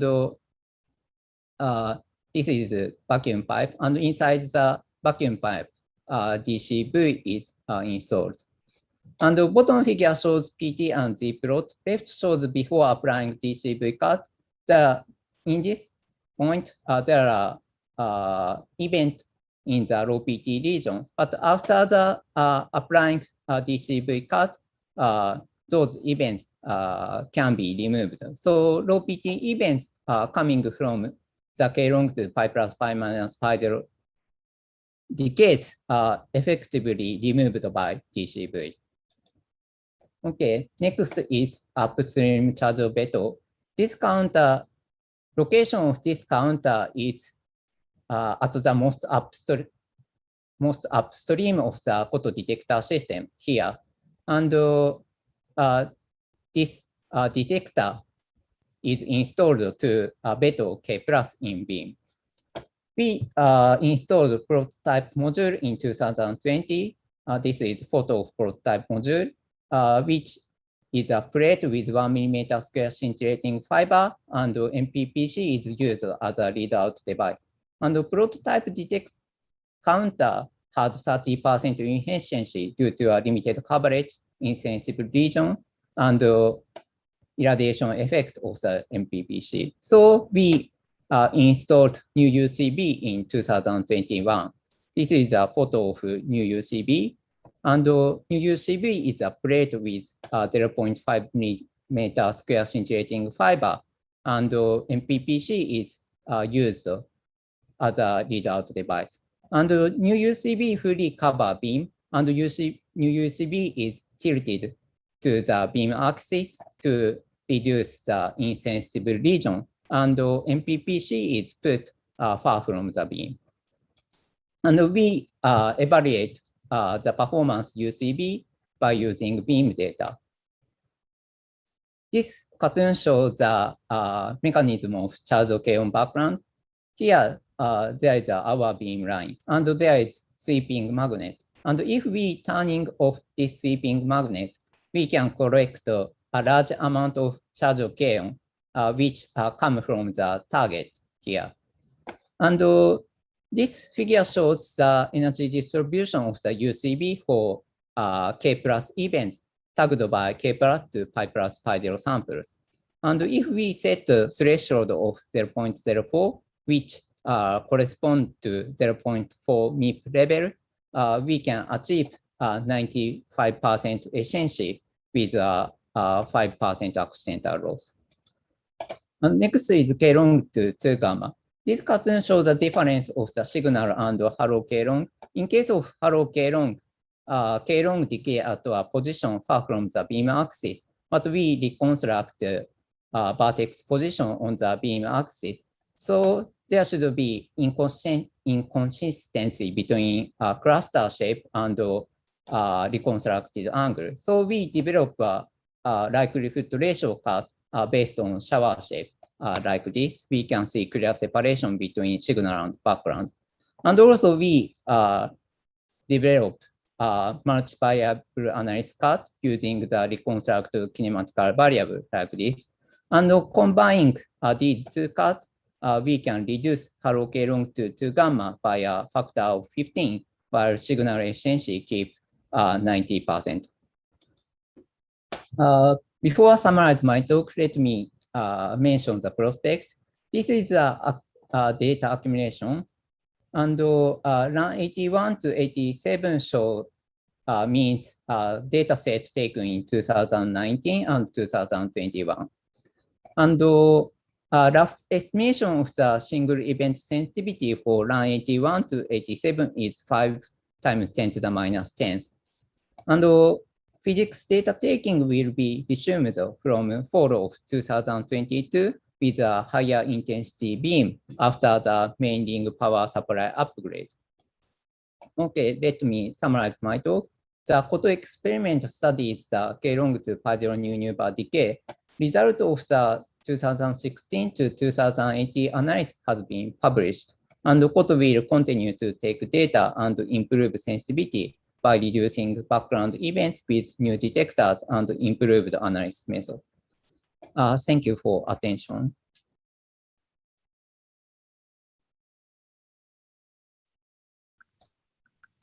Okay, thank you, Dr. Shumi. Questions?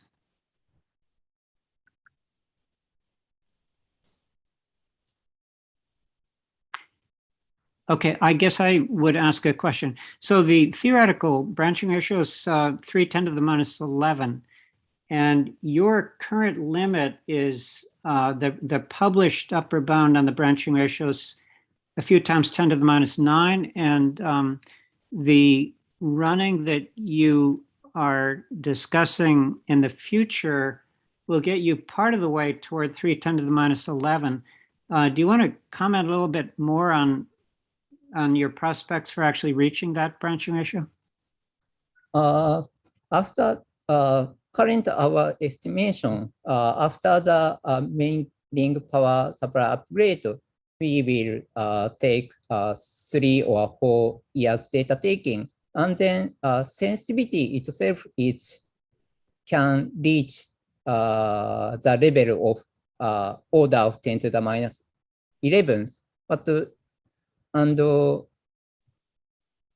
yeah, sensitivity is reach the order of 10 to the minus 11th level. And if there are no observed events, maybe upper limit is 2 or 3 times 10 to the minus 10th level. So maybe we can improve 1 order magnitude.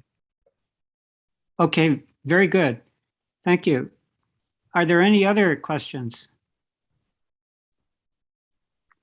Okay, thank you very much, Dr. Shami. And now we go on to the next talk. And I guess you can stop sharing, and we'll go on to Dr. Matias from Barcelona. Yes, I'm sharing. Wait a second. Let's see. View full screen mode. Okay, can you see my slides? Yes, but you might want to make them full screen. I have done them full screen. In principle, they are full screen. Well, they are full screen for me. So, okay, we do not. Okay. So okay, you see full screen mode. Okay, that's not full screen for us. Probably you have to close 2 columns on the left and the right. Yes. No. Let me see. Somehow to close this. Okay, perfect. Okay, very good. It's better. Thank you very much. Thank you very much. Okay, very good. So I guess you have 16 minutes and then 4 for questions. So no, I have 20 minutes and 5 for questions. You have an old version probably. Okay. Okay, very good. That's important. Yeah. Okay. Okay. So maybe we can start. Yeah. Just tell me in case there is some frozen slide that sometimes happens. Okay, so I start. So first, let me thank the organizers and particularly Alexander for the kind invitation to give this talk here. So the goal of this talk, the message that I would like you to bring home, is that for the first time in particle physics, we are seeing coherence on a large set of deviations and anomalies. Indeed, this is bringing us different information about new physics, and in particular, that nature seems to point towards first signals of violation of Lepton-Flavor universality, as has already been discussed during this conference. I will not discuss any UV compression model here. That's not the goal, and I have not the time for doing that. So there will be a dedicated talk for that later on. But what I will show you is, my goal will be to show you that there is a signal of new physics. That's the problem. Okay, so let me start by introducing the main ingredients so you can understand what are these anomalies about. So the starting point is Joachim, sorry, we see the first slides. It seems to me that the sharing of the screen is freezed. It's freezed. I had always this problem. Let me try one thing. Let me try with. Yeah, so let's try without full screen, I think, because there is some problem. Let me try with pre-visualization, because sometimes. Can you see that? Can you see that? Yes, we see. Thank you. This works. Okay. Okay. So the starting point is the angular distribution of V to K star mu. This is a four-body angular distribution, which is parameterized in terms of 3 angles that are given here for the record, are given here, and the Q-score invariant mass that separates my spectrum from the large recoil region, which is log Q squared, and the low record region, which is large T-squared. Now, this distribution is written in terms of certain coefficients, this GI, that contains the transversity amplitudes perpendicular, parallel, and zero inside, and the left-right structure depending on the leptonic current. Now, what is interesting and important here is to determine these Wilson coefficients CI, because there is where the new physics is encoded. Okay, I change the slide. Now, let me go a little bit more in the detail of the amplitude, how we describe this. Now, the framework to do that is an effective Hamiltonian that allows me to separate short and long distance in a systematic way. Now, these are the three operators that are the most relevant ones in the standard model. And the 109, the one with a vector coupling to the leptons, is playing a fundamental role also in the description of new physics. Now, the standard model value of the coefficients of these operators are given here at the scale of 4.8 GeV. And in presence of new physics, this coefficient can get an extra contribution, or you can induce new operators like O9 prime and O10 prime, just changing left by right that you don't have in the standard model. Now, let me start with the diagnosis of each of the anomalies. Sorry, Joachim, we still see the second slide. Is it right? I always had this problem. So I sent my slides. Yes, I will translate now. 1 second. Okay, go to this diagnosis of the anomalies. Can you go there? So I unshare screen. Okay, do you see now?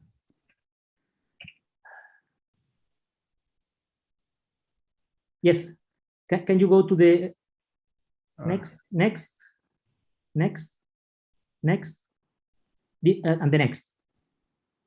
Okay. So you can even close the two sides, left and right, if you want. Okay. So the first of these anomalies is P5 prime that has been measured by LHCb, Bell, and Atlas. It deviates in the region of in orange is the standard model prediction. Now I cannot show it. In orange is the standard model prediction, and in black is the LHCb data. As you can see, in the region between 4 to 8, you see a large deviation of around 3 sigmas in this observable. This has been tested by all these experiments, and moreover, now it's tested with a charged channel. Moreover, this observable that was constructed to cancel at leading order exactly the dependence on the software factors is an optimized observable. Next slide. Now, another type of anomaly is the one from the branching ratios, B2K star, BS into 5 mu. This has a deviation of 2 sigmas, but what is relevant about them, given that the branching ratios are very sensitive to the choice and treatment of 4 factors, what is relevant is that they all systematically show a deficit in muons in all the measured channels. Next slide. Now, a different kind of anomaly is the one of LFU violation.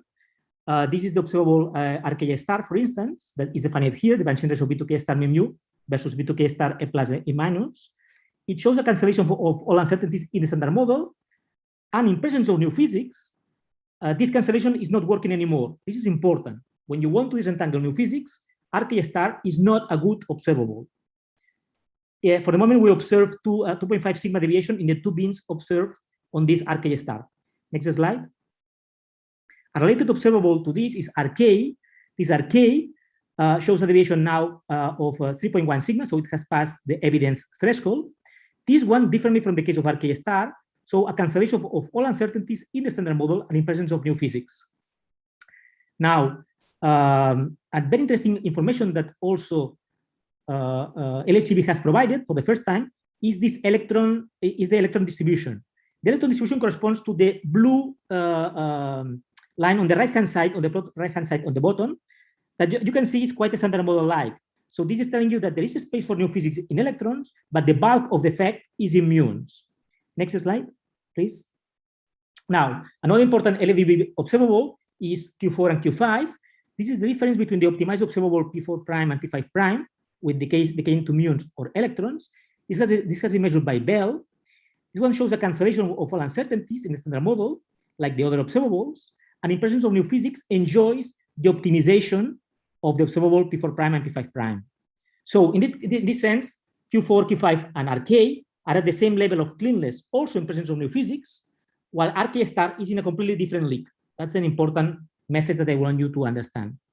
So besides this, also the electronic mode shows a preference for a standard model-like contribution, while the muonic channel is the one that deviates with good agreement with all the other anomalies, still with large errors.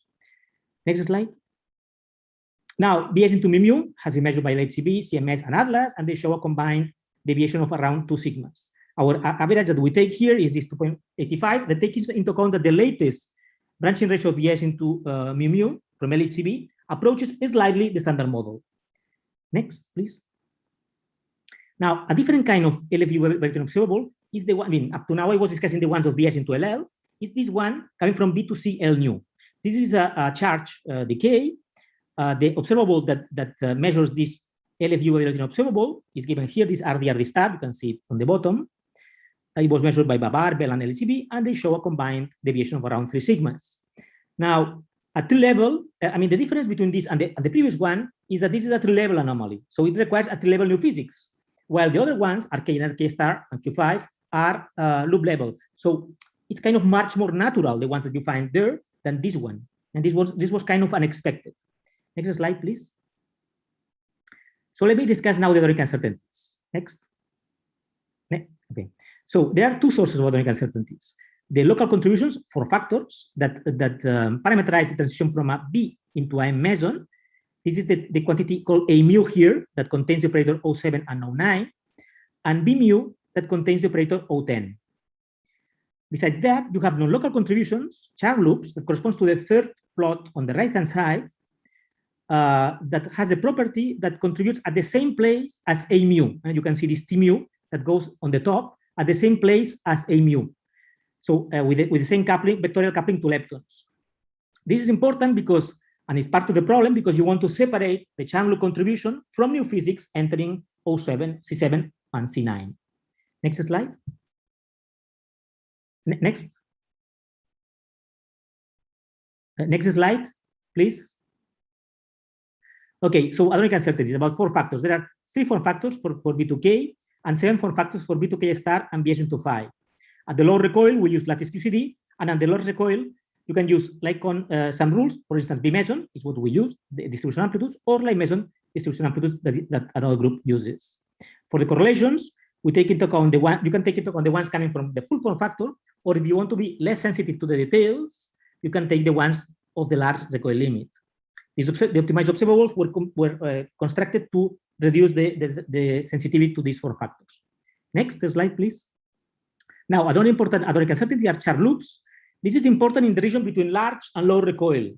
It's a standard model effect that contributes and can be absorbed into the Woodson coefficient C9. It depends on Q squared and is process dependent, but lepton universal. Click, please. But there are different approaches that try to compute these charm loops. There are Lycons and rule explicit estimates at leading order by Kojimirian and at next leading order by Gubenari et al. That they show first, if you include them, the anomaly in P5 prime increases, not decreases, increases. And moreover, the next leading order was found to be extremely tiny.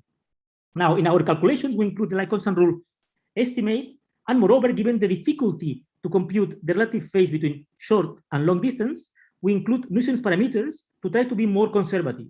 This has the byproduct of enlarging our error bars, which I mean is the byproduct of being conservative, of course. Now there are other approaches that try to compute this region in red here. That, for instance, from the experimentalists, that they try to fit and see if some tail of some resonance could explain the anomaly in this region. And finally, there are dispersive approximations using the data in the middle of the large and low recoil region that also try to estimate the analytic property and Q-score dependence of this TMU function. And in all the cases, what is found is that charm loop cannot explain the anomaly in P5 prime. So we should start thinking if we have been overestimating the question about charm loop more than underestimating. So next slide, please. Now let me go to the global Bayes into LL analysis. Next. So it's important that before you go to specific observables like arcade, because you like it because it's very simple and you can compute it in a very simple way, you have to first look at the world forest, understand the world forest, and then you can start looking at the specific trees. If not, you can get to the wrong conclusions. Next, please. So let me tell you how we do this global analysis. For that, we do a likelihood. We use a likelihood, taking into account experimental and theoretical uncertainties. And for the correlations, we work in the Gaussian approximation. Now, our goal is to fit this CI new physics that you can see here. And basically, there are two statistical quantities of interest, the p-value and the pool standard model. The p-value is well known. I will not enter into that.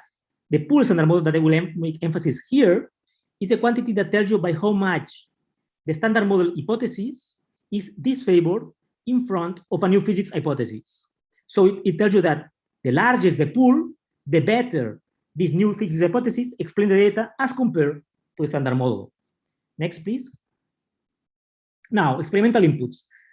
We include all the LFGB observables, branching ratios, inclusive branching ratios, and radiative decays from all the experiments, all of them. In total, 246 observables. It is important in your analysis not to miss any of those observables and not to include those that does not have anything to do with that. Next, please. In our latest update, we include, and this will answer the question of the chairman, the experimental value of RK of LHCb, of course, the experimental value of branching ratio BS into mu, but also the experimental value of, from RK from Bell. Also the optimized angular distribution of B2K star plus mu plus mu minus, and a set of other updates that had a lower impact as compared to the first four. Next slide. No, this you can pass it because I will not have the time to go into that detail. Next one. Next slide, please. So results and outlook. So if you do an analysis with the one-dimensional scenarios, so only one Wilson coefficient at the same time, we observe systematically, as you can see in the third row on the bottom, that the pool standard model of C9 has been systematically increased from 4.5 in 2016, 5.8, 5.6, 6.3, 7.0. So systematically, we observe a pool of this Wilson coefficient being the largest one. And another interesting case is the case of C9 equal to minus C10, which has a slightly smaller pool of 6.2. This is when you take into account the whole set of observables. But if you take the subset of LFVB observables on the right-hand columns, you see that the situation is reversed. And there is a preference for an LFVB for C9 equal to minus C10 in front of C9. This apparent tension between these two situations, the all fit and the LFVB fit, was solved in a paper that I will discuss in a moment. Next slide, please. Now, more interesting is the situation in the two-dimensional scenarios. In the first plot, you see C9 versus C10. And for the first time, we observe that C10 is now compatible with 0 at 1 sigma. And this is because the latest BS into mu result from LHCb that approach more the standard model. But much more interesting is what happened in the second and in the third plot. The vertical axis, you have C10 prime muon and C9 prime muon equal to minus C10 prime muon. In these two, you see that the right-handed, we observe for the first time significance of 3 sigmas for these right-handed current contributions. Yeah, this is really substantial and important new of this latest analysis. Okay, next slide, please. So we have explored a little bit more in detail what happens with this C9 prime equal to minus C10 prime, and we wanted to see for the left-handed sector what the data preferred. So if you look at the fourth row on this on the first set, you see that C9 and C9 equal to minus C10 is compared taking into account this C9 prime equal to minus C10 prime structure. And clearly data tell us that it's preferred a vectorial coupling to leptons if you have this right-handed structure with a preference of 7.4 sigmas in front of 6 sigmas. So there is a difference of 1.4 sigmas, which is really substantial. On the 6-dimensional fit, on the other side, on the bottom, we observe a systematic increase in the pools year after year. Now we are at the 6.6 sigma significance for the pool. And we are starting observing consistency in the coherence and stability with all these Wilson coefficients. Some of them already since several years, and some others are starting to get more stabilized around 1 value. Next slide, please.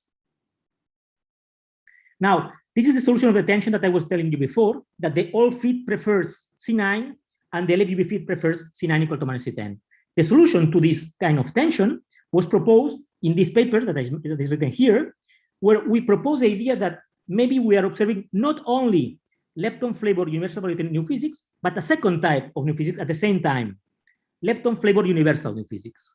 This one will contribute, giving a common new physics contribution to all charged leptons, electrons, muons, and taus. And so we are not observing lepton flavor universal variability in new physics as it was common in the literature, but also lepton flavor universal contributions.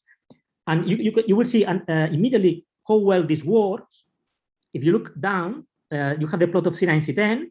In blue is the all fit, in green is the LVB fit. And you see there is a tension between these two fits in this particular case. While in the case of allowing a new physics scenario, in which you have a C9V equal to minus C10V, so the LVB structure has this form, and you add a lepton flavor universal contribution to C9, so same for electron, muons, and taus, then you get a perfect agreement between the all fit and the LVB fit with a very high significance, one of the highest, 7.3 sigmas.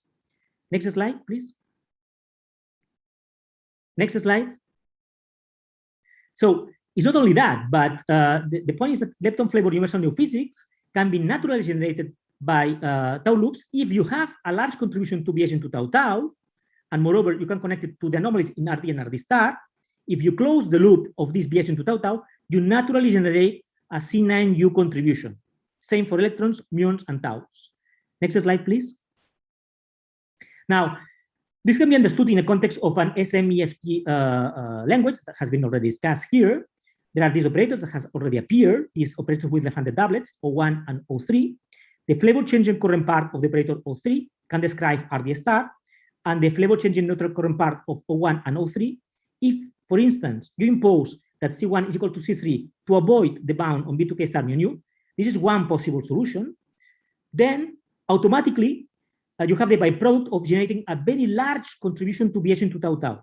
So this C9V and C10V tau Wilson coefficient gets enlarged by orders of magnitude. Moreover, as I was saying before, this very large contribution in BS into tau tau has the byproduct that when you close the loop, you naturally generate a C9U contribution in such a way that, please, next slide, that when you put all the things together in this particular scenario, which we call scenario 8, in the way that we proposed it some time ago, C9V equal to minus C10V and C9U, and you put the information from the BS into LL anomalies, and only in this scenario, the information from RD and RD star, we observe a pool standard model of 8.1 sigma. The byproduct of this, if there is this connection between the neutral and charged anomalies, is that you should see a huge enhancement in the BS into tau tau modes. The branching ratio of BS into tau tau and the B2K tau tau should be enlarged by 2 to 3 orders of magnitude, depending on the tension in RD and RD star. Next slide. Now, this is a very important slide. I mean, one important thing is the consistency of in B2K star mu. So here you have P5 prime and RK, the two largest anomalies. So you see clearly that the line in brown, the dot is the best fit point, gets you a perfect agreement between the two anomalies in the case of LFU new physics. Sorry, in the case of right-handed currents. So this is the brown one. And the red one with LFU new physics also give you a very good agreement. And for instance, the one with C9 equal to minus C10, the one with in orange, is completely far away.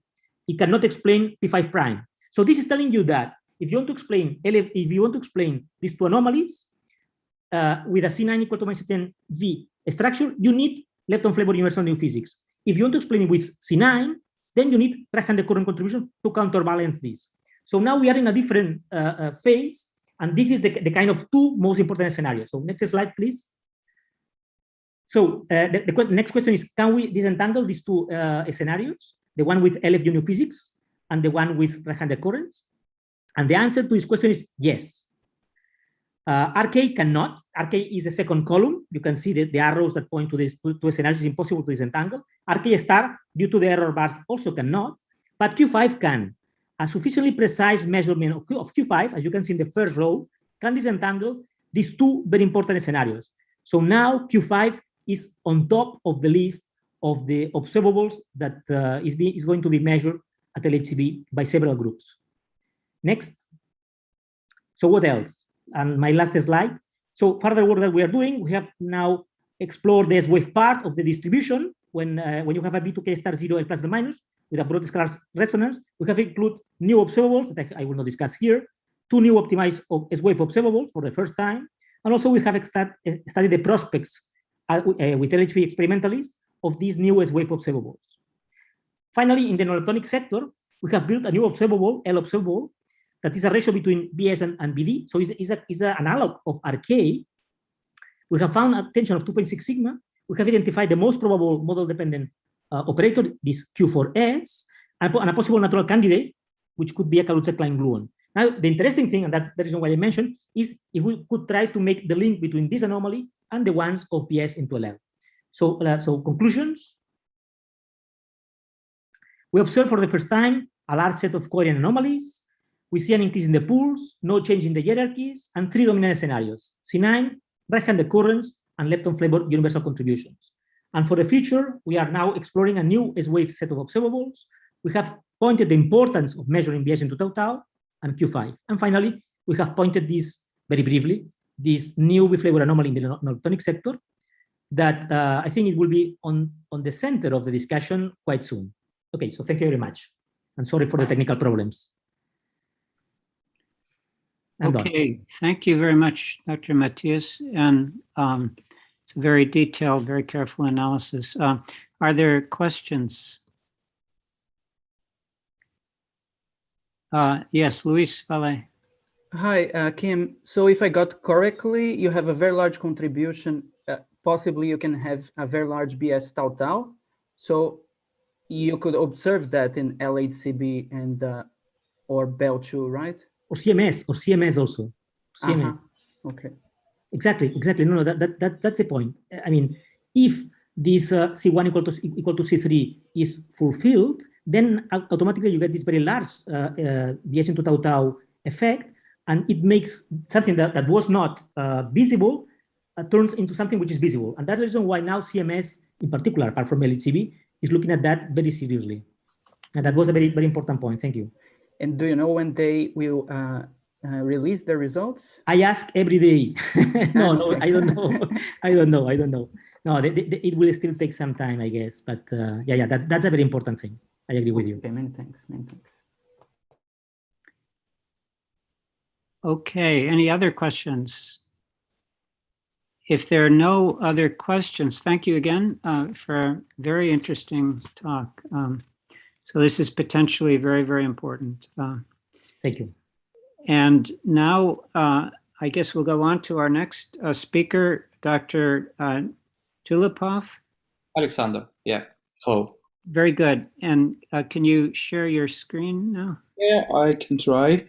Do you see it? And I guess you can go to full screen now? Yeah, 1 second. Okay, very good. Great. So I would like to thank organizers for opportunity to talk on such an interesting conference. So today I'm happy to present 2 new results of the CMS collaboration on the B-physics and quarkonia, which haven't been published to arXiv yet. 1 second. Yeah. The first one corresponding to observation of 2 new decays with charmonium in final state, and the second one is observation of triple J psi meson production. And I will concentrate on the first one since I was directly involved in this. So let's move on. This is observation of B0 to psi short pi pi and B sub s to psi short decays. Many exotic states have been observed in the last 15 years, and the nature of most of them is still unclear. I'm talking about such resonances as ZC, X, PC, and ZCS, for example. Moreover, decays with charmonium in final states could be a good laboratory for CP violation measurements. So we search for the new B0 to psi short pi pi and B sub s to psi short decays with CMS proton-proton collision data. The relative breaching fraction ratios are measured using the relations below. N is number of signal events in data, and epsilon is efficiency. The B0 to psi short decay is used for the normalization thanks to its similar topology and kinematics to the case of interest. FSFD is the ratio of the B sub s and B0 production cross sections. Let's look at selection.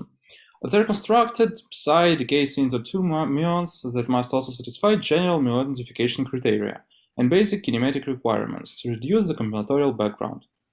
The CMS experiment has perfect muon identification. In the muon channel, psi separates from other charmonium states by only requiring mass window.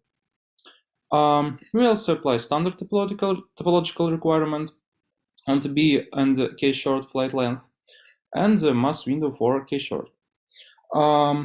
We investigate for only B mesons which were born in proton-proton interaction point, named primary vertex. Efficiencies were obtained from phase space Monte Carlo sample. This is a sample without any intermediate resonances, such as K-stars, ρ, no, just phase space distribution. Measured ratios of efficiencies are presented in this blue frame, and for B sub S channel efficiency is very close to 1 for B0 due to the same products of the reactions and similar masses of B sub S and B0. The efficiency is lower for B0 to Psi short by pi channel due to additional track reconstruction. So the ratios are in agree with our expectations. Let's look at Psi short mass distribution. We can see two peaks. The left one is normalization, and the right one is the first observation of B sub S to Psi short. As found in the studies with the simulated events, the B sub S to Psi short signal has the same shape as the B0 to Psi short, but is about 10% wider due to larger energy release in the decay. Therefore, the B sub S signal is modeled with a double Gaussian function of the same shape as the B0 signal, with the resolution parameters scaled by the ratio found in Monte Carlo. The obtained significance exceeds 5 sigms for each of model used in the estimation of systematic uncertainties. Includes the baseline model, of course. And let's look at Psi short by pi mass distribution, and here we can see very significant peak corresponding to the observation, the first observation of B0 to Psi short by pi. The background is modeled by exponential function, the signal by double Gaussian with common mean, and the significance of the peak exceeds 30 sigms. The pink double dashed line is a reflection. This is an impact from misreconstructed B sub S to Psi short K pi decay with cation reconstructed as pi. The shape parameters are fixed to the Monte Carlo values and the normalization is free. So misreconstruction happens because there is no identification of charged hadrons at CMS. So the next two slides presents distributions of two and three body intermediate invariant masses from the B0 to Psi short by pi decay in data compared to Monte Carlo. The data is black points and the Monte Carlo is red. So the mass distributions of Psi and one or two light mesons could present any significant narrow peaks that indicate a contribution from an exotic germanium state, but unfortunately they don't. So the data black points shows just clear signs of well-known resonances such as K star plus, K star minus, and ρ, but not the exotics. And the same situation we see in free body masses. So just a hint for the K1 and no more. We consider several systematic sources of systematic uncertainties. The systematics related to the choice of fit model is evaluated by testing different fit models. The largest deviation in the measured ratio from the baseline value is taken as systematic uncertainty. We also consider uncertainty due to finite size of Monte Carlo sample, uncertainty due to adding two additional pions of 4.2%, and uncertainty due to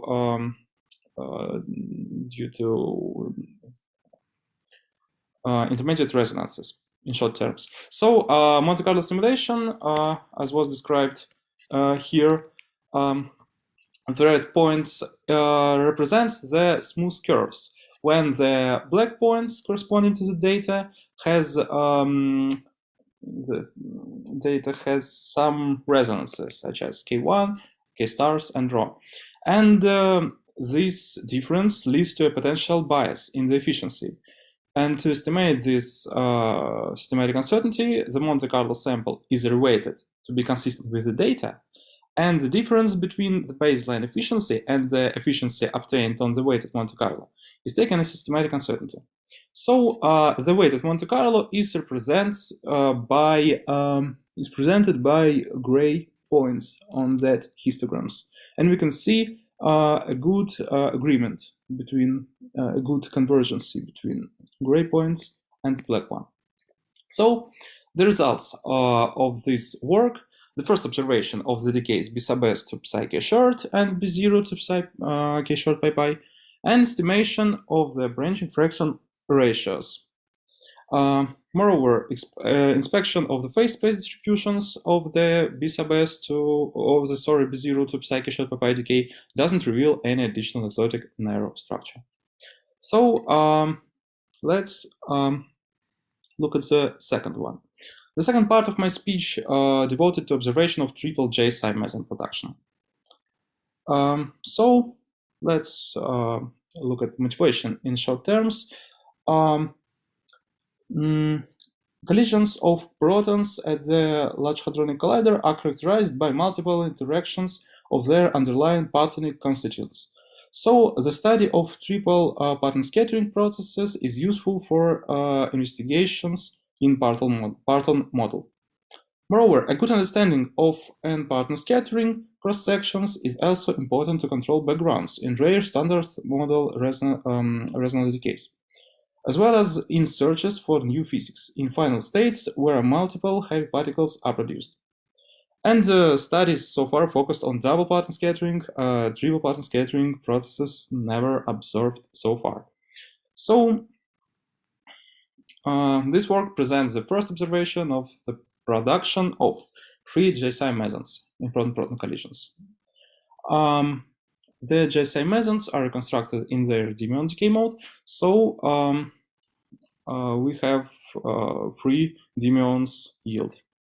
The extracted cross-section is compared to the theoretical expectations based on SPS, DPS, and TPS contributions, and the effective DPS cross-section associated to the process is derived.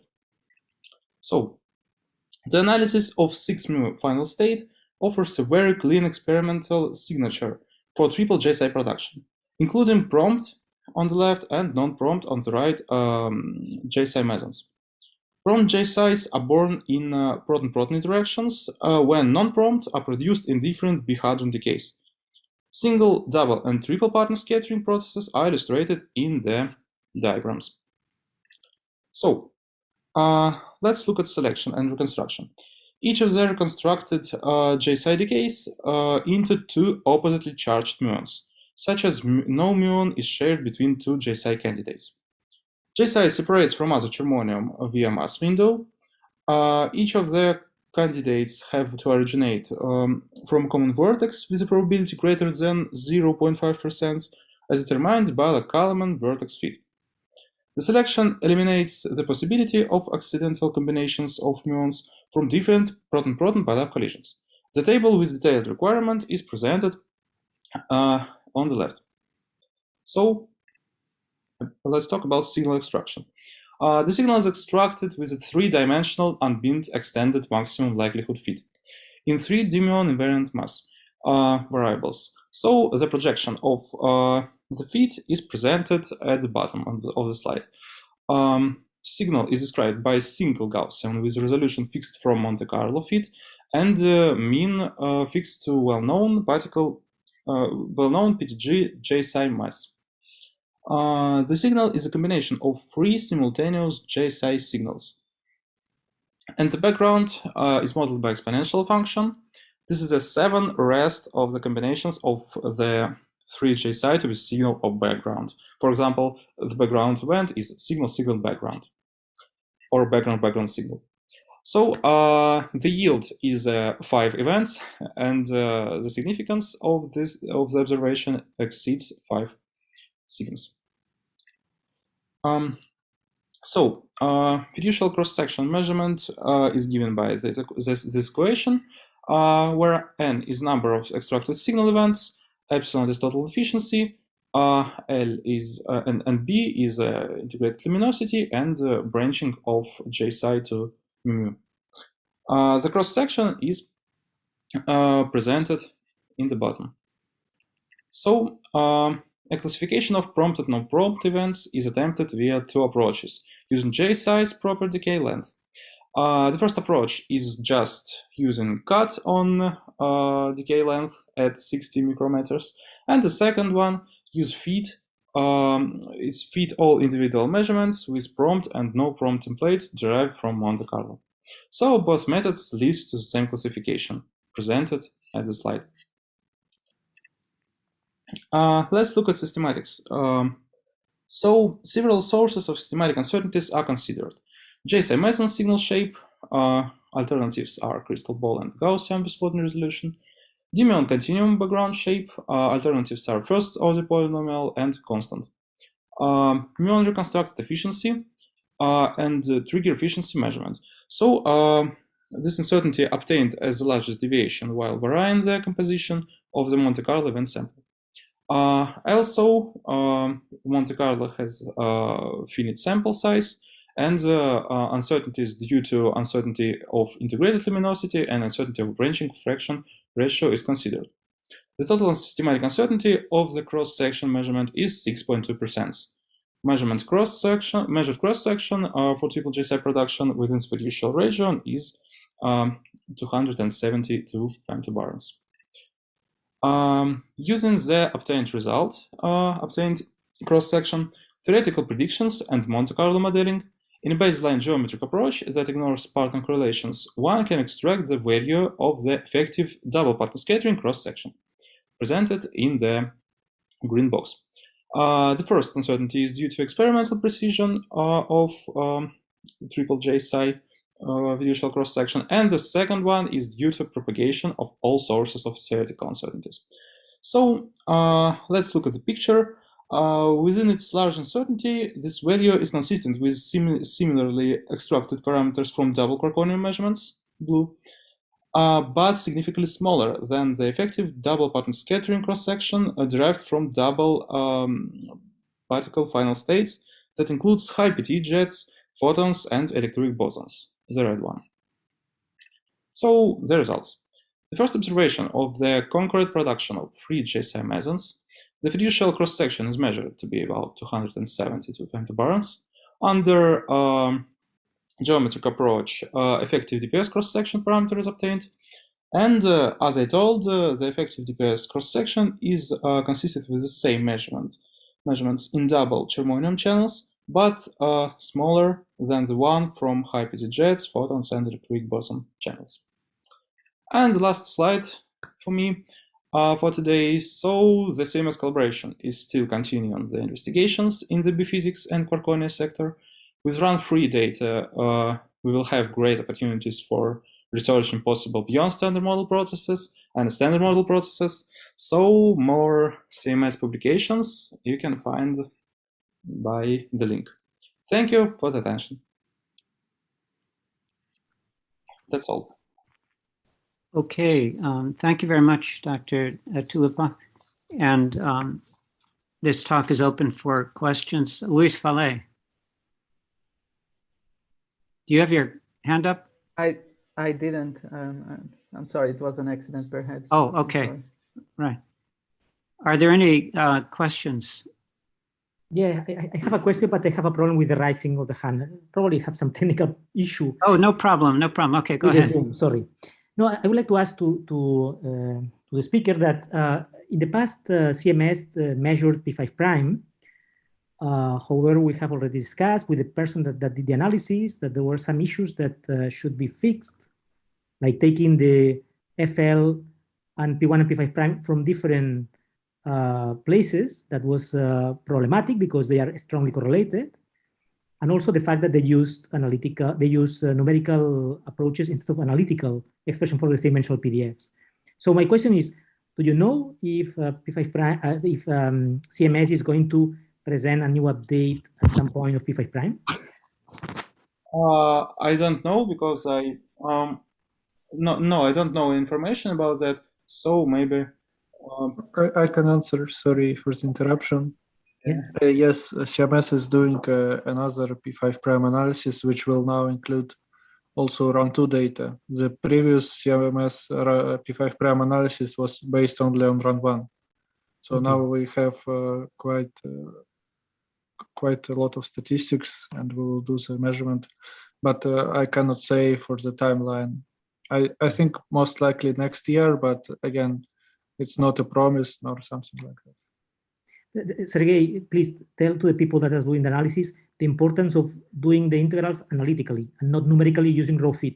Raw fit in 3 dimensions has problems. So it's really important. I guess that now they know it's important to do that. Okay, that's if you have any question or any help from the people that is doing this analysis, please contact me. Okay. Okay. Good. Okay. If there are no other questions, thank you again, Dr. Tulipov, and we'll go on to the next and last speaker in this session, Dr. Mandel from Siegen, who will talk about addressing B anomalies with leptoquarks. So, Dr. Mandel, you can share your slides. Yes.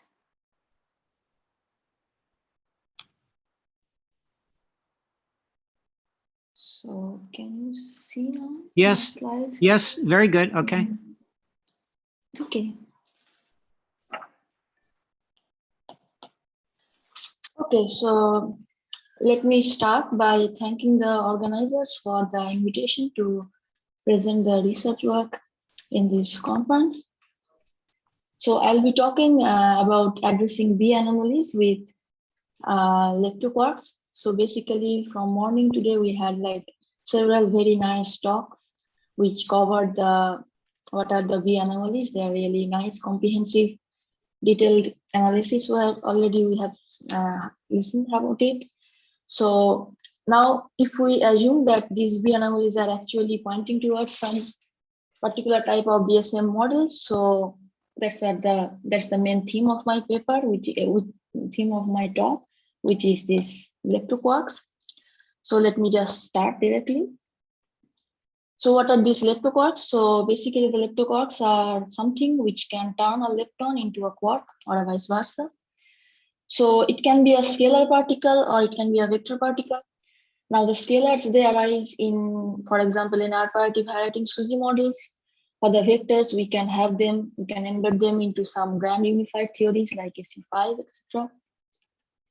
So basically the leptoquarks, they couple with the standard model lepton and the standard model quark. So we can have very specific quantum numbers for them within the standard model gauge group. So here is a table for that. So we can have like 10 different types of leptoquarks. So 5 of them are scalars, 5 of them are vectors. And here you can see all of them actually carry the color charge. Some of them can be triplet under the weak group and doublet, and it's also possible we can have them as a singlet. And of course, they have like different type of hypercharge assignments. So now if we just do a search in Inspire HCP with the word leptoquark, we will find like there are more than 2,000 papers which arise, which have the name leptoquark somewhere in the text or in the title or say in the reference. So the first time this word was used by Greenberg and Nielsen, which was in 1973-74. However, this concept of this lepton hadron unification was proposed by Patisalam in 1973. So the question is, what makes it interesting after even say like 50 years? It's not some new BSM scenario which we are looking at.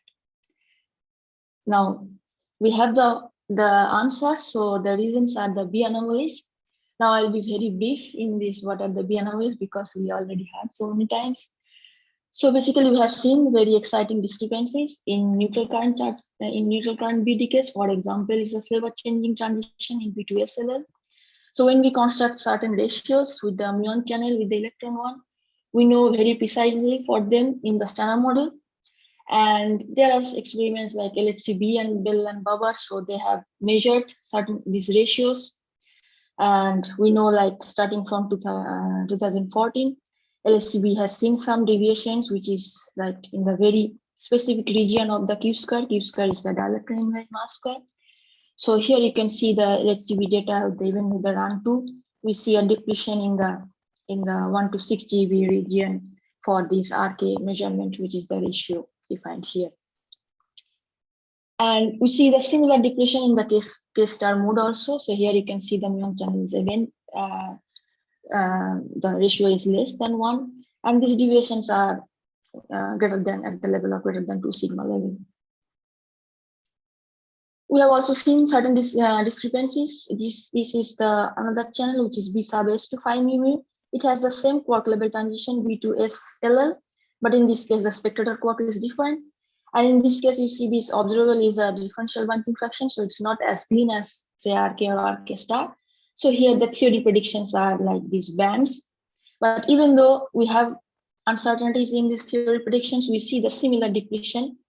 Interestingly, in the same Q-square region where we see the deviation in for RK and RK star, this 1 to 6 GeV square. And very recently, HEV has even confirmed this deviation with this 9'1 inverse of data.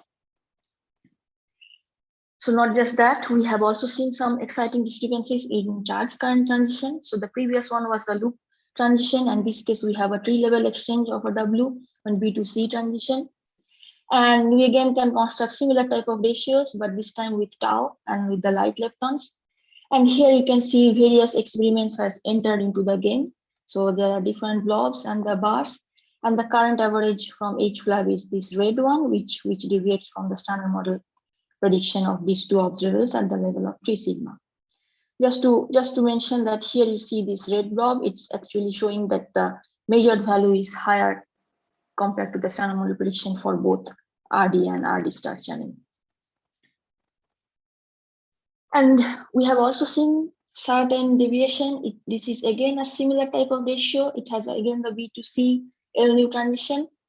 But in this case, again, the spectator quark is different. So it's a different meson in the initial state and the final state. And LCB has this measurement, but I mean, this is a very fast measurement. So we have quite significant large uncertainty. But despite of that, the main point is that in this case also they see a enhancement in this ratio compared to the standard model prediction, which is showing the same direction as we are seeing for this RD star. Okay, so these are the B anomalies. There are a few more already we have seen in the talk by Kim Matthias. So apart from these, what we have, so basically we know about the very famous old flavor puzzle. So the three identical generation of the fermions in the standard model, they differ by a huge mass scale. So here, starting from the electron to the top, we see a 7 orders of magnitude difference in the mass scale. And when we look at in terms of the Lagrangian, so the gauge structure of the standard model Lagrangian, they are same for all fermions. So we have a flavor degeneracy. So basically all these fermion fields, the 2 doublets, SU2 doublets and 3 singlets, if we rotate them, so the Lagrangian, the gauge part of the standard model Lagrangian remains invariant. So this is the well-known flavor symmetry. But as we know, however, whenever we switch on the Higgs coupling, so Higgs is responsible for the mass generation for all the leptons. So in this case, it breaks this flavor symmetry.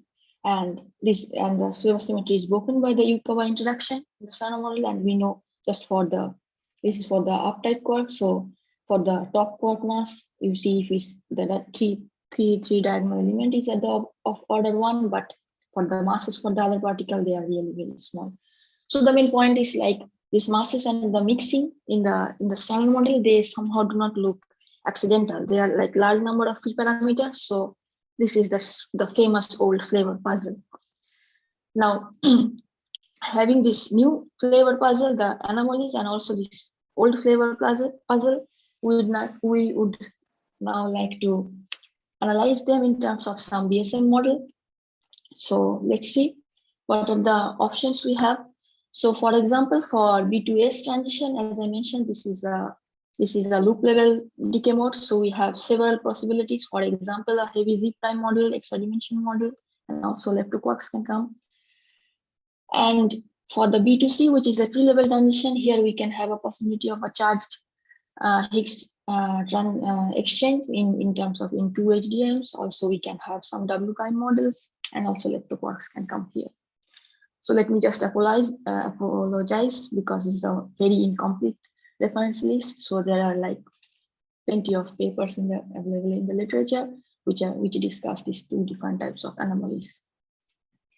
Now, when we see these leptoquarks, they actually come into 2 places. So let's see what are those? So in the very first slide, I have shown you there are 10 possibilities for the leptoquarks.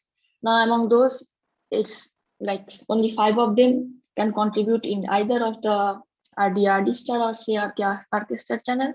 So for example, here this S1 contributes for the charge current, similarly for R2, but for S3 it can explain the RK star anomalies. Interestingly, this only vector leptoquark, this is the E1, which contributes in both the cases. So basically a combined expansion is possible in terms of a E1 leptoquark.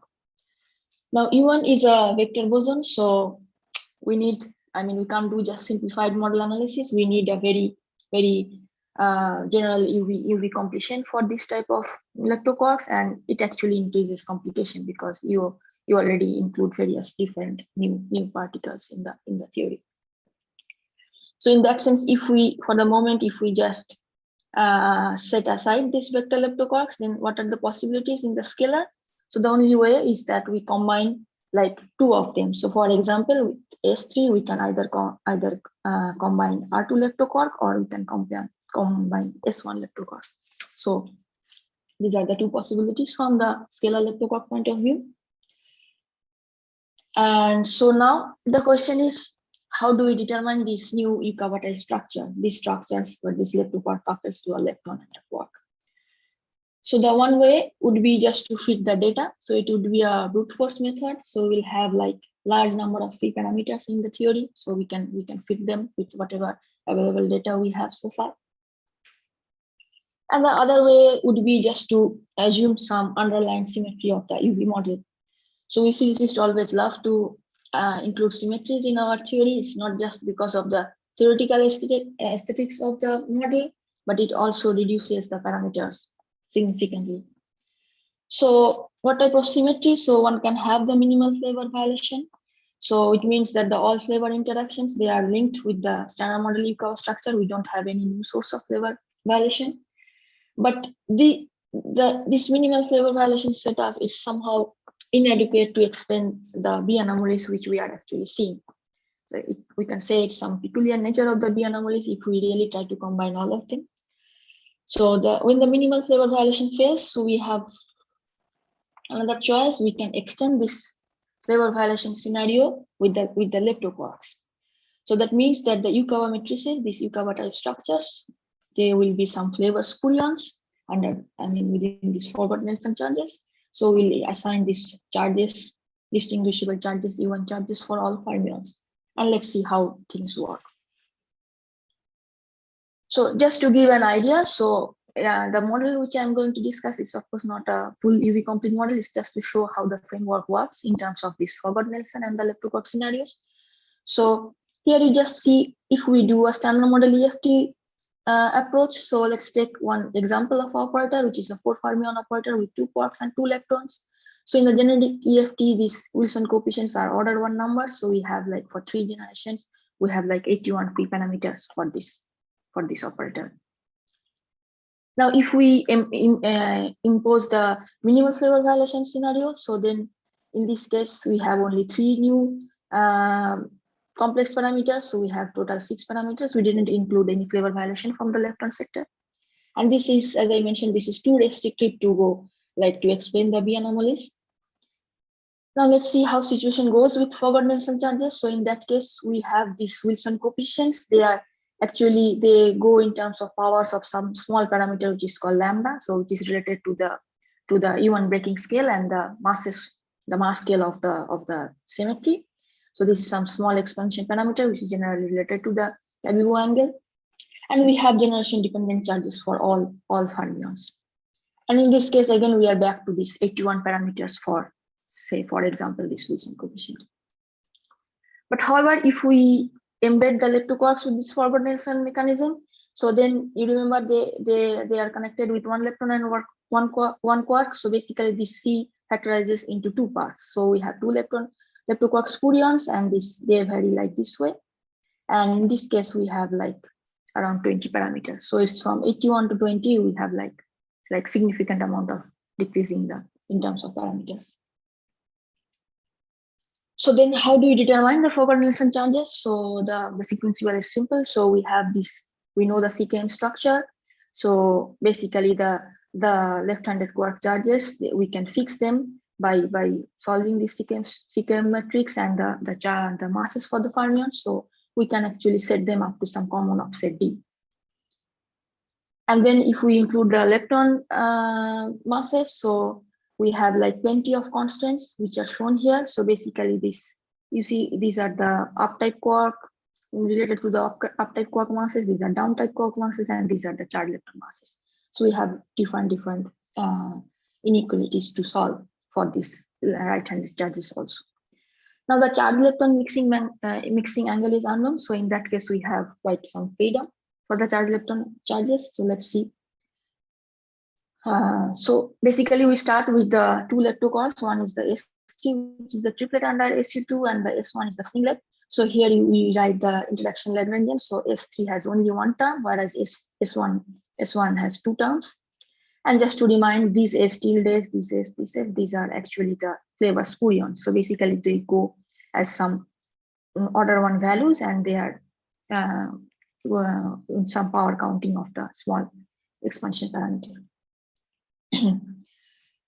So what are the modes we actually want to see? So basically for the tree level, we want to achieve these B2C tau nu anomalies. Here the S1 contributes in this type of diagram.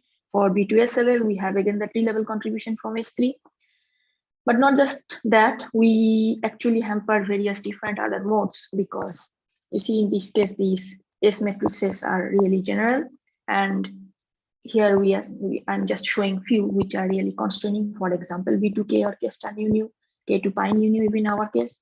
And also this K on decays, these two body K on decays. And we have heard very nice talk today morning by Diego, connecting these P anomalies with K-on physics. So these are just the tree level process, but not only that, we also hamper things in the one loop level. So for example, the leptoquarks contributes to this radiative lepton decays via this type of diagram. And we can also have this triangle diagram, which actually modifies the Z coupling to the leptons, or say the neutrinos.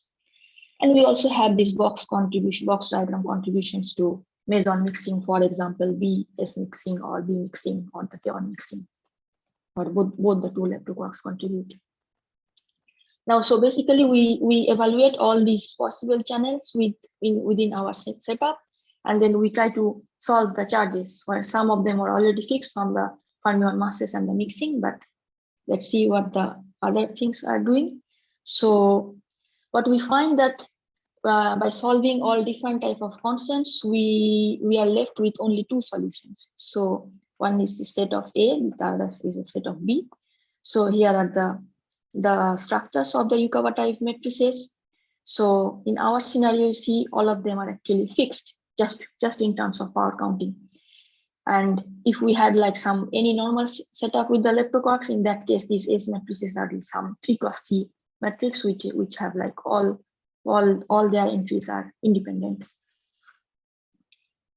So basically, in this Lagrangian, since all these leptoquark interaction strengths are fixed, so the free parameters are the overall strengths, these G3, G1, and GR in this full model. So the first we tried to explain the anomalies with only left-handed interaction, for example, these two terms, so with G3 and G1. And here is the region 1, 3, and 5 sigma region in this plane, and this is the like order on values what we find for the G1 and G3. So this setup, it can nicely explain the anomalies in B2S mu. However, we do not see any enhancement in this RDR distortion channel. So basically just a 2% enhancement, which is not enough for these anomalies. So this actually tells us we need the right-handed couplings for S12. So this is the full setup for the model. So we have three parameters, G1, G3, and GR. And these are the 68% confidence level regions for this fitted strains. And in this setup, we find like we can very nicely explain the B2S mu anomaly, which are already there for the left-handed scenario, but we also get the desired enhancement for the RDR star. So those can also be explained. However, we do not see any improvement for the observable, which I didn't discuss, which is the longitudinal polarization fraction of this star, and for the RGF psi. So basically, so far everything is good because these frequencies are reduced. So what are the other signatures we expect? So here is the table for that. So there are certain modes, for example, tau to mu phi, or the lepton favor violating channels, which are 0 in the standard model. And we have certain bounds from the experiment, but in this work we see enhancement in these channels, for example, here, which is just 1 order of magnitude below than the current limit, even for here. And this B2S tau tau mode, Kim already mentioned, like if we always try to explain the B2S mu and B2 tau C tau nu anomalies, then we have some enhancement in these channels, and we do really see here like 1 order of magnitude enhancement compared to the standard model prediction. And just a few comments. So basically, which I didn't mention, this setup can also contribute to mu on G-2. And when we compute this contribution, this at 1 loop level, it contributes to the top quark loop. So we find, like, just to explain the G-2 anomaly for muon, we need these two particular elements to go as lambda cube, because remember, for us everything is just fixed in terms of power counting. So this is not possible in one scenario, but in the scenario B, we can achieve with some higher value of GR, but again, it supersedes the tau to mu gamma channel. Another way, if we just temper somehow this order on coupling to order 10, but this is actually completely incompatible with the power counting framework. So in that sense, it's not possible. So this is just my last slide. So just to give a comparison of our framework with the literature. So we have this forward Nelson power counting setup in the leptoquarks, whereas in the most of the work in the literature, they are just fit to data. So they have like freedom for the vanishing couplings. And we have like very few solutions which actually can explain the anomalies and be consistent with data. So we have like a very rigid framework with only 3 new parameters, but in other cases, we have like large number of free parameters. The interesting point is that our framework can also generate the standard model formula masses and mixing, and which is of course not there. But since we don't have any room for fine tuning, we can't explain this G-2 muon tension, which is possible in certain setups with some low leptoquark masses. So thank you. Okay, thank you, Dr. Mandel. Are there any questions?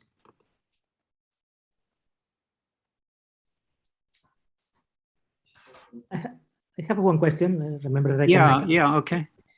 Hi, Ruslan. So let me understand one thing. So correct me if I'm wrong. When you say BSLL anomalies, you're referring only to RK and RK star, no? Actually, no. We included, P5 prime and everything, because we are just fitting the C9 Wilson coefficient, C9 and C10. So that's great. So yes. then if I'm correct or not, correct me if I'm wrong.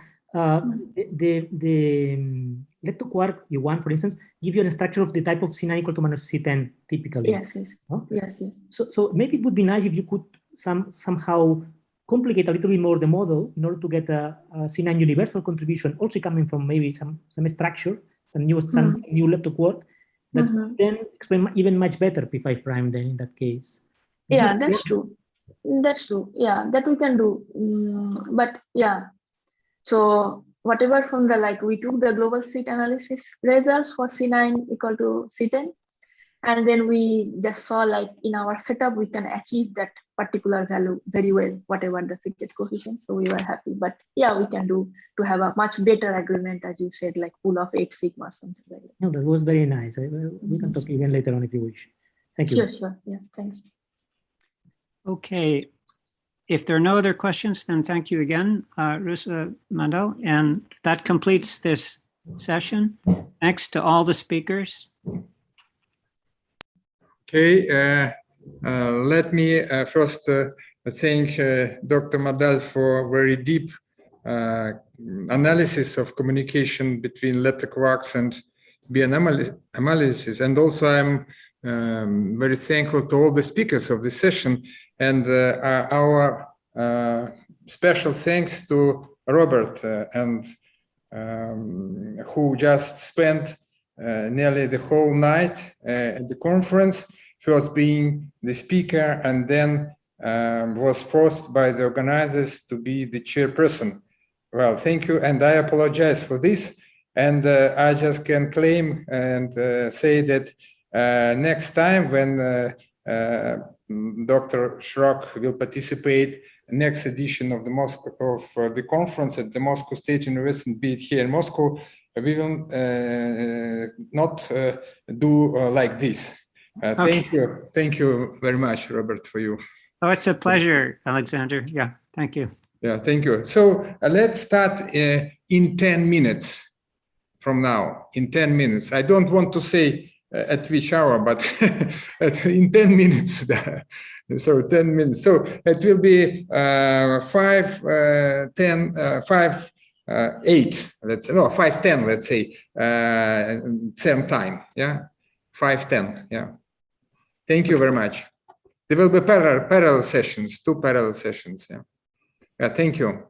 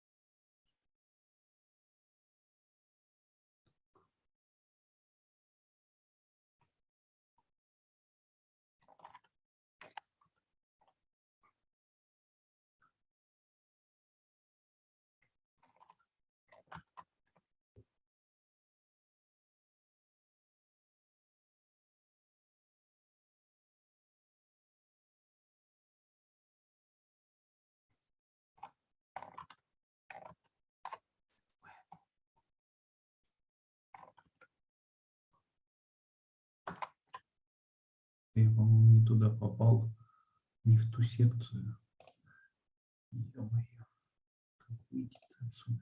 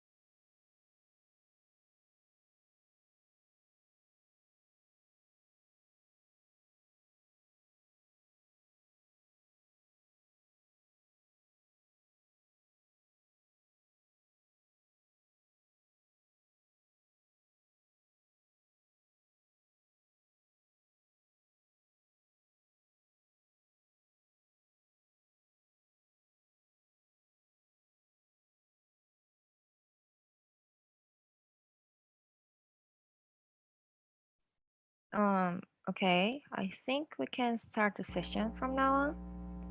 So, hello everyone, to every speaker that I'll let you know that when you have 5 minutes left for your talk. So please consider it to your presentation.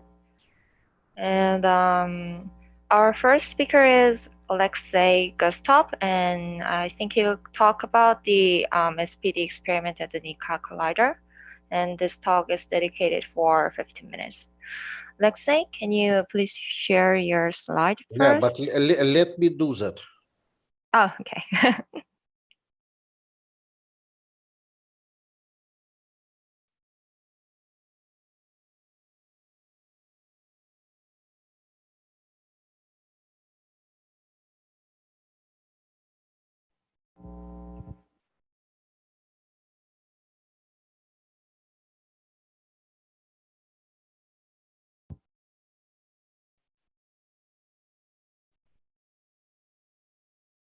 Okay, Vasily, I think now you should be able to share your slides.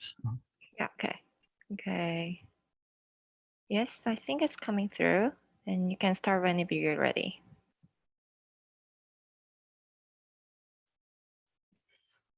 Okay, could you see my slides? Yes, it's coming through. Wait a moment.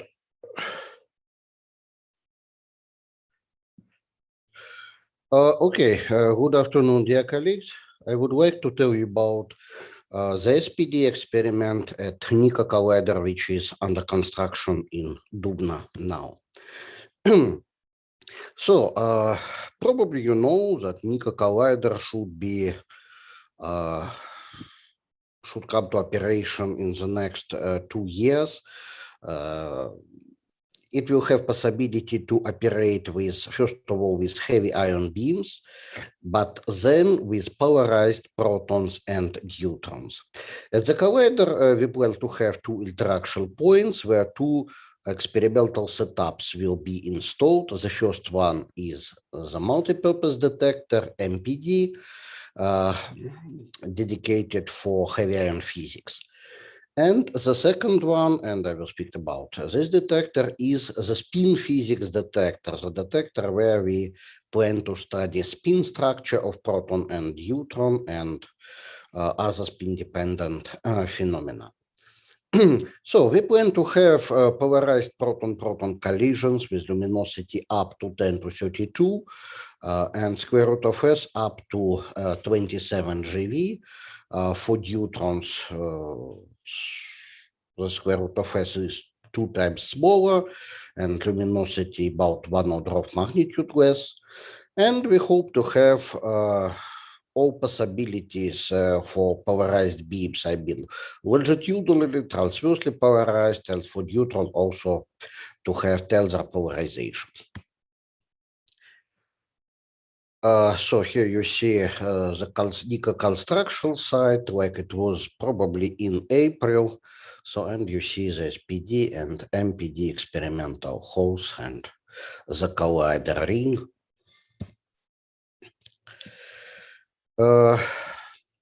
So where we are in respect to other spin physics experiments. So we know that, first of all, there are a lot of low energetic experiments, fixed target experiments here in Dubna, Spascharbel, Trotwilo, Saturn and Saturn II in Saclay, Anke, Cosi. But that's really low energies, it's below a few GeV of square root of S. And you see the curve luminosity versus square root of S for Phoenix and Star, which really reach luminosity above 10 to 32, but for square root of S above 100. So, and from that point of view, we feel the gap between low energetic experiments and RIG. And in light blue, you see also fixed target spin physics experiments planned at LHC, LHC spin and after. So it's fixed target at LHCb and Alice. So in the table, you see the comparison of SPD with other speed physics experiments present at planning. So you see it's also electrolyte collider. And I would like to emphasize that collisions of polarized both neutral beams is really unique and available only in Dubna. So here you see the basic concept of our physics program.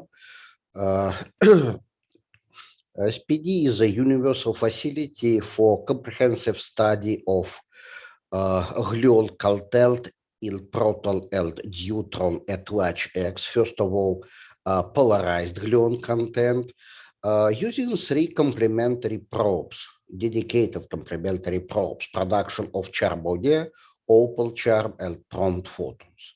That's our main part. Then in parallel, we can study other spin-related phenomena and also any other physics, including unpolarized. You know that to describe collision of, to describe unpolarized structure of proton, we need just one set of proton distribution functions, just density functions. In case if we take into account proton spin and in collinear approximation, so we ignore transverse motion of nucleons inside the proton, so we need to introduce 2 more, helicity and transversity, which are well known for quarks, for helicity, for gluon contribution to proton spin. That's not well known. And concerning transversity, which is related with speed flip processes, it has low sense for spin 1/2 particle for proton, but can be studied for neutron. So if you want to take into account transverse motion of nucleons in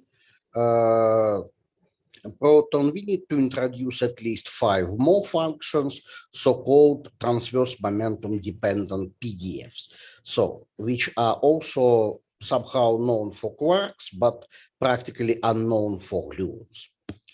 So here you see what we want to measure. So we would like to measure differential cross sections for processes where gluons are involved, and double transverse and double longitudinal spin asymmetries for this process, and single spin asymmetries also to access unpolarized gluon distribution at high X. You see they are not well known. Provide more precise data concerning contribution, concerning gluon helicity distribution and gluon contribution to the proton spin. In deuteron is spin 1 particle, so due to nuclear effects, we can expect in deuteron gluons which are not associated with a particular proton or neutron. So in this case, gluon transversity function has sense, and we can be the first who measure it. Then, you know, for neutron, for spin 1 particle, we can define not only just standard polarization, vector polarization, but also tensor polarization, which automatically involves at least 4 new sets of PDF. So we can study the tensor structure of neutron. And another thing is the study of gluon quark transverse momentum dependent PDFs, its effects like Sievert's effect, and so on. That's related with single spin asymmetries. So here you see our main gluon probes. So production of charm body. It's not only JPSI, we are opal setup, opal charm and prompt photons. All these channels are complementary. So you see the cross sections for these channels in our kinematic range, in our energy range. So here you see the kinematic range, which could be covered by SPD, using these processes. In parallel, of course, we can study other processes and also GLUOL related, but these three are dedicated. So you see our kinematic range in X and Q square in comparison with existing and planning experiments.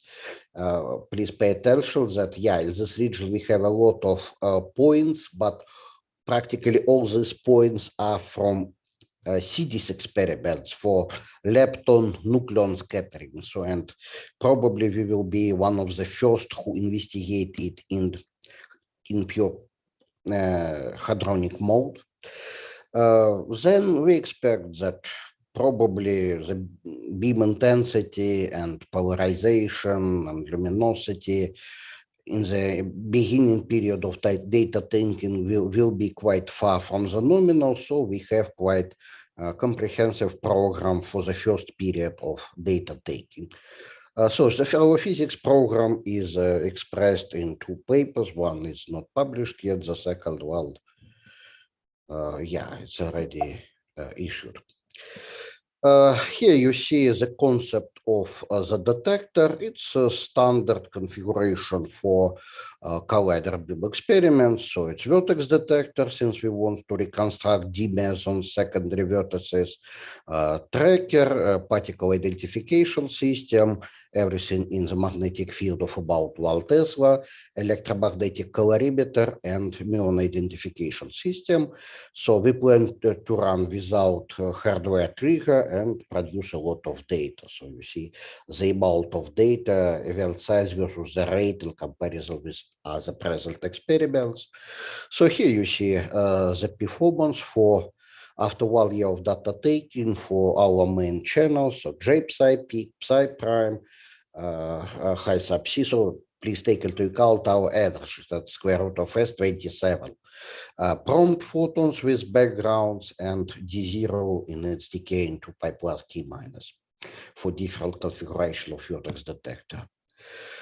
Concerning the SPD collaboration, so now it's actively forming. 32 institutes from 14 states expressed the interest to participate in our project. The conceptual design report was issued in the beginning of this year. It's available in archive and now is under expertise of the International Detector Advisory Committee. And the first version of technical design report should be prepared next year. So, and yeah, I'm coming to my summary. The spin physics detector is a universal facility for study of unpolarized and polarized GLUOL content of proton and neutron at proton-proton and neutron-neutron collisions. 3 main dedicated channels will be used for that: Charbonnier, Opal Charb, and probe photon production. So a lot of spin-dependent issues should be addressed, and we hope that SPD results will be complementary to the results of present and future projects in this field. So more information you can find at our website and in our conceptual design report. That's all from my side. Thank you. I hope I'm in time. Yeah, actually, you are exactly on your time. Thank you. So is there any questions or comments to Alexei?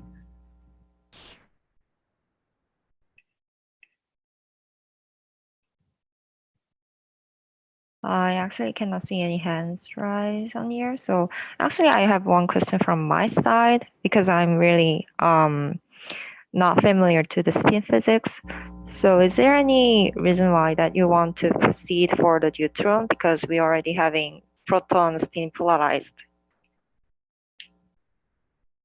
Sorry, could you repeat the question? Yeah, actually, I'm wondering, is there any reason to you guys want to proceed to the neutron instead of proton? I mean, we already can polarize the proton only, but why you want to do it for the same thing with the Neutron too? Well, you see, first of all, SPD and the Nika facility in general, for us, it's more simple to operate with polarized neutrons. We have long experience with them, while polarized protons, the first results were achieved just a few years ago. That's one thing. And another thing, I repeat, first of all, we have already in neutron, we have nuclear effects. So some models predict, for instance, more gluons in valence part, in valence region in respect to proton or neutron. Another thing, it's spin one particle, so its behavior completely different from proton, from spin 1/2 particle. And as I said, for instance, gluon transversity set of PDFs, which is related with gluon spin flip. But we can, gluon has spin 1, and we cannot flip spin 1 inside particle with spin 1/2, but we can do it in neutron. So it's really a lot of phenomena in neutron could be observed, which simply do not exist in proton. I see. And I would say that's our advantage. Yeah, proton machine, yeah, a lot of things we already measured at RIC and at fixed target experiments. But polarized neutrons, that's really something completely, two polarized neutral beams, that's really something completely new. I see. I see. Any other, thank you. Any other questions or comments? Okay, if not, then thank you, Alexei. Thank Okay, so we can move on to the next speaker. So our next speaker is Dmitry Ivanishev, and I think we're going to talk about the feasibility of thermal photon measurement in the future MPD experiment at NICA. Dmitry, hello? Yes, hello. Can you hear me? Yeah, I can hear you. You can Okay. share your slide first, Okay, and then let me try to do that. yeah. Okay, good. Can you see my slides? Yes, it's coming through. You can start whenever you're ready. All right. Okay. So, as you mentioned, I'm going to report in my talk on feasibility of thermal photon measurements in the MPD experiment at NICA. And general information about NICA collider was presented in the previous talk, and MPD experiment that is aimed to study a process in collisions of heavy nuclei will start collecting data in the near future after commissioning of the storage rings. NICA collider will study the phase diagram in the region with high baryon chemical potential and low temperature compared to LHC and RIC colliders. One of the common tools that is used to study hot and dense medium produced in heavy ion collisions are photons.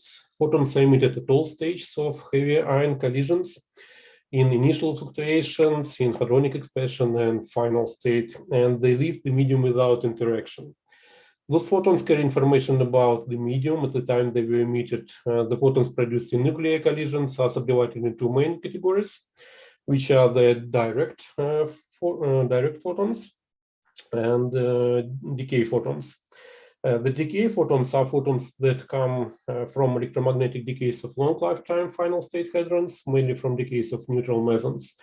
Other photons are direct photons that are produced at any time during the collisions proper, before the final products completely decouple.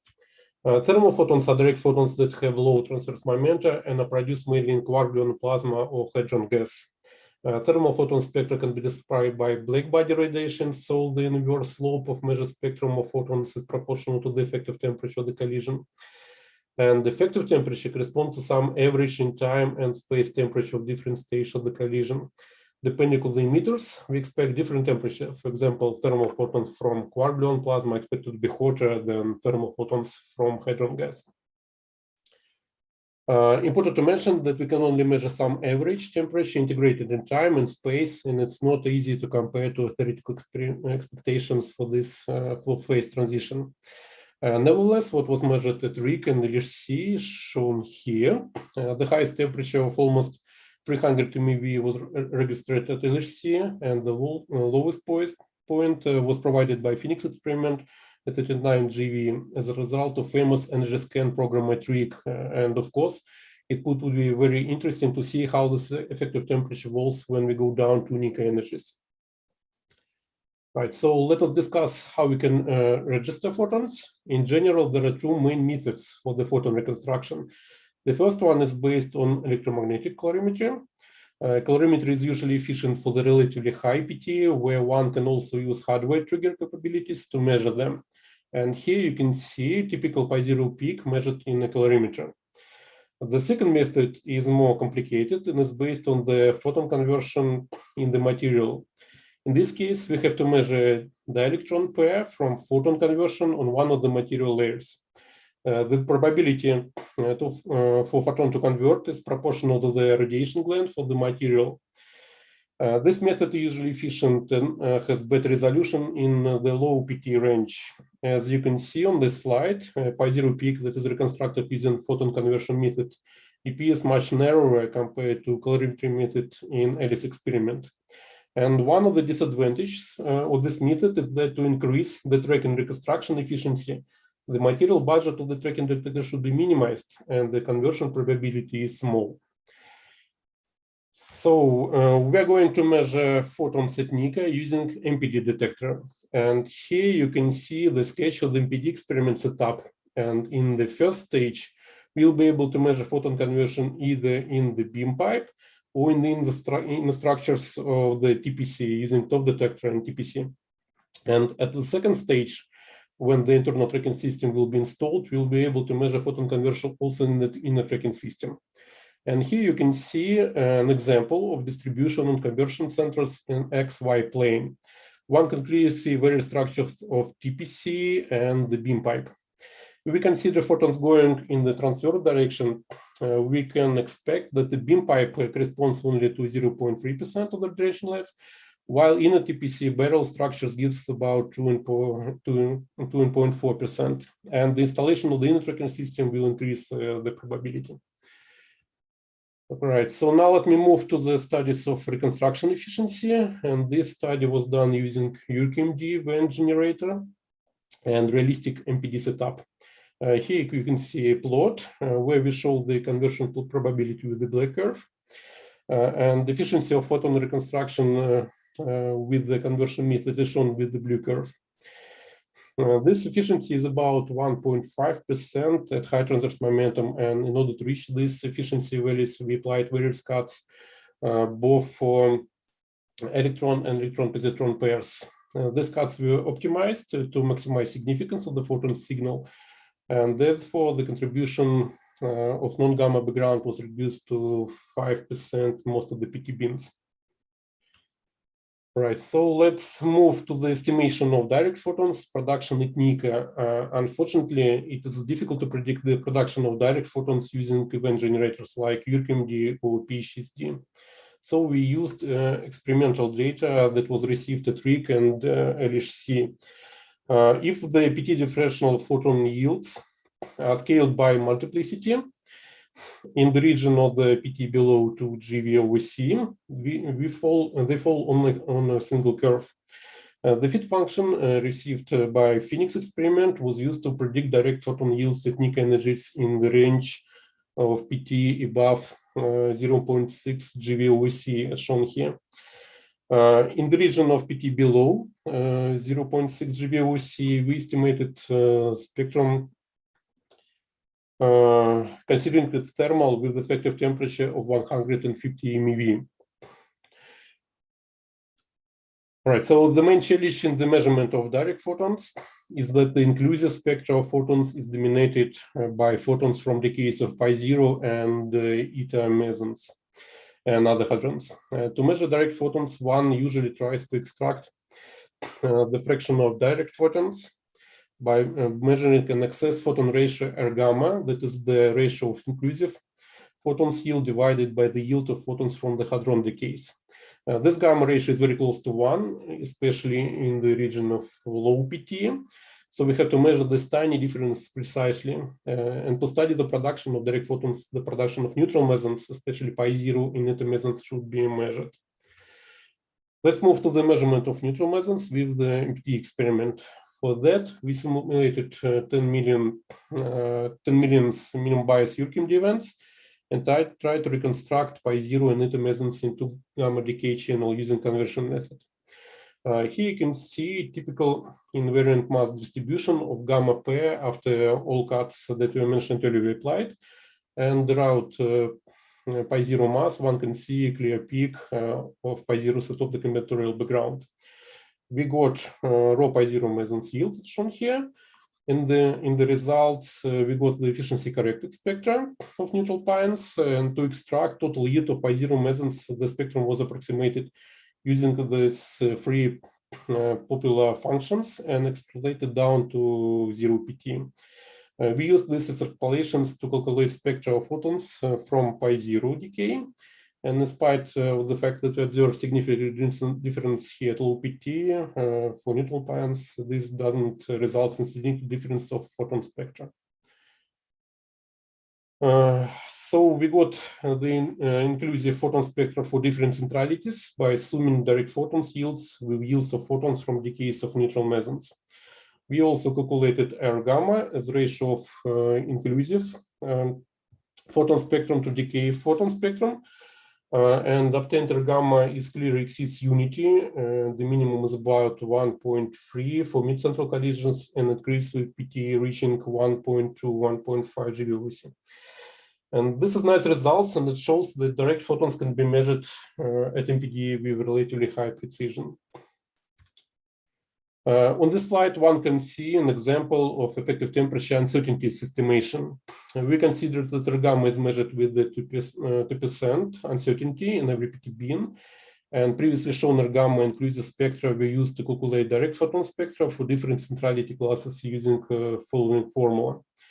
The spectra were approximated with the exponential function, and the estimated uncertainties of the effective temperature about 10% and increase with decrease R gamma. All right, so let's go to the dedicated photon converter study.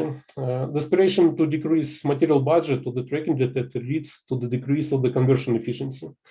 And one of the direct way to increase conversion efficiency is to introduce additional material around the beam pipe. The simplest way is to install some cylindrical metal pipe close to the beam pipe made of copper, brass, or other cheap material with large atomic number. We investigated the possibility to install copper pipe with a radius of 15 centimeters and the width of 5 or 10% of the radiation length.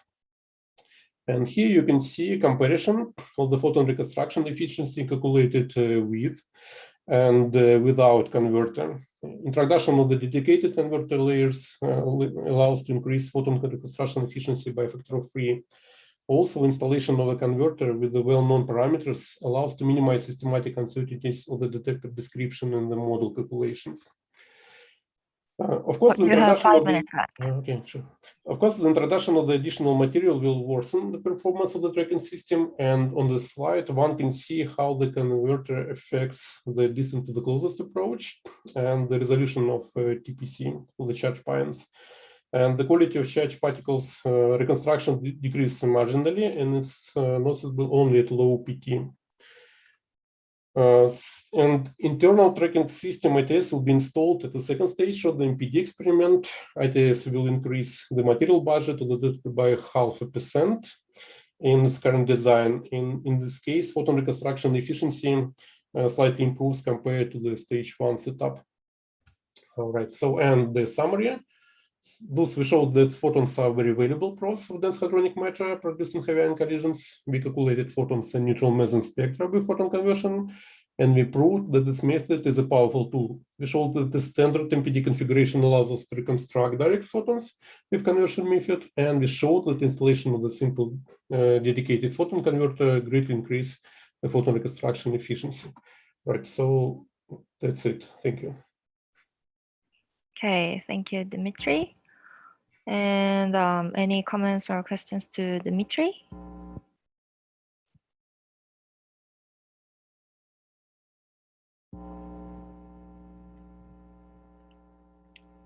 Okay, if not, Maybe it's a kind of stupid question, but do you have any estimation for the lowest PT ranges that you can get some reasonable efficiencies? Oh, sure. So we expect to get something around 0.2 GVOC. Oh, I see. We can reach this point. Okay, I see. Oh, it's okay. Thank you. Okay, is there any other further questions to Dmitry? Okay, if not, then thank you again. Okay, thank you. And our next speaker is Mikhail Malev, and I think he will and he will talk about the study of centrality and collision energy dependencies of resonance production using MPD detectors and NICA. Hello, Mikhail, can you hear me? Yes, can you hear me? Oh, yeah, okay. You can start whenever you're ready.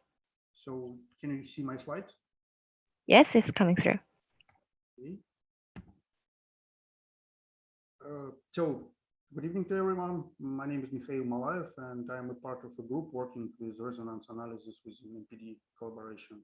And today I would like to present results on our studies of the centrality and collision energy dependence of resonance production at NICA's energy using MPD detector.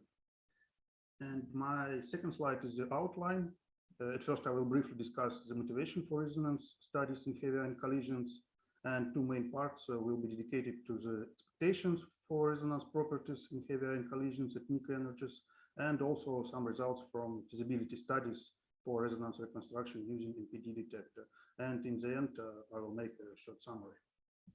Next slide. And first of all, I would like to remind that in heavy ion collisions, only a small group of resonances is measured, and some of them listed in the table in the middle of the slide.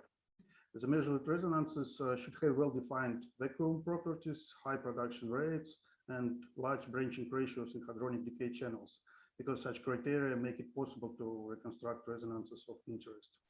And resonance are used as probes of reaction dynamics and particle production mechanisms.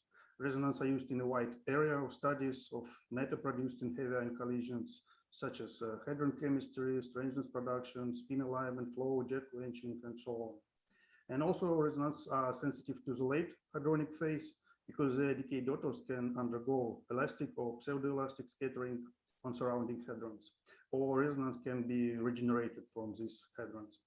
And all of this affects the measured resonance yields. And we go to the next slide. And I would like to remind that hadronic decays of resonances are studied with the invariant mass method in the experiments. And invariant mass distributions are reconstructed via daughter particles from resonance decay. And after subtraction of uncorrelated combinatorial background, the resonance peaks are approximated with a given peak model. And for most of the cases, the peak model is inspired by theory and measurements in elementary electron-positron or proton-proton collisions where medium effects are not as important. But possible line shape modifications will result in the change of the measured yield and method or width of the resonance. And on this slide, you can see examples of such line shape modifications predicted by the EuroQMD event generator in gold-gold collisions at 11 GeV. So resonances were reconstructed by invariant mass method according to decay channel. And as you can see, in case of phi meson resonance with relatively long lifetime, there are only very modest line shape modifications and in the most central collisions and at low transverse momentum. But for rho meson, modifications are significant at low transverse momentum, even in peripheral collisions. And to test these modifications, we used fitting or approximation function for signal as the same fitting function as we did it within Ellis experiment in real data analysis. And we also added a component to this approximation function to take into account possible line shape modifications. It's a polynomial component. And on this slide, you can see example of this test in case of K-star meson, which is a kind of intermediate variant between phi and rho mesons from lifetime point of view. And with black lines, it's a total fit. Green line stays for peak model function, and the red line accounts modification of peak shape. And as you can see, small line shape modifications are present at low transverse momentum in central collision, it's top left picture, and nothing on other pictures. And as a result of these modifications, part of the signal was lost by peak shape function. And on the next slide, you can see same test, but in case of raw meson, and modifications are more significant than for K-star, and even also present in peripheral collision with low transverse momentum. It's indicated on the bottom left picture. And as a result of these tests, on the next slide, on this slide, you can see distributions of signal losses due to the line shape modifications in case of raw and K-star mesons in gold-gold collisions. And it's clear that losses are larger for shorter-lived raw resonance. Its daughter have higher chance to rescatter in the medium. And since these losses occur at low momentum, it should be mentioned that it also affect PT integrated yields. And on the next slide, you can see raw to pions and K-star to Keynes ratios as a function of final state particle multiplicity, also in gold-gold collision at 11 GeV. And its results predicted by different event generators like URPMD, AMPT, PHSD. We use these generators because they can simulate hadronic cascades. And all distributions are shown normalized to the most peripheral collisions. That's why they start from 1 at the, on the left to right. And as you can see on the pictures, all used models predict suppression of these ratios in more central collisions. And suppression depends on the final state multiplicity rather than on collision energy. And one of the possible sources for this suppression was presented and discussed on previous slides because of, for example, line shape modifications. And I also would like to say that similar suppression was also observed at RIC and LHC experiments and was interpreted as a result of rescattering of dotted particles in the hadronic phase. Also, besides signal losses, line shape modification can also affect reconstructed masses of resonances. And in our analysis in the approximation function, the shift of the resonance mass from vacuum value was one of the 3 parameters. And on this slide, on top pictures, you can see PT distribution of the reconstructed mass shifts in case of raw and K-star mesons analysis. It's black markers is for central collisions and the red markers is for peripheral. And while there are no modifications in masses in peripheral collisions, in central collisions, peak models return masses smaller than vacuum mass. And it also should be mentioned that similar mass modifications have been reported by RIC and LHC experiments, but with large uncertainties. And these results you can see on the bottom pictures. And on this slide, you can see a schematic view of the future NPD experiment. And the first phase will include TPC, TOF, FFD, FHCAL, and polarimeters. And since this experiment is only in plan, so for the moment, all results are obtained from simulated data. And we simulated gold-gold interactions with different collision energies using URPMD event generator. And then particles produced in these collisions were propagated through the MPD detector simulated in the framework of the MPD route. And from this slide, I will present some results in continuation of feasibility studies for resonance reconstruction in the MPD experiment. And on this slide, you can see typical reconstruction efficiency for different resonances, for different centralities, and for different collision energies. From these pictures, the more or less multiplicity and energy dependence can be concluded. It also demonstrates that measurements are possible from almost zero momentum. And from the other side, high PT reach is limited only by statistic, especially for multi-stage decays like psi star, lambda star, or charged K-star decays. And it's because of noticeably low efficiencies for these resonances. And on the next slide, you can see distributions of detector mass resolution for different resonances, estimated as the difference between the constructed and generated masses of the resonance. This distribution also indicates modest multiplicity and energy dependence, but the main conclusion is that estimated mass resolution is more or less good enough for line shape analysis. On the next slide, some examples of 5-meson reconstructed peaks are presented, and before and after background subtraction, and left two pictures demonstrate signal, or right two pictures demonstrate signal to background ratio as a function of centrality for different collision energy. And these ratios follow decreasing trend, going from peripheral to central collisions and with increasing energy. And at low transverse momentum, signal can be reconstructed from 0.2 GV over C, and as I already said, high PT reach is limited only by available statistics. On the next slide, similar results for K-star analysis are presented. The behavior of signal to background ratio is similar to the one for 5-meson, and signal also can be reconstructed from 0.2 GV over C.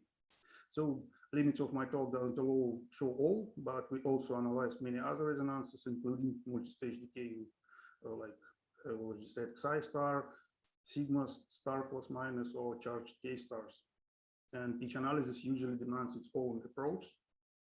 And my last slide before summary dedicated to so-called closure test result. So it's a kind of a verification of the analysis techniques used for resonance reconstruction. So reconstructed in our analysis spectrum indicated on the pictures by color markers is compared to initially generated spectrum indicated by color lines. And on the slide, you can see results of this test for different resonance, including multi-stage decay cases. And all results demonstrate good agreement between generated and reconstructed resonance spectrum. And my last slide is summary. As a conclusion, I would like to say that measurements of resonances will definitely contribute to NPD physical program, and first results will be possible already during or after first year of detector work. And our feasibility studies show good capabilities for different physics phenomena studies, most prominent at low transverse momentum. But more detailed studies also possible, but with higher statistics, especially for multi-stage decays. And at this point, I would like to thank you for your attention. That's it. Okay, thank you, Mihail. Any questions or comments to Mihail?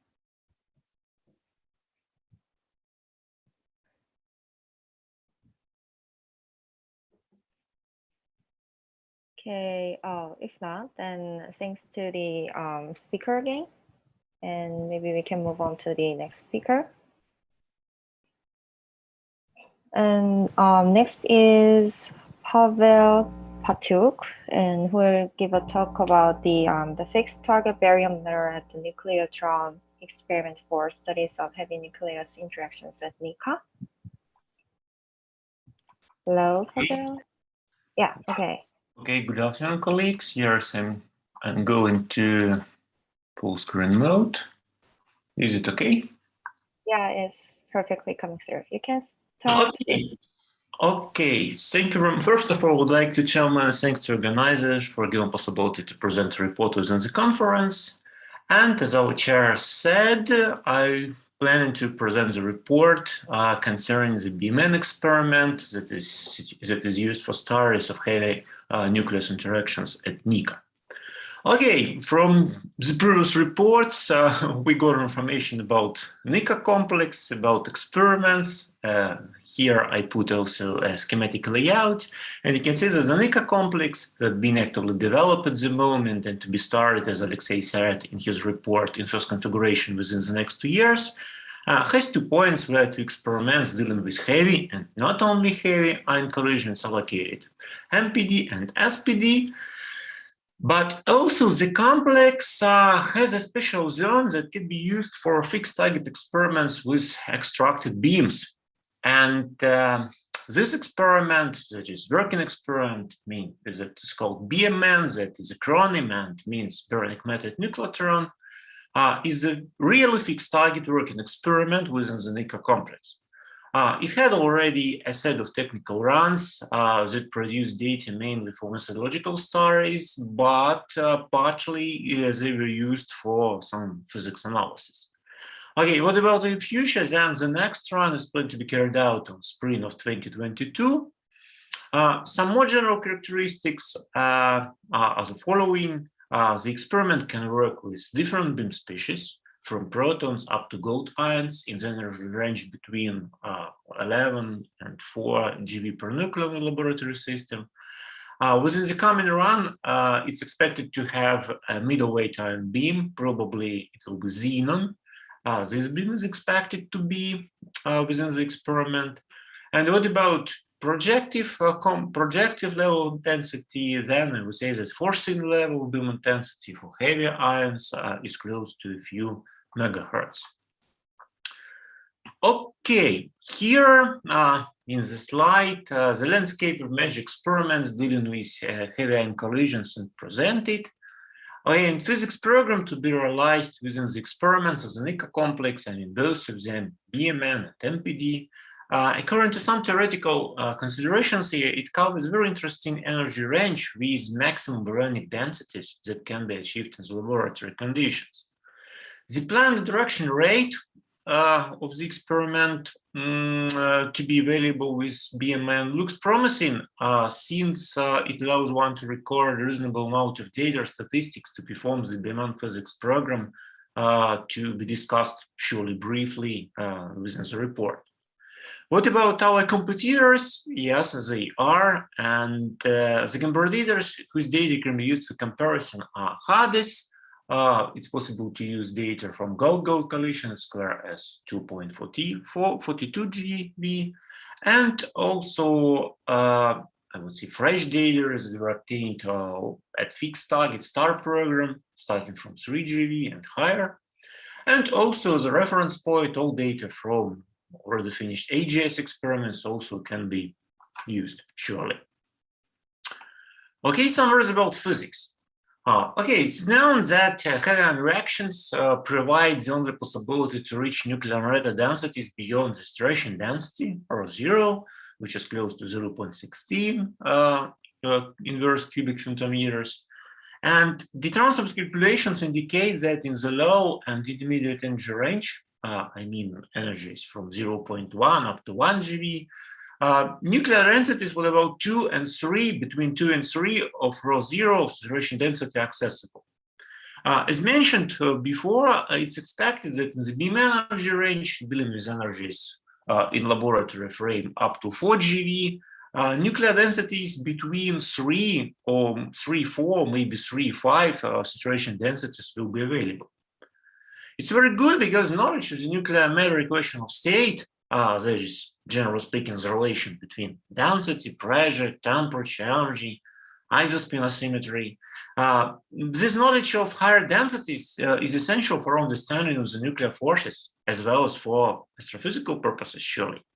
And study of equation of state with densities around 2 and higher, exactly the beam in physics case, may provide strong insight for the mass and density relation of neutron stars.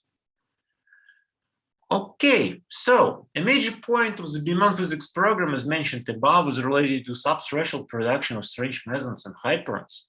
According to calculations done with part and hadron quantum molecular dynamics model, it's expected that densities close to 3 saturation densities, there is a sensitivity of hyperon yields to equation of state, assuming different values of curvature of nuclear incompressibility. You can see from the picture, according to model considerations, model calculations, for hyperons, it's possible to check this difference.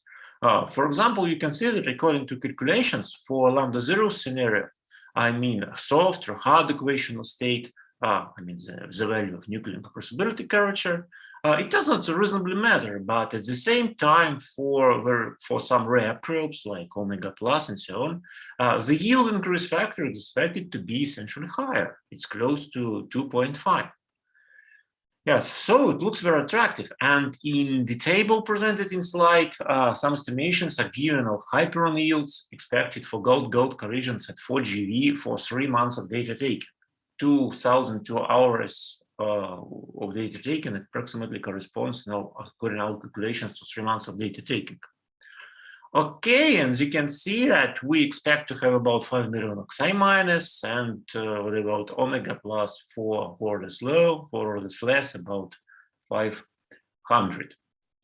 But nevertheless, also data, as mentioned before, from AGS also could be taken into account for comparison. So Okay, another, the second point of the BMN physics program is study of hypernuclei production.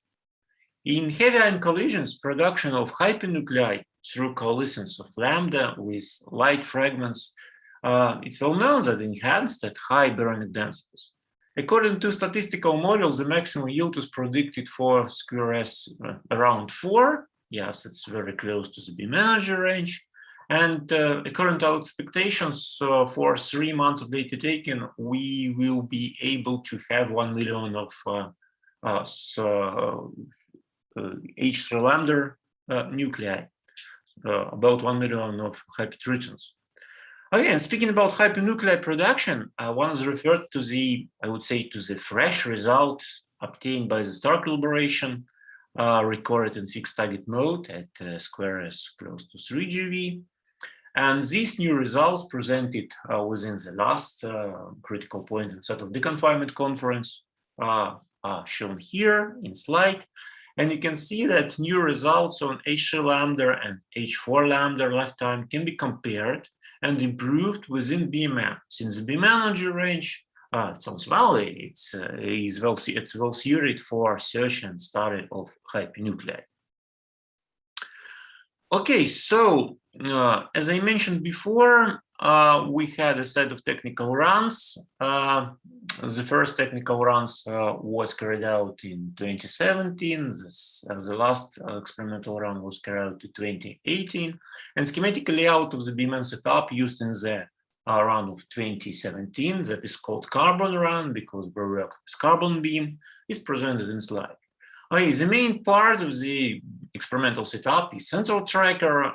It consisted of 3 small GEMS detectors with size of 66 per 41 square centimeters, 2 big detectors, the size indicated in slide, and 1 detector composed from 2 small GEM detectors.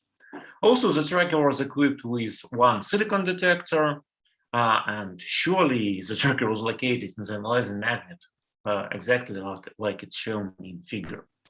Okay, the program of Carbon Run covered different issues, first of all, concerning alignment of central tracker, beam tracing at different values of magnetic field. What about physics? Yeah, it was planned to measure inelastic reactions of carbon beam with a set of targets, from light carbon up to heavy lead. At 3 energies indicated in slide, laboratory system, 3.5, 4, and 4.5 GeV per nucleus. And also you can see some photos of elements of central tracker as well as auto tracker presented by drift chambers and time of flight system. Yes, the photos got directly in the experimental hall and shown in slide. Okay, some about physics that we could achieve when analyzing those data. And you can see that the obtained pi-minus proton mass spectra, they are shown in slide for all targets available, not for all, for 2 targets from the whole set of targets available. The interactions are recorded at 4 GeV per nucleon, and the measured kinematic range is also shown in slide. Okay, what can see? It was possible to see, first of all, a signal from lambda 0 for all targets. And the width of signal varies between 2.4 up to 3 MeV, depending on target. And relatively high background seen in the distribution in the mass spectra probably can be explained by low granularity tracking system. First of all, the second important point is that there was no vacuum beam pipe installed and no particle identification used to verify products from decay. When extracting the lambda 0 yields shown in the second row of slide, the data were corrected surely for acceptance and reconstruction efficiency. You can say that rapidity spectrum becomes softer with increase of target dynamic weight. What about comparison with available on the Monte Carlo market Monte Carlo generators? Then the comparison was done for DCM PGSM model. It always estimates data in carbon-carbon interaction, but seems to be okay, and with data measured for heavier targets like copper and so on. And what about your QMD? Then it gives predictions that are below data for heavier targets, but sounds essentially better if comparing data for carbon interactions. So the next run was carried out in 2018. Okay, the physics program also is indicated in the slide. We plan to measure elastic reactions of argon and krypton beam with different set of targets. First of all, to measure hyperon production in the central tracker, and to perform some particle identifications in order to measure K+ to Pi+ ratio and so on. And the main experimental results achieved in the argon run are dedicated mainly to reconstruction of lambda 0 and particle identification with help of time-of-flight system. It was possible to get pi- proton mass spectra for targets used in the run, and the separated signal for lambda 0 is and has a weights as it varies from 2 up to 4 MeV depending on target, surely as a function of target. And right now we are working on estimation of lambda 0 yields like we did in the carbon run. Of course, it requires data correction for acceptance and reconstruction efficiency. And what about the experimental result obtained for particle identification? They are planned to be used partially, as mentioned before, for calculating K+ to Pi+ ratio. Okay, now the analysis is in its active phase. Also, within the last experimental run, we had an extension to the BMN program that was called short-range correlation program. The experimental apparatus used for this program is shown here. The carbon beam was available. And the main idea was to study these reactions, proton-proton SRC reaction and neutron-proton SRC reaction. The main idea is to perform first exclusive measurement in inverse kinematic, measuring the residual A-2 nuclear fragment system. Okay, and what about particle identification concerning this nuclear A-2 nuclear system? The result is shown in the right part of slide. And also the obtained result, not on particle identification, but on some physics here. It was published in Nature Physics. Okay, and what about future? Because we have nearest future, I hope. The schematic view of the BMN setup to be used in future runs. Remember, we start in 2022 with having beams shown in the slide. The major part of setup that is called the central tracker. It consists of silicon detectors and gems. The central tracker called hybrid central tracker, and it's planned to use two configurations of the tracker. The first one is planned to be used in 2022 next year, that is called stage 1, and the second to be used in 2023, stage 2. The vacuum beam pipe not shown on the tracker layout, and that wasn't installed in the previous run, as I mentioned before, surely will be installed because without vacuum pipe, it's impossible to do something. Okay, and some more about stages of hybrid central tracker. You can see here the stage 1 of central tracker, and it will consist of 3 forward silicon stations having 10, 14, and 18 modules, in total 42 models, and 7 gem stations. This configuration is able to work with beam intensities close to 10 to the 5 Hertz and beam species called middleweight ions like xenon, krypton, and so on. And what about the stage 2 of central tracker that is planned to be put in operation in 2023? It assumes that STS replaces the forward silicon. STS means silicon tracker system, and it consists of 4 stations having 34 layers and 292 modules in total. This configuration has a fast readout electronics and will be used for heavy ion beam intensities in order of few MeV, as I mentioned in the beginning of my presentation. And the collaborators, Joint Institute, which now is presented by me, Moscow State University, GSI, Tübingen University, Warsaw University of Technology, are presented in slide. And finally, some feasibility studies for heavy ion collisions that we could do using this second stage of hybrid central tracker. Okay, you know from physics motivation that feasibility study and aiming at probing our abilities for reconstruction of hyperons and hypernuclei with the BMN hybrid central tracker. And the simulations were performed with PHQND model for goal-goal central collision at 4 GeV. And the simulation showed that using such configuration of central track, it's possible to get approximately the same values of efficiency, close to 1, and relatively high signal-to-background ratio for shown decay channels. And conclusion, now I'm going to conclusion. So I put here, in my opinion, 4 important points. First of all, I would stress that the B-manager range is very promising for study of equation of state of nuclear matter for high P nuclei and high parent productions, collective flow of hadrons, and so on. What about already existing experimental data? The experiment had a set of technical runs mentioned here, but more important point is that they were not only used for methodological studies, but of some physics and physics analysis of data in its active phase. I hope that the result will be published as soon as possible. Also, preparation for next experimental rounds, I mean, detector construction, physics will be the study, according to the BMN physics program to investigate it's ongoing.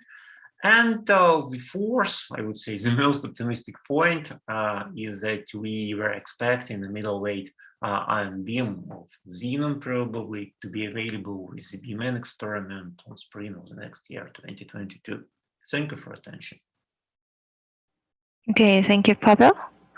Any comments or questions to Pavel? Yay. If not, can you go to the page 13? 13? Yes, 13, I guess. Yeah, that one. So, high central tracker. So, you're talking about the boxed area, right? About that what? Is your the central tracker that you wanted to explain about is right now in the boxed area, right? Mm-hmm. No, ST. central tracker, yeah. It's called generally hybrid central tracker because in our experiments, the central tracker consists of two parts: a silicon tracker system in the box area shown here, and GEM. Well, the main difference between two stages of central tracker is the following. At first stage, next year, we have 7 GEMs of big squares, as mentioned in slides before. But the main difference between these two stages is that the forward silicon tracker, which has less granularity than silicon tracker system, will be replaced. Okay, the GM part remains the same. Okay, because using this configuration, it's able to work with intensity of 10 to 5 hertz. But our intensities that are suitable for our electronics and that are required for our physics in 10 to the 6 hertz, maybe some points of megahertz. Therefore, we must, I would say, to replace forward silicon by PSTS, okay, to increase the granularity of our main tracker system, because we have to, I would say, we have to support a very big multiplicities here in order to make a precise reconstruction. Yes, the tracking system at such multiplicities should have more granularities. Okay, I see. Quite interesting talk. Thank you. Any comments or questions? If there is no other further questions, then thank you, Pavel. And our next speaker, our next speaker is Peter Parfenov, and he'll talk about the anisotrophic flow measurements in MPD experiment using 2 and 3 particle correlations with scalar product method. Yes. And this, yeah, I can hear you. And yeah, okay, it's coming through. Do you see my slides? Yes, you can start whenever you're ready. Okay, so again, I want to also thank the organizers for providing the possibility to give a talk about the flow measurements in MPD experiment at NICA using the 2 and 3 particle correlation scalar product method. So without further ado, I will go into a brief outline. So basically, the structure of my talk, I will introduce the anisotropic flow and energies from LHC down to Nika. Also, I will give brief description of scalar product methods and its implementation in this current work. After that, I will show the comparison between two variants of scalar product methods, and I'll finish with my summary and outlook. So, first of all, I will give a brief description of anisotropic flow. So, in non-central heavy ion collisions, we have spatial anisotropy in the overlapping region where the two nucleons collides. It can be described by the initial eccentricity, which you can see on the left formula here. And it will produce the momentum anisotropy, which can be described by Fourier decomposition, and the coefficient in this Fourier expansion is called anisotropic flow. So the first harmonic of this coefficient is called directed flow. The second one is called elliptic flow, and the higher order harmonics I just will not mention in this talk. So the one thing that the anisotropic flow are very important in heavy ion collisions because they are sensitive to the early stages of the collision and can be used to study the transport properties such as equation of states, specific shear, or bulk viscosities. For example, on the right plots, you can see the anisotropic flow of different harmonics measured in Atlas at the upper plot, and it's at star and Phoenix and lower plot. So the measured, experimentally measured data is depicted by the points, and it is compared with the calculation based on viscous hydrodynamics. So you can see if the specific shear viscosity is set as 0.2 or 0.12, we have a good agreement between calculations and data, which basically tells us that the quark-gluon matter behaves almost like ideal fluid with very little specific shear viscosity. So moving down to the star beam energy scan and Nika energy range, we can see the additional effect when we study the elliptic flow. So on the left plot here, you can see that we have a difference between flow of particles and antiparticles, and this effect grows with decreasing energies. And in addition to that, on the right plot, you can see that at nucleotron like BM10 and Nika energy range, we have a strong elliptic flow dependence at energy. So this energy region is very interesting in terms of flow study, and should be there should be basically more precise and differential measurements, which can MPD experiment can provide that. Basically, without repeating my colleagues' previous talks, I just emphasize the detector systems which can be used in flow measurements. Basically, forward hadron colorimeters can be used to provide the centrality determination and symmetry plane and basically event plane in the flow measurements.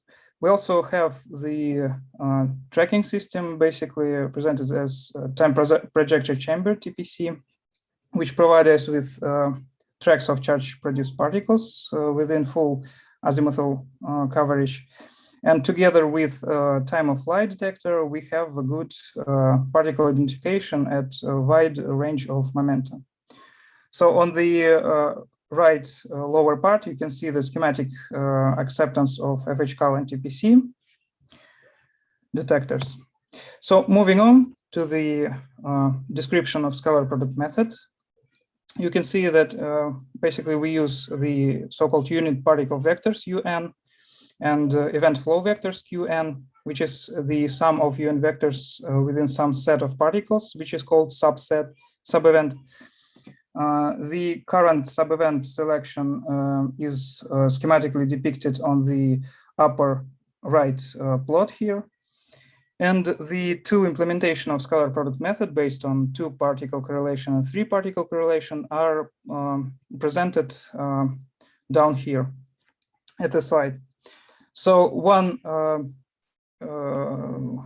point here that the 3-particle correlation based scalar product methods has a stronger suppression of non-flow contribution, which is defined as delta here.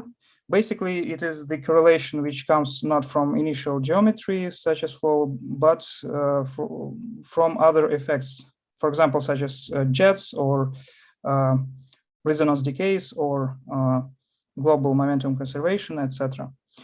So if we just look at the right plot here, you can see the comparison between those two implemented methods, scalar product methods, together with the elliptic flow with respect to the reaction plane from the model, which is plotted by field markers. You can see at the lower part of the plot the ratio to the 2-particle correlation scalar product method. You can see that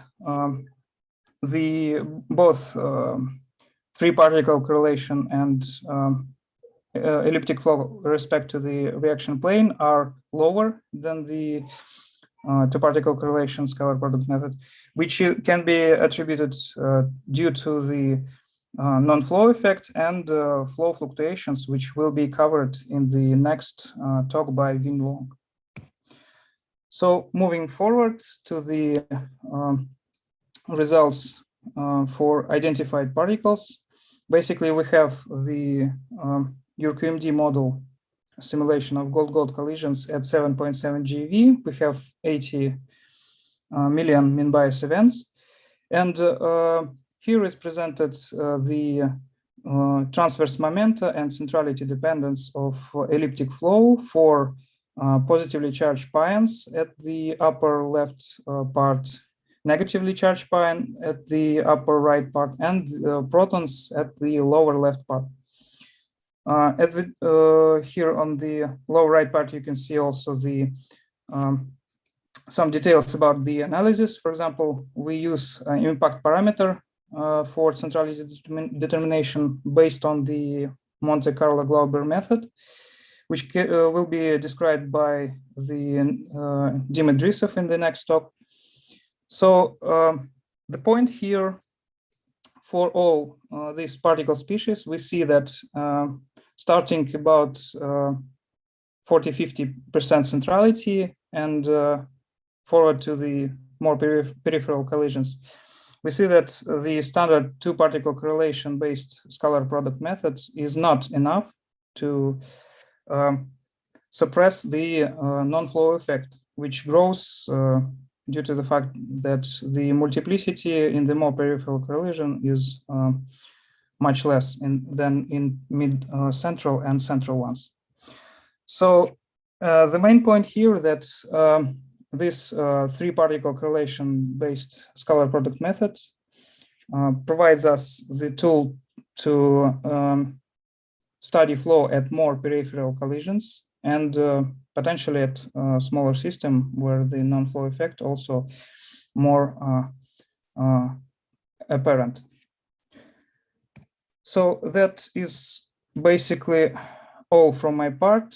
This is my summary. I remind you that at Nika energy range, we have very interesting effects such as difference between particles and antiparticles in terms of elliptic flow. And also we see a strong energy dependence of elliptic flow.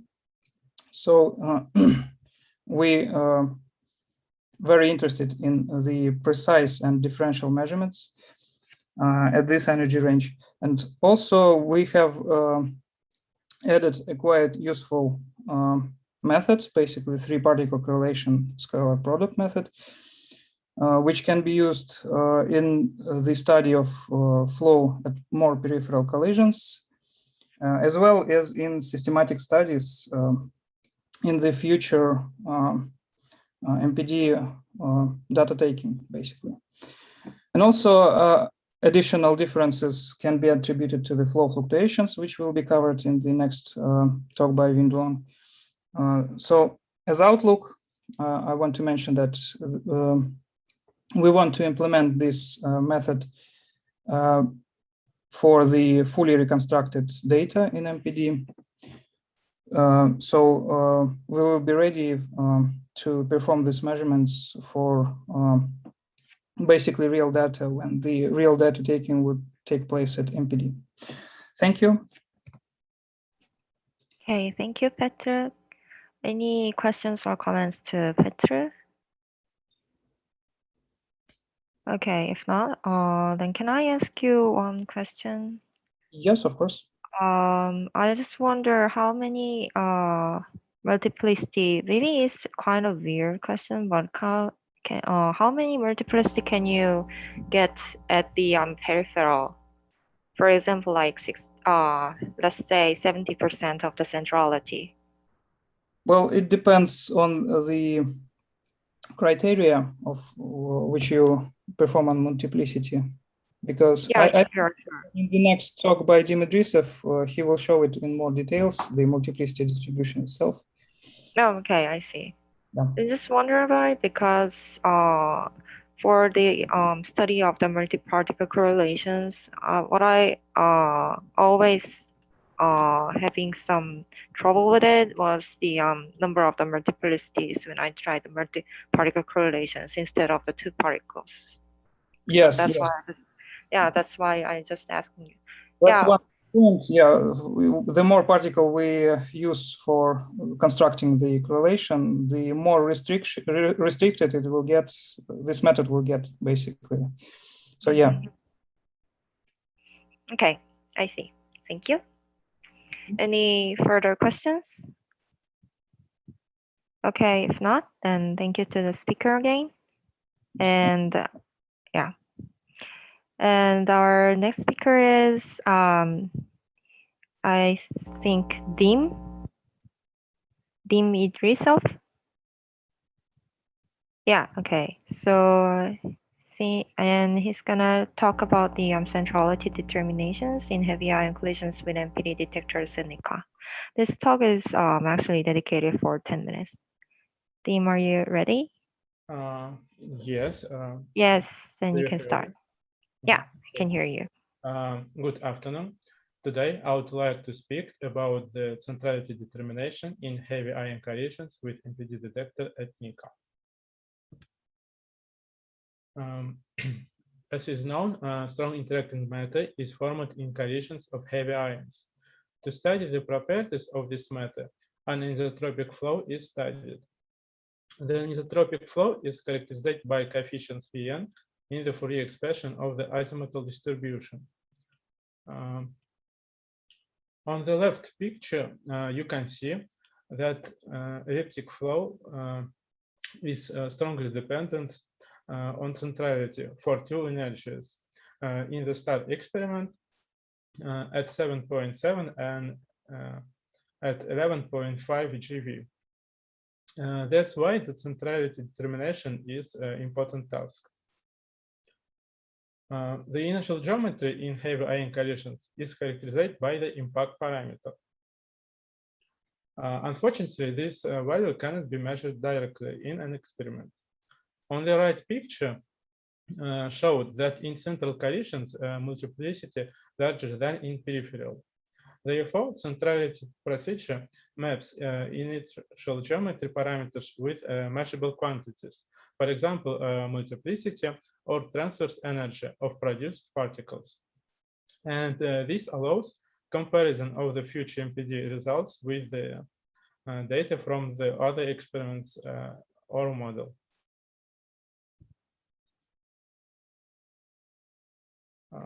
This slide illustrates the main usage steps of centrality framework based on Monte Carlo Glauber method.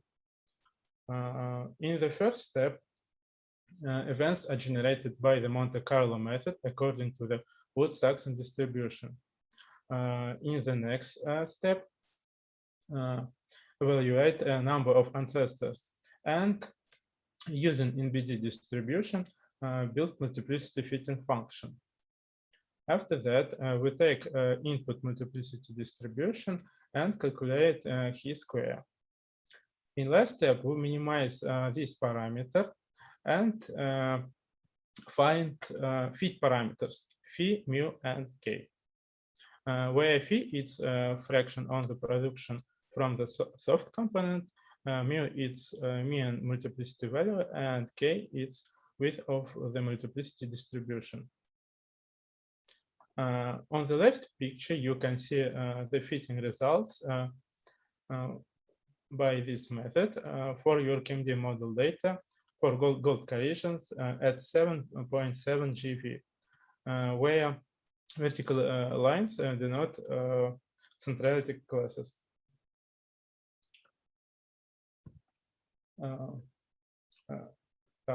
This slide illustrates the main assumptions in the Bayesian inversion method.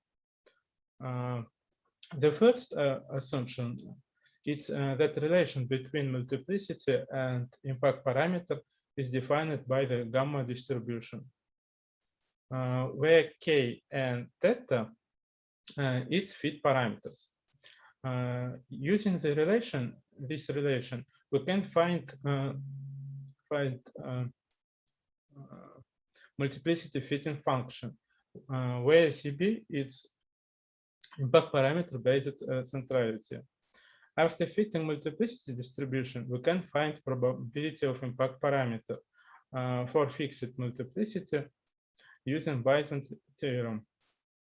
On the right picture, you can see the fitting results for your KMD model data for gold collisions at 7.7 GV.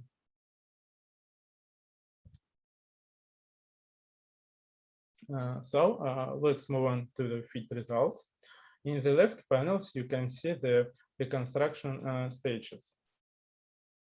In the first stage, we generate event with your KMD model. After that, simulate the MPD detector response in JN4 and reconstruct data. In centrality determination procedure, we used 500,000 events with next selection criteria. We used only charged particles in middle rapidity region and with PT larger than 0.15 GeV. On the right picture, you can see that we have overall good fit quality for all energies for both methods.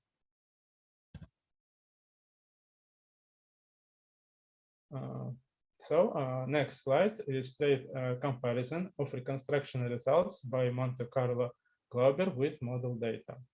On the left panel is showed results from reconstructed data. On the middle panel, results with primary selection, and on the right panel, results only from your KMD model. You can see that in the cases of data with primary selection and only model data, results are better than from reconstructed data. Same results we have and for gamma fit method. You can see that the constructed impact parameter are in good agreement with the results from the model. Let's move on to the summary and outlook. In this presentation, we showed that fitted function from both methods reproduce charged particle multiplicity, and that the results from the reconstructed data obtained using two methods are in good agreement with model data. And in the future, we're going to make comparison of the two measurements using the centrality determination based on FHCAL. Thank you for your attention. Okay, thank you, Dim. Is there any questions or comments to Dim? Okay, if not, can you go to the slide 6 for a while? Yes. So maybe it's my misunderstanding about the flaws, but if I just look at this data panel, which is the upper ones, ABC, and then it seems like that they are kind of consistent each other within their statistical uncertainty, I guess. But I cannot see any error bar with the D, N, E, and F panels. Does that mean that you cannot get any error, sizable error for the figures, or? In this picture showed width of impact parameter distribution, but not error of mean value. Oh, I see. I see. I see. Okay. Hello? Do you have Okay. Okay, I see. I was just wondering whether that the error bar was missing or what. Okay, I see. Thank you. Any further questions to them? Okay, if not, then thank you again. Goodbye.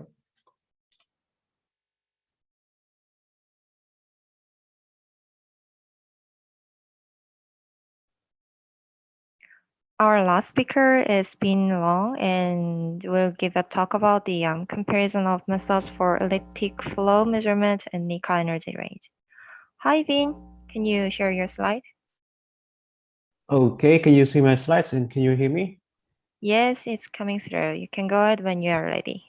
Oh, great. First of all, I would like to thank the organizers to give me a chance to give a talk on the 20th Lomonosov conference. So basically, my talk is dedicated to the comparison of methods for electric flow measurements at Nika energy range.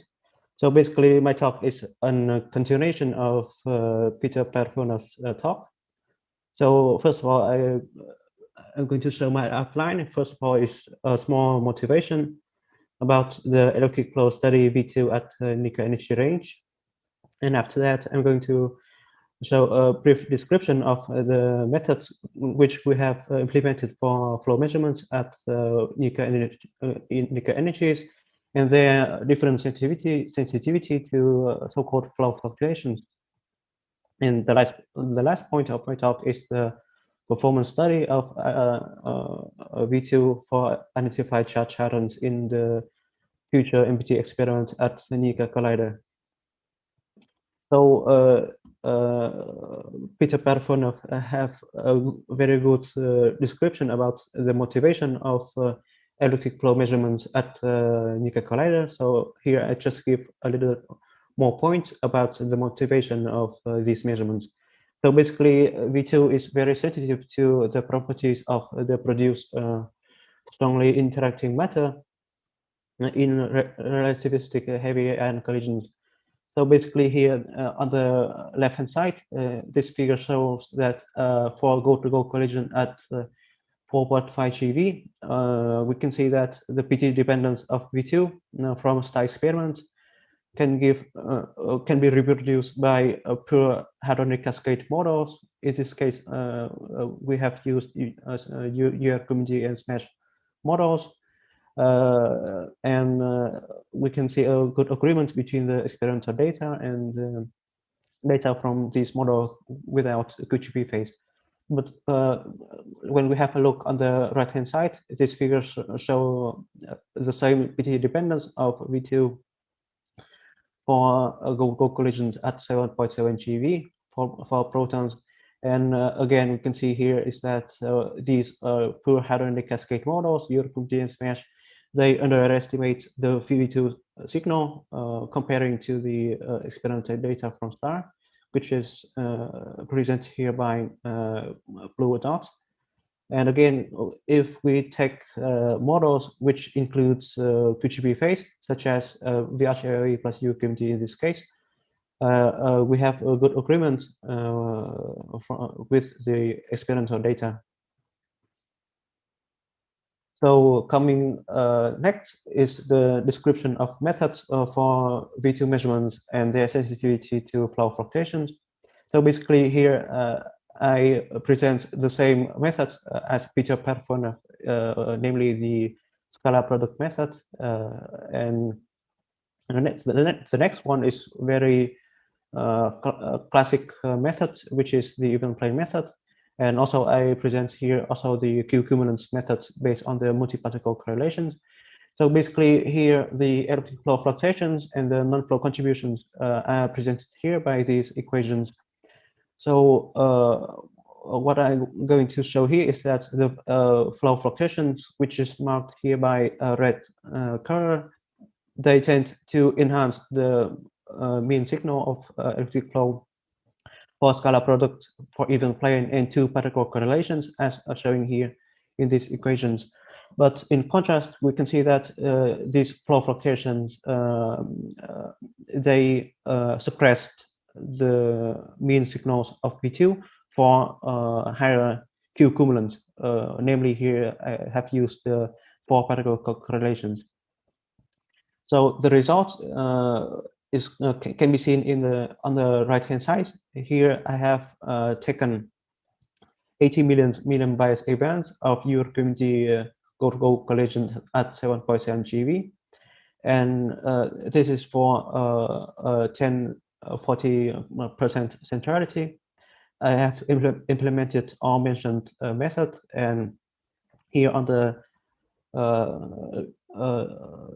lower panels, you can see that here I plot the ratios of all methods to the fit function of 2 particle correlations. And here we can see that 2 particle correlations, scalar product and even plane methods, they are all in a good agreement. But in contrast, as I have mentioned, that 4 particle correlations give the smaller signal of V2 owing to the flow fluctuations contribution. And also it is interesting to mark here is that this kind of flow fluctuations, which is represented by the ratio of V2 to V2, I mean that these red dots here, we can see a very quick PT dependence of this kind of fluctuations. So it indicates that this kind of fluctuations maybe mainly come from the fluctuations of the initial nucleons. So basically, moving to the next point of my talk is the performance study of the future MPT experiment at Nika Collider. Here on the top is the diagram of our simulations and reconstruction procedure. So basically, we use here is the UQD model to study the performance of the future MPT experiment. Here I have used 20 million events at 7.7 GeV, 10 million events at 11.5 GeV for flow study. So basically, on for the centrality determination, I have used the results from the talk, so which is based on the MC Global method for centrality determination. And below is furthermore information of about my cuts and detail of my analysis. On the right hand side here, I show the layout of the MPT detector as stage 1. So basically here, the main elements of this detector is the TPC, the time projection chamber. This is the crucial part for the flow study, which is presented in my talk. So here is the result of the PT dependence of electric flow V2.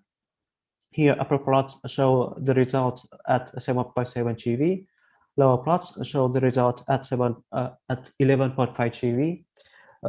Different columns represent different methods that we have implemented, namely the 4 particle correlations, 2 particle correlations, TPC even plane, and the last one is the scalar product that is used in Peter Parafonov's talk. So here, the different symbols represent different particle species, namely pions and protons. And the last point is that the open symbols represent the result V2 from the fully realistic reconstructed data, while the field symbols represent the result which is obtained from the true signals, which is obtained from the URCMD model without the realistic reconstruction. So basically, we can see that for our methods and for our particle species, we have a very good agreement between the reconstructed and generated data, which show that the MPT experiments will provide a very precise measurements for the anisotropic flow study.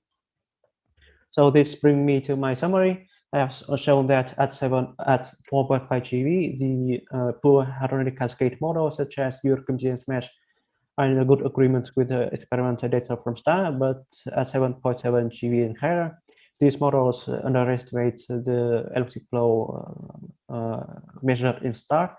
And in this case, we need to use such model with PGP phase, such as VHV plus URCMD and etc.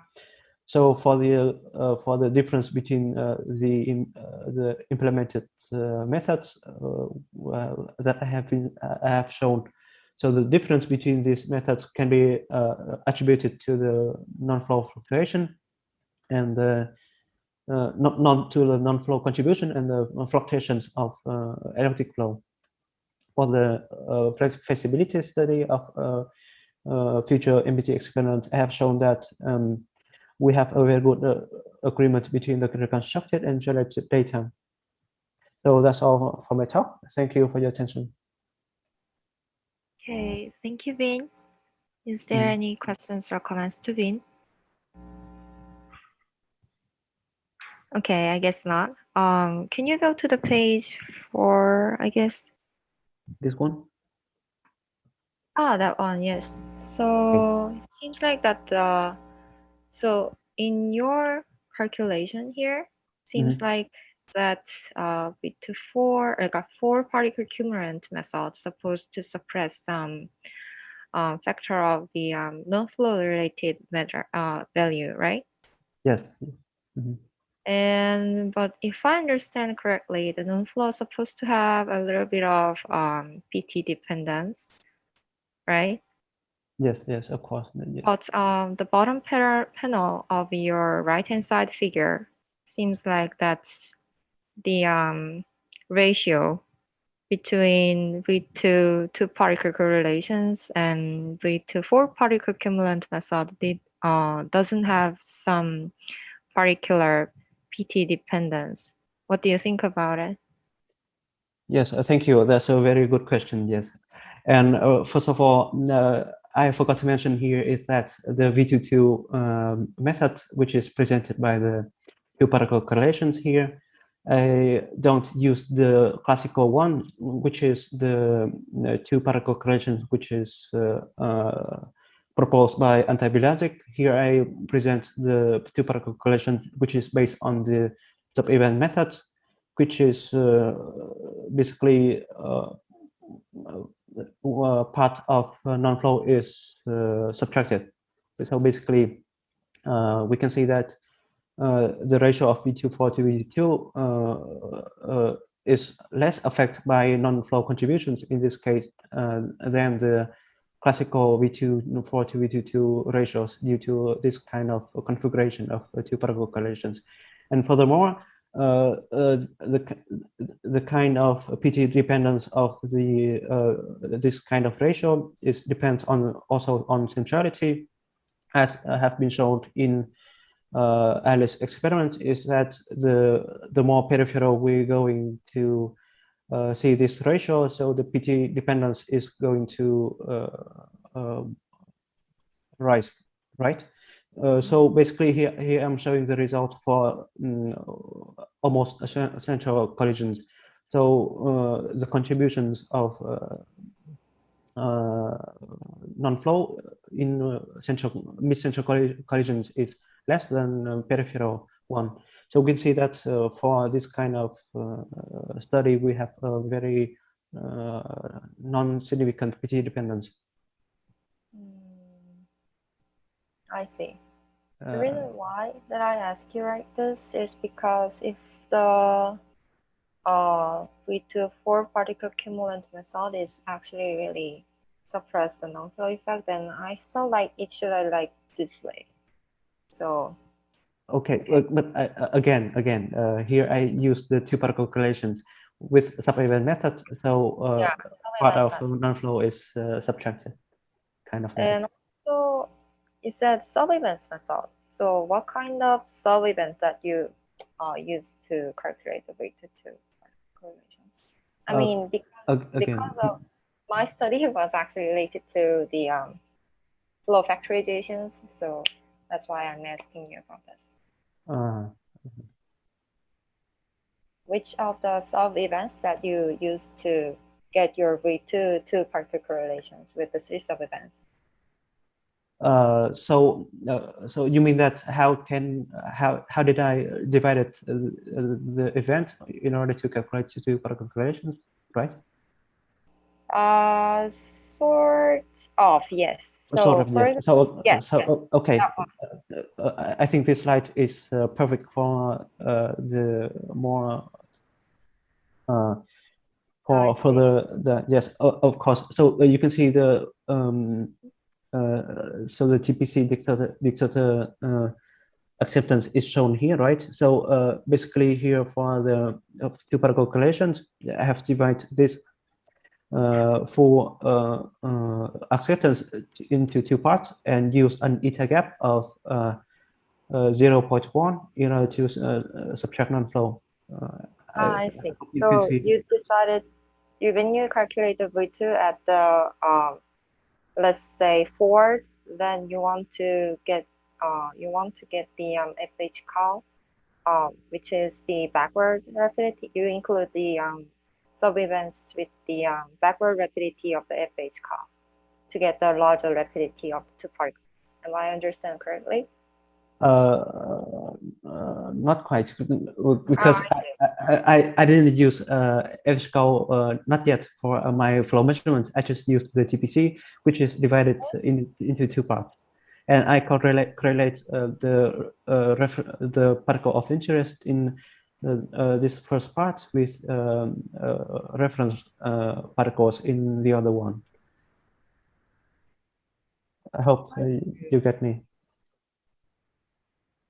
I see.